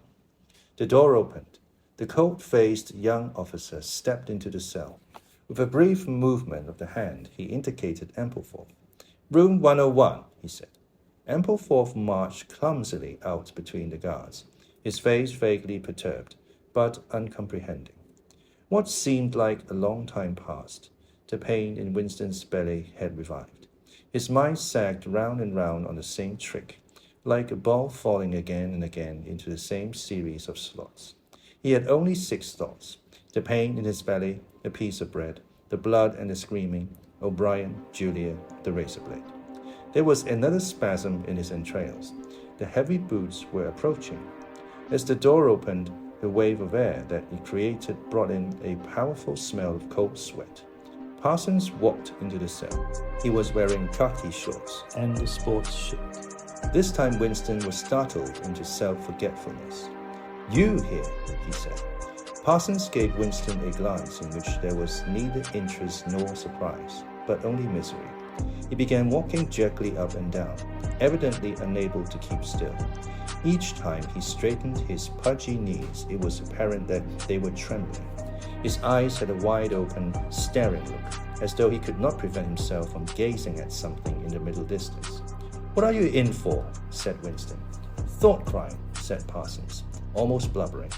The tone of his voice implied at once a complete admission of his guilt and a sort of incredulous horror that such a word could be applied to himself. He paused opposite Winston and began eagerly appealing to him. "You don't think they'll shoot me, do you, old chap? They don't shoot you if you haven't actually done anything. Only thoughts, which you can't help. I know they give you a fair hearing. Oh, I trust them for that. They'll know my record, won't they? You know what kind of chap I was. Not a bad chap in my way. Not brainy, of course, but keen. I tried to do my best for the party, didn't I? I'll get off with 5 years, don't you think? Or even 10 years? A chap like me could make himself pretty useful in the labor camp. They won't shoot me for going off the rails just once." "Are you guilty?" said Winston. "Of course I'm guilty," cried Parsons with a servile glance at the telescreen. "You don't think the party would arrest an innocent man, do you?" His frog-like face grew calmer, and even took on a slightly sanctimonious expression. "Thought crime is a dreadful thing, old man," he said sententiously. "It is insidious. It can get hold of you without your even knowing it. Do you know how it got hold of me? In my sleep. Yes, that's a fact. There I was, working away, trying to do my bit. Never knew I had any bad stuff in my mind at all. And then I started talking in my sleep. Do you know what they heard me saying?" He sank his voice, like someone who is obliged for medical reasons to utter an obscenity. "Down with Big Brother." Yes, I said that. Said it over and over again, it seems. Between you and me, old man, I'm glad they got me before I went any further. Do you know what I'm going to say to them when I go up before the tribunal? Thank you, I'm going to say. Thank you for saving me before it was too late. "Who denounced you?" said Winston. "It was my little daughter," said Parsons with a sort of doleful pride. "She listened at the keyhole, heard what I was saying, and nipped off to the patrols the very next day. Pretty smart for a nipper of 7, eh? I don't bear her any grudge for it. In fact, I'm proud of her. It shows I brought her up in the right spirit anyway." He made a few more jerky movements up and down, several times, casting a longing glance at the lavatory pen. Then he suddenly ripped down his shorts. "Excuse me, old man," he said. "I can't help it. It's the waiting." He plumbed his large posterior into the lavatory pen. Winston covered his face with his hands. "Smith!" yelled the voice from the telescreen. 6079 Smith W.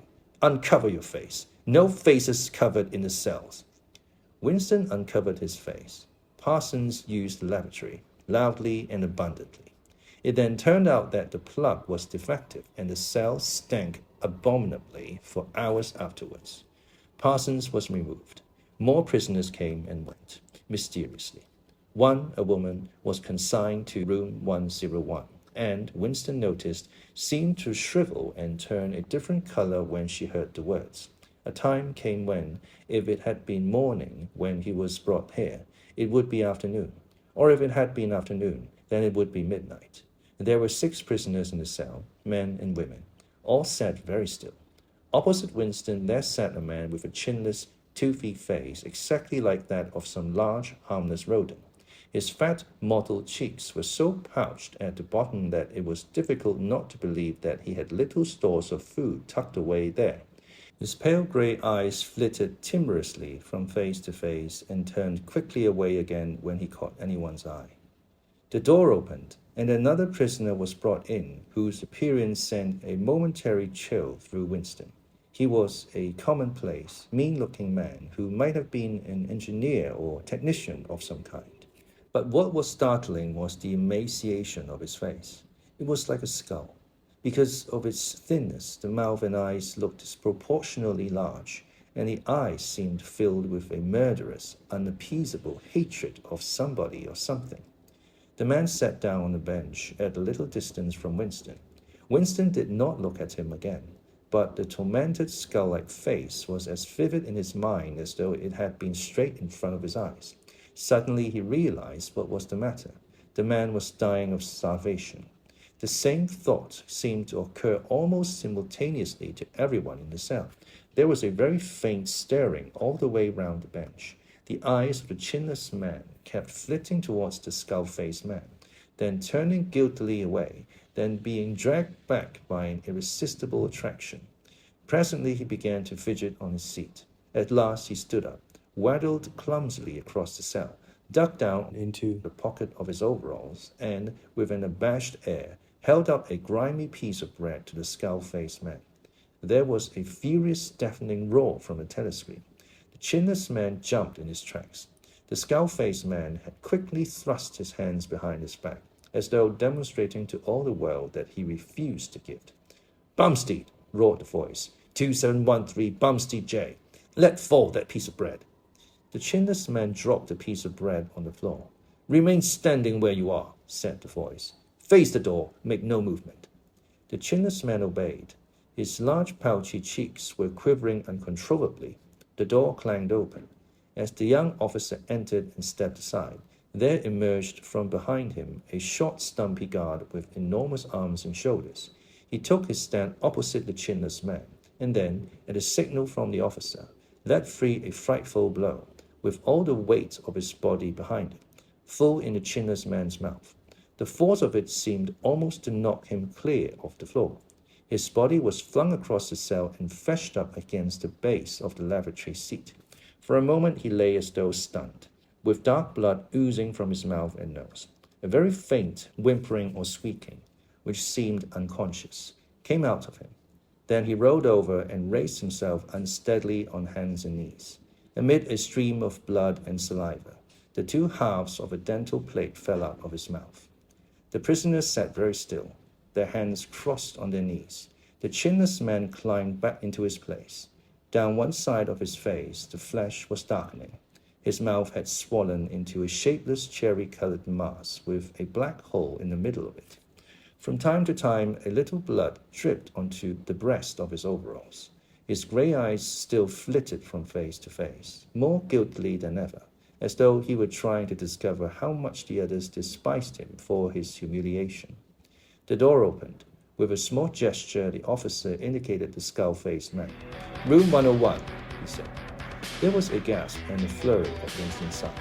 The man had actually flung himself on his knees on the floor, with his hands clasped together. "Comrade, officer," he cried, "you don't have to take me to that place. Haven't I told you everything already? What else is it you want to know? There's nothing I wouldn't confess, nothing. Just tell me what it is, and I'll confess straight off. Write it down and I'll sign it. Anything. Not room 101. Room 101, said the officer. The man's face, already very pale, turned a color Winston would not have believed possible. It was definitely, unmistakably, a shade of green. Do anything to me, he yelled. You've been starving me for weeks. Finish it off and let me die. Shoot me. Hang me. Sentence me to 25 years. Is there somebody else you want me to give away? Just say who it is and I'll tell you anything you want. I don't care who it is or what you do to them. I've got a wife and 3 children. The biggest of them isn't 6 years old. You can take the whole lot of them and cut their throats in front of my eyes, and I'll stand by and watch it, but not room 101. Room 101, said the officer. The man looked frantically round at the other prisoners, as though with some idea that he could put another victim in his own place. His eyes settled on the smashed face of the chinless man. He flung out a lean arm. That's the one you ought to be taking, not me, he shouted. You didn't hear what he was saying after they bashed his face. Give me a chance and I'll tell you every word of it. He's the one that's against the party, not me. The guard stepped forward. The man's voice rose to a shriek. You didn't hear him, he repeated. Something went wrong with telescreen. He's the one you want. Take him, not me. The 2 sturdy guards had stooped and taken him by the arms. But just at this moment, he flung himself across the floor of the cell and grabbed one of the iron legs that supported the bench. He had set up a wordless howling, like an animal. The guards took hold of him and wrenched him loose, but he clung on with astonishing strength. For perhaps 20 seconds, they were howling at him. The prisoners sat quiet, their hands crossed on their knees, looked straight in front of them. The howling stopped. The man had no breath left for anything except hanging on. Then there was a different kind of cry. A kick from a guard's boot had broken the fingers of one of his hands. They dragged him to his feet. Room 101, said the officer. The man was led out, walking unsteadily, with head sunken, nursing his crushed hand. All the fight had gone out of him. A long time passed. If it had been midnight when the skull-faced man was taken away, it was morning. If morning, it was afternoon. Winston was alone, and had been alone for hours. The pain of sitting on a narrow bench was such that often he got up and walked about, unreproved by the telescreen. The piece of bread still lay where the chinless man had dropped it. At the beginning, it needed a hard effort not to look at it, but presently hunger gave way to thirst. His mouth was sticky and evil-tasting. The humming sound and the unvarying white light induced a sort of faintness, an empty feeling inside his head. He would get up because the ache in his bones was no longer bearable, and then would sit down again almost at once because he was too dizzy to make sure of staying on his feet. Whenever his physical sensations were a little under control, the terror returned. Sometimes, with a fading hope, he thought of O'Brien and the razor blade. It was thinkable that the razor blade might arrive concealed in his food, if he were ever fed. More dimly, he thought of Julia. Somewhere or other, she was suffering perhaps far worse than he. She might be screaming with pain at this moment. He thought, if I could save Julia by doubling my own pain, would I do it? Yes, I would. But that was merely an intellectual decision, taken because he knew that he ought to take it. He did not feel it. In this place, you could not feel anything, except pain and foreknowledge of pain. Besides, was it possible, when you were actually suffering it, to wish for any reason that your own pain should increase? But that question was not answerable yet. The boots were approaching again. The door opened. O'Brien came in. Winston started to his feet. The shock of the sight had driven all caution out of him. For the first time in many years, he forgot the presence of the telescreen. They've got you too, he cried. They got me a long time ago, said O'Brien with a mild, almost regretful irony. He stepped aside. From behind him, there emerged a broad-chested guard with a long black truncheon in his hand.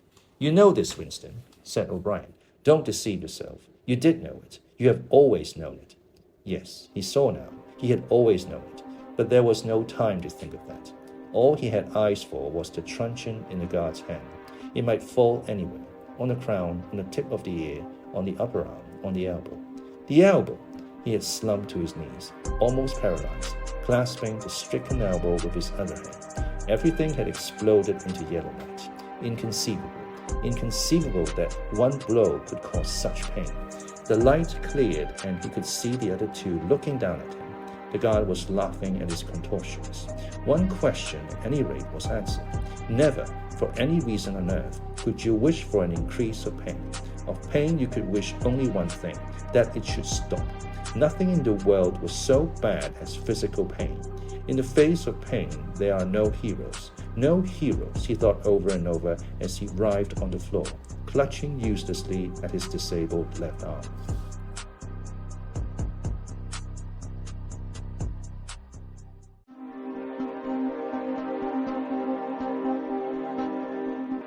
Part 3, Chapter 2. He was lying on something that felt like a camp bed, except that it was higher off the ground and that he was fixed down in some way so that he could not move. Light that seemed stronger than usual was falling on his face. O'Brien was standing at his side, looking down at him intently. At the other side of him stood a man in a white coat, holding a hypodermic syringe. Even after his eyes were open, he took in his surroundings only gradually. He had the impression of swimming up into this room from some quite different world, a sort of underwater world far beneath it. How long he had been down there, he did not know. Since the moment when they arrested him, he had not seen darkness or daylight. Besides, his memories were not continuous.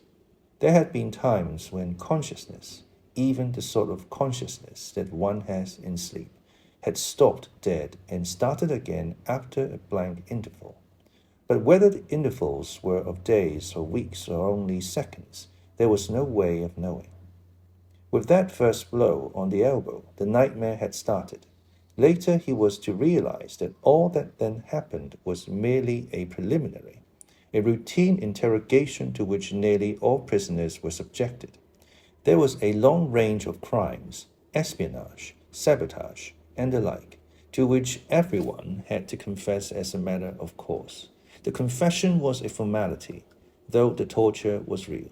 How many times he had been beaten, how long the beatings had continued, he could not remember. Always there were 5 or 6 men in black uniforms at him simultaneously. Sometimes it was fists, sometimes it was truncheons, sometimes it was steel rods, sometimes it was boots.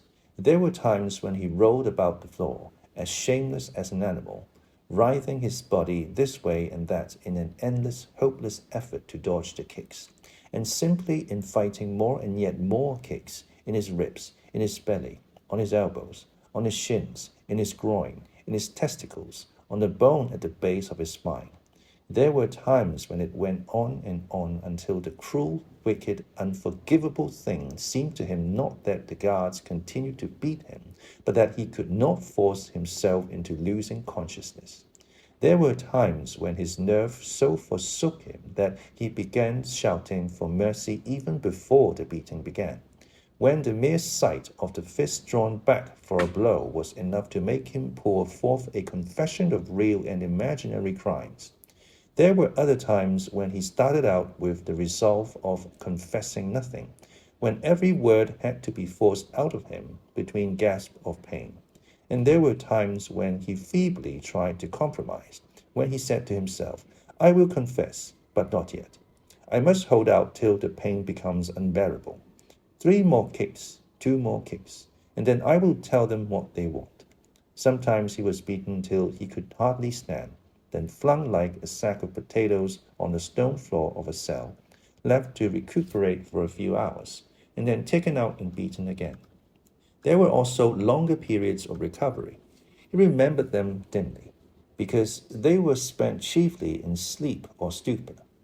He remembered a cell with a plank bed, a sort of shelf sticking out from the wall, and a tin wash basin, and meals of hot soup and bread, and sometimes coffee.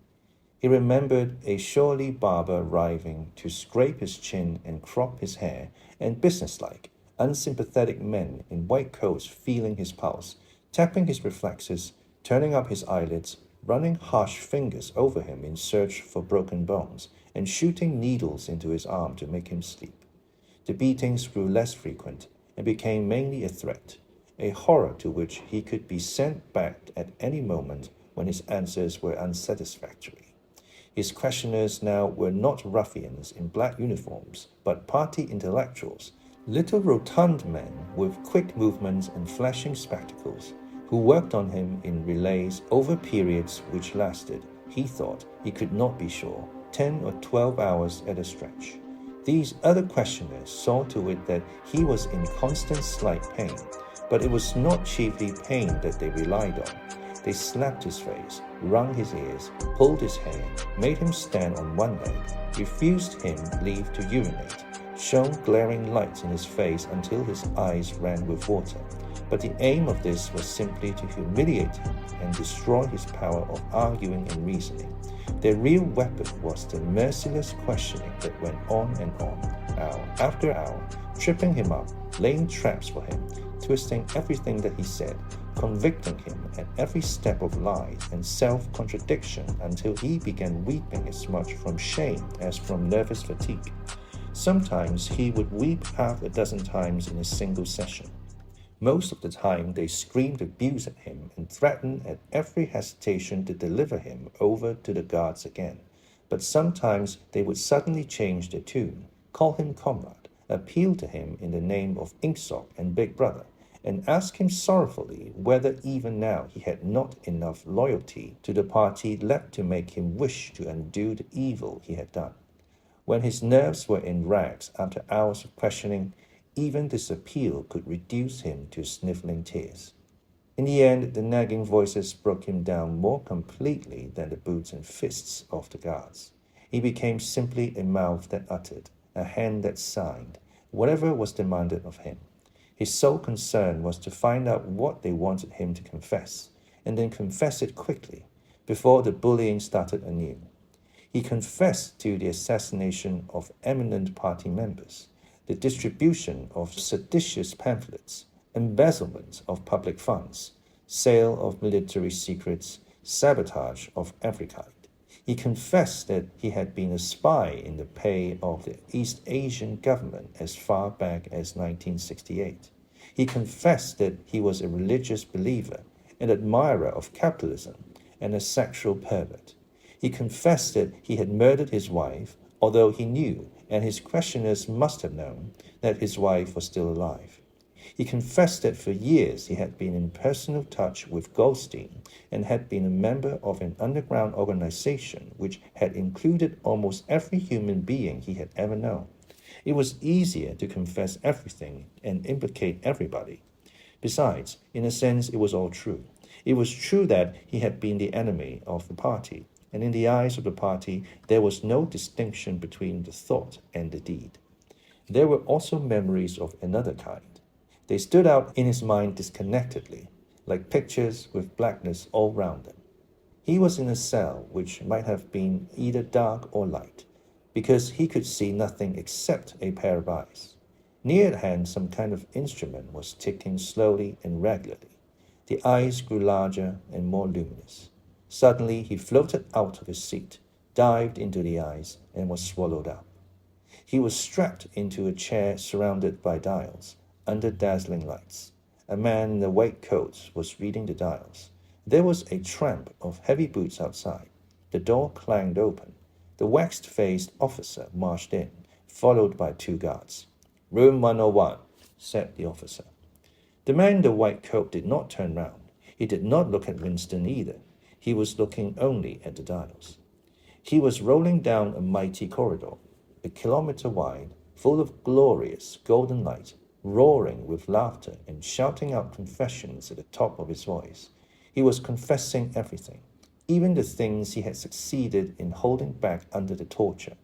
He was relating the entire history of his life to an audience who knew it already. With him were the guards, the other questioners, the men in white coats, O'Brien, Julia, Mr. Charrington, all rolling down the corridor together and shouting with laughter. Some dreadful thing which had lain embedded in the future had somehow been skipped over and had not happened. Everything was all right. There was no more pain. The last detail of his life was laid bare, understood, forgiven. He was starting up from the plank bed in the half-certainty that he had heard O'Brien's voice. All through his interrogation, although he had never seen him, He had had the feeling that O'Brien was at his elbow, just out of sight. It was O'Brien who was directing everything.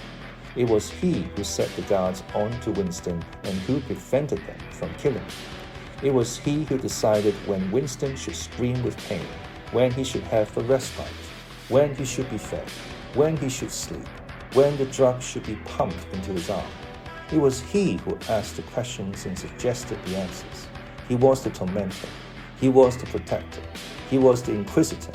He was the friend. And once, Winston could not remember whether it was in drugged sleep, or in normal sleep, or even in a moment of wakefulness. A voice murmured in his ear, "Don't worry, Winston. You are in my keeping. For 7 years I have watched over you. Now the turning point has come. I shall save you. I shall make you perfect." He was not sure whether it was O'Brien's voice, but it was the same voice that had said to him, "We shall meet in the place where there is no darkness," in that other dream 7 years ago. He did not remember any ending to his interrogation.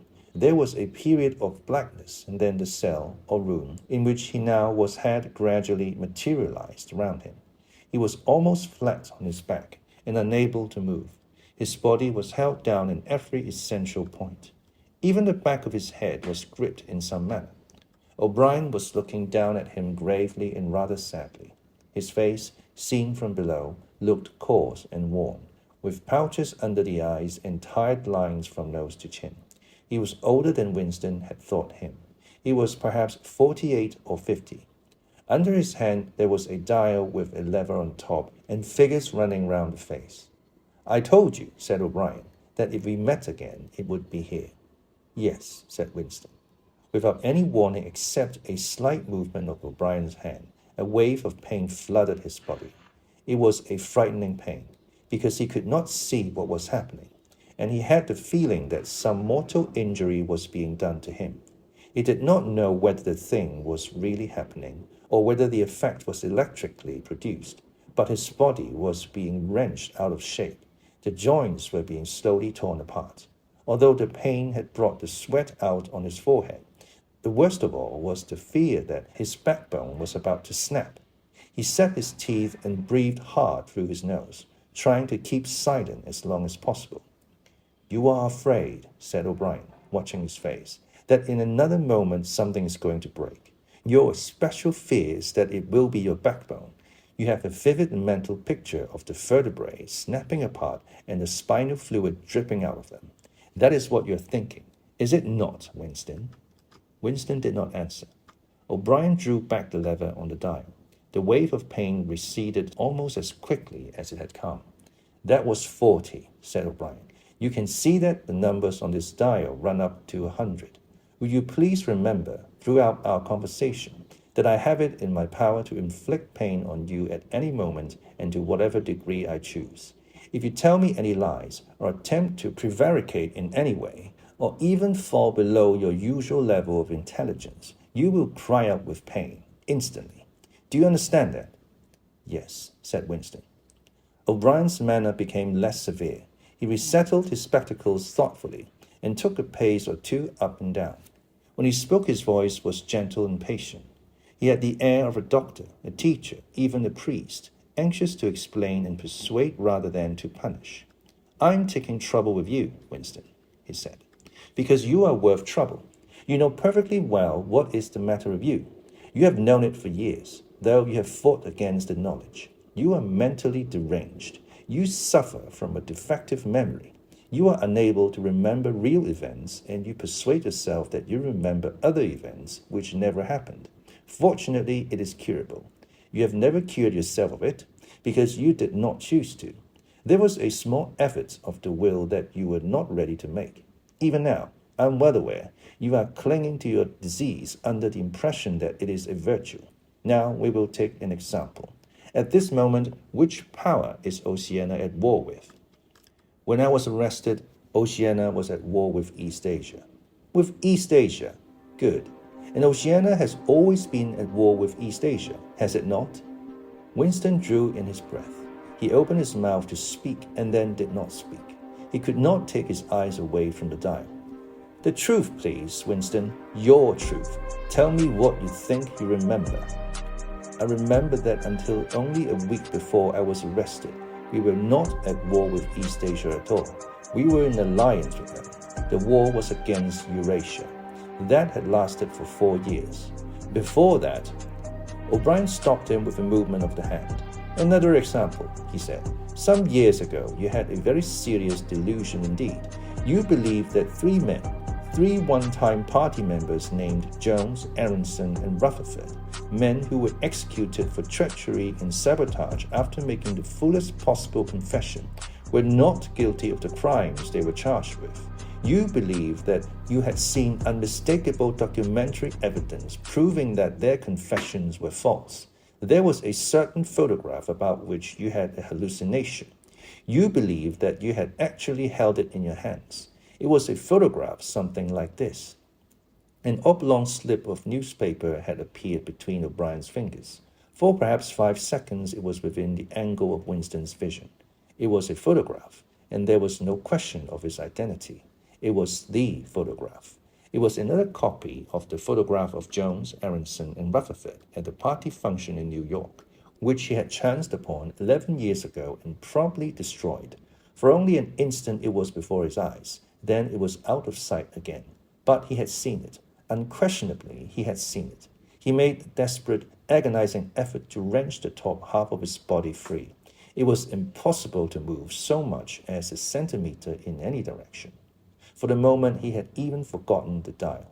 All he wanted was to hold the photograph in his fingers again, or at least to see it. "It exists," he cried. "No," said O'Brien. He stepped across the room. There was a memory hole in the opposite wall. O'Brien lifted the grating. Unseen, the frail slip of paper was swirling away on the current of warm air. It was vanishing in a flash of flame. O'Brien turned away from the wall. "Ashes," he said. "Not even identifiable ashes. Dust. It does not exist. It never existed. But it did exist. It does exist. It exists in memory. I remember it. You remember it." "I don't remember it," said O'Brien. Winston's heart sank. That was doublethink. He had a feeling of deadly helplessness. If he could have been certain that O'Brien was lying, it would not have seemed to matter. But it was perfectly possible that O'Brien had really forgotten the photograph. And if so, then already he would have forgotten his denial of remembering it, and forgotten the act of forgetting. How could one be sure that it was simple trickery? Perhaps that lunatic dislocation in the mind could really happen. That was the thought that defeated him. O'Brien was looking down at him speculatively. More than ever, he had the air of a teacher taking pains with a wayward but promising child. "There is a party slogan dealing with the control of the past," he said. "Repeat it, if you please." "Who controls the past controls the future. Who controls the present controls the past," repeated Winston obediently. "Who controls the present controls the past," said O'Brien, nodding his head with slow approval. "Is it your opinion, Winston, that the past has real existence?" Again, the feeling of helplessness descended upon Winston. His eyes flitted towards the dial. He not only did not know whether yes or no was the answer that would save him from pain, he did not even know which answer he believed to be the true one. O'Brien smiled faintly. "You are no metaphysician, Winston," he said. "Until this moment, you had never considered what is meant by existence. I will put it more precisely. Does the past exist concretely, in space? Is there somewhere or other a place, a world of solid objects, where the past is still happening?" "No." "Then where does the past exist, if at all?" "In records. It is written down." "In records, and?" "In the mind, in human memories." "In memory. Very well, then. We, the party, control all records, and we control all memories. Then we control the past, do we not?" "But how can you stop people remembering things?" cried Winston again, momentarily forgetting the dial. "It is involuntary. It is outside oneself. How can you control memory? You have not controlled mine." O'Brien's manner grew stern again. He laid his hand on the dial. "On the contrary," he said, "you have not controlled it. That is what has brought you here. You are here because you have failed in humility, in self-discipline. You would not make the act of submission, which is the price of sanity. You prefer to be a lunatic, a minority of one. Only the disciplined mind can see reality, Winston. You believe that reality is something objective, external, existing in its own right. You also believe that the nature of reality is self-evident. When you delude yourself into thinking that you see something, you assume that everyone else sees the same thing as you. But I tell you, Winston, that reality is not external. Reality exists in the human mind and nowhere else. Not in the individual mind, which can make mistakes, and in any case soon perishes. Only in the mind of the party, which is collective and immortal. Whatever the party holds to be the truth is truth. It is impossible to see reality except by looking through the eyes of the party. That is the fact that you have got to relearn, Winston. It needs an act of self-destruction, an effort of the will. You must humble yourself before you can become sane. He paused for a few moments, as though to allow what he had been saying to sink in. Do you remember, he went on, writing in your diary, freedom is the freedom to say that 2 + 2 make 4. Yes, said Winston. O'Brien held up his left hand, its back towards Winston, with the thumb hidden and the 4 fingers extended. How many fingers am I holding up, Winston? 4. And if the party says that it is not 4 but 5, then how many? 4. The word ended in a gasp of pain. The needle of the dial had shot up to 55. The sweat had sprung out all over Winston's body. The air tore into his lungs and issued again in deep groans, which even by clenching his teeth he could not stop. O'Brien watched him, the 4 fingers still extended. He drew back the lever. This time the pain was only slightly eased. How many fingers, Winston? 4. The needle went up to 60. How many fingers, Winston? 4. 4. What else can I say? 4. The needle must have risen again, but he did not look at it. The heavy, stern face and the 4 fingers filled his vision. The fingers stood up before his eyes like pillars, enormous, blurry, and seeming to vibrate, but unmistakably 4. How many fingers, Winston? 4. Stop it! Stop it! How can you go on? 4. 4. How many fingers, Winston? 5. 5. 5. No, Winston, that is no use. You are lying. You still think there are 4. How many fingers, please? 4. 5. 4. Anything you like. Only stop it. Stop the pain. Abruptly, he was sitting up with O'Brien's arm round his shoulders. He had perhaps lost consciousness for a few seconds. The bonds that had held his body down were loosened. He felt very cold. He was shaking uncontrollably. His teeth were chattering. The tears were rolling down his cheeks. For a moment he clung to O'Brien like a baby, curiously comforted by the heavy arm round his shoulders. He had the feeling that O'Brien was his protector, that the pain was something that came from outside, from some other source, and that it was O'Brien who would save him from it. You are a slow learner, Winston, said O'Brien gently. How can I help it? He blubbered. How can I help seeing what is in front of my eyes? 2 and 2 are 4. Sometimes, Winston. Sometimes they are 5. Sometimes they are 3. Sometimes they are all of them at once. You must try harder. It is not easy to become sane. He laid Winston down on the bed. The grip of his limbs tightened again, but the pain had ebbed away and the trembling had stopped, leaving him merely weak and cold. O'Brien motioned with his head to the man in the white coat who had stood immobile throughout the proceedings. The man in the white coat bent down and looked closely into Winston's eyes, felt his pulse, laid an ear against his chest, tapped here and there, then he nodded to O'Brien. Again, said O'Brien. The pain flowed into Winston's body. The needle must be at 70, 75. He had shut his eyes this time. He knew that the fingers were still there, and still 4. All that mattered was somehow to stay alive until the spasm was over. He had ceased to notice whether he was crying out or not. The pain lessened again. He opened his eyes. O'Brien had drawn back the lever. How many fingers, Winston? 4. I suppose there are 4. I would see 5 if I could. I'm trying to see 5. Which do you wish? To persuade me that you see 5 or really to see them? Really to see them. Again, said O'Brien. Perhaps the needle was 80, 90. Winston could not intermittently remember why the pain was happening.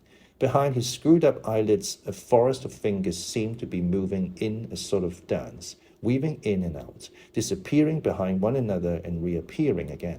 He was trying to count them. He could not remember why. He knew only that it was impossible to count them, and that this was somehow due to the mysterious identity between 5 and 4. The pain died down again. When he opened his eyes, it was to find that he was still seeing the same thing. Innumerable fingers, like moving trees, were still streaming past in either direction, crossing and recrossing. He shut his eyes again. How many fingers am I holding up, Winston? I don't know. I don't know. You will kill me if you do that again. 4, 5, 6. In all honesty, I don't know. Better, said O'Brien. A needle slid into Winston's arm. Almost in the same instant, a blissful, healing warmth spread all through his body. The pain was already half forgotten. He opened his eyes and looked up gratefully at O'Brien. At sight of the heavy, lined face, so ugly and so intelligent, his heart seemed to turn over. If he could have moved, he would have stretched out a hand and laid it on O'Brien's arm. He had never loved him so deeply as at this moment, and not merely because he had stopped the pain. The old feeling that at bottom it did not matter whether O'Brien was a friend or an enemy had come back. O'Brien was a person who could be talked to. Perhaps one did not want to be loved so much as to be understood. O'Brien had tortured him to the edge of lunacy, and in a little while it was certain he would send him to his death. It made no difference. In some sense that went deeper than friendship, they were intimates. Somewhere or other, although the actual words might never be spoken, there was a place where they could meet and talk. O'Brien was looking down at him with an expression which suggested that the same thought might be in his own mind. When he spoke, it was in an easy, conversational tone. Do you know where you are, Winston? I don't know. I can guess. In the Ministry of Love? Do you know how long you have been here? I don't know. Days, weeks, months. I think it is months. And why do you imagine that we bring people to this place? To make them confess. No, that is not the reason. Try again. To punish them. No, exclaimed O'Brien. His voice had changed extraordinarily, and his face had suddenly become both stern and animated. No, not merely to extract your confession, not to punish you. Shall I tell you why we have brought you here? To cure you, to make you sane. Will you understand, Winston, that no one whom we bring to this place ever leaves our hands uncured? We are not interested in those stupid crimes that you have committed. The party is not interested in the overt act. The thought is all we care about. We do not merely destroy our enemies, we change them. Do you understand what I mean by that? He was bending over Winston. His face looked enormous because of its nearness, and hideously ugly because it was seen from below. Moreover, it was filled with a sort of exultation, a lunatic intensity. Again, Winston's heart shrank. If it had been possible, he would have cowered deeper into the bed. He felt certain that O'Brien was about to twist the dial out of sheer wantonness. At this moment, however, O'Brien turned away. He took a pace or two up and down. Then he continued less vehemently. The first thing for you to understand is that in this place there are two martyrdoms. You have read of the religious persecutions of the past. In the Middle Ages, there was the Inquisition. It was a failure. It set out to eradicate heresy and ended by perpetuating it. For every heretic it burned at the stake, thousands of others rose up. Why was that? Because the Inquisition killed its enemies in the open and killed them while they were still unrepentant. In fact, it killed them because they were unrepentant. Men were dying because they would not abandon their true beliefs. Naturally, all the glory belonged to the victim and all the shame to the inquisitor who burned him. Later, in the 20th century, there were the totalitarians, as they were called. There were the German Nazis and the Russian communists. The Russians persecuted heresy more cruelly than the Inquisition had done, and they imagined that they had learned from the mistakes of the past. They knew, at any rate, that one must not make martyrs. Before they exposed their victims to public trial, they deliberately set themselves to destroy their dignity. They wore them down by torture and solitude until they were despicable. cringing wretches, confessing whatever was put into their mouths, covering themselves with abuse, accusing and sheltering behind one another, whimpering for mercy. And yet, after only a few years, the same thing had happened over again. The dead men had become martyrs, and their degradation was forgotten. Once again, why was it? In the first place, because the confessions that they had made were obviously extorted and untrue. We do not make mistakes of that kind. All the confessions that are uttered here are true. We make them true. And above all, we do not allow the dead to rise up against us. You must stop imagining that posterity will vindicate you, Winston. Posterity will never hear of you. You will be lifted clean out from the stream of history. We shall turn you into gas and pour you into the stratosphere. Nothing will remain of you, not a name in the register, not a memory in the living brain. You will be annihilated in the past as well as in the future. You will never have existed. Then why bother to torture me? Thought Winston, with a momentary bitterness. O'Brien checked his step as though Winston had uttered the thought aloud. His large, ugly face came nearer, with the eyes a little narrowed. You are thinking, he said, that since we intend to destroy you utterly, so that nothing that you say or do can make the smallest difference, in that case, why do we go to the trouble of interrogating you first? That is what you were thinking, was it not? Yes, said Winston. O'Brien smiled slightly. You are a flaw in the pattern, Winston. You are a stain that must be wiped out. Did I not tell you just now that we are different from the persecutors of the past? We are not content with negative obedience, nor even with the most abject submission. When finally you surrender to us, it must be of your own free will. We do not destroy the heretic because he resists us. So long as he resists us, we never destroy them. We convert him. We capture his inner mind. We reshape him. We burn all evil and all illusion out of him. We bring him over to our side, not in appearance, but genuinely, heart and soul. We make him one of ourselves before we kill him. It is intolerable to us that an erroneous thought should exist anywhere in the world, however secret and powerless it may be. Even in the instant of death, we cannot permit any deviation. In the old days, the heretic walked to the stake still a heretic, proclaiming his heresy, exulting it. Even the victim of the Russian purges could carry rebellion locked up in his skull as he walked down the passage waiting for the bullet. But we make the brain perfect before we blow it up. The command of the old despotism was thou shalt not. The command of the totalitarians was thou shalt. Our command is thou art.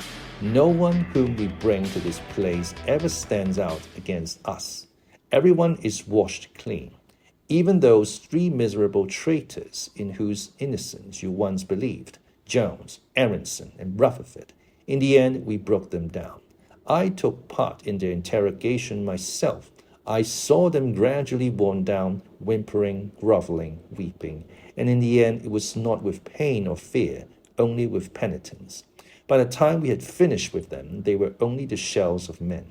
There was nothing left in them except sorrow for what they had done, and love of Big Brother. It was touching to see how they loved him. They begged to be shot quickly, so that they could die while their minds were still clean. His voice had grown almost dreamy. The exultation, the lunatic enthusiasm was still in his face. He is not pretending, thought Winston. He is not a hypocrite. He believes every word he says. What most oppressed him was the consciousness of his own intellectual inferiority. He watched the heavy yet graceful form strolling to and fro, in and out of the range of his vision. O'Brien was a being in all ways larger than himself. There was no idea that he had ever had or could have that O'Brien had not long ago known, examined, and rejected. His mind contained Winston's mind. But in that case, how could it be true that O'Brien was mad? It must be he, Winston, who was mad. O'Brien halted and looked down at him. His voice had grown stern again. Do not imagine that you will save yourself, Winston, however completely you surrender to us. No one who has once gone astray is ever spared. And even if we chose to let you live out the natural term of your life, Still, you would never escape from us. What happens to you here is forever. Understand that in advance. We shall crush you down to the point from which there is no coming back. Things will happen to you from which you could not recover if you lived 1,000 years. Never again will you be capable of ordinary human feeling. Everything will be dead inside you. Never again will you be capable of love, or friendship, or joy of living, or laughter, or curiosity, or courage, or integrity. You will be hollow. We shall squeeze you empty, and then we shall fill you with ourselves. He paused and signed to the man in the white coat. Winston was aware of some heavy piece of apparatus being pushed into place behind his head. O'Brien had sat down beside the bed, so that his face was almost on level with Winston's. 3,000, he said, speaking over Winston's head to the man in the white coat.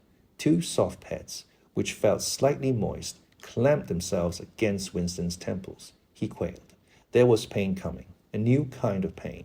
O'Brien laid a hand reassuringly, almost kindly, on his. This time it will not hurt, he said. Keep your eyes fixed on mine. At this moment there was a devastating explosion, or what seemed like an explosion, though it was not certain whether there was any noise. There was undoubtedly a blinding flash of light. Winston was not hurt, only prostrated. Although he had already been lying on his back when the thing happened, he had a curious feeling that he had been knocked into that position. A terrific, painless blow had flattened him out. Also, something had happened inside his head. As his eyes regained their focus, he remembered who he was, and where he was, and recognized the face that was gazing into his own. But somewhere or other there was a large patch of emptiness, as though a piece had been taken out of his brain. It will not last, said O'Brien. Look me in the eyes. What country is Oceania at war with? Winston thought. He knew what was meant by Oceania, and that he himself was a citizen of Oceania. He also remembered Eurasia and East Asia. But who was at war with whom he did not know. In fact, he had not been aware that there was any war. I don't remember. Oceania is at war with East Asia. Do you remember that now? Yes. Oceania has always been at war with East Asia, since the beginning of your life, since the beginning of the party, since the beginning of history. The war has continued without a break. Always the same war. Do you remember that? Yes. 11 years ago, you created a legend about 3 men who had been condemned to death for treachery. You pretended that you had seen a piece of paper which proved them innocent. No such piece of paper ever existed. You invented it, and later you grew to believe in it. You remember now the very moment at which you first invented it. Do you remember that? Yes. Just now I held up the fingers of my hand to you. You saw 5 fingers. Do you remember that? Yes. O'Brien held up the fingers of his left hand, with the thumb concealed. There are 5 fingers there. Do you see 5 fingers? Yes. And he did see them. For a fleeting instant before the scenery of his mind changed, he saw 5 fingers, and there was no deformity. Then everything was normal again, and the old fear, the hatred, and the bewilderment came crowding back again. But there had been a moment, he did not know how long, 30 seconds perhaps, a luminous certainty, when each new suggestion of O'Brien's had filled up a patch of emptiness and become absolute truth, and when 2 and 2 could have been 3 as easily as 5, if that were what was needed. It had faded but before O'Brien had dropped his hand, but though he could not recapture it, he could remember it, as one remembers a vivid experience at some period of one's life when one was in effect a different person. You see now, said O'Brien, that it is at any rate possible. Yes, said Winston. O'Brien stood up with a satisfied air. Over to his left, Winston saw the man in the white coat break an ampoule and draw back the plunger of a syringe. O'Brien turned to Winston with a smile. In almost the old manner, he resettled his spectacles on his nose. Do you remember writing in your diary, he said, that it did not matter whether I was a friend or an enemy, since I was at least a person who understood you and could be talked to? You were right. I enjoy talking to you. Your mind appeals to me. It resembles my own mind, except that you happen to be insane. Before we bring this session to an end, you can ask me a few questions if you choose. Any question I like? Anything. He saw that Winston's eyes were upon the dial. It is switched off. What is your first question? What have you done with Julia? Said Winston. O'Brien smiled again. She betrayed you, Winston. Immediately. Unreservedly. I have seldom seen anyone come over to us so promptly. You would hardly recognize her if you saw her. All her rebelliousness, her deceit, her folly, her dirty-mindedness, everything has been burned out of her. It was a perfect conversion, a textbook case. You tortured her. O'Brien left this unanswered. Next question, he said.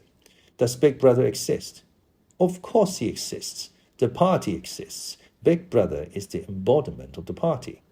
Does he exist in the same way as I exist? You do not exist, said O'Brien. Once again the sense of helplessness assailed him.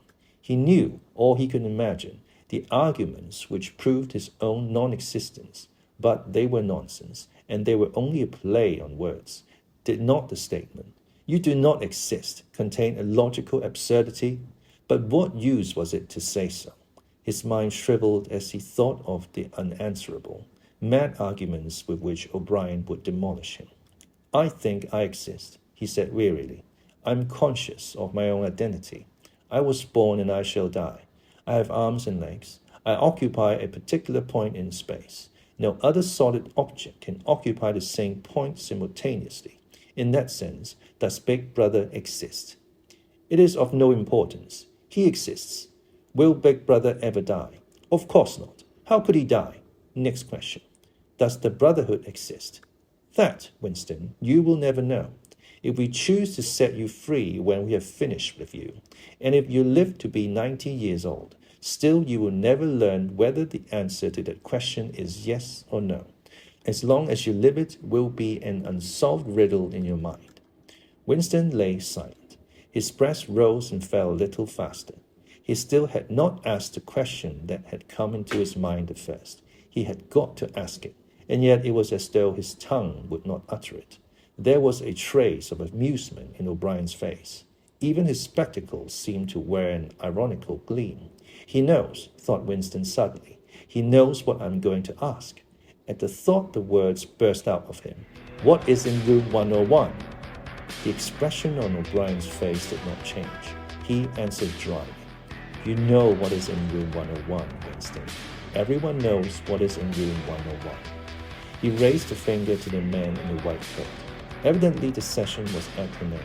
A needle jerked into Winston's arm. He sank almost instantly into deep sleep.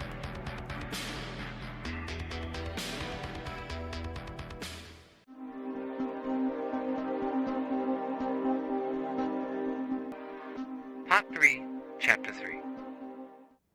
There are 3 stages in your reintegration, said O'Brien. There is learning, there is understanding, and there is acceptance. It is time for you to enter upon the 2nd stage. As always, Winston was lying flat on his back, but of late his bonds were looser. They still held him to the bed, but he could move his knees a little and could turn his head from side to side and raise his arms from the elbow. The dial, also, had grown to be less of a terror. He could evade its pangs if he was quick-witted enough. It was chiefly when he showed stupidity that O'Brien pulled the lever. Sometimes they got through a whole session without use of a dial. He could not remember how many sessions there had been. The whole process seemed to stretch out over a long, indefinite time, weeks possibly, and the intervals between the sessions might sometimes have been days, sometimes only an hour or 2. As you lie there, said O'Brien, you have often wondered, you have even asked me, why the ministry of love should expend so much time and trouble on you. And when you were free, you were puzzled by what was essentially the same question. You could grasp the mechanics of the society you lived in, but not its underlying motives. Do you remember writing in your diary, I understand how, I do not understand why. It was when you thought about why that you doubted your own sanity. You have read the book, Goldstein's book, or parts of it at least. Did it tell you anything that you did not know already? You have read it, said Winston. I wrote it. That is to say, I collaborated in writing it. No book is produced individually, as you know. Is it true what it says? As description, yes. The program it sets forth is nonsense. The secret accumulation of knowledge, a gradual spread of enlightenment, ultimately a proletarian rebellion, the overthrow of the party. You foresaw yourself that that was what it would say. It is all nonsense.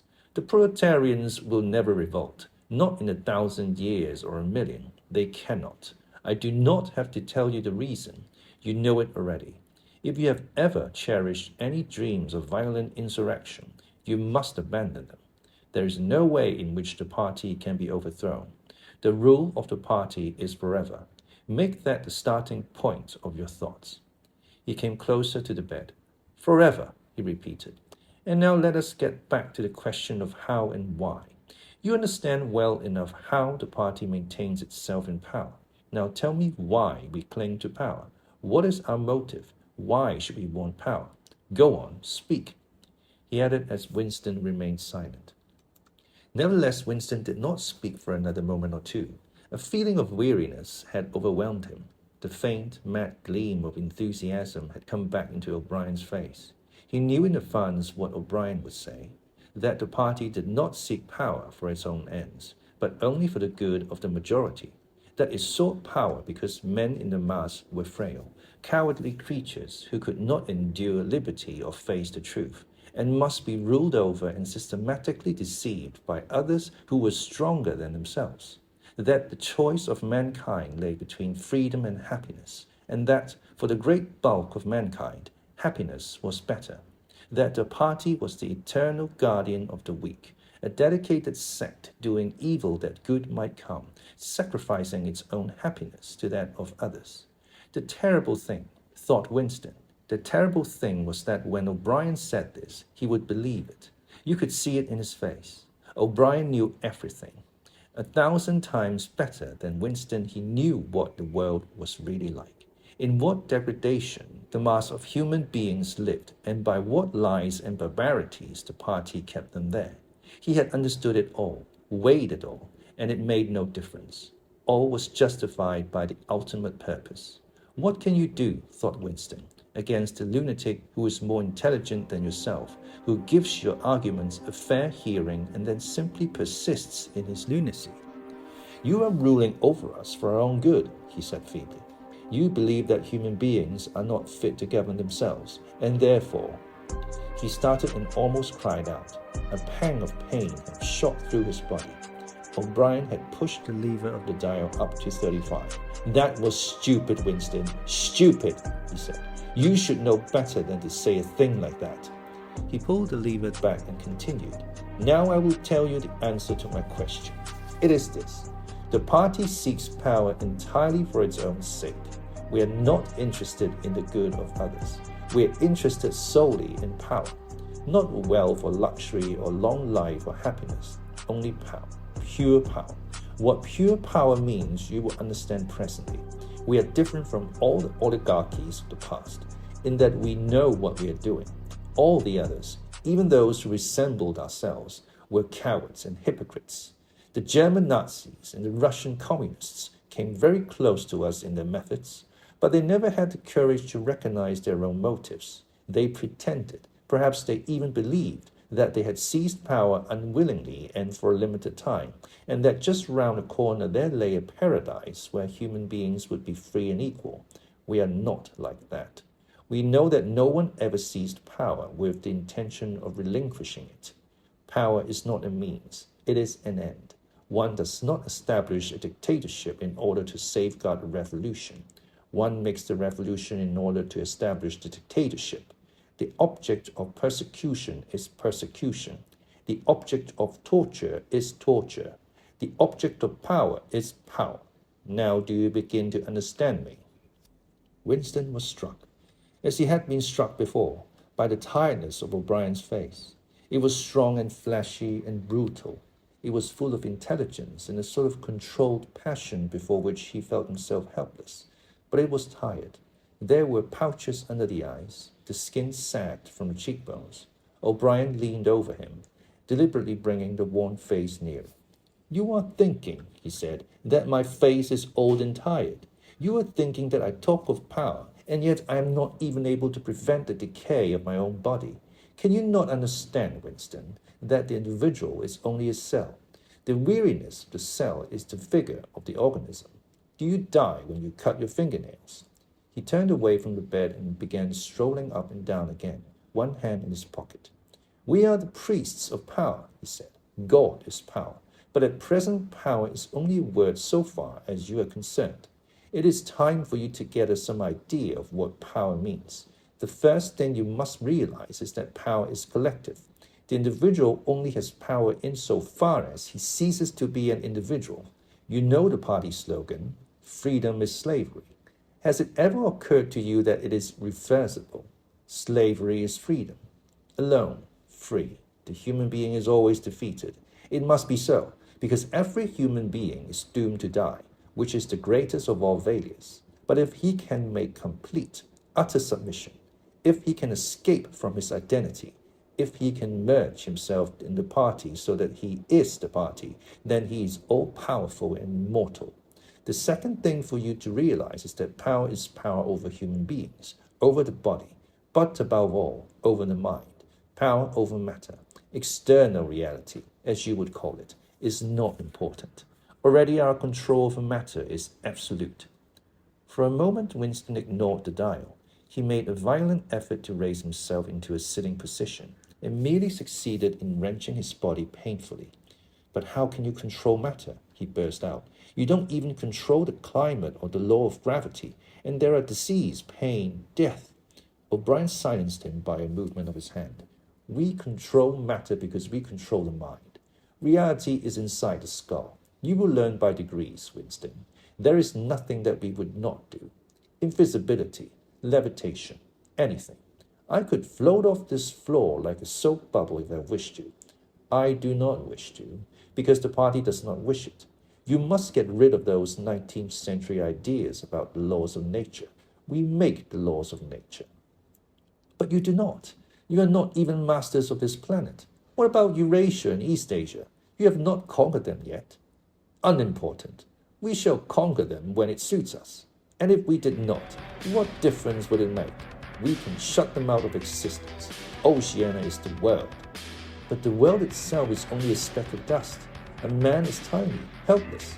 How long has he been in existence? For millions of years, the earth was uninhabited. Nonsense. The earth is as old as we are, no older. How could it be older? Nothing exists except through human consciousness. But the rocks are full of the bones of extinct animals, mammoths and mastodons and enormous reptiles which lived here long before man has ever heard of. Have you ever seen those bones, Winston? Of course not. 19th century biologists invented them. Before man, there was nothing. After man, if he could come to an end, there would be nothing. Outside man, there is nothing. But the whole universe is outside us. Look at the stars. Some of them are 1,000,000 light years away. They are out of our reach forever. What are the stars? Said O'Brien indifferently. They are bits of fire a few kilometers away. We could reach them if we wanted to, or we would block them out. The earth is the center of the universe. The sun and the stars go round it. Winston made another convulsive movement. This time he did not say anything. O'Brien continued as though answering a spoken objection. For certain purposes, of course, it is not true. When we navigate the ocean, or when we predict an eclipse, we often find it convenient to assume that the earth goes round the sun and that the stars are millions upon millions of kilometers away. But what of it? Do you suppose it is beyond us to produce a dual system of astronomy? The stars can be near or distant, according as we need them. Do you suppose our mathematicians are unequal to that? Have you forgotten double-think? Winston shrank back upon the bed. Whatever he said, the swift answer crushed him like a bludgeon. And yet he knew that he was in the right. To believe that nothing exists outside your own mind, surely there must be some way of demonstrating that it was false. Had it not been exposed long ago as a fallacy? There was even a name for it, which he had forgotten. A faint smile twitched the corners of O'Brien's mouth as he looked down at him. "I told you, Winston," he said, "that metaphysics is not your strong point. The word you are trying to think of is solipsism. But you are mistaken. This is not solipsism. Collective solipsism, if you like, but that is a different thing. In fact, the opposite thing. All this is a digression," he added in a different tone. "A real power, the power we have to fight for night and day, is not power over things, but over men." He paused, and for a moment assumed again his air of a schoolmaster questioning a promising pupil. "How does one man assert his power over another, Winston?" Winston thought. "By making him suffer," he said. "Exactly, by making him suffer. Obedience is not enough. Unless he is suffering, how can you be sure that he is obeying your will and not his own? Power is in inflicting pain and humiliation.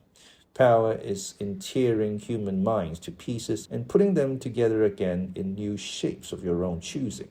Do you begin to see, then, what kind of world we are creating?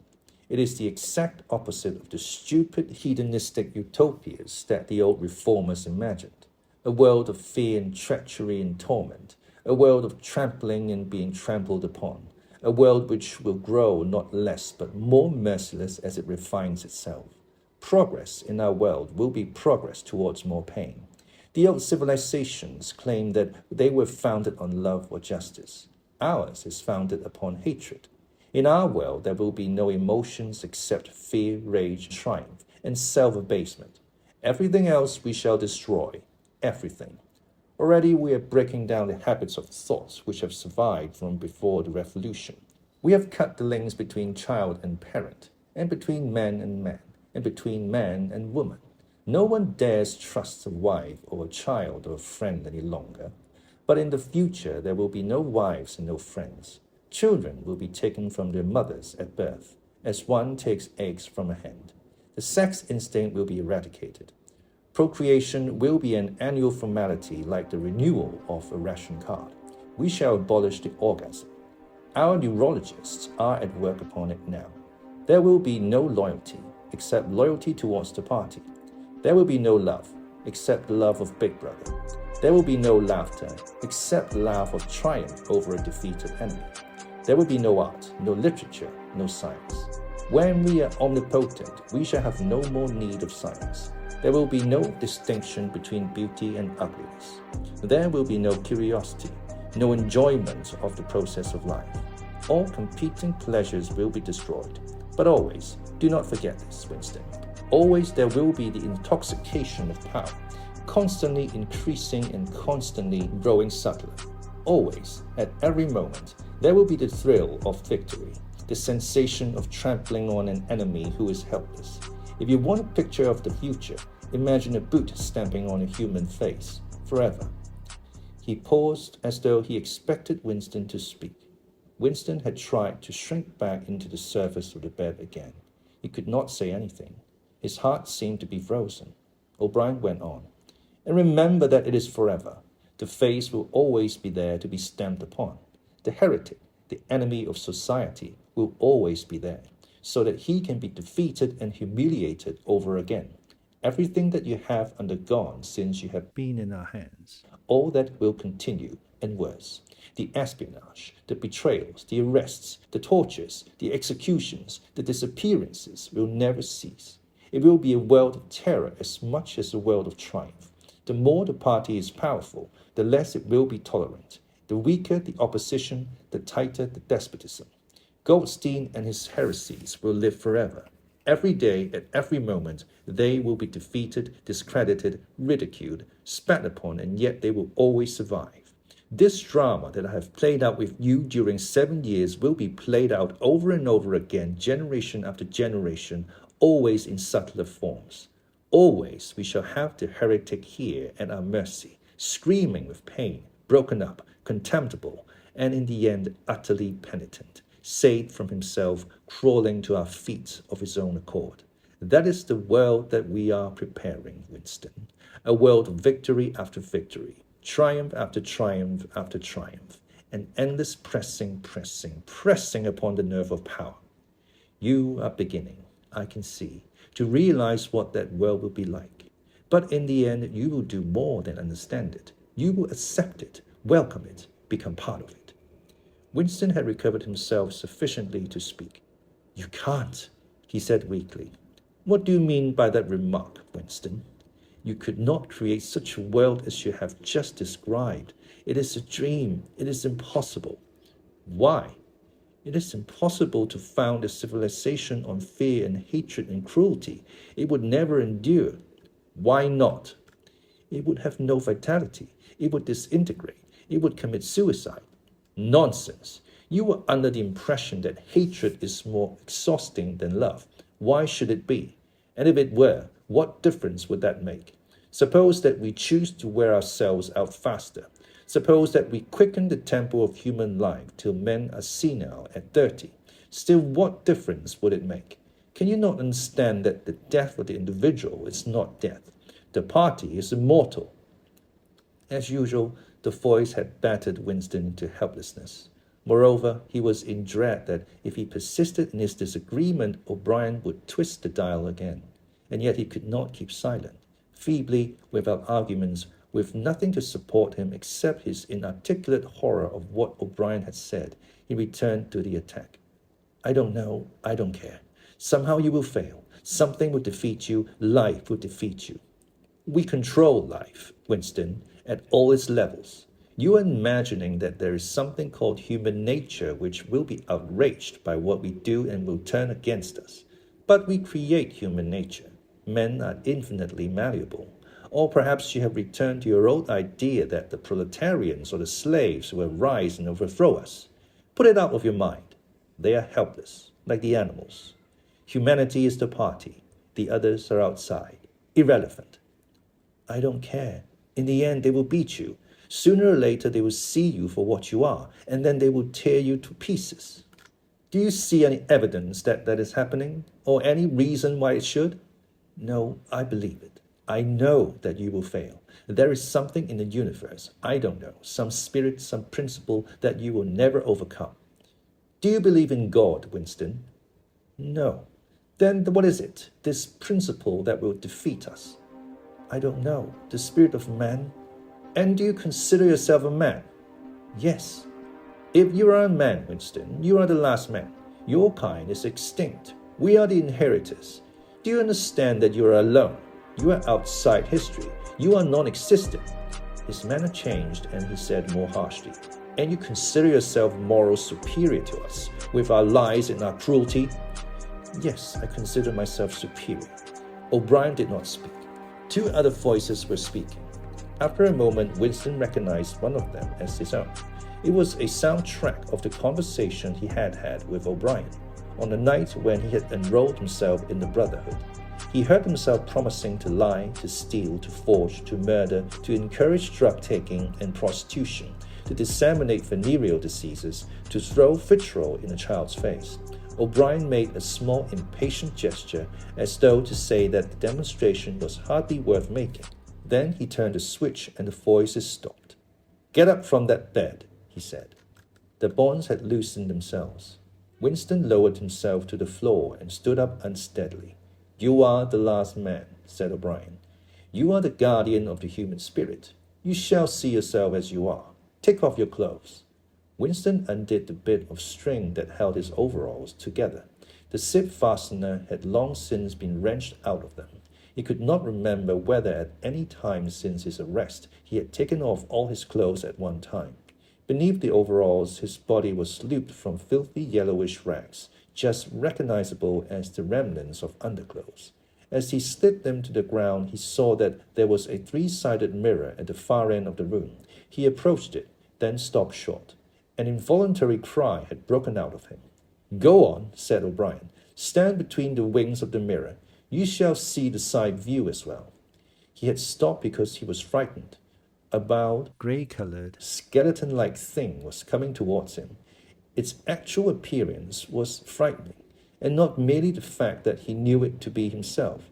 He moved closer to the glass. The creature's face seemed to be protruded because of his bent carriage. A forlorn jailbird's face with a knobby forehead running back into a bald scalp, a crooked nose, and battered-looking cheekbones above which his eyes were fierce and watchful. The cheeks were seamed, the mouth had a drawn-in look. Certainly it was his own face, but it seemed to him that it had changed more than he had changed inside. The emotions it registered would be different from the ones he felt. He had gone partially bald. For the first moment he had thought that he had gone grey as well, but it was only the scalp that was grey, except for his hands and the circle of his face. His body was grey all over with ancient, ingrained dirt. Here and there under the dirt, there were the red scars of wounds. A kneed ankle with varicose ulcer was an inflamed mass with flakes of skin peeling off it. But the truly frightening thing was the emaciation of his body. The barrel of the ribs was as narrow as that of a skeleton. The legs had shrunk so that the knees were thicker than the thighs. He saw now that O'Brien had meant about seeing the side view. The curvature of the spine was astonishing. The thin shoulders were hunched forward so as to make a cavity of the chest. The scraggy neck seemed to be bending double under the weight of the skull. At a guess, he would have said that it was the body of a man of 60, suffering from some malignant disease. "You have thought sometimes," said O'Brien, "that my face, the face of a member of the inner party, looks old and worn. What do you think of your own face?" He seized Winston's shoulder and spun him round so that he was facing him. "Look at the condition you're in," he said. "Look at this filthy grime all over your body. Look at the dirt between your toes. Look at that disgusting running sore on your leg. Do you know that you stink like a goat? Probably you have ceased to notice it. Look at your emaciation. Do you see? I can make my thumb and forefinger meet round your bicep. I could snap your neck like a carrot. Do you know that you have lost 25 kilograms since you have been in our hands? Even your hair is coming out in handfuls. Look!" He plucked at Winston's head and brought away a tuft of hair. "Open your mouth. 9, 10, 11 teeth left. How many had you when you came to us? And the few you have left are dropping out of your head. Look here." He seized one of Winston's remaining front teeth between his powerful thumb and forefinger. A twinge of pain shot through Winston's jaw. O'Brien had wrenched the loose tooth out by the roots. He tossed it across the cell. "You are rotting away," he said. "You are falling to pieces. What are you? A bag of filth. Now turn round and look into the mirror again. Do you see that thing facing you? That is the last man. If you are human, that is humanity. Now put your clothes on again." Winston began to dress himself with slow, stiff movements. Until now he had not seemed to notice how thin and weak he was. Only one thought stirred in his mind, that he must have been in this place longer than he had imagined. Then suddenly, as he fixed the miserable rags round himself, a feeling of pity for his ruined body overcame him. Before he knew what he was doing, he had collapsed onto a small stool that stood beside the bed and burst into tears. He was aware of his ugliness, his gracelessness, a bundle of bones in filthy underclothes sitting weeping in the harsh white light. But he could not stop himself. O'Brien laid a hand on his shoulder, almost kindly. "It will not last forever," he said. "You can escape from it whenever you choose. Everything depends on yourself." "You did it," sobbed Winston. "You reduced me to this state." "No, Winston. You reduced yourself to it. This is what you accepted when you set yourself up against the party. It was all contained in that first act. Nothing has happened that you did not foresee." He paused and then went on. "We have beaten you, Winston. We have broken you up. You have seen what your body is like. Your mind is in the same state. I do not think there can be much pride left in you. You have been kicked and flogged and insulted. You have screamed with pain. You have rolled on the floor in your own blood and vomit. You have whimpered for mercy. You have betrayed everybody and everything. Can you think of a single degradation that has not happened to you?" Winston had stopped weeping, though the tears were still oozing out of his eyes. He looked up at O'Brien. "I have not betrayed Julia," he said. O'Brien looked down at him thoughtfully. "No," he said. "No, that is perfectly true. You have not betrayed Julia." The peculiar reverence for O'Brien, which nothing seemed able to destroy, flooded Winston's heart again. How intelligent, he thought. How intelligent. Never did O'Brien fail to understand what was said to him. Anyone else on earth would have answered promptly that he had betrayed Juliet. For what was there that they had not screwed out of him under the torture?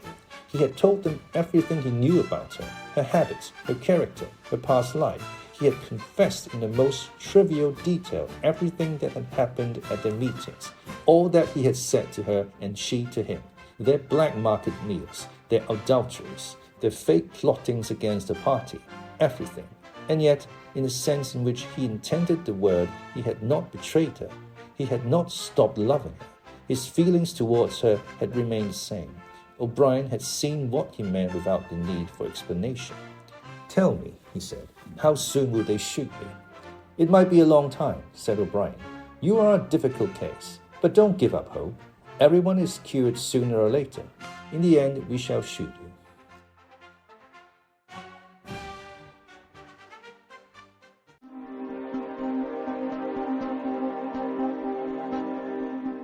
Part 3, Chapter 4. He was much better. He was growing fatter and stronger every day, if it was proper to speak of days. The white light and the humming sound were the same as ever, but the cell was a little more comfortable than the others he had been in. There was a pillow and a mattress on the plank bed, and a stool to sit on. They had given him a bath, and they allowed him to wash himself fairly frequently in a tin basin. They even gave him warm water to wash with. They had given him new underclothes and a clean suit of overalls. They had dressed his varicose ulcer with soothing ointment. They had pulled out the remnants of his teeth and given him a new set of dentures. Weeks or months must have passed. It would have been possible now to keep count of the passage of time, if he had felt any interest in doing so, since he was being fed at what appeared to be regular intervals. He was getting, he judged, 3 meals in the 24 hours. Sometimes he wondered dimly whether he was getting them by night or by day. The food was surprisingly good, with meat at every third meal. Once there was even a packet of cigarettes. He had no matches, but the never-speaking guard who brought his food would give him a light. The first time he tried to smoke it made him sick, but he persevered and spun the packet out for a long time, smoking half a cigarette after each meal. They had given him a white slate with a stump of pencil tied to the corner. At first he made no use of it. Even when he was awake, he was completely torpid.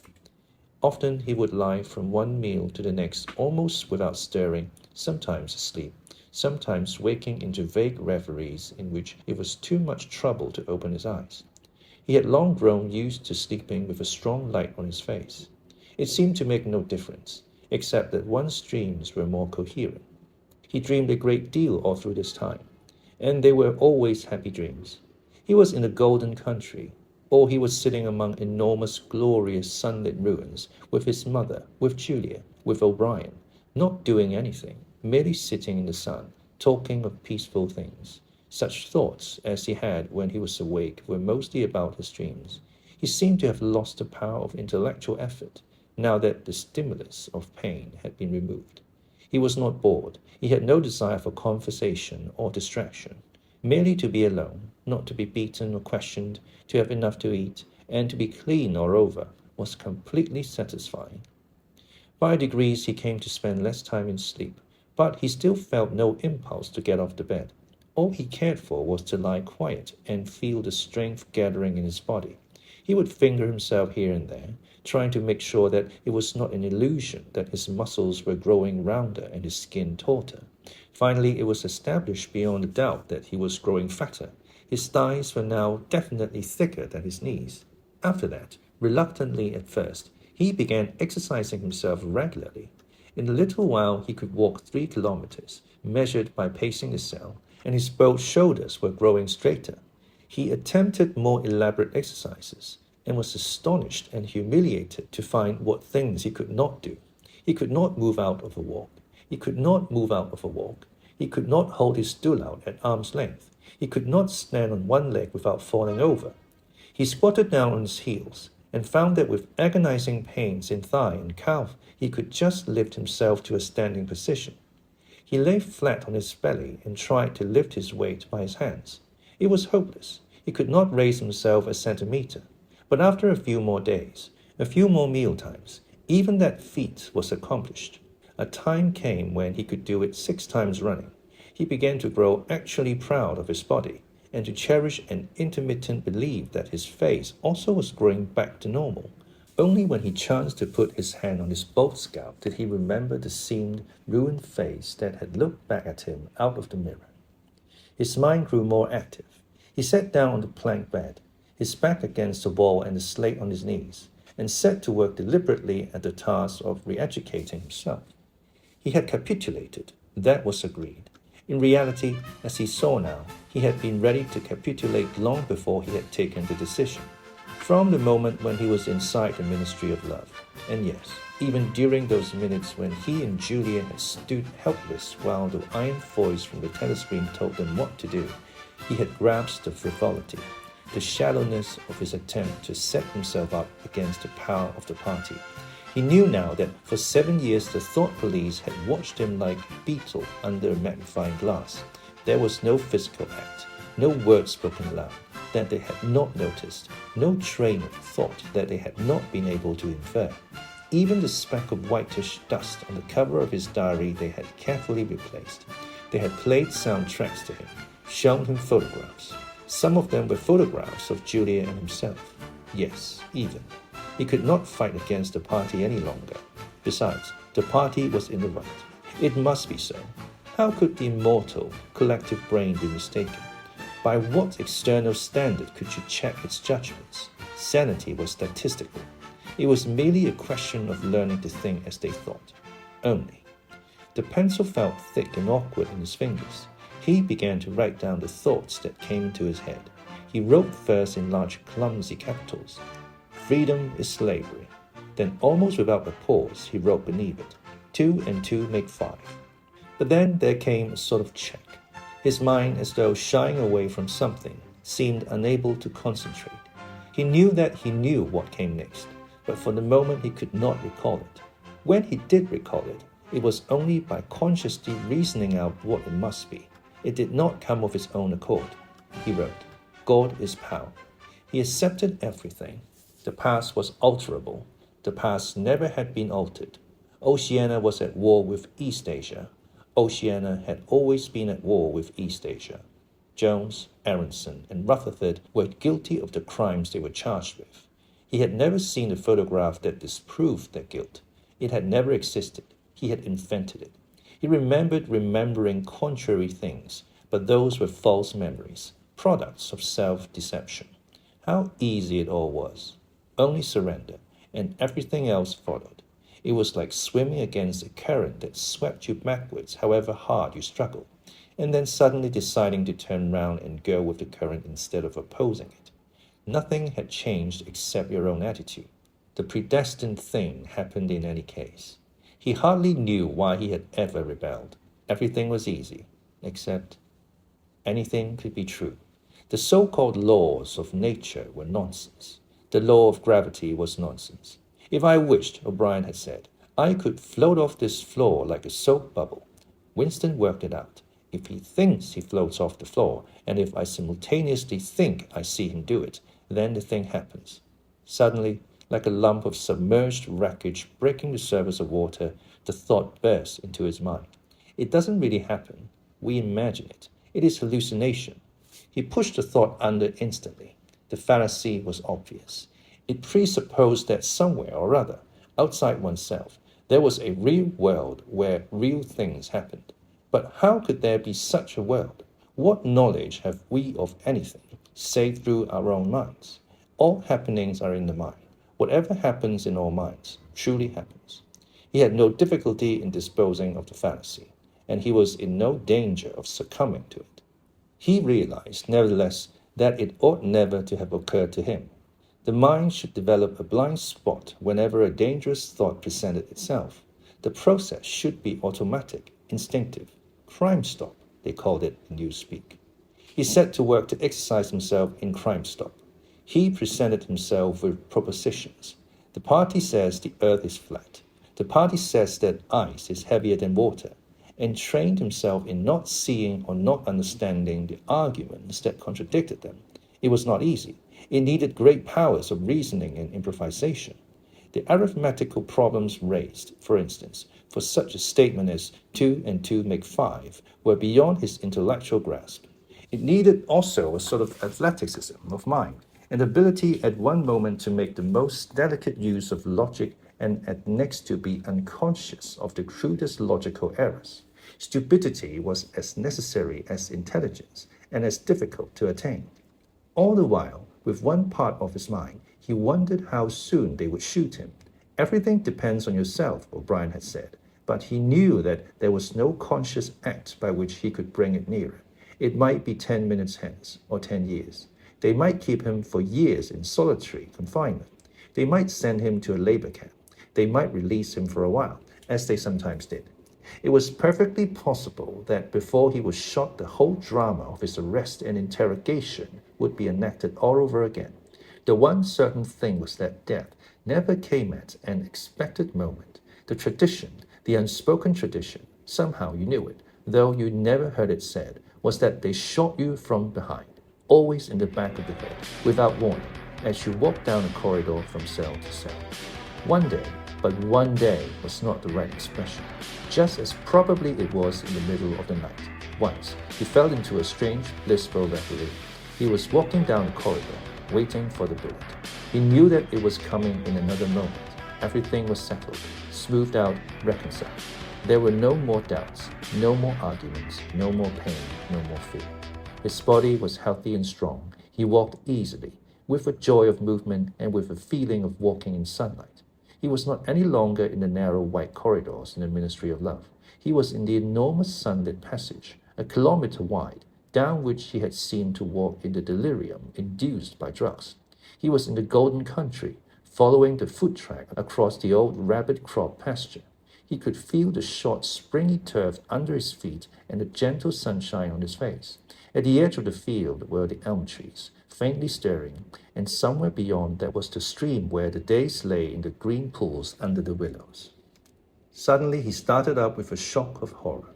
The sweat broke out on his backbone. He had heard himself cry aloud, "Julia, Julia, Julia, my love, Julia."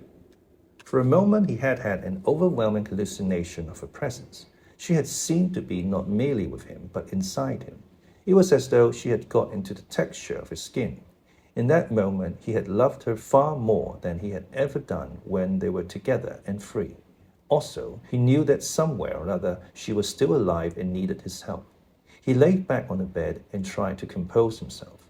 What had he done? How many years had he added to his servitude by that moment of weakness?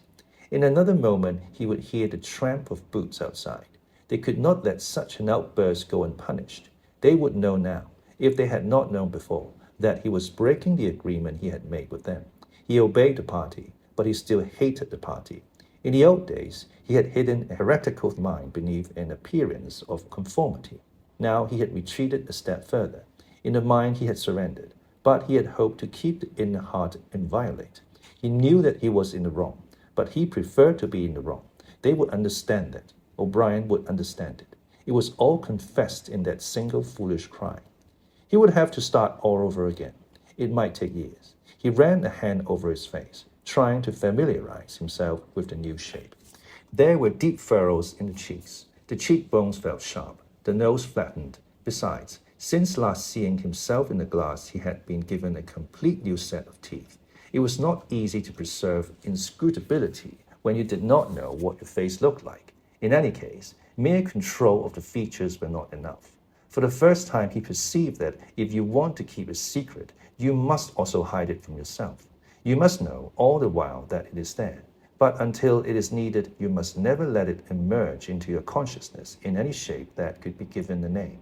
From now onwards, he must not only think right, he must feel right, dream right, and all the while he must keep his hatred locked up inside him like a ball of matter, which was part of himself and yet unconnected with the rest of him, a kind of cyst. One day they would decide to shoot him. You could not tell when it would happen, but a few seconds beforehand it should be possible to guess. It was always from behind, walking down a corridor. 10 seconds would be enough. In that time the world inside him could turn over. And then suddenly, without a word uttered, without a check in his step, without the changing of a line in his face, suddenly the camouflage would be down and back. would go the batteries of his hatred. Hatred would fill him like an enormous roaring flame, and almost in the same instant bang would go the bullet, too late or too early. They would have blown his brain to pieces before they could reclaim it. The heretical thought would be unpunished, unrepented, out of their reach forever. They would have blown a hole in their own perfection. To die hating them, that was freedom. He shut his eyes. It was more difficult than accepting an intellectual discipline. It was a question of degrading himself, mutilating himself. He had got to plunge into the filthiest of filth. What was the most horrible, sickening thing of all? He thought of Big Brother. The enormous face, with its heavy black moustache and the eyes that followed you to and fro, seemed to float into his mind of his own accord. What were his true feelings towards Big Brother? There was a heavy tramp of boots in the passage. The steel door swung open with a clang. O'Brien walked into the cell. Behind him were the waxen-faced officer and the black-uniformed guards. "Get up," said O'Brien. "Come in." Winston stood opposite him. O'Brien took Winston's shoulders between his strong hands and looked at him closely. "You have had thoughts of deceiving me," he said. "That was stupid. Stand up straighter. Look me in the face." He paused and went on in a gentler tone. "You are improving. Intellectually, there is very little wrong with you. It is only emotionally that you have failed to make progress. Tell me, Winston, and remember, no lies. You know that I'm always able to detect a lie. Tell me, what are your true feelings towards Big Brother?" "I hate him." "You hate him? Good. Then the time has come for you to take the last step. You must love Big Brother. It is not enough to obey him. You must love him." He released Winston with a little push towards the guards. "Room 101, he said.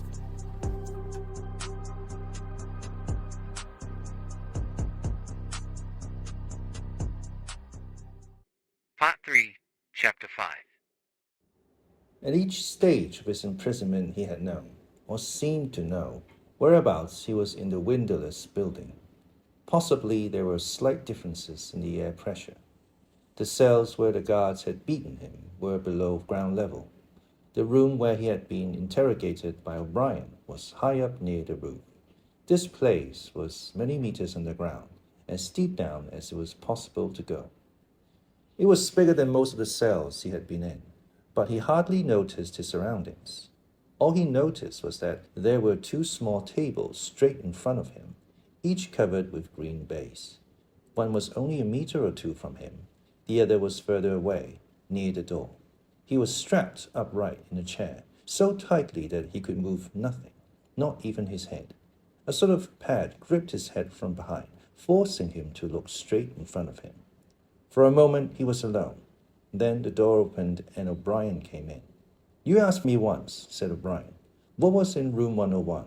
I told you that you knew the answer already. Everyone knows it. The thing that is in room 101 is the worst thing in the world." The door opened again. A guard came in, carrying something made of wire, a box or basket of some kind. He set it down on a further table. Because of the position in which O'Brien was standing, Winston could not see what the thing was. "The worst thing in the world," said O'Brien, "varies from individual to individual. It may be burial alive, or death by fire, or by drowning, or by impalement, or 50 other deaths. There are cases where it is some quite trivial thing, not even fatal." He had moved a little to one side, so that Winston had a better view of the thing on the table. It was an oblong wire cage with a handle on top for carrying it by. Fixed to the front of it was something that looked like a fencing mask, with the concave side outwards. Although it was 3 or 4 meters away from him, he could see that the cage was divided lengthways into 2 compartments, and that there was some kind of creature in each. They were rats. "In your case," said O'Brien, "the worst thing in the world happens to be rats." A sort of premonitory tremor, a fear of he was not certain what, had passed through Winston as soon as he caught his first glimpse of the cage. But at this moment the meaning of the mask-like attachment in front of it suddenly sank into him. His bowels seemed to turn to water. "You can't do that," he cried out in a high, cracked voice. "You couldn't. You couldn't. It's impossible." "Do you remember," said O'Brien, "the moment of panic that used to occur in your dreams? There was a wall of blackness in front of you, and a roaring sound in your ears. There was something terrible on the other side of the wall. You knew that you knew what it was, but you dared not drag it into the open. It was the rats that were on the other side of the wall. "O'Brien," said Winston, making an effort to control his voice, "you know this is not necessary. What is it that you want me to do?" O'Brien made no direct answer. When he spoke, it was in the schoolmasterish manner that he sometimes affected. He looked thoughtfully into the distance, as though he were addressing an audience somewhere behind Winston's back. "By itself," he said, "pain is not always enough. There are occasions when a human being will stand up against pain, even to the point of death. But for everyone, there is something unendurable, something that cannot be contemplated. Courage and cowardice are not involved. If you are falling from a height, it is not cowardly to clutch at a rope. If you have come up from deep water, it is not cowardly to fill your lungs with air. It is merely an instinct which cannot be destroyed. It is the same with the rats. For you, they are unendurable. They are a form of pressure that you cannot withstand. Even if you wish to, you will do what is required of you." "But what is it? What is it? How can I do it if I don't know what it is?" O'Brien picked up the cage and brought it across to the nearer table. He set it down carefully on the base cloth. Winston could hear the blood singing in his ears. He had the feeling of sitting in utter loneliness. He was in the middle of a great empty plain, a flat desert drenched with sunlight, across which all sounds came to him out of immense distances. Yet the cage with the rats was not 2 meters away from him. They were enormous rats. They were at the age when the rat's muscle grows blunt and fierce and his fur brown instead of grey. "The rat," said O'Brien, still addressing his invisible audience, "although a rodent, is carnivorous. You are aware of that. You will have heard of the things that happen in the poor quarters of this town. In some streets, a woman dare not leave her baby alone in the house, even for 5 minutes. The rats are certain to attack it. Within quite a small time, they will strip it to the bones. They also attack sick or dying people. They show astonishing intelligence in knowing when a human being is helpless." There was an outburst of squeals from the cage. It seemed to reach Winston from far away. The rats were fighting. They were trying to get at each other through the partition. He heard also a deep groan of despair. That too seemed to come from outside himself. O'Brien picked up the cage, and as he did so, pressed something in it. There was a sharp click. Winston made a frantic effort to tear himself loose from the chair. It was hopeless. Every part of him, even his head, was held immovably. O'Brien moved the cage nearer. It was less than a meter from Winston's face. "I have pressed the first lever," said O'Brien. "You understand the construction of this cage. The mast will fit over your head, leaving no exit. When I press this other lever, the door of the cage will slide up. These starving brutes will shoot out of it like bullets. Have you ever seen a rat leap through the air? They will leap onto your face and bore straight into it. Sometimes they attack the eyes first. Sometimes they burrow through the cheeks and devour the tongue." The cage was nearer. It was closing in. Winston heard a succession of shrill cries which appeared to be occurring in the air above his head, but he fought furiously against his panic. To think, even with a split second left, to think was the only hope. Suddenly, the foul, musty odor of the brute struck his nostrils. There was a violent convulsion of nausea inside him, and he almost lost consciousness. Everything had gone black. For an instant, he was insane, a screaming animal. Yet he came out of the blackness clutching an idea. There was one and only one way to save himself. He must interpose another human being, the body of another human being, between himself and the rats. The circle of the mast was large enough now to shut out the vision of anything else. The wire door was a couple of hand spans from his face. The rats knew what was coming now. One of them was leaping up and down. The other, an old scaly grandfather of the sewers, stood up, with his pink hands against the bars, and fiercely sniffed the air. Winston could see the whiskers and the yellow teeth. Again, the black panic took hold of him. He was blind, helpless, mindless. It was a common punishment in Imperial China, said O'Brien as didactically as ever.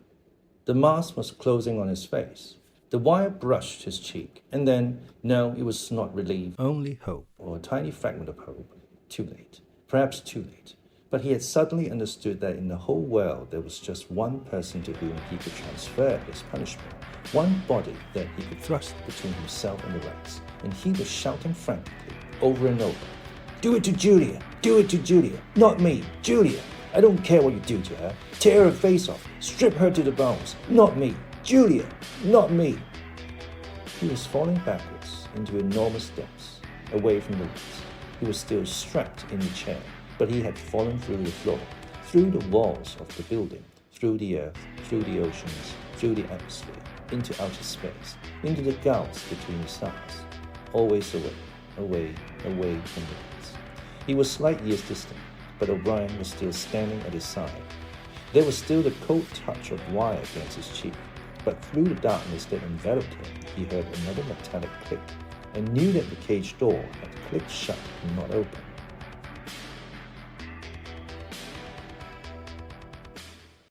Part 3, Chapter 6. The chestnut tree was almost empty. A ray of sunlight slanting through a window fell on dusty tabletops. It was the lonely hour of 15. The tinny music Trickled from the telescreens. Winston sat in his usual corner, gazing into an empty glass. Now and again, he glanced up at a fast face which eyed him from the opposite wall. "Big Brother is watching you," the caption said. Unbidden, a waiter came and filled his glass up with Victory gin, shaking into it a few drops from another bottle with a quill through the cork. It was saccharine flavored with cloves, the specialty of the cafe. Winston was listening to the telescreen. At present, only music was coming out of it. But there was a possibility that at any moment there might be a special bulletin from the Ministry of Peace. The news from the African front was disquieting in the extreme. On and off, he had been worrying about it all day. A Eurasian army was moving southward at terrifying speed. The midday bulletin had not mentioned any definite area, but it was probable that already the mouth of the Congo was a battlefield. Brazzaville and Leopoldville were in danger. One did not have to look at the map to see what it meant. It was not merely a question of losing Central Africa. For the first time in the whole war, the territory of Oceania itself was menaced. A violent emotion, not fear exactly, but a sort of undifferentiated excitement, flared up in him, then faded again. He stopped thinking about the war. In these days, he could never fix his mind on any one subject for more than a few moments at a time. He picked up his glass and drained it at a gulp. As always, a gin made him shudder and even retch slightly. The stuff was horrible. The cloves and saccharine, themselves disgusting enough in their sickly way, could not disguise the flat, oily smell. And what was worst of all was that the smell of gin, which dealt with him night and day, was inextricably mixed up in his mind with the smell of those. He never named them, even in his thoughts, and so far as it was possible he never visualized them. They were something that he was half aware of, hovering close to his face, a smell that clung to his nostrils. As the gin rose in him, he belched through purple lips.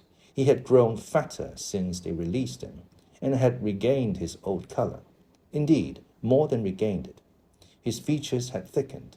The skin on nose and cheekbones was coarsely red. Even the bald scalp was too deep a pink. A waiter, again unbidden, brought the chessboard and the current issue of the Times, with the page turned down at the chess problem. Then, seeing that Winston's glass was empty, he brought the gin bottle and filled it. There was no need to give orders. They knew his habits. The chessboard was always waiting for him. His corner table was always reserved. Even when the place was full, he had it to himself, since nobody cared to be seen sitting too close to him. He never even bothered to count his drinks. At irregular intervals, they presented him with a dirty slip of paper which they said was the bill. But he had the impression that they always undercharged him. It would have made no difference if it had been the other way about. He had always plenty of money nowadays. He even had a job, a sinecure, more highly paid than his old job had been. The music from the telescreen stopped and a voice took over. Winston raised his head to listen. No bulletins from the front, however. It was merely a brief announcement from the Ministry of Plenty. In the preceding quarter, it appeared the 10th three-year plan's quota for bootlaces had been overfulfilled by 98%. He examined the chess problem and set out the pieces. It was a tricky ending involving a couple of knights. White to play and mate in 2 moves. Winston looked up at the portrait of Big Brother. White always mates, he thought, in a sort of cloudy mysticism. Always, without exception, it is so arranged. In no chess problem since the beginning of the world has black ever won. Did it not symbolize the eternal, unvarying triumph of good over evil? The huge face gazed back at him, full of calm power. White always mates. The voice from the telescreen paused and added in different and much graver tone. You are warned to stand by for an important announcement at 15:30. 15:30. This is news of the highest importance. Take care not to miss it. 15:30. The tinkling music struck up again. Winston's heart stirred. That was the bulletin from the front. Instinct told him that it was bad news that was coming. All day, with little spurts of excitement, the thought of a smashing defeat in Africa had been in and out of his mind. He seemed actually to see the Eurasian army swarming across the never-broken frontier and pouring down into the tip of Africa like a column of ants. Why had it not been possible to outflank them in some way? The outline of the West African coast stood out vividly in his mind. He picked up the white knight and moved it across the board. There was the proper spot. Even while he saw the black horde racing southward, he saw another force, mysteriously assembled, suddenly planted in their rear, cutting their communications by land and sea. He felt that by willing it, he was bringing that other force into existence. But it was necessary to act quickly. If they could get control of the whole of Africa, if they had airfields and submarine bases at the Cape, it would cut Oceania in 2. It might mean anything: defeat, breakdown, the redivision of the world, the destruction of the party. He drew a deep breath, an extraordinary medley of feeling, but it was not a medley exactly. Rather, it was successive layers of feeling, in which one could not say which layer was undermost, struggled inside him. The spasm passed. He put the white knight back in its place, but for the moment he could not settle down to serious study of the chess problem. His thoughts wandered again. Almost unconsciously, he traced with his finger in the dust on the table. 2 + 2 = 5. They can't get inside you, she had said, but they could get inside you. What happens to you here is forever, O'Brien had said. That was a true word. There were things, your own acts, from which you could never recover. Something was killed in your breast, burnt out, cauterized out. He had seen her. He had even spoken to her. There was no danger in it. He knew as though instinctively that they now took almost no interest in his doings. He could have arranged to meet her a second time if either of them had wanted to. Actually, it was by chance that they had met. It was in a park, on a vile, biting day in March, when the earth was like iron and all the grass seemed dead, and there was not a bud anywhere except a few crocuses, which had pushed themselves up to be dismembered by the wind.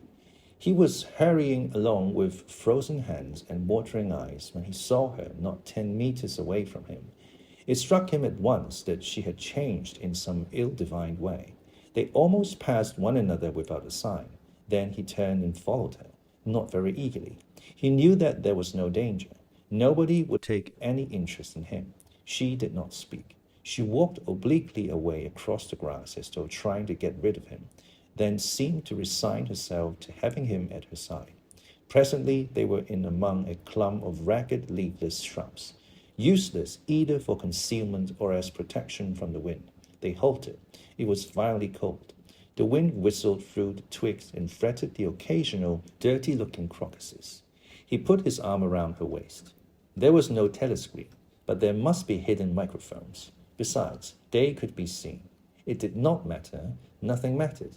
They could have lain down on the ground and done that if they had wanted to. His flesh froze with horror at the thought of it. She made no response whatever to the clasp of his arm. She did not even try to disengage herself. He knew now what had changed in her. Her face was sallower, and there was a long scar, partly hidden by the hair, across her forehead and temple. But that was not the change. It was that her waist had grown thicker and, in a surprising way, had stiffened. He remembered how once, after the explosion of a rocket bomb, he had helped to drag a corpse out of some ruins and had been astonished not only by the incredible weight of the thing, but by its rigidity and awkwardness to handle, which made it seem more like stone than flesh. Her body felt like that. It occurred to him that the texture of her skin would be quite different from what it had once been. He did not attempt to kiss her, nor did they speak. As they walked back across the grass, she looked directly at him for the first time. It was only a momentary glance, full of contempt and dislike. He wondered whether it was a dislike that came purely out of the past, or whether it was inspired also by his bloated face and the water that the wind kept squeezing from his eyes. They sat down on 2 iron chairs, side by side but not too close together. He saw that she was about to speak. She moved her clumsy shoe a few centimeters and deliberately crushed a twig. Her feet seemed to have grown broader, he noticed. "I betrayed you," she said boldly. "I betrayed you," he said. She gave him another quick look of dislike. "Sometimes," she said, "they threaten you with something you can't stand up to, can't even think about. And then you say, 'Don't do it to me. Do it to somebody else. Do it to so-and-so.' And perhaps you might pretend afterwards that it was only a trick and that you just said it to make them stop and didn't really mean it. But that isn't true. At the time when it happens, you do mean it. You think there's no other way of saving yourself, and you're quite ready to save yourself that way.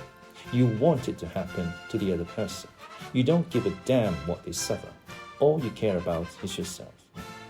"All you care about is yourself," he echoed. "And after that, you don't feel the same towards the other person any longer." "No," he said, "you don't feel the same." There didn't seem to be anything more to say.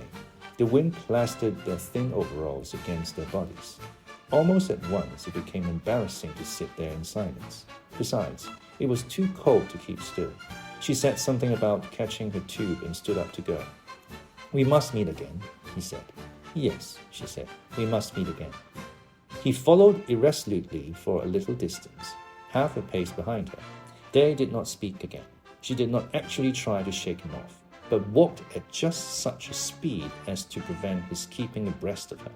He had made up his mind that he would accompany her as far as the tube station, but suddenly this process of trailing along in the cold seemed pointless and unbearable. He was overwhelmed by a desire not so much to get away from Julia as to get back to the Chestnut Tree Cafe, which had never seemed so attractive as at this moment. He had a nostalgic vision of his corner table, with the newspaper and the chessboard, and the ever-flowing gin. Above all, it would be warm in there. The next moment, not altogether by accident, he allowed himself to become separated from her by a small knot of people. He made a half-hearted attempt to catch up, then slowed down, turned, and made off in the opposite direction. When he had gone 50 meters, he looked back. The street was not crowded, but already he could not distinguish her. Any one of a dozen hurrying figures might have been hers. Perhaps her thickened, stiffened body was no longer recognizable from behind. "At the time when it happens," she had said, "you do mean it." He had meant it. He had not merely said it, he had wished it. He had wished that she and not he should be delivered over to the... Something changed in the music that trickled from the telescreen. A cracked and jeering note, a yellow note, came into it. And then perhaps it was not happening, perhaps it was only a memory taking on the semblance of sound. A voice was singing. "Under the spreading chestnut tree, I sold you and you sold me." The tears welled up in his eyes. A passing waiter noticed that his glass was empty and came back with a gin bottle. He took up his glass and sniffed at it. The stuff grew not less but more horrible with every mouthful he drank. But it had become the element he swam in. It was his life, his death, and his resurrection. It was gin that sank him into stupor every night, and gin that revived him every morning. When he woke, seldom before 1100, with gummed-up eyelids and fiery mouth and a back that seemed to be broken, it would have been impossible even to rise from the horizontal if it had not been for the bottle and teacup placed beside the bed overnight. Through the midday hours, he sat with glazed face, the bottle handy, listening to the telescreen. From 15 to closing time, he was a fixture in the chestnut tree. No one cared what he did any longer. No whistle woke him. No telescreen admonished him. Occasionally, perhaps twice a week, he went to a dusty, forgotten-looking office in the Ministry of Truth and did a little work, or what was called work. He had been appointed to a subcommittee of a subcommittee, which had sprouted from one of the innumerable committees dealing with minor difficulties that arose in the compilation of the 11th edition of the Newspeak Dictionary. They were engaged in producing something called an interim report, but what it was that they were reporting on he had never definitely found out. It was something to do with the question of whether commas should be placed inside brackets or outside. There were 4 others on the committee, all of them persons similar to himself. There were days when they assembled and then promptly dispersed again, frankly admitting to one another that there was not really anything to be done. But there were other days when they settled down to their work almost eagerly, making a tremendous show of entering up their minutes and drafting long memoranda which were never finished. When the argument as to what they were supposedly arguing about grew extraordinarily involved and abstruse, with subtle haggling over definitions, enormous digressions, quarrels, threats, even to appeal to higher authority. And then suddenly the light would go out of them, and they would sit round a table looking at one another with extinct eyes, like ghosts fading at cockcrow. The telescreen was silent for a moment. Winston raised his head again. The bulletin. But no, they were merely changing the music. He had the map of Africa behind his eyelids. The movement of the armies was a diagram, a black arrow tearing vertically southward, and a white arrow horizontally eastward, across the tail of the first. As though for reassurance, he looked up at the imperturbable face in the portrait. Was it conceivable that the second arrow did not even exist? His interest flagged again. He drank another mouthful of gin, picked up the white knight, and made a tentative move. Check. But it was evidently not the right move, because, uncalled, a memory floated into his mind. He saw a candlelit room with a vast white counterpane bed, and himself, a boy of 9 or 10, sitting on the floor, shaking a dice box and laughing excitedly. His mother was sitting opposite him and also laughing. It must have been about a month before she disappeared. It was a moment of reconciliation, when the nagging hunger in his belly was forgotten and his early affection for her had temporarily revived. He remembered the day well, a pelting, drenching day when the water streamed down the window pane and the light indoors was too dull to read by. The boredom of the 2 children in the dark, cramped bedroom became unbearable. Winston whined and bristled, made futile demands for food, fretted about the room, pulling everything out of place and kicking the wainscoting until the neighbors banged on the wall, while the younger child wailed intermittently. In the end, his mother said, "Now be good, and I'll buy you a toy, a lovely toy. You love it." And then she had gone out in the rain to a little general shop which was still sporadically open nearby, and came back with a cardboard box containing an outfit of snakes and ladders. He could still remember the smell of the damp cardboard. It was a miserable outfit. The board was cracked, and the tiny wooden dice were so ill-cut that they would hardly lie on their sides. Winston looked at the thing sulkily and without interest. But then his mother lit a piece of candle, and they sat down on the floor to play. Soon he was wildly excited and shouting with laughter as the tiddlywinks climbed hopefully up the ladders and then came slithering down the snakes again, almost to the starting point. They played 8 games, winning 4 each. His tiny sister, too young to understand what the game was about, had sat propped up against the bolster, laughing because the others were laughing. For a whole afternoon they had all been happy together, as in his earlier childhood. He pushed the picture out of his mind. It was a false memory. He was troubled by false memories occasionally. They did not matter so long as one knew them for what they were. Some things had happened, others had not happened. He turned back to the chessboard and picked up the white knight again. Almost in the same instant, it dropped on the board with a clatter. He had started as though a pin had run into him. A shrill trumpet call had pierced the air. It was the bulletin. Victory. It always meant victory when a trumpet call preceded the news. A sort of electric drill ran through the cafe. Even the waiters had started and pricked up their ears. The trumpet call had let loose an enormous volume of noise. Already an excited voice was scrabbling from the telescreen. But even as it started, it was almost drowned by a roar of cheering from outside. The news had run round the streets like magic. He could hear just enough of what was issuing from the telescreen to realize that it had all happened as he had foreseen. A fast seaborne armada had secretly assembled a sudden blow in the enemy's rear, the white arrow tearing across the tail of the black. Fragments of triumphant phrases pushed themselves through the din.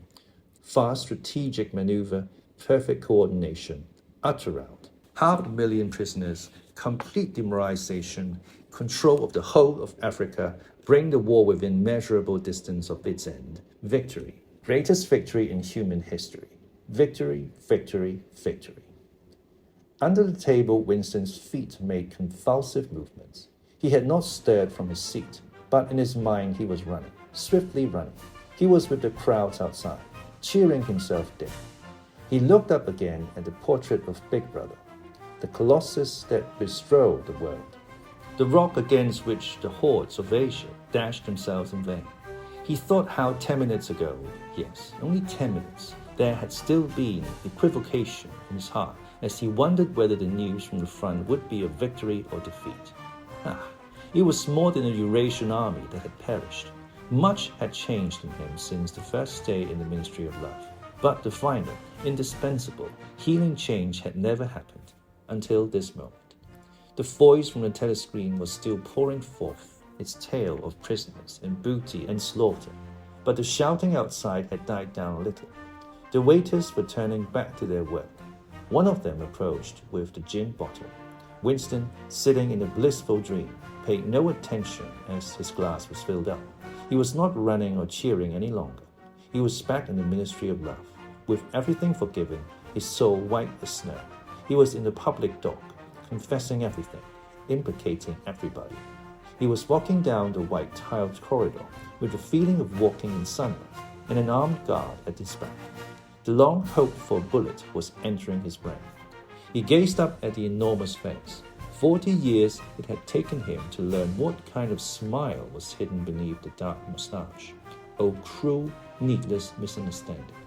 Oh, stubborn, self-willed exile from a loving breast. 2 gin-scented tears trickled down the sides of his nose. But it was all right.